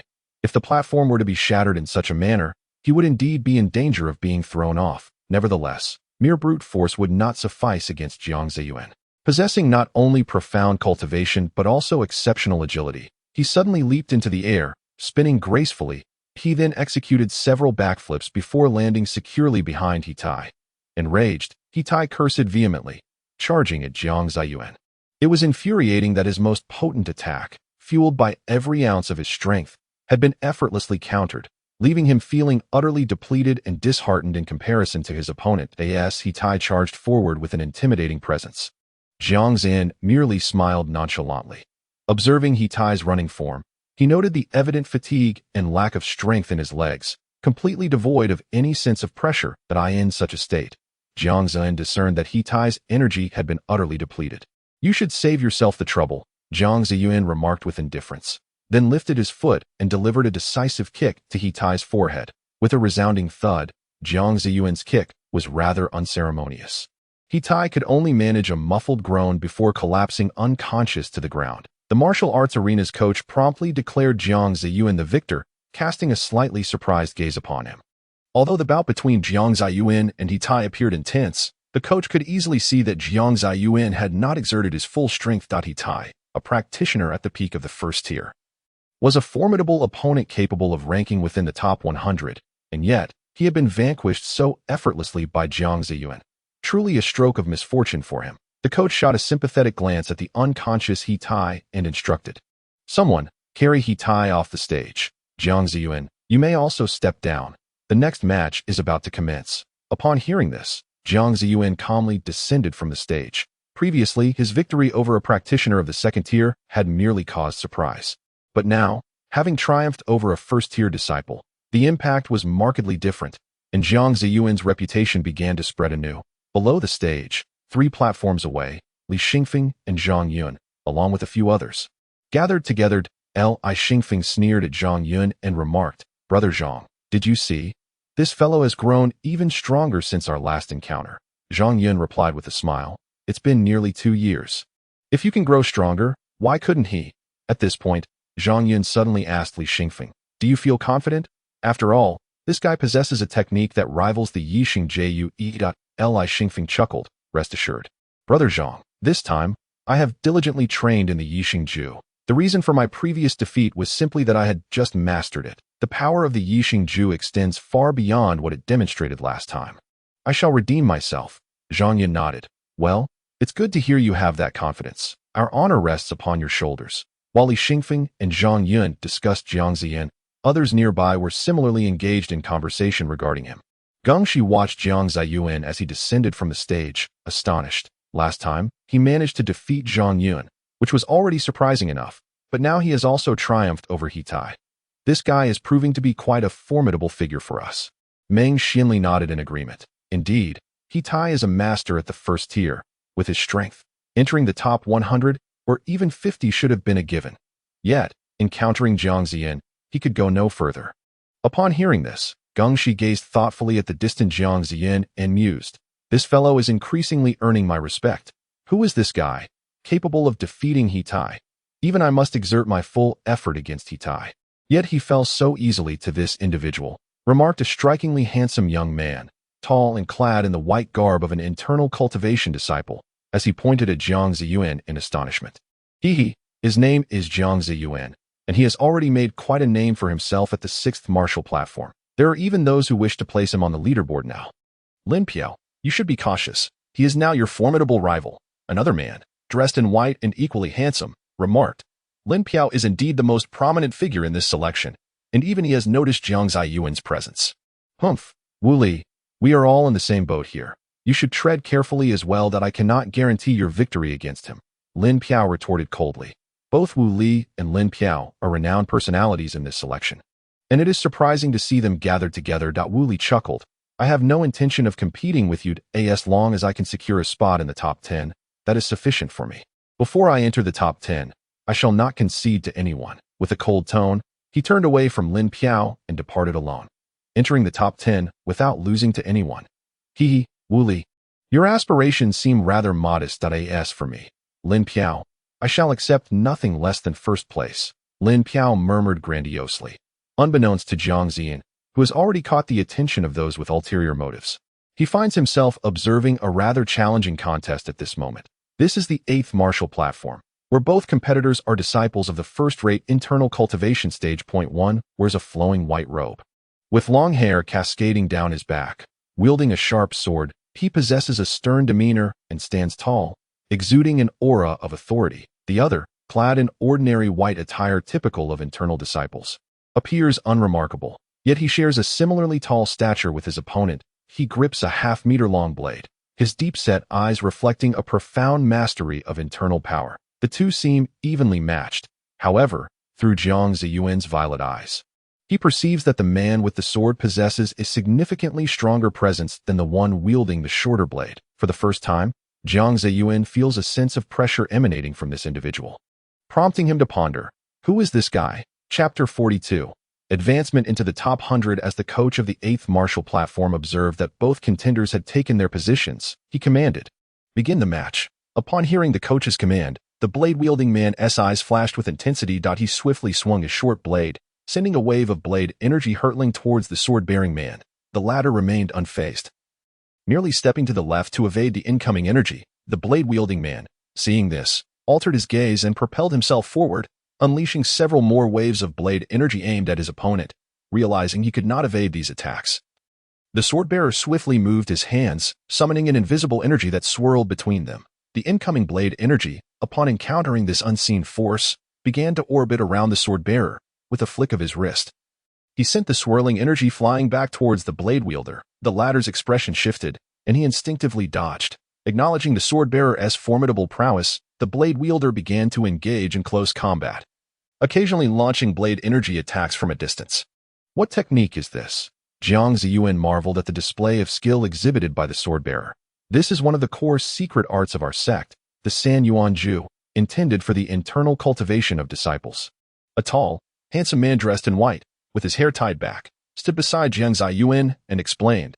Jiang Zaiyuan was taken aback by his words and inquired, "Who are you?" The handsome man replied, "My name is Wang Ke. I possess some knowledge regarding the core secret arts of our sect." Upon hearing Wang Ke's introduction, Jiang Zaiyuan's eyes narrowed slightly. Isn't Wang Ke one of the prominent figures in this event? He thought to himself, yet maintained his composure and continued, "Greetings, Brother Wang. May I ask who the two individuals competing on stage are?" Wang Ke smiled gently and said, "Those two on stage are both renowned figures. Though they remain quite low-key, their skills are such that entering the top 10 poses no challenge for them. Unfortunately, one of them will have to stop here." With a pause in his tone, Wang Ke continued, "The one with the sword is named Liang Tianyun, while the one wielding the knife is called Zheng Fei. Both are early renowned senior disciples in internal cultivation, especially Liang Tianyun, who is rumored to have mastered the Sanyuan Ju. He could have advanced to the master level by now, but he chose to delve into swordsmanship, which has delayed his progress. Nevertheless, he is a contender for the top spot in this selection of direct disciples." Jiang Zaiyuan listened intently to Wang Ke's narration, and as he reached the end, Jiang Zaiyuan's expression shifted with surprise. Point one of the contenders for the top spot. Are there not multiple candidates for the first place in this competition? Wang Ke chuckled. Indeed, there is more than one. Until the results of the competition are announced, the title of first cannot be claimed by a single individual. Upon hearing this, Jiang Zaiyuan teased with a smile. So, Brother Wang, are you among those vying for the top spot? Wang Ke's gaze flickered momentarily, and he replied solemnly, "I wish I could claim that, but I have already faced Lin Piao in a prior match, and I was defeated." Jiang Zaiyuan murmured, "Lin Piao? Huh? I have yet to engage him in battle, so I cannot ascertain his prowess. Nonetheless, I will inevitably face him sooner or later. There is no rush. Wang Ke shot Jiang Zaiyuan a curious glance, but chose not to comment further. And together they watched the duel on stage. Liang Tianyun and Zheng Fei were now locked in an intense confrontation, their movements swift and decisive.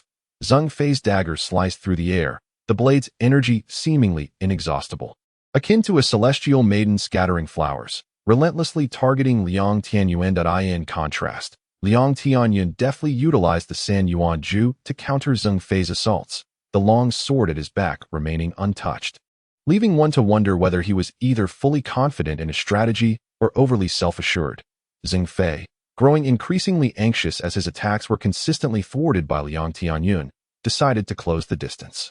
He lunged forward, aiming his dagger at Liang Tianyun from an unexpected angle. In that fleeting moment, Zheng Fei's strike was remarkably swift, pushing Liang Tianyun into a precarious situation. Upon witnessing this, Liang Tianyun let out a cold hum, his handsome face darkening. With a swift motion, a transparent energy emanated from his body, creating an invisible shield around him that effortlessly dissipated the incoming dagger attacks from Zheng Fei. Yet, Liang Tianyun did not cease his actions. He waved his hands upward and downward, causing the invisible energy surrounding him to converge into his palms. He then forcefully directed this amassed energy towards Zheng Fei.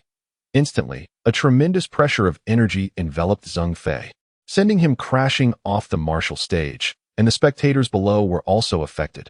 Fortunately, Zheng Fei absorbed the full brunt of the attack, while the others merely felt the push of the energy.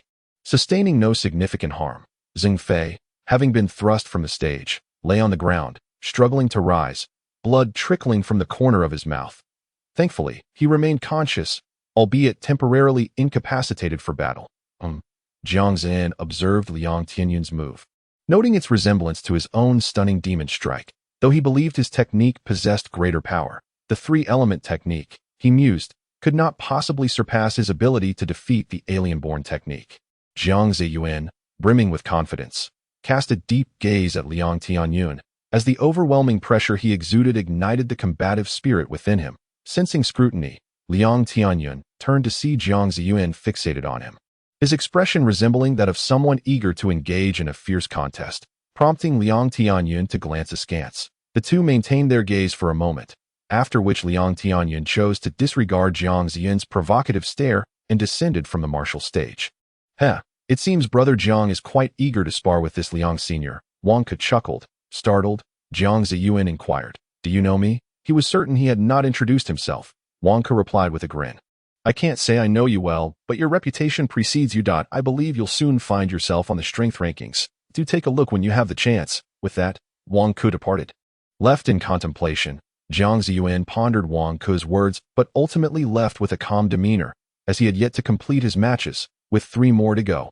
Returning to his spot beneath the martial stage, he observed several bouts before continuing his own contest. This time, his opponent was considerably weaker, merely a disciple of the second tier, and Jiang Zaiyuan easily dispatched him from the stage. Afterward, he watched other disciples compete. Seizing a moment to check the so-called strength rankings. To his surprise, he found a lengthy black wooden board in a corner near the martial stage, listing various names. The top was Lin Piao, followed by Wang Ke and other notable figures. As Jiang Zaiyuan scanned further down, he discovered himself ranked 58th, with Liang Tianyun positioned above him. Shaking his head, he questioned the validity of the ranking system, as it seemed rather chaotic. After all, his recent adversary, Li Xingfeng, was ranked 23rd. What does this mean? Are they suggesting that I, Jiang Zaiyuan, am inferior to Li Xingfeng? The thought ignited a surge of indignation within him. At last, Jiang Zaiyuan chose to disregard the misleading power rankings and return to his own martial stage. Initially lacking interest, his attention was suddenly captured by the sight of 2 individuals engaging in a contest on the platform. To his astonishment, one of the competitors was a woman, a disciple skilled in internal cultivation, dressed in a flowing white gown paired with silver brocade trousers to ensure modesty. She sported a ponytail that cascaded down her back, with a fringe framing her forehead and delicate strands of hair on either side of her face. Her appearance exuded an air of innocence, complemented by her fair complexion, finely arched brows, elegant phoenix-like eyes, delicate nose, and cherry-red lips. The moment she stepped onto the stage, She became a captivating spectacle, instantly drawing the attention of the crowd. Her opponent, also an internal disciple, bore an unremarkable visage, though his strength was commendable, placing him at the pinnacle of the second tier, merely half a step away from the first tier. In stark contrast, the woman was a first-tier expert. After exchanging blows for several rounds, she leveraged her superior cultivation to exhaust her opponent, ultimately securing victory in the contest. Jiang Zaiyuan observed closely. Despite her first-tier status, she was among the weakest within that elite echelon. Indeed, even Li Xingfeng, who had unleashed surpassed her in prowess.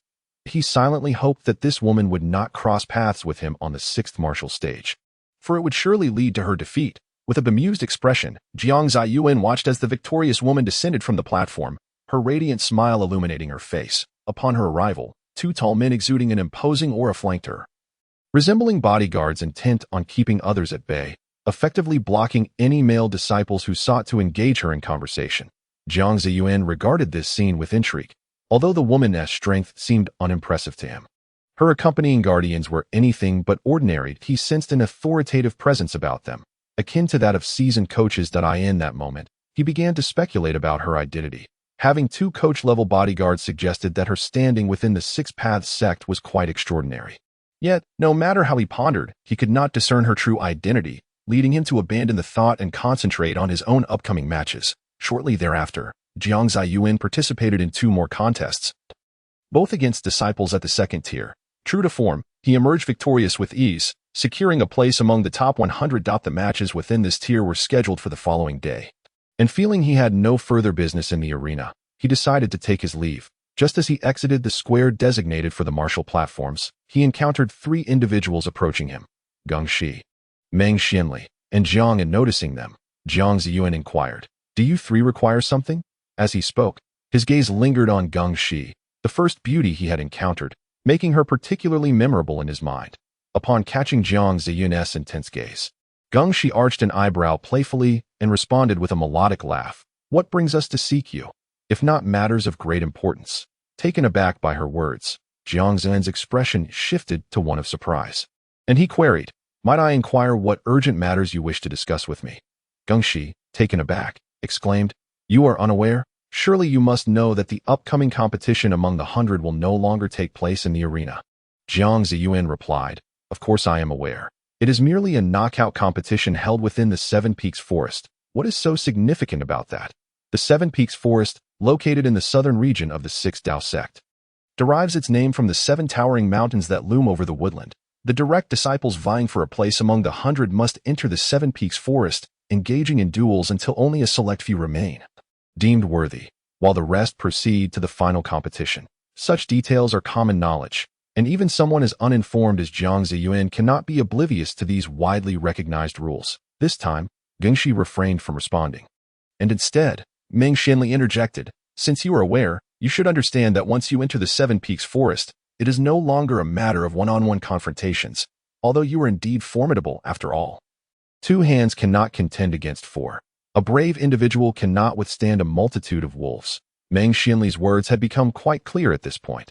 Jiang Zaiyuan cast a subtly meaningful glance at Geng Shi and the other two, then playfully remarked, "What, do you wish to recruit me into your ranks?" Geng Shi waved her hand with a smile, saying, "Naturally, among those I know, you stand as the strongest. I have no reason not to enlist you." The forthcoming knockout rounds will indeed be a contest of many vying for dominance, with formidable adversaries aplenty. While we may consider ourselves somewhat capable, who can guarantee our safety if we are besieged by all sides?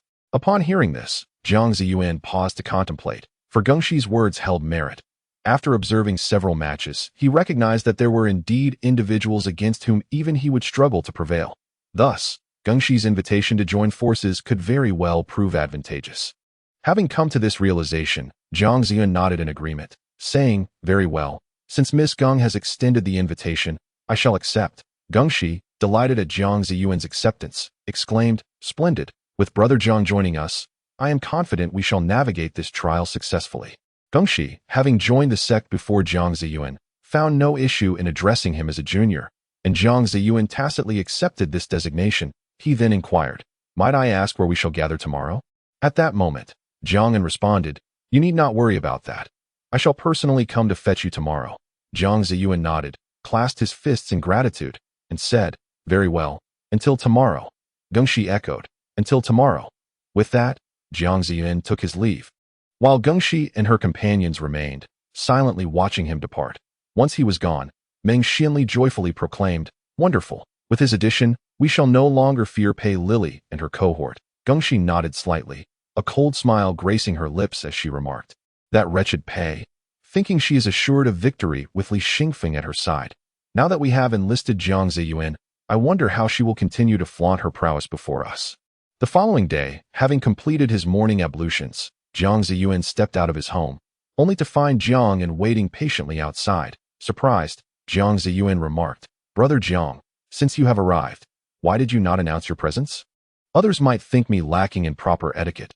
Jiang, however, expressed his indifference and remarked, "What does this matter? It is of no consequence. Besides, I have only just arrived, so waiting is not an issue.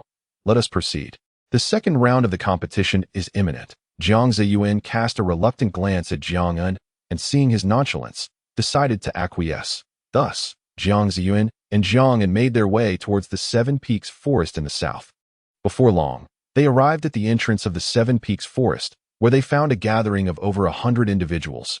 Those who had already participated in the first round of the competition were scattered in small groups, while a few coaches and two middle-aged men dressed as hall masters stood at the entrance point. One of the hall masters was clad in black, the other in white, unmistakably representing the Azura Hall and the Hungry Ghost Hall, respectively. As the two hall masters noted that the participants were nearly assembled, they conferred briefly. The hall master in white stepped forward and proclaimed in a loud voice, "Esteemed disciples, I am the examiner for this selection event in the Seven Peaks Forest.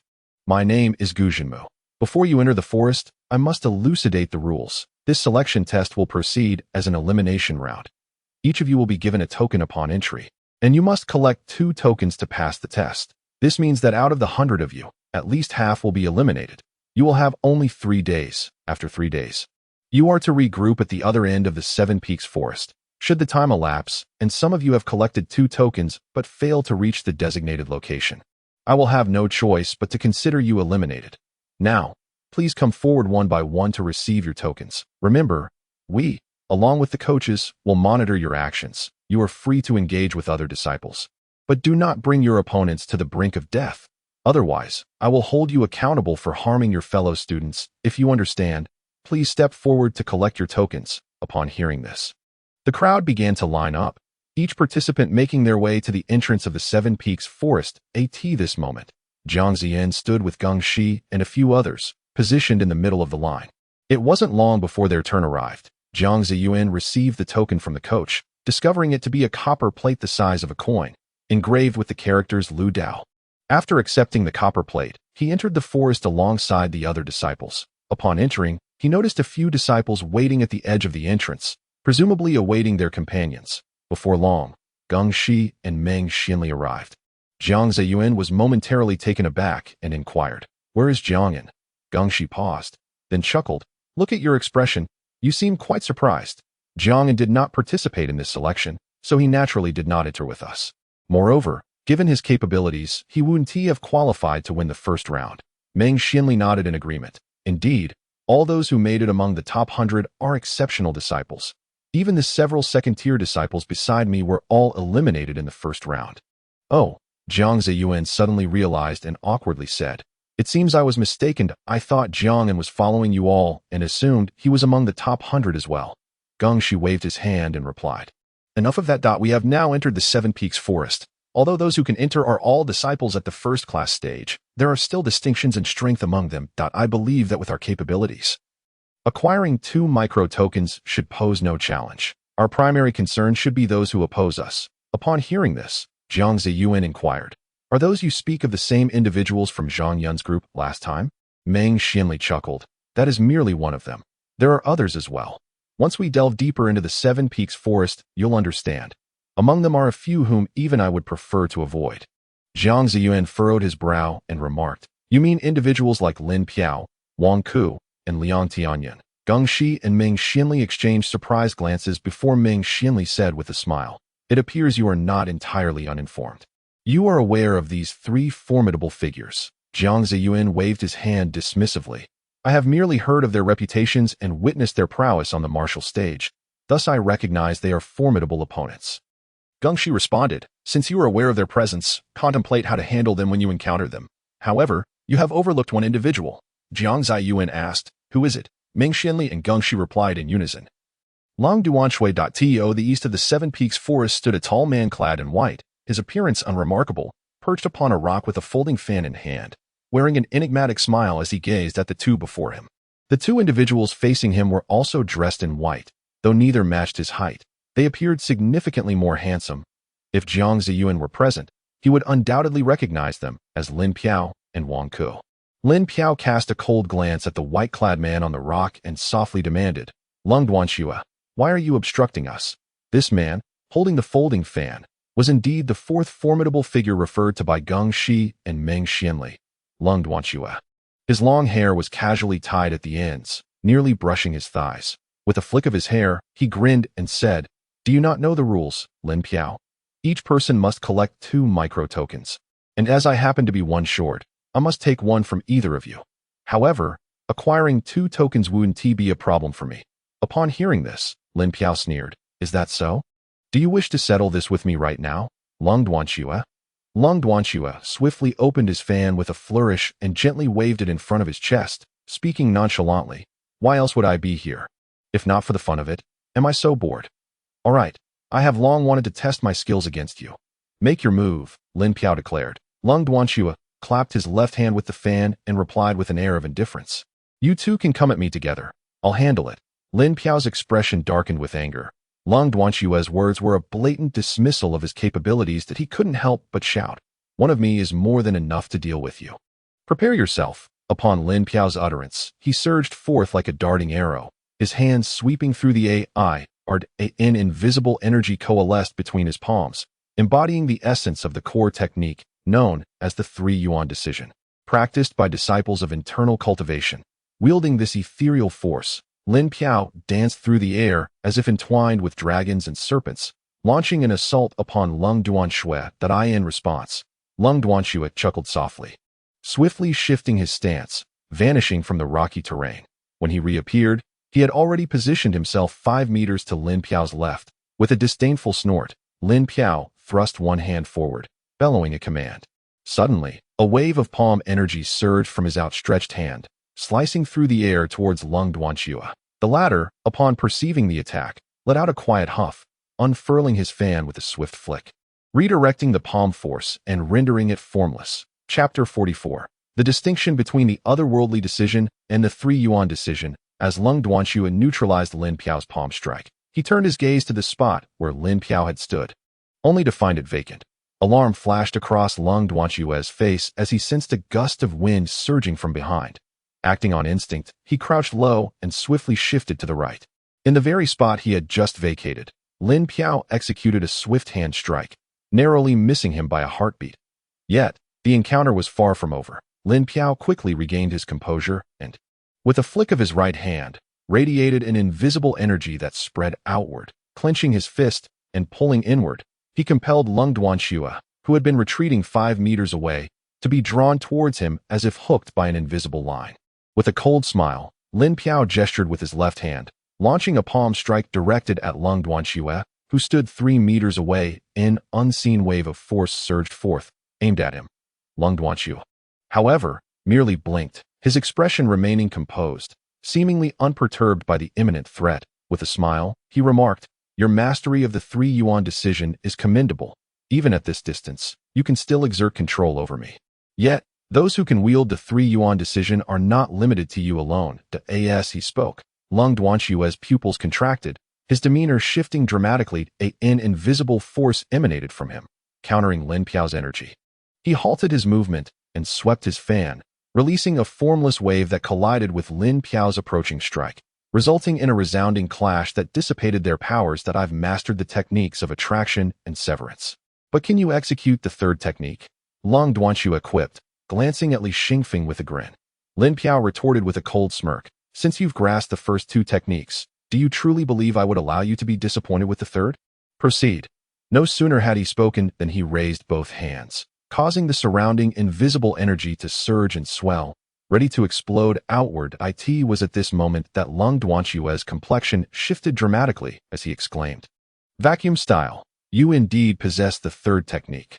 Understanding the formidable nature of this move, he realized it was too late to evade, given his proximity to Lin Piao. Thus, he braced himself to confront the impending onslaught. Ling Wangsu bellowed, his formless energy radiating around him began to boil, erupting outward in a manner akin to Lin Piao's own invisible force. The violent clash of energies produced a resounding explosion, causing everything in the vicinity to be violently pushed away.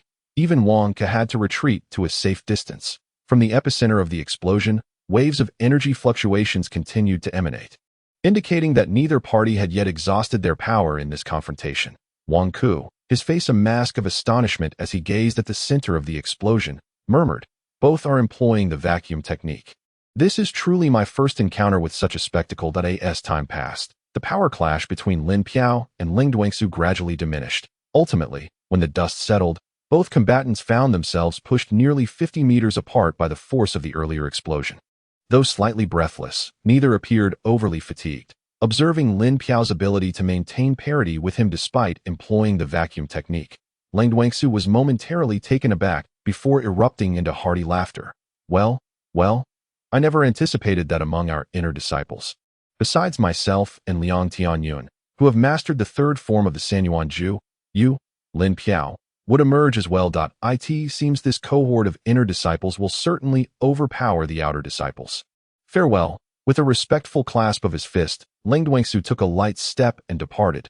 Seeing the conclusion of their bout, Wang Ke approached Lin Piao and inquired, "Are you all right?" Lin Piao, slightly panting, responded nonchalantly, "I am fine. That Lung fellow merely sought to gauge my capabilities. He had no genuine intention of contesting with me." Wang Ke nodded in agreement, acknowledging that Ling Duanxu's demeanor had indeed corroborated Lin Piao's assertion. Curiously, he then asked, "By the way, Lin Piao, what did Ling Duanxu's final remark mean?" Upon hearing this, Lin Piao furrowed his brow in contemplation, uncertainly replying, "It likely refers to the past competitions where the outer disciples consistently triumphed. Perhaps Ling Duanxu wishes to shatter that precedent." Wang Ke, intrigued, responded, "You have a point. In this selection, our inner disciples are indeed significantly stronger than the outer ones. You, I, Ling Duanxu, and Liang Tianyuan can be considered the elite among the selected disciples. While the outer disciples appear rather unremarkable, though their overall strength surpasses ours, only 3 have come close to matching us thus far." Lin Piao's interest was piqued, and he asked, "Which 3? Wang Ke replied, "Li Xingfeng, Zhang Yun, and the newly promoted Jiang Zaiyuan." Lin Piao scoffed derisively, "Just those 3? It seems the outer disciples have truly declined this time around." Meanwhile, at another location in the Seven Peaks Forest, a battle unfolded between 2 men and 2 women on one side, and 8 men on the other. Despite the numerical advantage of the 8 men, the 2 men and 2 women exhibited superior strength. After several exchanges, the duo triumphed in the conflict. The victors were Li Xingfeng, Zhang Yun, and Pei Lili, alongside another woman, a pure and innocent figure who had previously been guarded by 2 coach-level bodyguards. Named Zhao Feiyuan. At this moment, aside from the 4 of them, all others had been brought down by their prowess. Li Xingfeng and Zhang Yun were meticulously searching the defeated opponents for their insignias. Currently, they had vanquished 8 individuals, a number equivalent to half of their mission's goal. The remaining half awaited them at their destination. From the defeated disciples, Li Xingfeng and Zhang Yun had acquired 8 insignias, after which they approached Pei Lili and Zhao Feiyun. Pei Lili and Zhao Feiyun were seated on a stone as large as a grinding wheel. Pei Lili, tall and striking, exuded an air of competence. Dressed in attire akin to that of inner disciples, though her outfit featured an additional skirt, her appearance was one of cold elegance, yet her slightly thick eyebrows lent her a touch of spirited determination. Beside her, Zhao Feiyun smiled at Pei Lili, saying, "I truly owe you my gratitude, senior sister. Without your assistance, I would have found it impossible to handle those 8 opponents." Pei Lili, dismissive of the praise, replied, "What are you saying?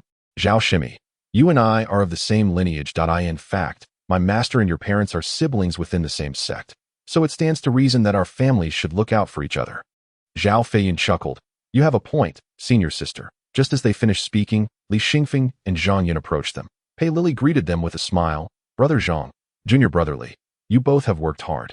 Li Xingfeng, with a bold demeanor, remarked, This is nothing.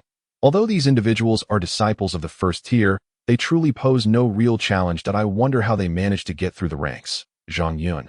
Upon hearing this, couldn't he help but jest? Well, look at you. Do you think everyone enjoys your good fortune? With a relative as a hall master, you even have priority in practicing the anomalous cultivation technique. As for me, before I ascended to the master level, this technique was beyond my reach. Zhao Feiyu nodded in agreement. That is true. The core secrets of our sect are guarded quite rigorously. Even I, having reached the first tier, find my parents reluctant to pass on the 3 yuan technique. As she concluded, a hint of frustration crossed her face. Pei Lili playfully tapped Zhao Feiyun on the back of her head and explained with a smile. The core techniques for inner cultivation differ fundamentally from those for outer cultivation. For instance, the anomalous cultivation technique focuses on physical constitution, whereas outer disciples primarily train their physique, making it more compatible with techniques like the anomalous cultivation. Consequently, the entry threshold is relatively low. Anyone with second-tier strength can grasp it quite well. However, as one progresses, it becomes increasingly challenging. That I believe junior brother Li understands this quite well. Xingfeng nodded thoughtfully, stating, Sister Pei is correct that I have been practicing the anomalous cultivation technique for 3 years, yet the further I advance, the more difficult it becomes, particularly as the bottlenecks appear more frequently. Zhang Yun, however, was unconvinced. Even so, the low threshold of the anomalous cultivation technique allows for a greater number of outer disciples to succeed. The sheer volume of practitioners amassed through this method is something inner disciples cannot match. Pei Lili uttered a sound of acknowledgement before continuing. This is the hallmark of the Yisheng Jue, whereas the core secret technique of internal cultivation, the Sanyuan Jue, stands in stark contrast to the Yisheng Jue. To cultivate the Sanyuan Jue, one must possess sufficient internal power. Without enduring a period of training at the first-class stage, one cannot meet the requisite standards. The reason Zhao Shimi's parents have yet to allow you to engage with the Sanyuan Jue is rooted in their consideration for your current stage of development. It is not that they are unwilling to impart this knowledge to you, but rather that your abilities have not yet reached the necessary level. The Sanyuan Jue is not to be compared lightly with the Yisheng Jue. Although it is designed for internal cultivation disciples, its restrictions are quite stringent. Setting aside the requirements for its practice, merely grasping the techniques of the Sanyuan Jue demands considerable effort, and without a certain level of comprehension, it is unattainable. In contrast, the Yisheng Jue poses no such issues as long as one's body refinement reaches the requisite level. This is the most significant distinction between the two. As for myself, I am merely a step away from the Grandmaster level, and the sect has only just begun to confer upon me the Sanyuan Jue for cultivation, hoping to leverage its momentum to elevate me to the Grandmaster tier sooner.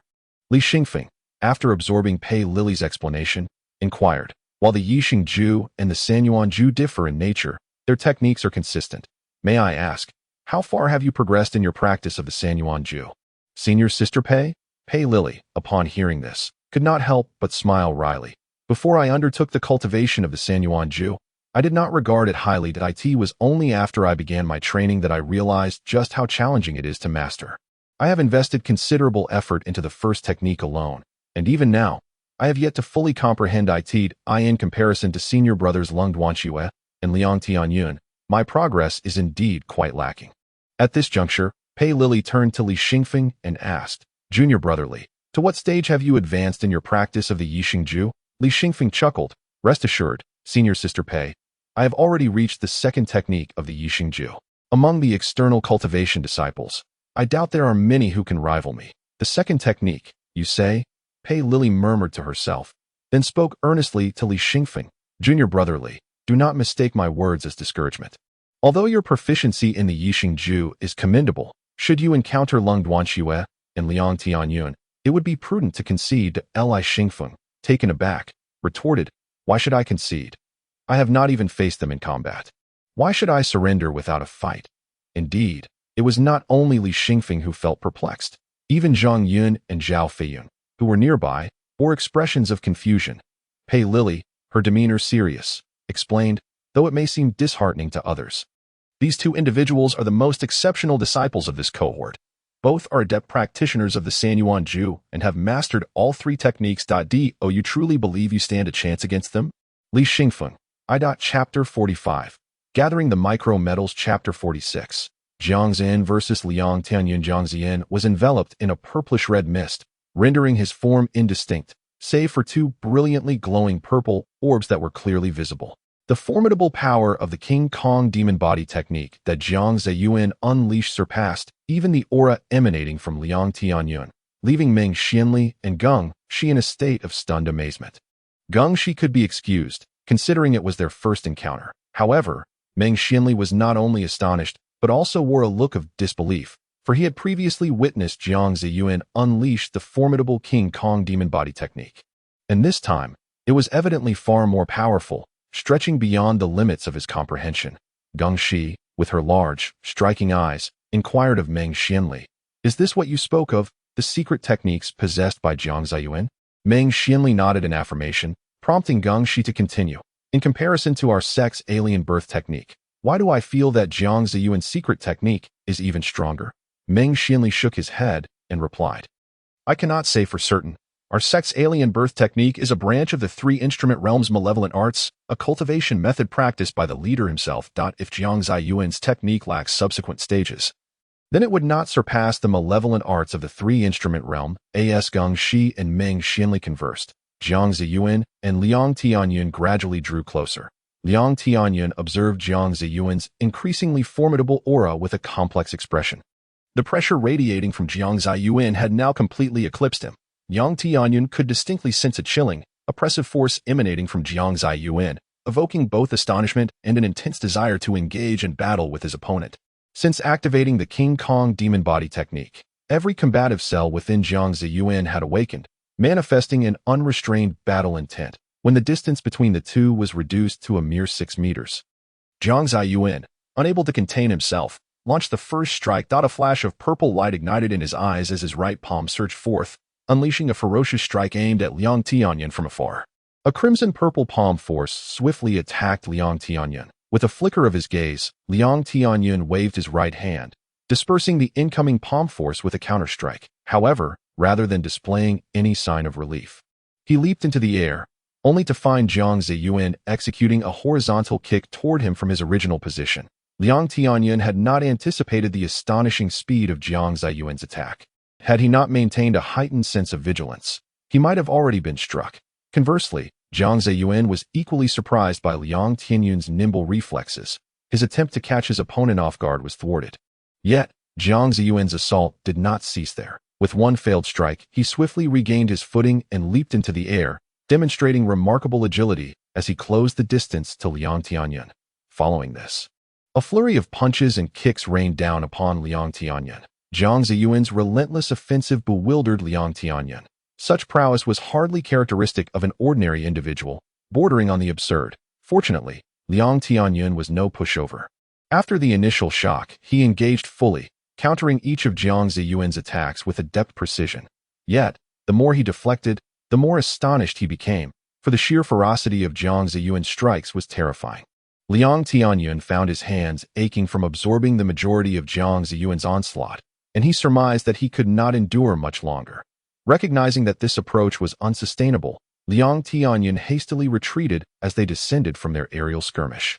While Jiang Zaiyuan relentlessly pursued him, undeterred, a flash of fierce intensity flickered in Liang Tianyun's eyes, and an invisible energy aura immediately radiated from him, enveloping a 10-meter radius. This was the preliminary technique of the 3-yuan decision. Executed with utmost effort, Liang Tianyun could not afford to hold back. The surprises that Jiang Zaiyuan had already presented were more than sufficient, and he dared not exhibit even the slightest hint of complacency or underestimation. Jiang Zaiyuan, closing the distance rapidly, swiftly breached the offensive range of Liang Tianyun's 3-yuan decision. Instantly, he felt a subtle resistance pushing back against him. Though faint, it was palpable enough to cause a slight hindrance to his movements. At that moment, Liang Tianyun initiated his counterattack. With both hands suddenly surging with an invisible energy, he propelled it towards Jiang Zaiyuan from a distance. Jiang Zaiyuan had already witnessed this technique before. On the martial stage, it was this very move that had sent a first-rate master tumbling off the platform. Although this technique boasted considerable power, it was not necessarily a threat to Jiang Zaiyuan.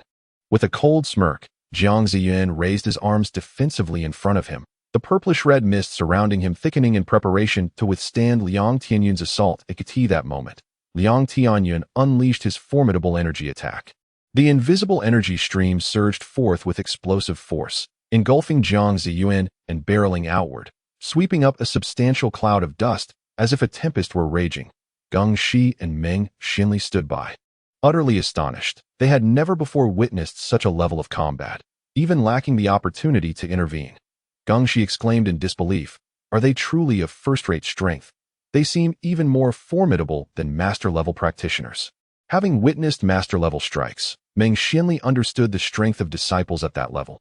Thus he elucidated, they likely possess a strength akin to that of a mid-tier master. The most powerful master-level disciples can rival a coach.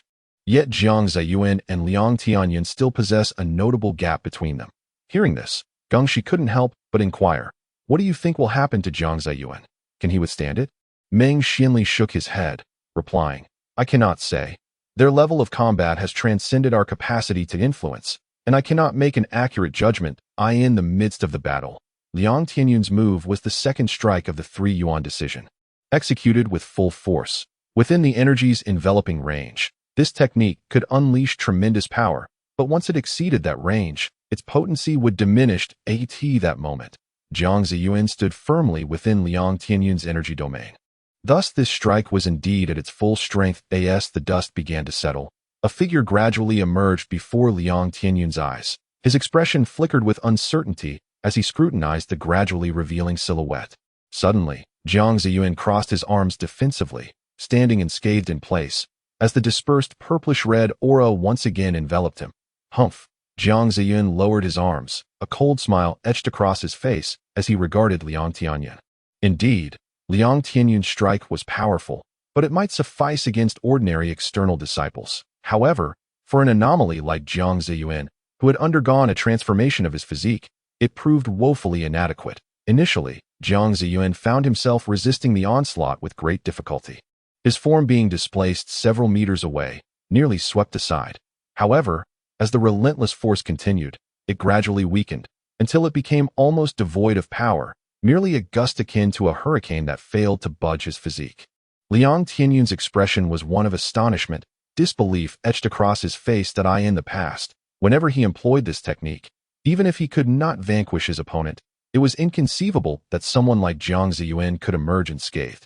This surpassed the boundaries of his comprehension. For the first time, Liang Tianyun truly grasped the magnitude of the threat posed by Jiang Zaiyuan. With a thunderous roar, Jiang Zaiyuan surged forward like a cannonball. His right fist aimed squarely at Liang Tianyun's forehead. Startled, Liang Tianyun quickly activated the Sanxing Village, initiating a pulling motion that, upon Jiang Zaiyuan entering his energy sphere of influence, began to draw him away. What? Jiang Zaiyuan sensed an invisible force attempting to pull him in another direction, distancing him from his intended target. Realizing it was Liang Tianyun's doing, he acknowledged that although the energy emitted by the Sanxing Village was intangible and formless, to Jiang Zaiyuan, it appeared distinctly tangible and visible. With a disdainful snort, Jiang Zaiyuan summoned his brute strength, abruptly halting the pull Liang Tianyun had exerted upon him. With a powerful push of his right foot, he charged once more towards Liang Tianyun. Liang Tianyun was momentarily taken aback. Both his striking and pulling techniques had proven ineffective against Jiang Zaiyuan, and a profound headache washed over him, rendering him unsure of how to proceed. Reluctantly, he sidestepped Jiang Zaiyuan's assault, swiftly unleashing a series of ordinary strikes towards Jiang Zaiyuan, which paled in comparison to his previous full-force attacks. Jiang Zaiyuan dismissed these feeble attempts entirely, only guarding his head while leaving the rest of his body nearly unprotected. The defensive capabilities of his King Kong demon body were unparalleled, rendering Liang Tianyun's strikes little more than a mere tickle. Unwilling to engage in close combat, knowing he could not withstand Jiang Zaiyuan's all-encompassing offense, Liang Tianyun noted that while Jiang Zaiyuan's speed was remarkable, his agility in turning was lacking. Seizing this opportunity, Liang Tianyun continually shifted positions, evading Jiang Zaiyuan's relentless pursuit, perhaps growing frustrated with the chase. Jiang Zaiyuan halted and called out to Liang Tianyun, who was still evading. "Liang, you were the one who instigated this. What is this now? Are we fighting or not? If you don't wish to fight, then be gone. I have no time for games. If you intend to fight, then draw your sword. I assume that is your trump card." Upon hearing these words, Liang Tianyun also ceased his evasive maneuvers. Jiang Zaiyuan's challenge sparked a flicker of contemplation in Liang Tianyun's eyes as he acknowledged. Aside from his mastery of the Sanyuan Ju, he was indeed an adept swordsman. However, to reveal his ultimate technique at this juncture seemed premature, as he had reserved it for the finals. After a moment of deep reflection, with a mixture of uncertainty and resolve in his gaze, he reluctantly retreated, calling out to Jiang Zaiyuan from a distance. It seems I've drawn the short straw in encountering you. I shall forego your insignia this time. Let us settle the score in the finals. Farewell. Liang Tianyun concluded his speech and swiftly turned, vanishing from the sight of Jiang Zaiyuan and the others. Humph! Jiang Zaiyuan scoffed disdainfully, then gradually retracted his energy, although he had not exerted his full strength during the deployment of the Diamond Demon Body technique. The battle against Liang Tianyun had proven quite taxing. In just that brief encounter, he had already expended 1/5 of his internal power, its depletion flowing away like a relentless stream, leaving Jiang Zaiyuan in a state of exasperation. Chapter 47. The qualified ones having regained his composure, Jiang Zaiyuan shook his somewhat rigid arms. Each time he unleashed his power, it granted him tremendous explosive force and destructive capability, yet such feats demanded a robust physique to withstand them. Otherwise, one would be unable to bear the strain of such inhuman strength. Fortunately, Jiang Zaiyuan constantly trained his physique and supplemented it with internal cultivation, allowing him to endure this monstrous power without his body being shattered. However, he still felt a slight discomfort after expending his energy at this moment. Geng Shi and Meng Xianli approached Jiang Zaiyuan, their faces still adorned with expressions of astonishment as they regarded him as if he were some sort of monster. Jiang Zaiyuan's displeasure surfaced. What was with their gaze? Were they unable to tolerate his presence? Hearing his comment, Meng Xianli replied, somewhat chagrined, "Hey, don't take offense. We're merely astonished. It's quite remarkable that Liang Tianyun, a top-tier disciple among our first-rate ranks, was unable to contend with you. This is indeed a significant event. You both might very well be contenders in the final showdown." Upon hearing this, Jiang Zaiyuan pondered for a moment before responding. That Liang fellow is indeed formidable, especially considering he hasn't even unleashed his full power. Otherwise, the outcome of our duel would be far from certain. I've heard that those who wield swords are exceptionally dangerous. Geng Shi nodded in agreement, saying, "There's some truth to that. Our sect has an elder who wields a sword, and his prowess is renowned among the elders. However, this elder is notoriously elusive. I know of his existence, but not his name." Meng Xianli, intrigued, interjected, "I have also heard whispers of this elder. It seems he once battled a master from another prominent sect over a decade ago and emerged victorious. Upon his return, our sect deemed him a taboo figure, ensuring that apart from the higher-ups, no one else knows of him." Jiang Zaiyuan was taken aback. It was truly enlightening to learn of such an extraordinary individual within their sect. Geng Shi waved his hand dismissively. "Our Six Paths sect boasts more than just him among its elite. You will have plenty of opportunities to learn about them in due time. Now, let us refrain from discussing this further. The 3-day deadline approaches. That we ought to proceed without delay." Thus, Jiang Zaiyuan, Geng Shi, and Meng Xianli continued on their journey, unaware that a short distance away, two figures stood upon a lofty branch, observing them intently.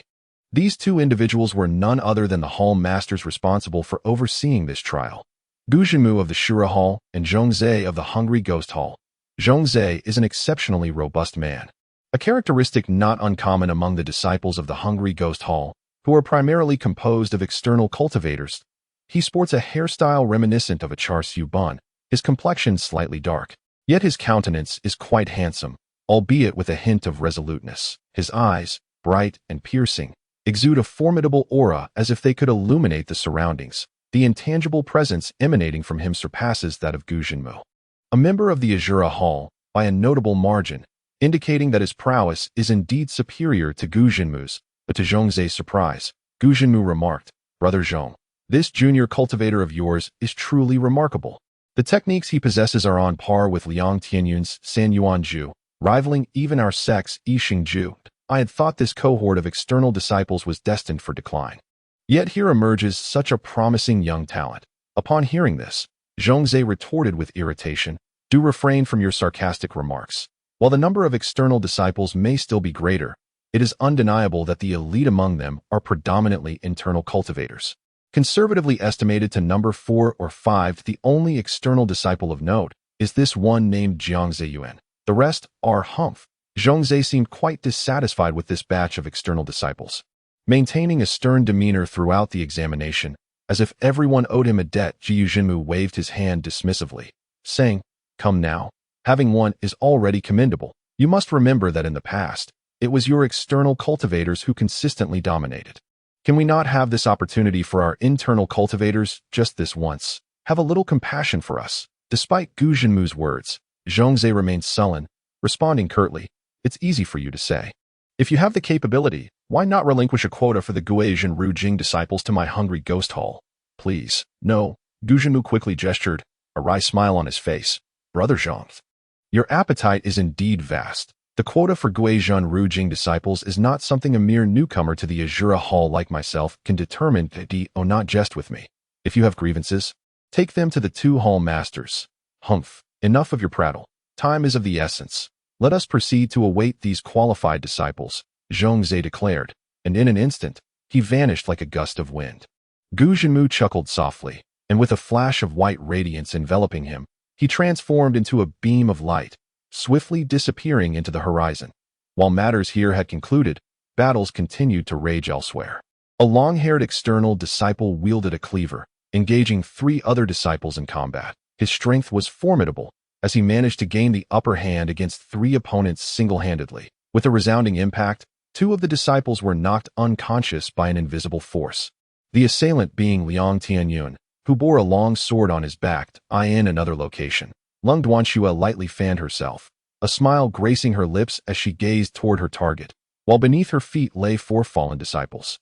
Nearby, a brawny man, bare-chested and muscular, swung his arms in battle against 3 internal cultivators. Yet the strength on both sides was evenly matched, leaving the outcome uncertain for the moment. That in the wilderness, Lin Piao and Wang Keshuang approached.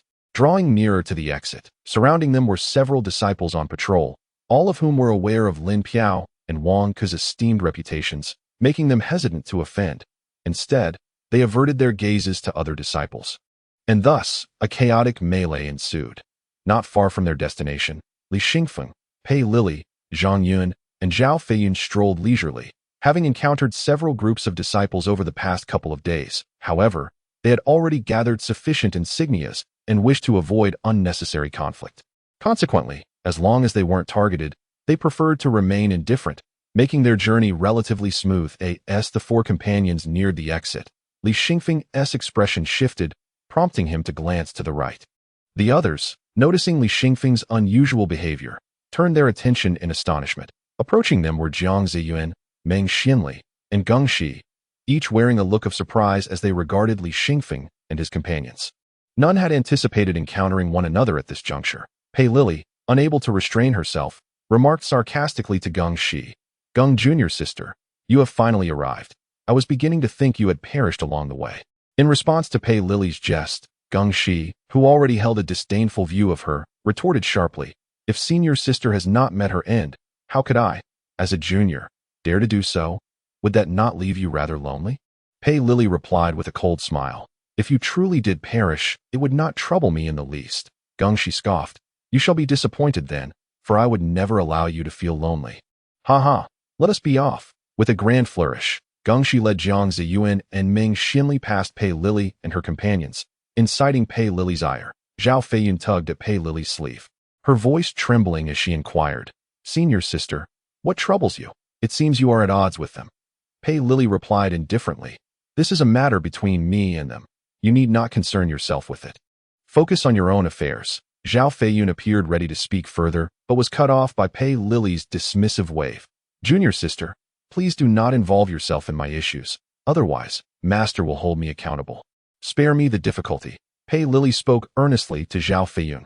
"Very well," Zhao Feiyun conceded, resigned. Before long, disciples began to arrive at the exit of Qifeng Forest. By the time Jiang Ziyin and his companions arrived, 2 or 3 disciples were already waiting at the entrance. However, these disciples were unfamiliar to Jiang Ziyin, who paid them little heed, opting instead to rest with Meng Xianli and Geng Shi. Shortly thereafter, Li Xingfeng and his group arrived, seeking a spot to wait as well. At the center of the entrance, a pavilion had been erected, where 2 hallmasters, Gu Jinmu and Zhang Zai, sat upon stone chairs. Before them stood a stone table, where they leisurely sipped tea, patiently awaiting the arrival of disciples, while passing the time in silence through a lengthy day of waiting. Surrounding the two esteemed leaders were a few coaches, either standing or seated in sparse numbers, idly awaiting the arrival of their disciples, occasionally engaging in light conversation with one another. Time passed slowly, and gradually, the disciples possessing the two micro-emblems began to arrive in succession. The number of individuals congregating at the exit steadily increased. Now nearing 20 at that moment, Lung Duanxue strolled over, fanning himself with a folded fan, a broad smile adorning his face. Upon noticing the gathering of over 10 individuals, he couldn't help but chuckle, remarking, "There seems to be quite a crowd. It appears many are rather benevolent, seeking out so many opponents for themselves. What a superfluous display of hypocrisy." After murmuring these words, he casually stood to one side, continuing to sway his fan. Following him, Liang Tianyun arrived, immediately scanning the crowd. His gaze flickered slightly upon spotting Zaiyuan, after which he strode with an air of aloofness to an unoccupied corner to meditate. Subsequently, Lin Piao and Wang Ke made their entrance, with Lin Piao casting an angry glare at the grinning Lung Duanxue before he and Wang Ke found a spot to wait. Chapter 48.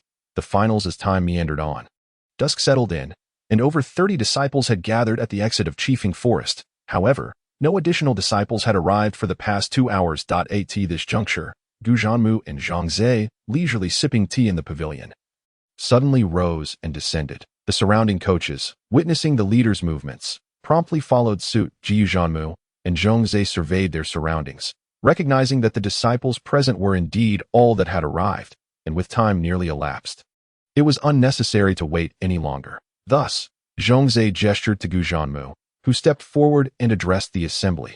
The 3-day period has concluded. Those disciples who have not arrived shall be eliminated. Now, the present disciples may come forth one by one to submit their 2 micro-emblems. Those without the requisite emblems, please stand to the right. With Gu Zhanmu's command, the disciples dutifully formed a line to surrender their emblems.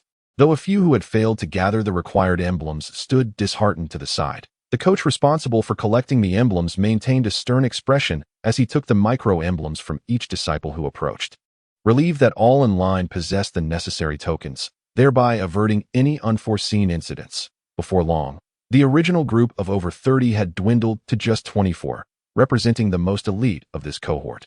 Gu Zhanmu, surprised to see more than 20 still present, had anticipated only a dozen at best, yet welcomed the unexpected numbers. Clearing his throat, he declared solemnly, "Very well, you 24 are the ones who have passed.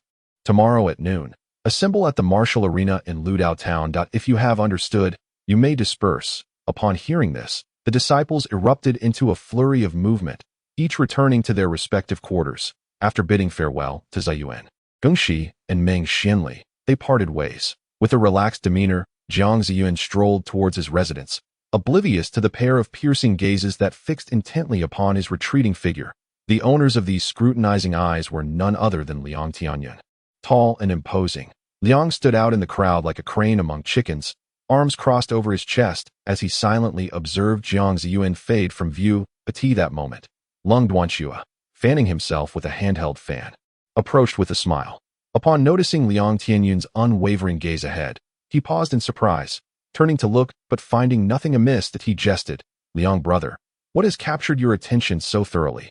Liang Tianyun cast a sidelong glance at Lung Duanxue and replied softly, "Is there something you need?" With a slight shake of his folding fan, Lung Duanxue continued to smile. "Tomorrow we shall become rivals. Do you think we could possibly have nothing to discuss?" Liang Tianyun narrowed his eyes, gazing down at Lung Duanxue with a detached demeanor. "That is a matter for tomorrow." Unperturbed by Liang Tianyun's aloofness, Lung Duanxue laughed. "If all goes as expected, the final victor among this generation's direct disciples will undoubtedly emerge from either you or me. Do you believe you can defeat me?" A sudden smile broke across Liang Tianyun's coldly handsome face, laced with a hint of mockery as he replied, "You speak too confidently. How can you be so certain that only you and I will prevail?" Lung Duanxue appeared unfazed by Liang Tianyun's sarcasm, chuckling, "While some possess a modicum of strength, I hardly believe they can pose any threat to us. I am well aware of your capabilities, and as for the others, well, let's not dwell on them." As Liang Tianyun listened to Lung Duanxue's arrogance, he realized that, had this been earlier, he might have believed such bravado. However, after encountering Jiang Zaiyuan, those notions had been dispelled that a vivid recollection of Jiang Zaiyuan's fierce demeanor flashed through his mind, prompting him to chuckle as he remarked to Lung Duanxue, "Do not underestimate the other disciples of this generation, or you may find yourself at a disadvantage. Farewell." With a smile, Liang Tianyun brushed past Lung Duanxue and swiftly departed, leaving behind a bewildered Lung Duanxue pondering the words of Liang Tianyun. Something was amiss. This Liang fellow, who had always been so haughty, seemed to have adopted an unexpectedly humble attitude. How peculiar, he mused, his face alight with astonishment. The following day, at the martial arena of Ludao Town, the heart of the southern alien Dao and human Dao, a spacious combat platform was set up for the finals of the direct disciple selection tournament. At the front of the arena stood a high platform adorned with several viewing stands where the guardians and elders of the Ludao sect observed the proceedings. 4 guardians and 2 elders occupied the stands, behind which a group of young and middle-aged disciples of the Ludao sect stood, their auras exuding strength surpassing even that of seasoned instructors. Among the 2 elders, one with snow-white hair and a youthful countenance stroked his graying beard and remarked calmly, "It is said that this generation's direct disciple selection features over 20 participants, a number notably higher than usual. One wonders if the overseers have been lenient." As soon as the elder's words fell, a guardian clad in a tiger-striped black robe standing to his right smiled and said, "Elder Hu, fret not. The one overseeing this examination is none other than Zhong Zai. He is renowned for his unwavering impartiality." Upon hearing this, Elder Hu could not help but chuckle.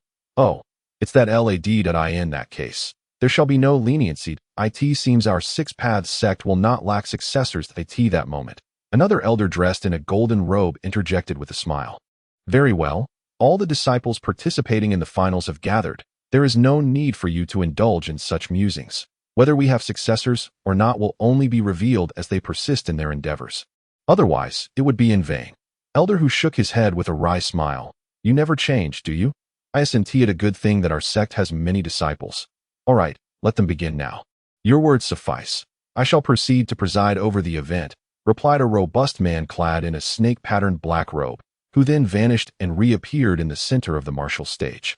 Below the martial stage, a throng of disciples had gathered, numbering nearly 10,000, comprising both the otherworldly and human disciples. To the west of the stage stood 24 individuals, the very disciples participating in the finals. The robust man, with a full beard and fierce brows, stood in the center of the martial stage and boomed, "Esteemed disciples, I am Chong Tonghai, one of the guardians of the Hungry Ghost Path. I shall preside over this direct disciple finals. The rules are as follows. Any disciple who concedes defeat or falls from the stage shall be deemed the loser. Intentional lethal attacks during the contest are strictly forbidden, and severe penalties will be imposed for violations. That understood?" After delivering his decree, Chong Tonghai cast a commanding gaze towards the 24 contestants. Noticing their solemn expressions, he continued, "As there are 24 participants, they will be divided into 12 pairs for the preliminary elimination rounds. Therefore, let us commence with the first match, Jiang Zaiyuan against Lung Duanxue. Please, the 2 disciples, step forward." At his words, the 24 contestants were taken aback, especially Jiang Zaiyuan, Liang Tianyun, Meng Xianli, Geng Shi, Li Xingfeng, Zhang Yun, and Pei Lili.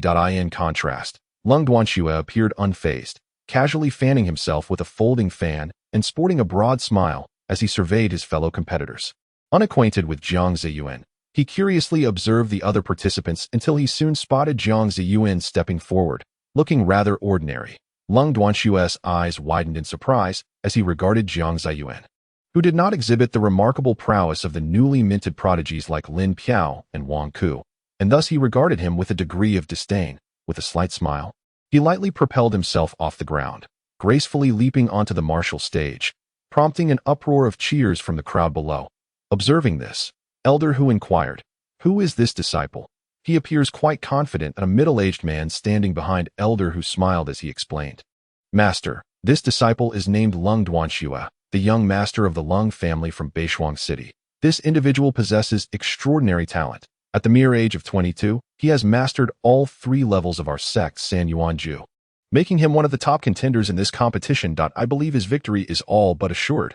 Elder Hu, taken aback by this revelation, mused, "The Lung family, isn't that related to Elder Lang?"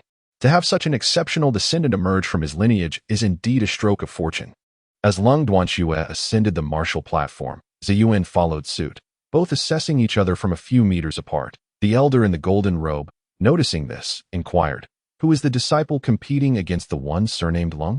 The middle-aged man replied dismissively, "Just an unnamed disciple, nothing remarkable about him. Even if I mentioned his name, I doubt Elder L would recognize it." Hearing this, Elder L cast a sidelong glance at the middle-aged man and, with an enigmatic expression, declared, "If this unnamed disciple can defeat the one surnamed Lang, I would consider taking him on as my apprentice." Elder L's words were nothing if not astonishing. He was no ordinary elder. Among the many elders, only a select few held a higher status than him, and at times, he practically represented the authority of the Sixth Dao sect's leader, a fact well known within the sect. Elder Hu, astonished, asked, "Old L, are you serious?" Elder L shrugged and replied, "When have I ever spoken in jest? Should he win, I would not hesitate to accept him as my disciple." His statement made his intentions clear, leaving everyone present in a state of surprise, particularly the middle-aged man who had dismissed Ziyin. Feeling humiliated, he gritted his teeth and shot a cold glance at the martial platform. Chapter 49, Warm-Up Match with an expression of calm indifference. Chang Ta-hai observed the two standing on opposite sides, Zaiyuan and Long Duanxue. He then waved his hand and proclaimed loudly, "Let the match begin," after which he stepped back from the platform, leaving the arena for the two contenders to demonstrate their abilities. Although the match had commenced, Zaiyuan and Lung Duanxue remained motionless, merely sizing each other up. Zaiyuan regarded the distinguished young master, Lung Duanxue, who, according to Gingxi, was a top-tier disciple capable of rivaling Liang Tianyun. To contend with him, Zaiyuan realized he must exert himself as he would against Liang Tianyun. However, under Zaiyuan's scrutiny, Lung Duanxue did not emanate the same sense of danger that Liang Tianyun did, nor did he appear to possess the straightforward temperament of Liang Tianyun. Consequently, Zaiyuan was content to refrain from engaging him in a fierce battle right from the start. Conversely, Lung Duanxue wore a beaming smile, exuding confidence as if everything were perfectly under control. Upon observation, he assessed Zaiyuan to be only slightly stronger than an average first-tier disciple. However, what surprised Lung Duanxue was that, despite Zaiyuan being an external cultivation disciple, his internal energy seemed even more formidable than his external prowess. As an internal cultivation disciple himself, Lung Duanxue could sense the profound internal power flowing within Zaiyuan. With a bemused expression, Lung Duanxue asked, "Brother Zai, are you truly an external cultivator, or do you practice both forms of cultivation? You seem rather peculiar to me, possessing the strengths of both." With a glance, Jiang Zaiyuan calmly responded, "External cultivation." Lung Duanxue raised an eyebrow and chuckled. "Really? If it's external cultivation, how can your internal power surpass your external skills?" Jiang Zaiyuan frowned and replied, "That is not for you to concern yourself with." Upon hearing this, Lung Duanxue smirked, and with a sudden flourish of his fan, he sent forth a crescent wave of energy towards Jiang Zaiyuan. Without even glancing at the approaching energy, Jiang Zaiyuan maintained his focus on Lung Duanxue, and just as the crescent energy was about to hit him, he raised his fist and, with a resounding crack, shattered the oncoming force. Lung Duanxue let out a light laugh, stepping forward as he charged at Jiang Ziyin.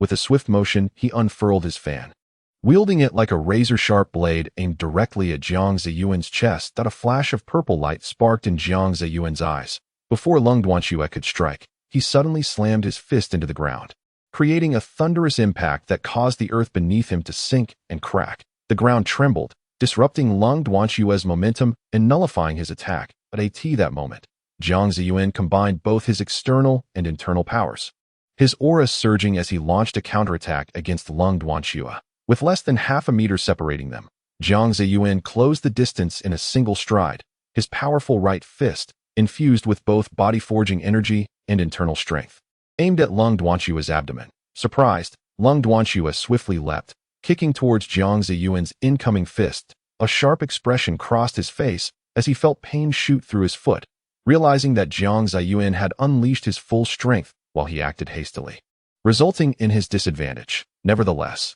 this maneuver allowed Lung Duanxue to create some distance, preventing Jiang Zaiyuan from seizing the upper hand. As he retreated, Lung Duanxue furiously fanned his folding fan, sending wave after wave of crescent energy towards Jiang Zaiyuan. While he gracefully maneuvered around him with agile footwork, Jiang Zaiyuan observed the incoming attacks with a disdainful smile. Gathering his energy, he deftly evaded most of the crescent waves, shattering those he could not avoid with powerful punches. After dealing with the onslaught of crescent energy, Jiang Zaiyuan suddenly felt a fierce wind at his back. Instinctively, he bent forward, just in time to sense a sharp force slice past him. Reacting swiftly, he propelled himself sideways like an arrow, narrowly escaping the attack from Lung Duanxue, who had glided past him with his fan. With a cold smirk, Jiang Zaiyuan threw a punch through the air towards Lung Duanxue. Lung Duanxue scoffed, responding by swinging his fan to unleash another crescent wave to intercept the flying punch. The two energies collided with a thunderous boom, resulting in the crescent energy scattering, while the punch retained half of its power. Continuing its rapid trajectory towards Lung Duanxue. Astonished, Lung Duanxue paused momentarily, unable to comprehend that Jiang Zaiyuan's punches could surpass the strength of his own inner energy. However, upon reflection, he found solace in the realization that he was employing internal cultivation techniques, while Jiang Zaiyuan was utilizing physical enhancement techniques, the latter inherently more potent, thus delivering a more formidable force. With a dismissive sound, Lung Duanxue shifted his body to evade the incoming strike at this juncture. Both combatants halted, the earlier exchange serving as a preliminary test of each other's abilities. Now, they took a moment to recuperate and steady their breaths, preparing for the true contest to come, though they had paused.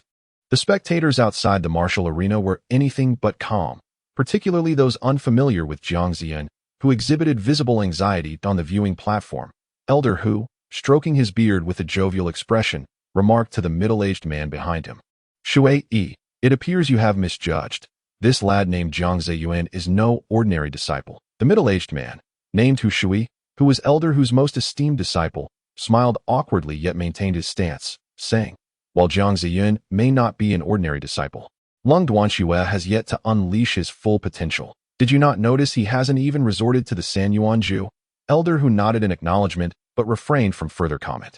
Meanwhile, a young man standing behind the golden-robed elder interjected with a grin. Since Lung Duanxue has not employed the Sanyuan Ju, does that imply Jiang Zaiyuan will not utilize the Yisheng Jue? The outcome remains uncertain. The victor is yet to be determined. Hu Shui was taken aback, exclaiming, Xia Shidi, are you suggesting that this Jiang fellow possesses the Yisheng Jue? Xia Shidi hesitated, then sheepishly replied, to be honest, I am unaware if he does. I merely observe his steady and calculated approach, leading me to suspect he might have some hidden cards. A few lines of exasperation appeared on Hu Shui's face as he grimaced and finally retorted. If you don't know, then refrain from speculating. Such matters cannot be left to mere conjecture. Xia Shidi chuckled lightly. I was merely guessing. No need to take it so seriously. At this moment, the golden-robed elder waved his hand, declaring, enough. The participants have yet to produce a conclusive outcome. Why engage in idle chatter? Soon, they will exert their utmost, and we shall discern the extent of their capabilities. Upon hearing this, Elder Hu expressed his surprise. It seems you, Elder L, are determined to accept this disciple. The golden-robed elder replied expressionlessly, acceptance hinges upon his ability to triumph in this contest. Otherwise, he left the thought unfinished. His gaze fixed unwaveringly on the two figures in the martial arena, prompting the others to follow suit with their attention. Among the remaining contestants, expressions varied widely. Those acquainted with Jiang Zaiyuan's prowess were unfazed, while those less informed wore looks of astonishment. On Li Xingfeng's side, Pei Lily incredulously remarked, now I understand how you fell to him. From the few techniques he has displayed, even I would find him challenging to contend with. Furthermore, as you mentioned, he possesses a secret technique that rivals the power of our sect's Yisheng Jue. Li Xingfeng curled his lips and retorted defiantly, what does this even count as? I could achieve that too. My is no longer what it used to be. Zhang Yun's eyes widened in astonishment as he exclaimed, I never expected him to have grown this much stronger in such a short span. Zhao Feiyun, standing alongside them, gazed at the fierce battle unfolding before her, and the dazzling display made her feel utterly overwhelmed. She couldn't help but lament the significant gap in prowess among disciples of the same elite stage. It was indeed a staggering disparity. Lin Piao, taken aback for a moment, then exclaimed, his name is Jiang Zaiyuan, right? How could someone so formidable engage in a draw with that cold-blooded bastard? How come I've never heard of his reputation before? Wang Ke rubbed his nose and chuckled, explaining, who says he doesn't have a reputation? It's just not as grand as yours. I recall 2 years ago, he had a match with Zhang Yun, Although it was ultimately interrupted, many believed Zhang Yun had already lost at that point. Upon hearing this, Lin Piao pondered for a moment before nodding in realization. Now that you mention it, I do have a vague memory, though I can't quite recall the specifics. The group felt a wave of astonishment, and it was no wonder others were equally thrilled. Witnessing such a thrilling spectacle in the very first match was exhilarating for everyone. Meanwhile, the two combatants, Jiang Zaiyuan and Lung Duanxue, had already prepared for their clash. With a mighty shout from Lung Duanxue, both launched their attacks simultaneously. Jiang Zaiyuan executed the spirit leopard leap, darting like the wind to the side of Lung Duanxue, aiming a punch directly at his forehead. In response, Lung Duanxue bellowed, unleashing an invisible force that enveloped a 10-meter radius around him. At that moment, Jiang Zaiyuan's strike also came crashing in.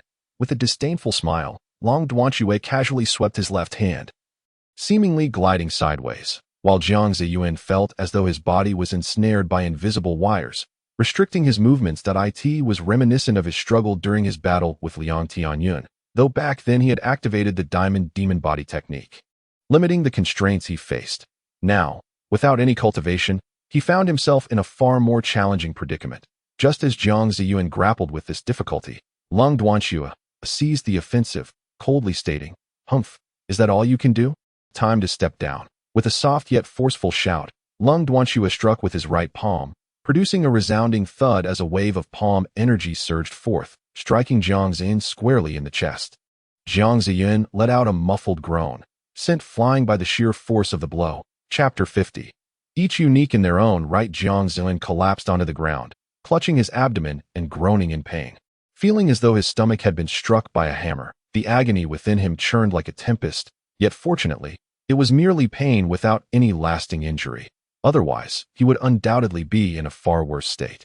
Struggling to his feet with one hand pressed against his belly, Jiang Zaiyuan furrowed his brows, realizing that this oversight had cost him dearly, serving as a valuable lesson to confront a master like Lung Duanxue. One must exert every ounce of strength. Otherwise, the repercussions will invariably fall upon oneself. Jiang Zaiyuan observed Lung Duanxue, standing a mere 10 meters away when, without warning, the latter unleashed a flurry of palm strikes towards him.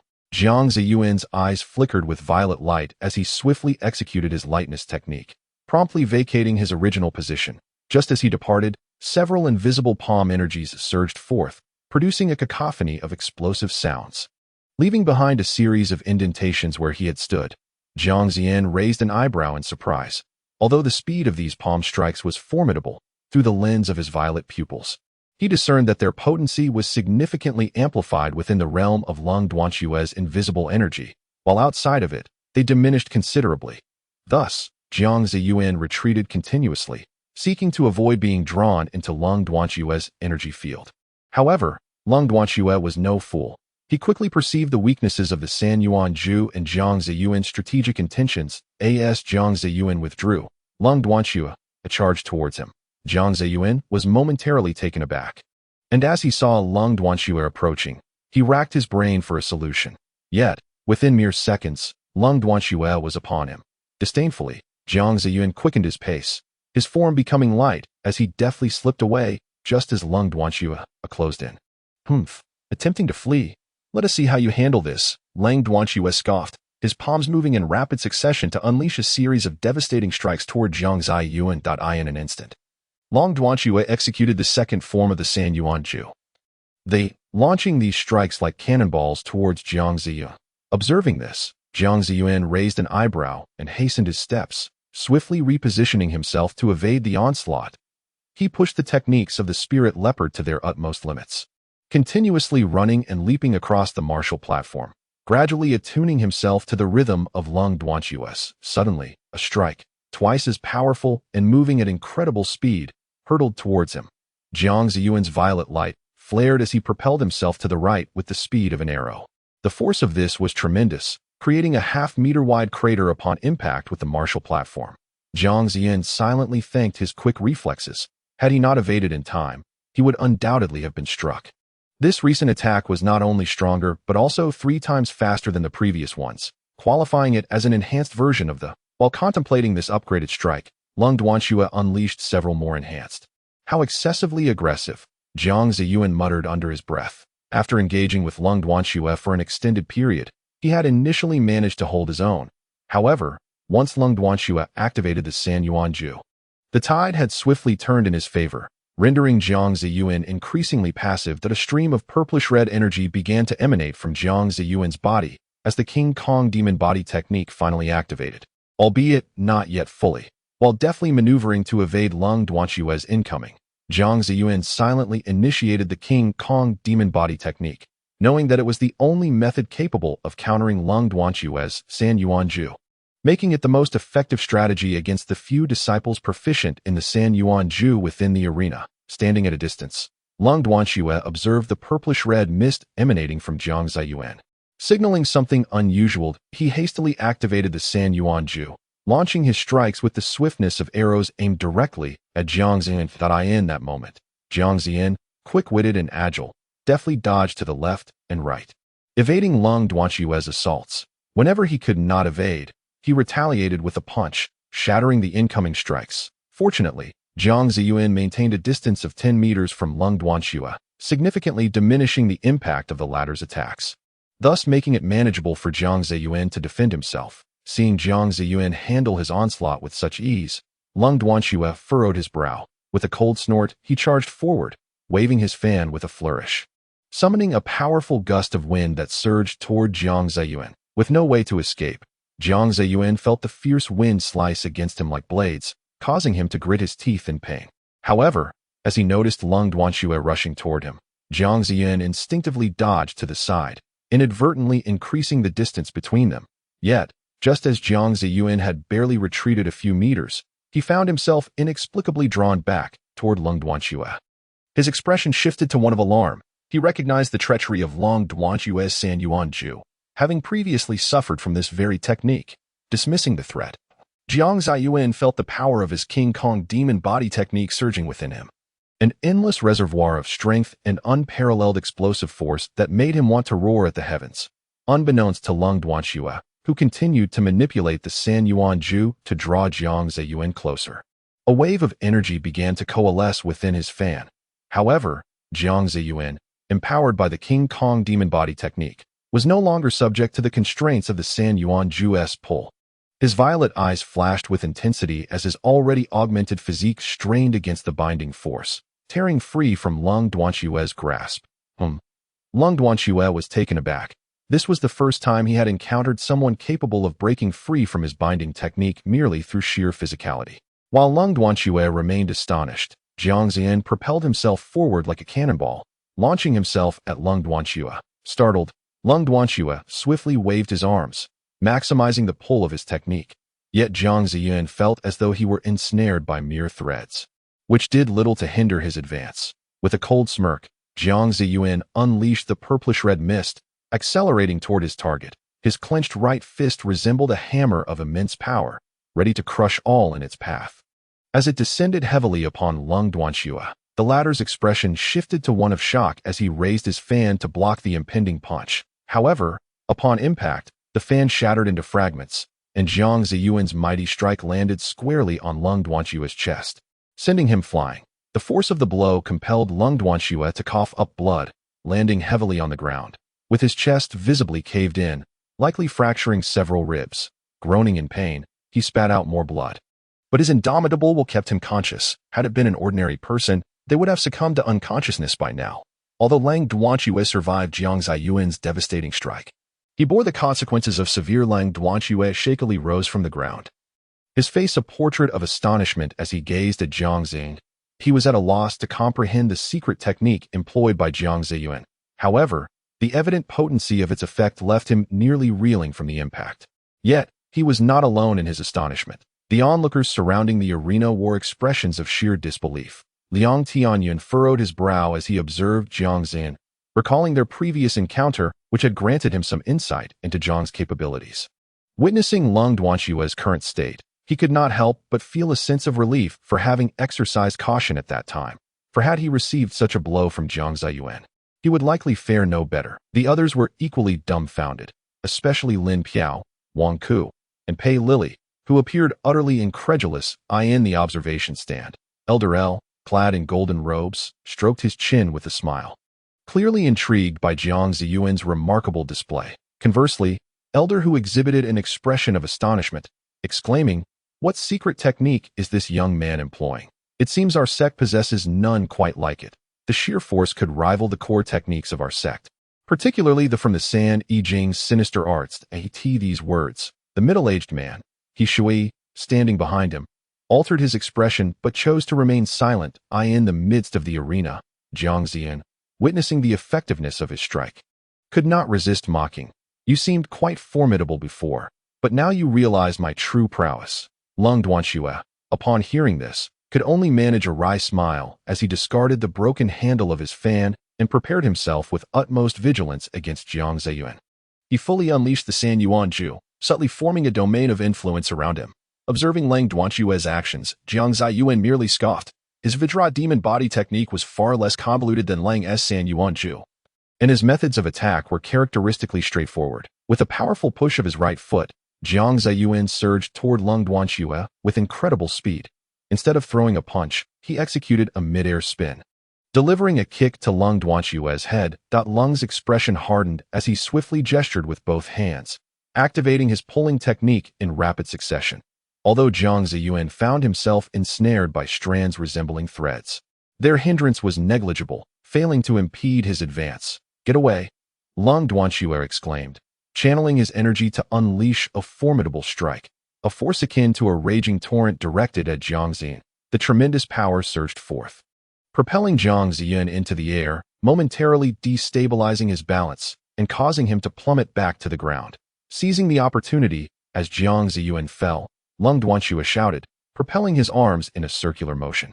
Cultivating an even greater force than before, he then thrust his hands forward, unleashing an invisible wave of energy. Jiang Zaiyuan, having just regained his footing and entirely unprepared, beheld the impending wave of energy enveloping him. He cursed under his breath and crossed his arms defensively in front of him. Before he could complete his actions, the oncoming torrent of energy overwhelmed him in an instant, reminiscent of Liang Tianyun's previous tactics against Jiang Zaiyuan, which had proven ineffective. How could Lung Duanxue hope to succeed where Liang Tianyun had failed? Chapter 51. The White Flame Vacuum Technique. As the intangible energy dissipated, Lung Duanxue fixed his gaze and discovered that Jiang Zaiyuan remained unscathed in his original position. Causing his expression to shift dramatically, Jiang Zaiyuan smirked coldly and remarked, "That move was already employed by that surname Liang, and it is utterly ineffective against me. Now, it is my turn." Upon hearing this, Lung Duanxue's demeanor changed. It was no wonder Liang Tianyun spoke so peculiarly yesterday. He had evidently clashed with this individual. Once Jiang Zaiyuan finished speaking, he unleashed a punch directed at Lung Duanxue across the air, the strike rapidly hurtling towards him. Lung Duanxue snorted coldly and instinctively countered with a decisive blow, only to find that, like Liang Tianyun, his strike possessed merely half the potency of the original, allowing Jiang Zaiyuan's punch to relentlessly advance towards him. Furrowing his brow, Lung Duanxue executed another decisive strike, which finally extinguished the incoming punch. However, during the moment of Lung Duanxue's defense, Jiang Zaiyuan had somehow closed the distance and was now right before him. Eliciting a sudden gasp of shock from Lung Duanxue, Jiang Zaiyuan, with a chilling sneer, responded with a right fist radiating a violet glow. Bang! Boom! Jiang Zaiyuan, utilizing the Vajra demon body technique, imbued every attack he executed with overwhelming force and destructive power. Struck by this punch, Lung Duanxue was sent crashing to the ground, shattering the stone slabs beneath him. In the next instant, he scrambled to his feet, hastily distancing himself from Jiang Zaiyuan, his face smeared with blood, eyes wide with terror as he fixated on his opponent. The once elegant and dashing image of Lung Duanxue had been utterly tarnished, as this was a hardship he had never experienced before, leaving him visibly shaken. Noticing that Jiang Zaiyuan had ceased his assault, Lung Duanxue exhaled in relief, only to suddenly feel something amiss on his face. Upon touching it, he found his hands stained with blood, igniting a surge of both shock and fury within him. How detestable! He cursed, his eyes blazing with indignation as they bore into Jiang Zaiyuan. In contrast, Jiang Zaiyuan regarded him with indifference, returning the gaze with a mocking glint. Gradually, Jiang Zaiyuan advanced towards Lung Duanxue. His body, enhanced by the Vajra demon body technique, appeared somewhat larger, not to the extent of being overwhelmingly muscular, but undeniably more formidable. Jiang Zaiyuan's leisurely approach inadvertently imposed immense psychological pressure upon Lung Duanxue. Ever since Jiang Zaiyuan activated the Vajra demon body technique, Lung Duanxue had not managed to gain any advantage. Instead, he had repeatedly found himself on the receiving end of blows. Now, though his body was a tableau of disarray, the continuous defeats he suffered at Jiang Zaiyuan's hands had begun to weigh heavily on his mind. As he observed Jiang Zaiyuan's deliberate stride, a mix of fear and a simmering sense of indignation swirled within him, an emotion he had never before felt even against his perceived rival. Liang Tianyun was now manifesting in the presence of Jiang Zaiyuan. Lung Duanxue's gaze shifted momentarily. Then, taking a deep breath as if resolutely committing to a decision, he addressed the approaching Jiang Zaiyuan, saying, "He, very well. You are indeed formidable. In that case, prepare to receive this move." The reason for Jiang Zaiyuan's demeanor remains unclear, yet he appears dismissive of Lung Duanxue's capabilities, gazing down upon him with eyes that shimmer with a purple luminescence. "Just wait and see. You'll come to regret this," Jiang Zaiyuan seems to convey. Observing this expression, Lung Duanxue cannot help but let out a cold laugh. Subsequently, he closes his eyes, channeling all of his inner strength, while the intangible energy emanating from him suddenly condenses at that very moment. With a sudden roar, Lung Duanxue declares, "Third move, vacuum." At his command, an intense white light radiates from his entire being, rapidly growing in intensity.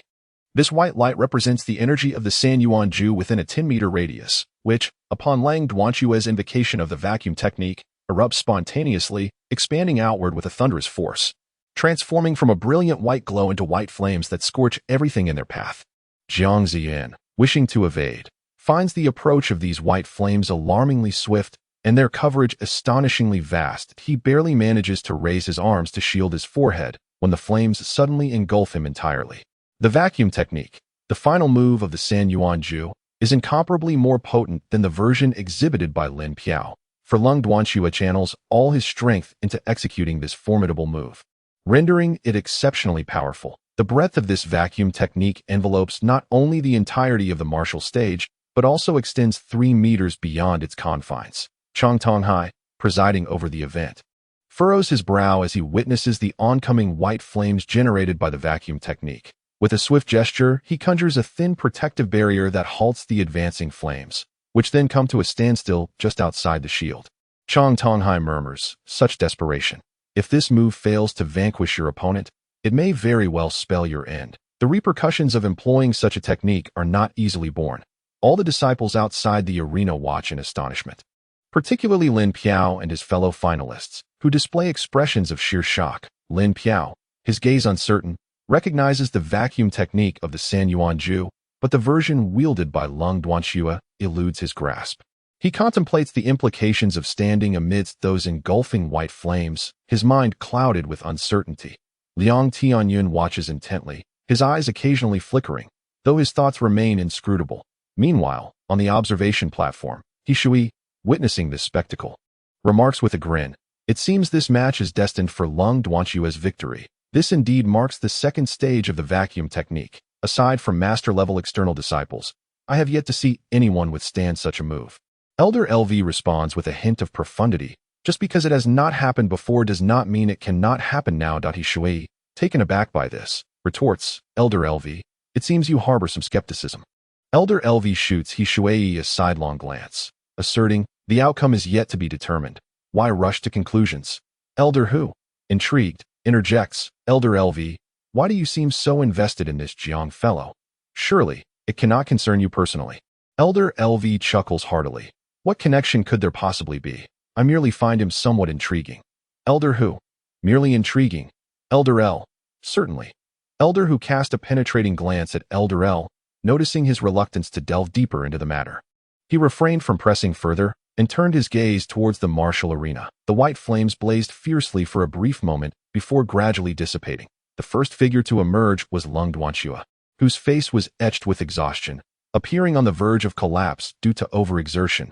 Despite his weariness, a smile adorned his countenance, for no one knew the formidable power of his technique.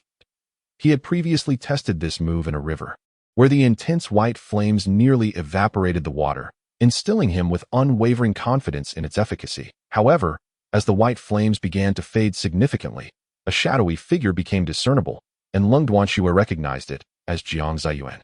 Yet, he was acutely aware that even if Jiang Zaiyuan survived, he would not emerge unscathed. It was impossible for him to remain entirely unharmed as before. To Lang Duanxue's dismay, Jiang Zaiyuan, with his arms crossed, suddenly revealed his head, his piercing violet eyes locking onto Lang Duanxue's form. The damage Jiang Zaiyuan sustained was far from what Lang Duanxue had anticipated.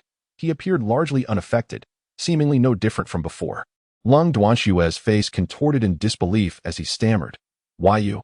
How is this possible?" Although Jiang Zaiyuan had endured the white flame vacuum technique, he felt the searing pain of burns on several parts of his body, which throbbed painfully even now.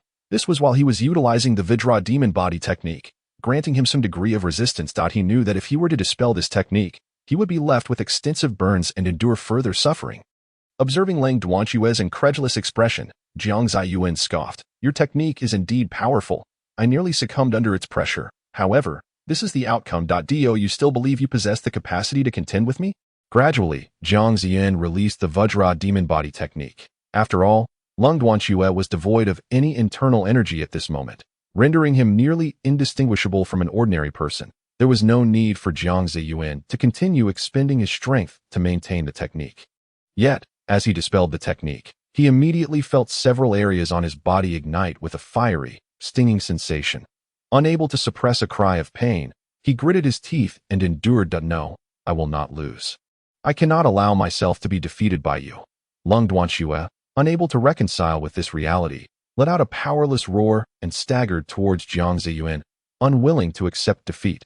Jiang Zaiyuan chuckled, and in the next moment, he dashed swiftly to confront Lang Duanxue. Raising his foot, he delivered a forceful kick to Lang Duanxue's abdomen, sending him sprawling off the stage, with his energy fully depleted and his body utterly fatigued. The impact of Jiang Zaiyuan's kick only intensified the weight of failure pressing upon Lang Duanxue. Overwhelmed by the myriad of factors weighing down on him, he managed to utter a single word, "You," before darkness enveloped him, and he collapsed, unconscious. Chang Tonghai cast a sympathetic glance at Lang Duanxue, then raised his hand, proclaiming loudly, "In the first match, Jiang Zaiyuan emerges victorious." The remaining finalists observed everything keenly, yet the announcement of the results by Chang Tonghai left them in a state of shock. Who is Lang Duanxue? She is undoubtedly a frontrunner for the top position in this competition, and yet she has succumbed to a contender of relatively little renown. Who would not be astonished? Jiang Zaiyuan's outer garment had nearly been consumed by the white flames moments ago, and now it hung on him in tatters, resembling mere rags. With a swift motion, Jiang Zaiyuan tore away the tattered apparel, revealing a physique brimming with masculinity as he descended from the martial platform. Upon witnessing Jiang Zaiyuan's departure from the stage, the host, Chang Tonghai, proceeded to announce, "In the second group, Zhang Yun will face Zhou Yong."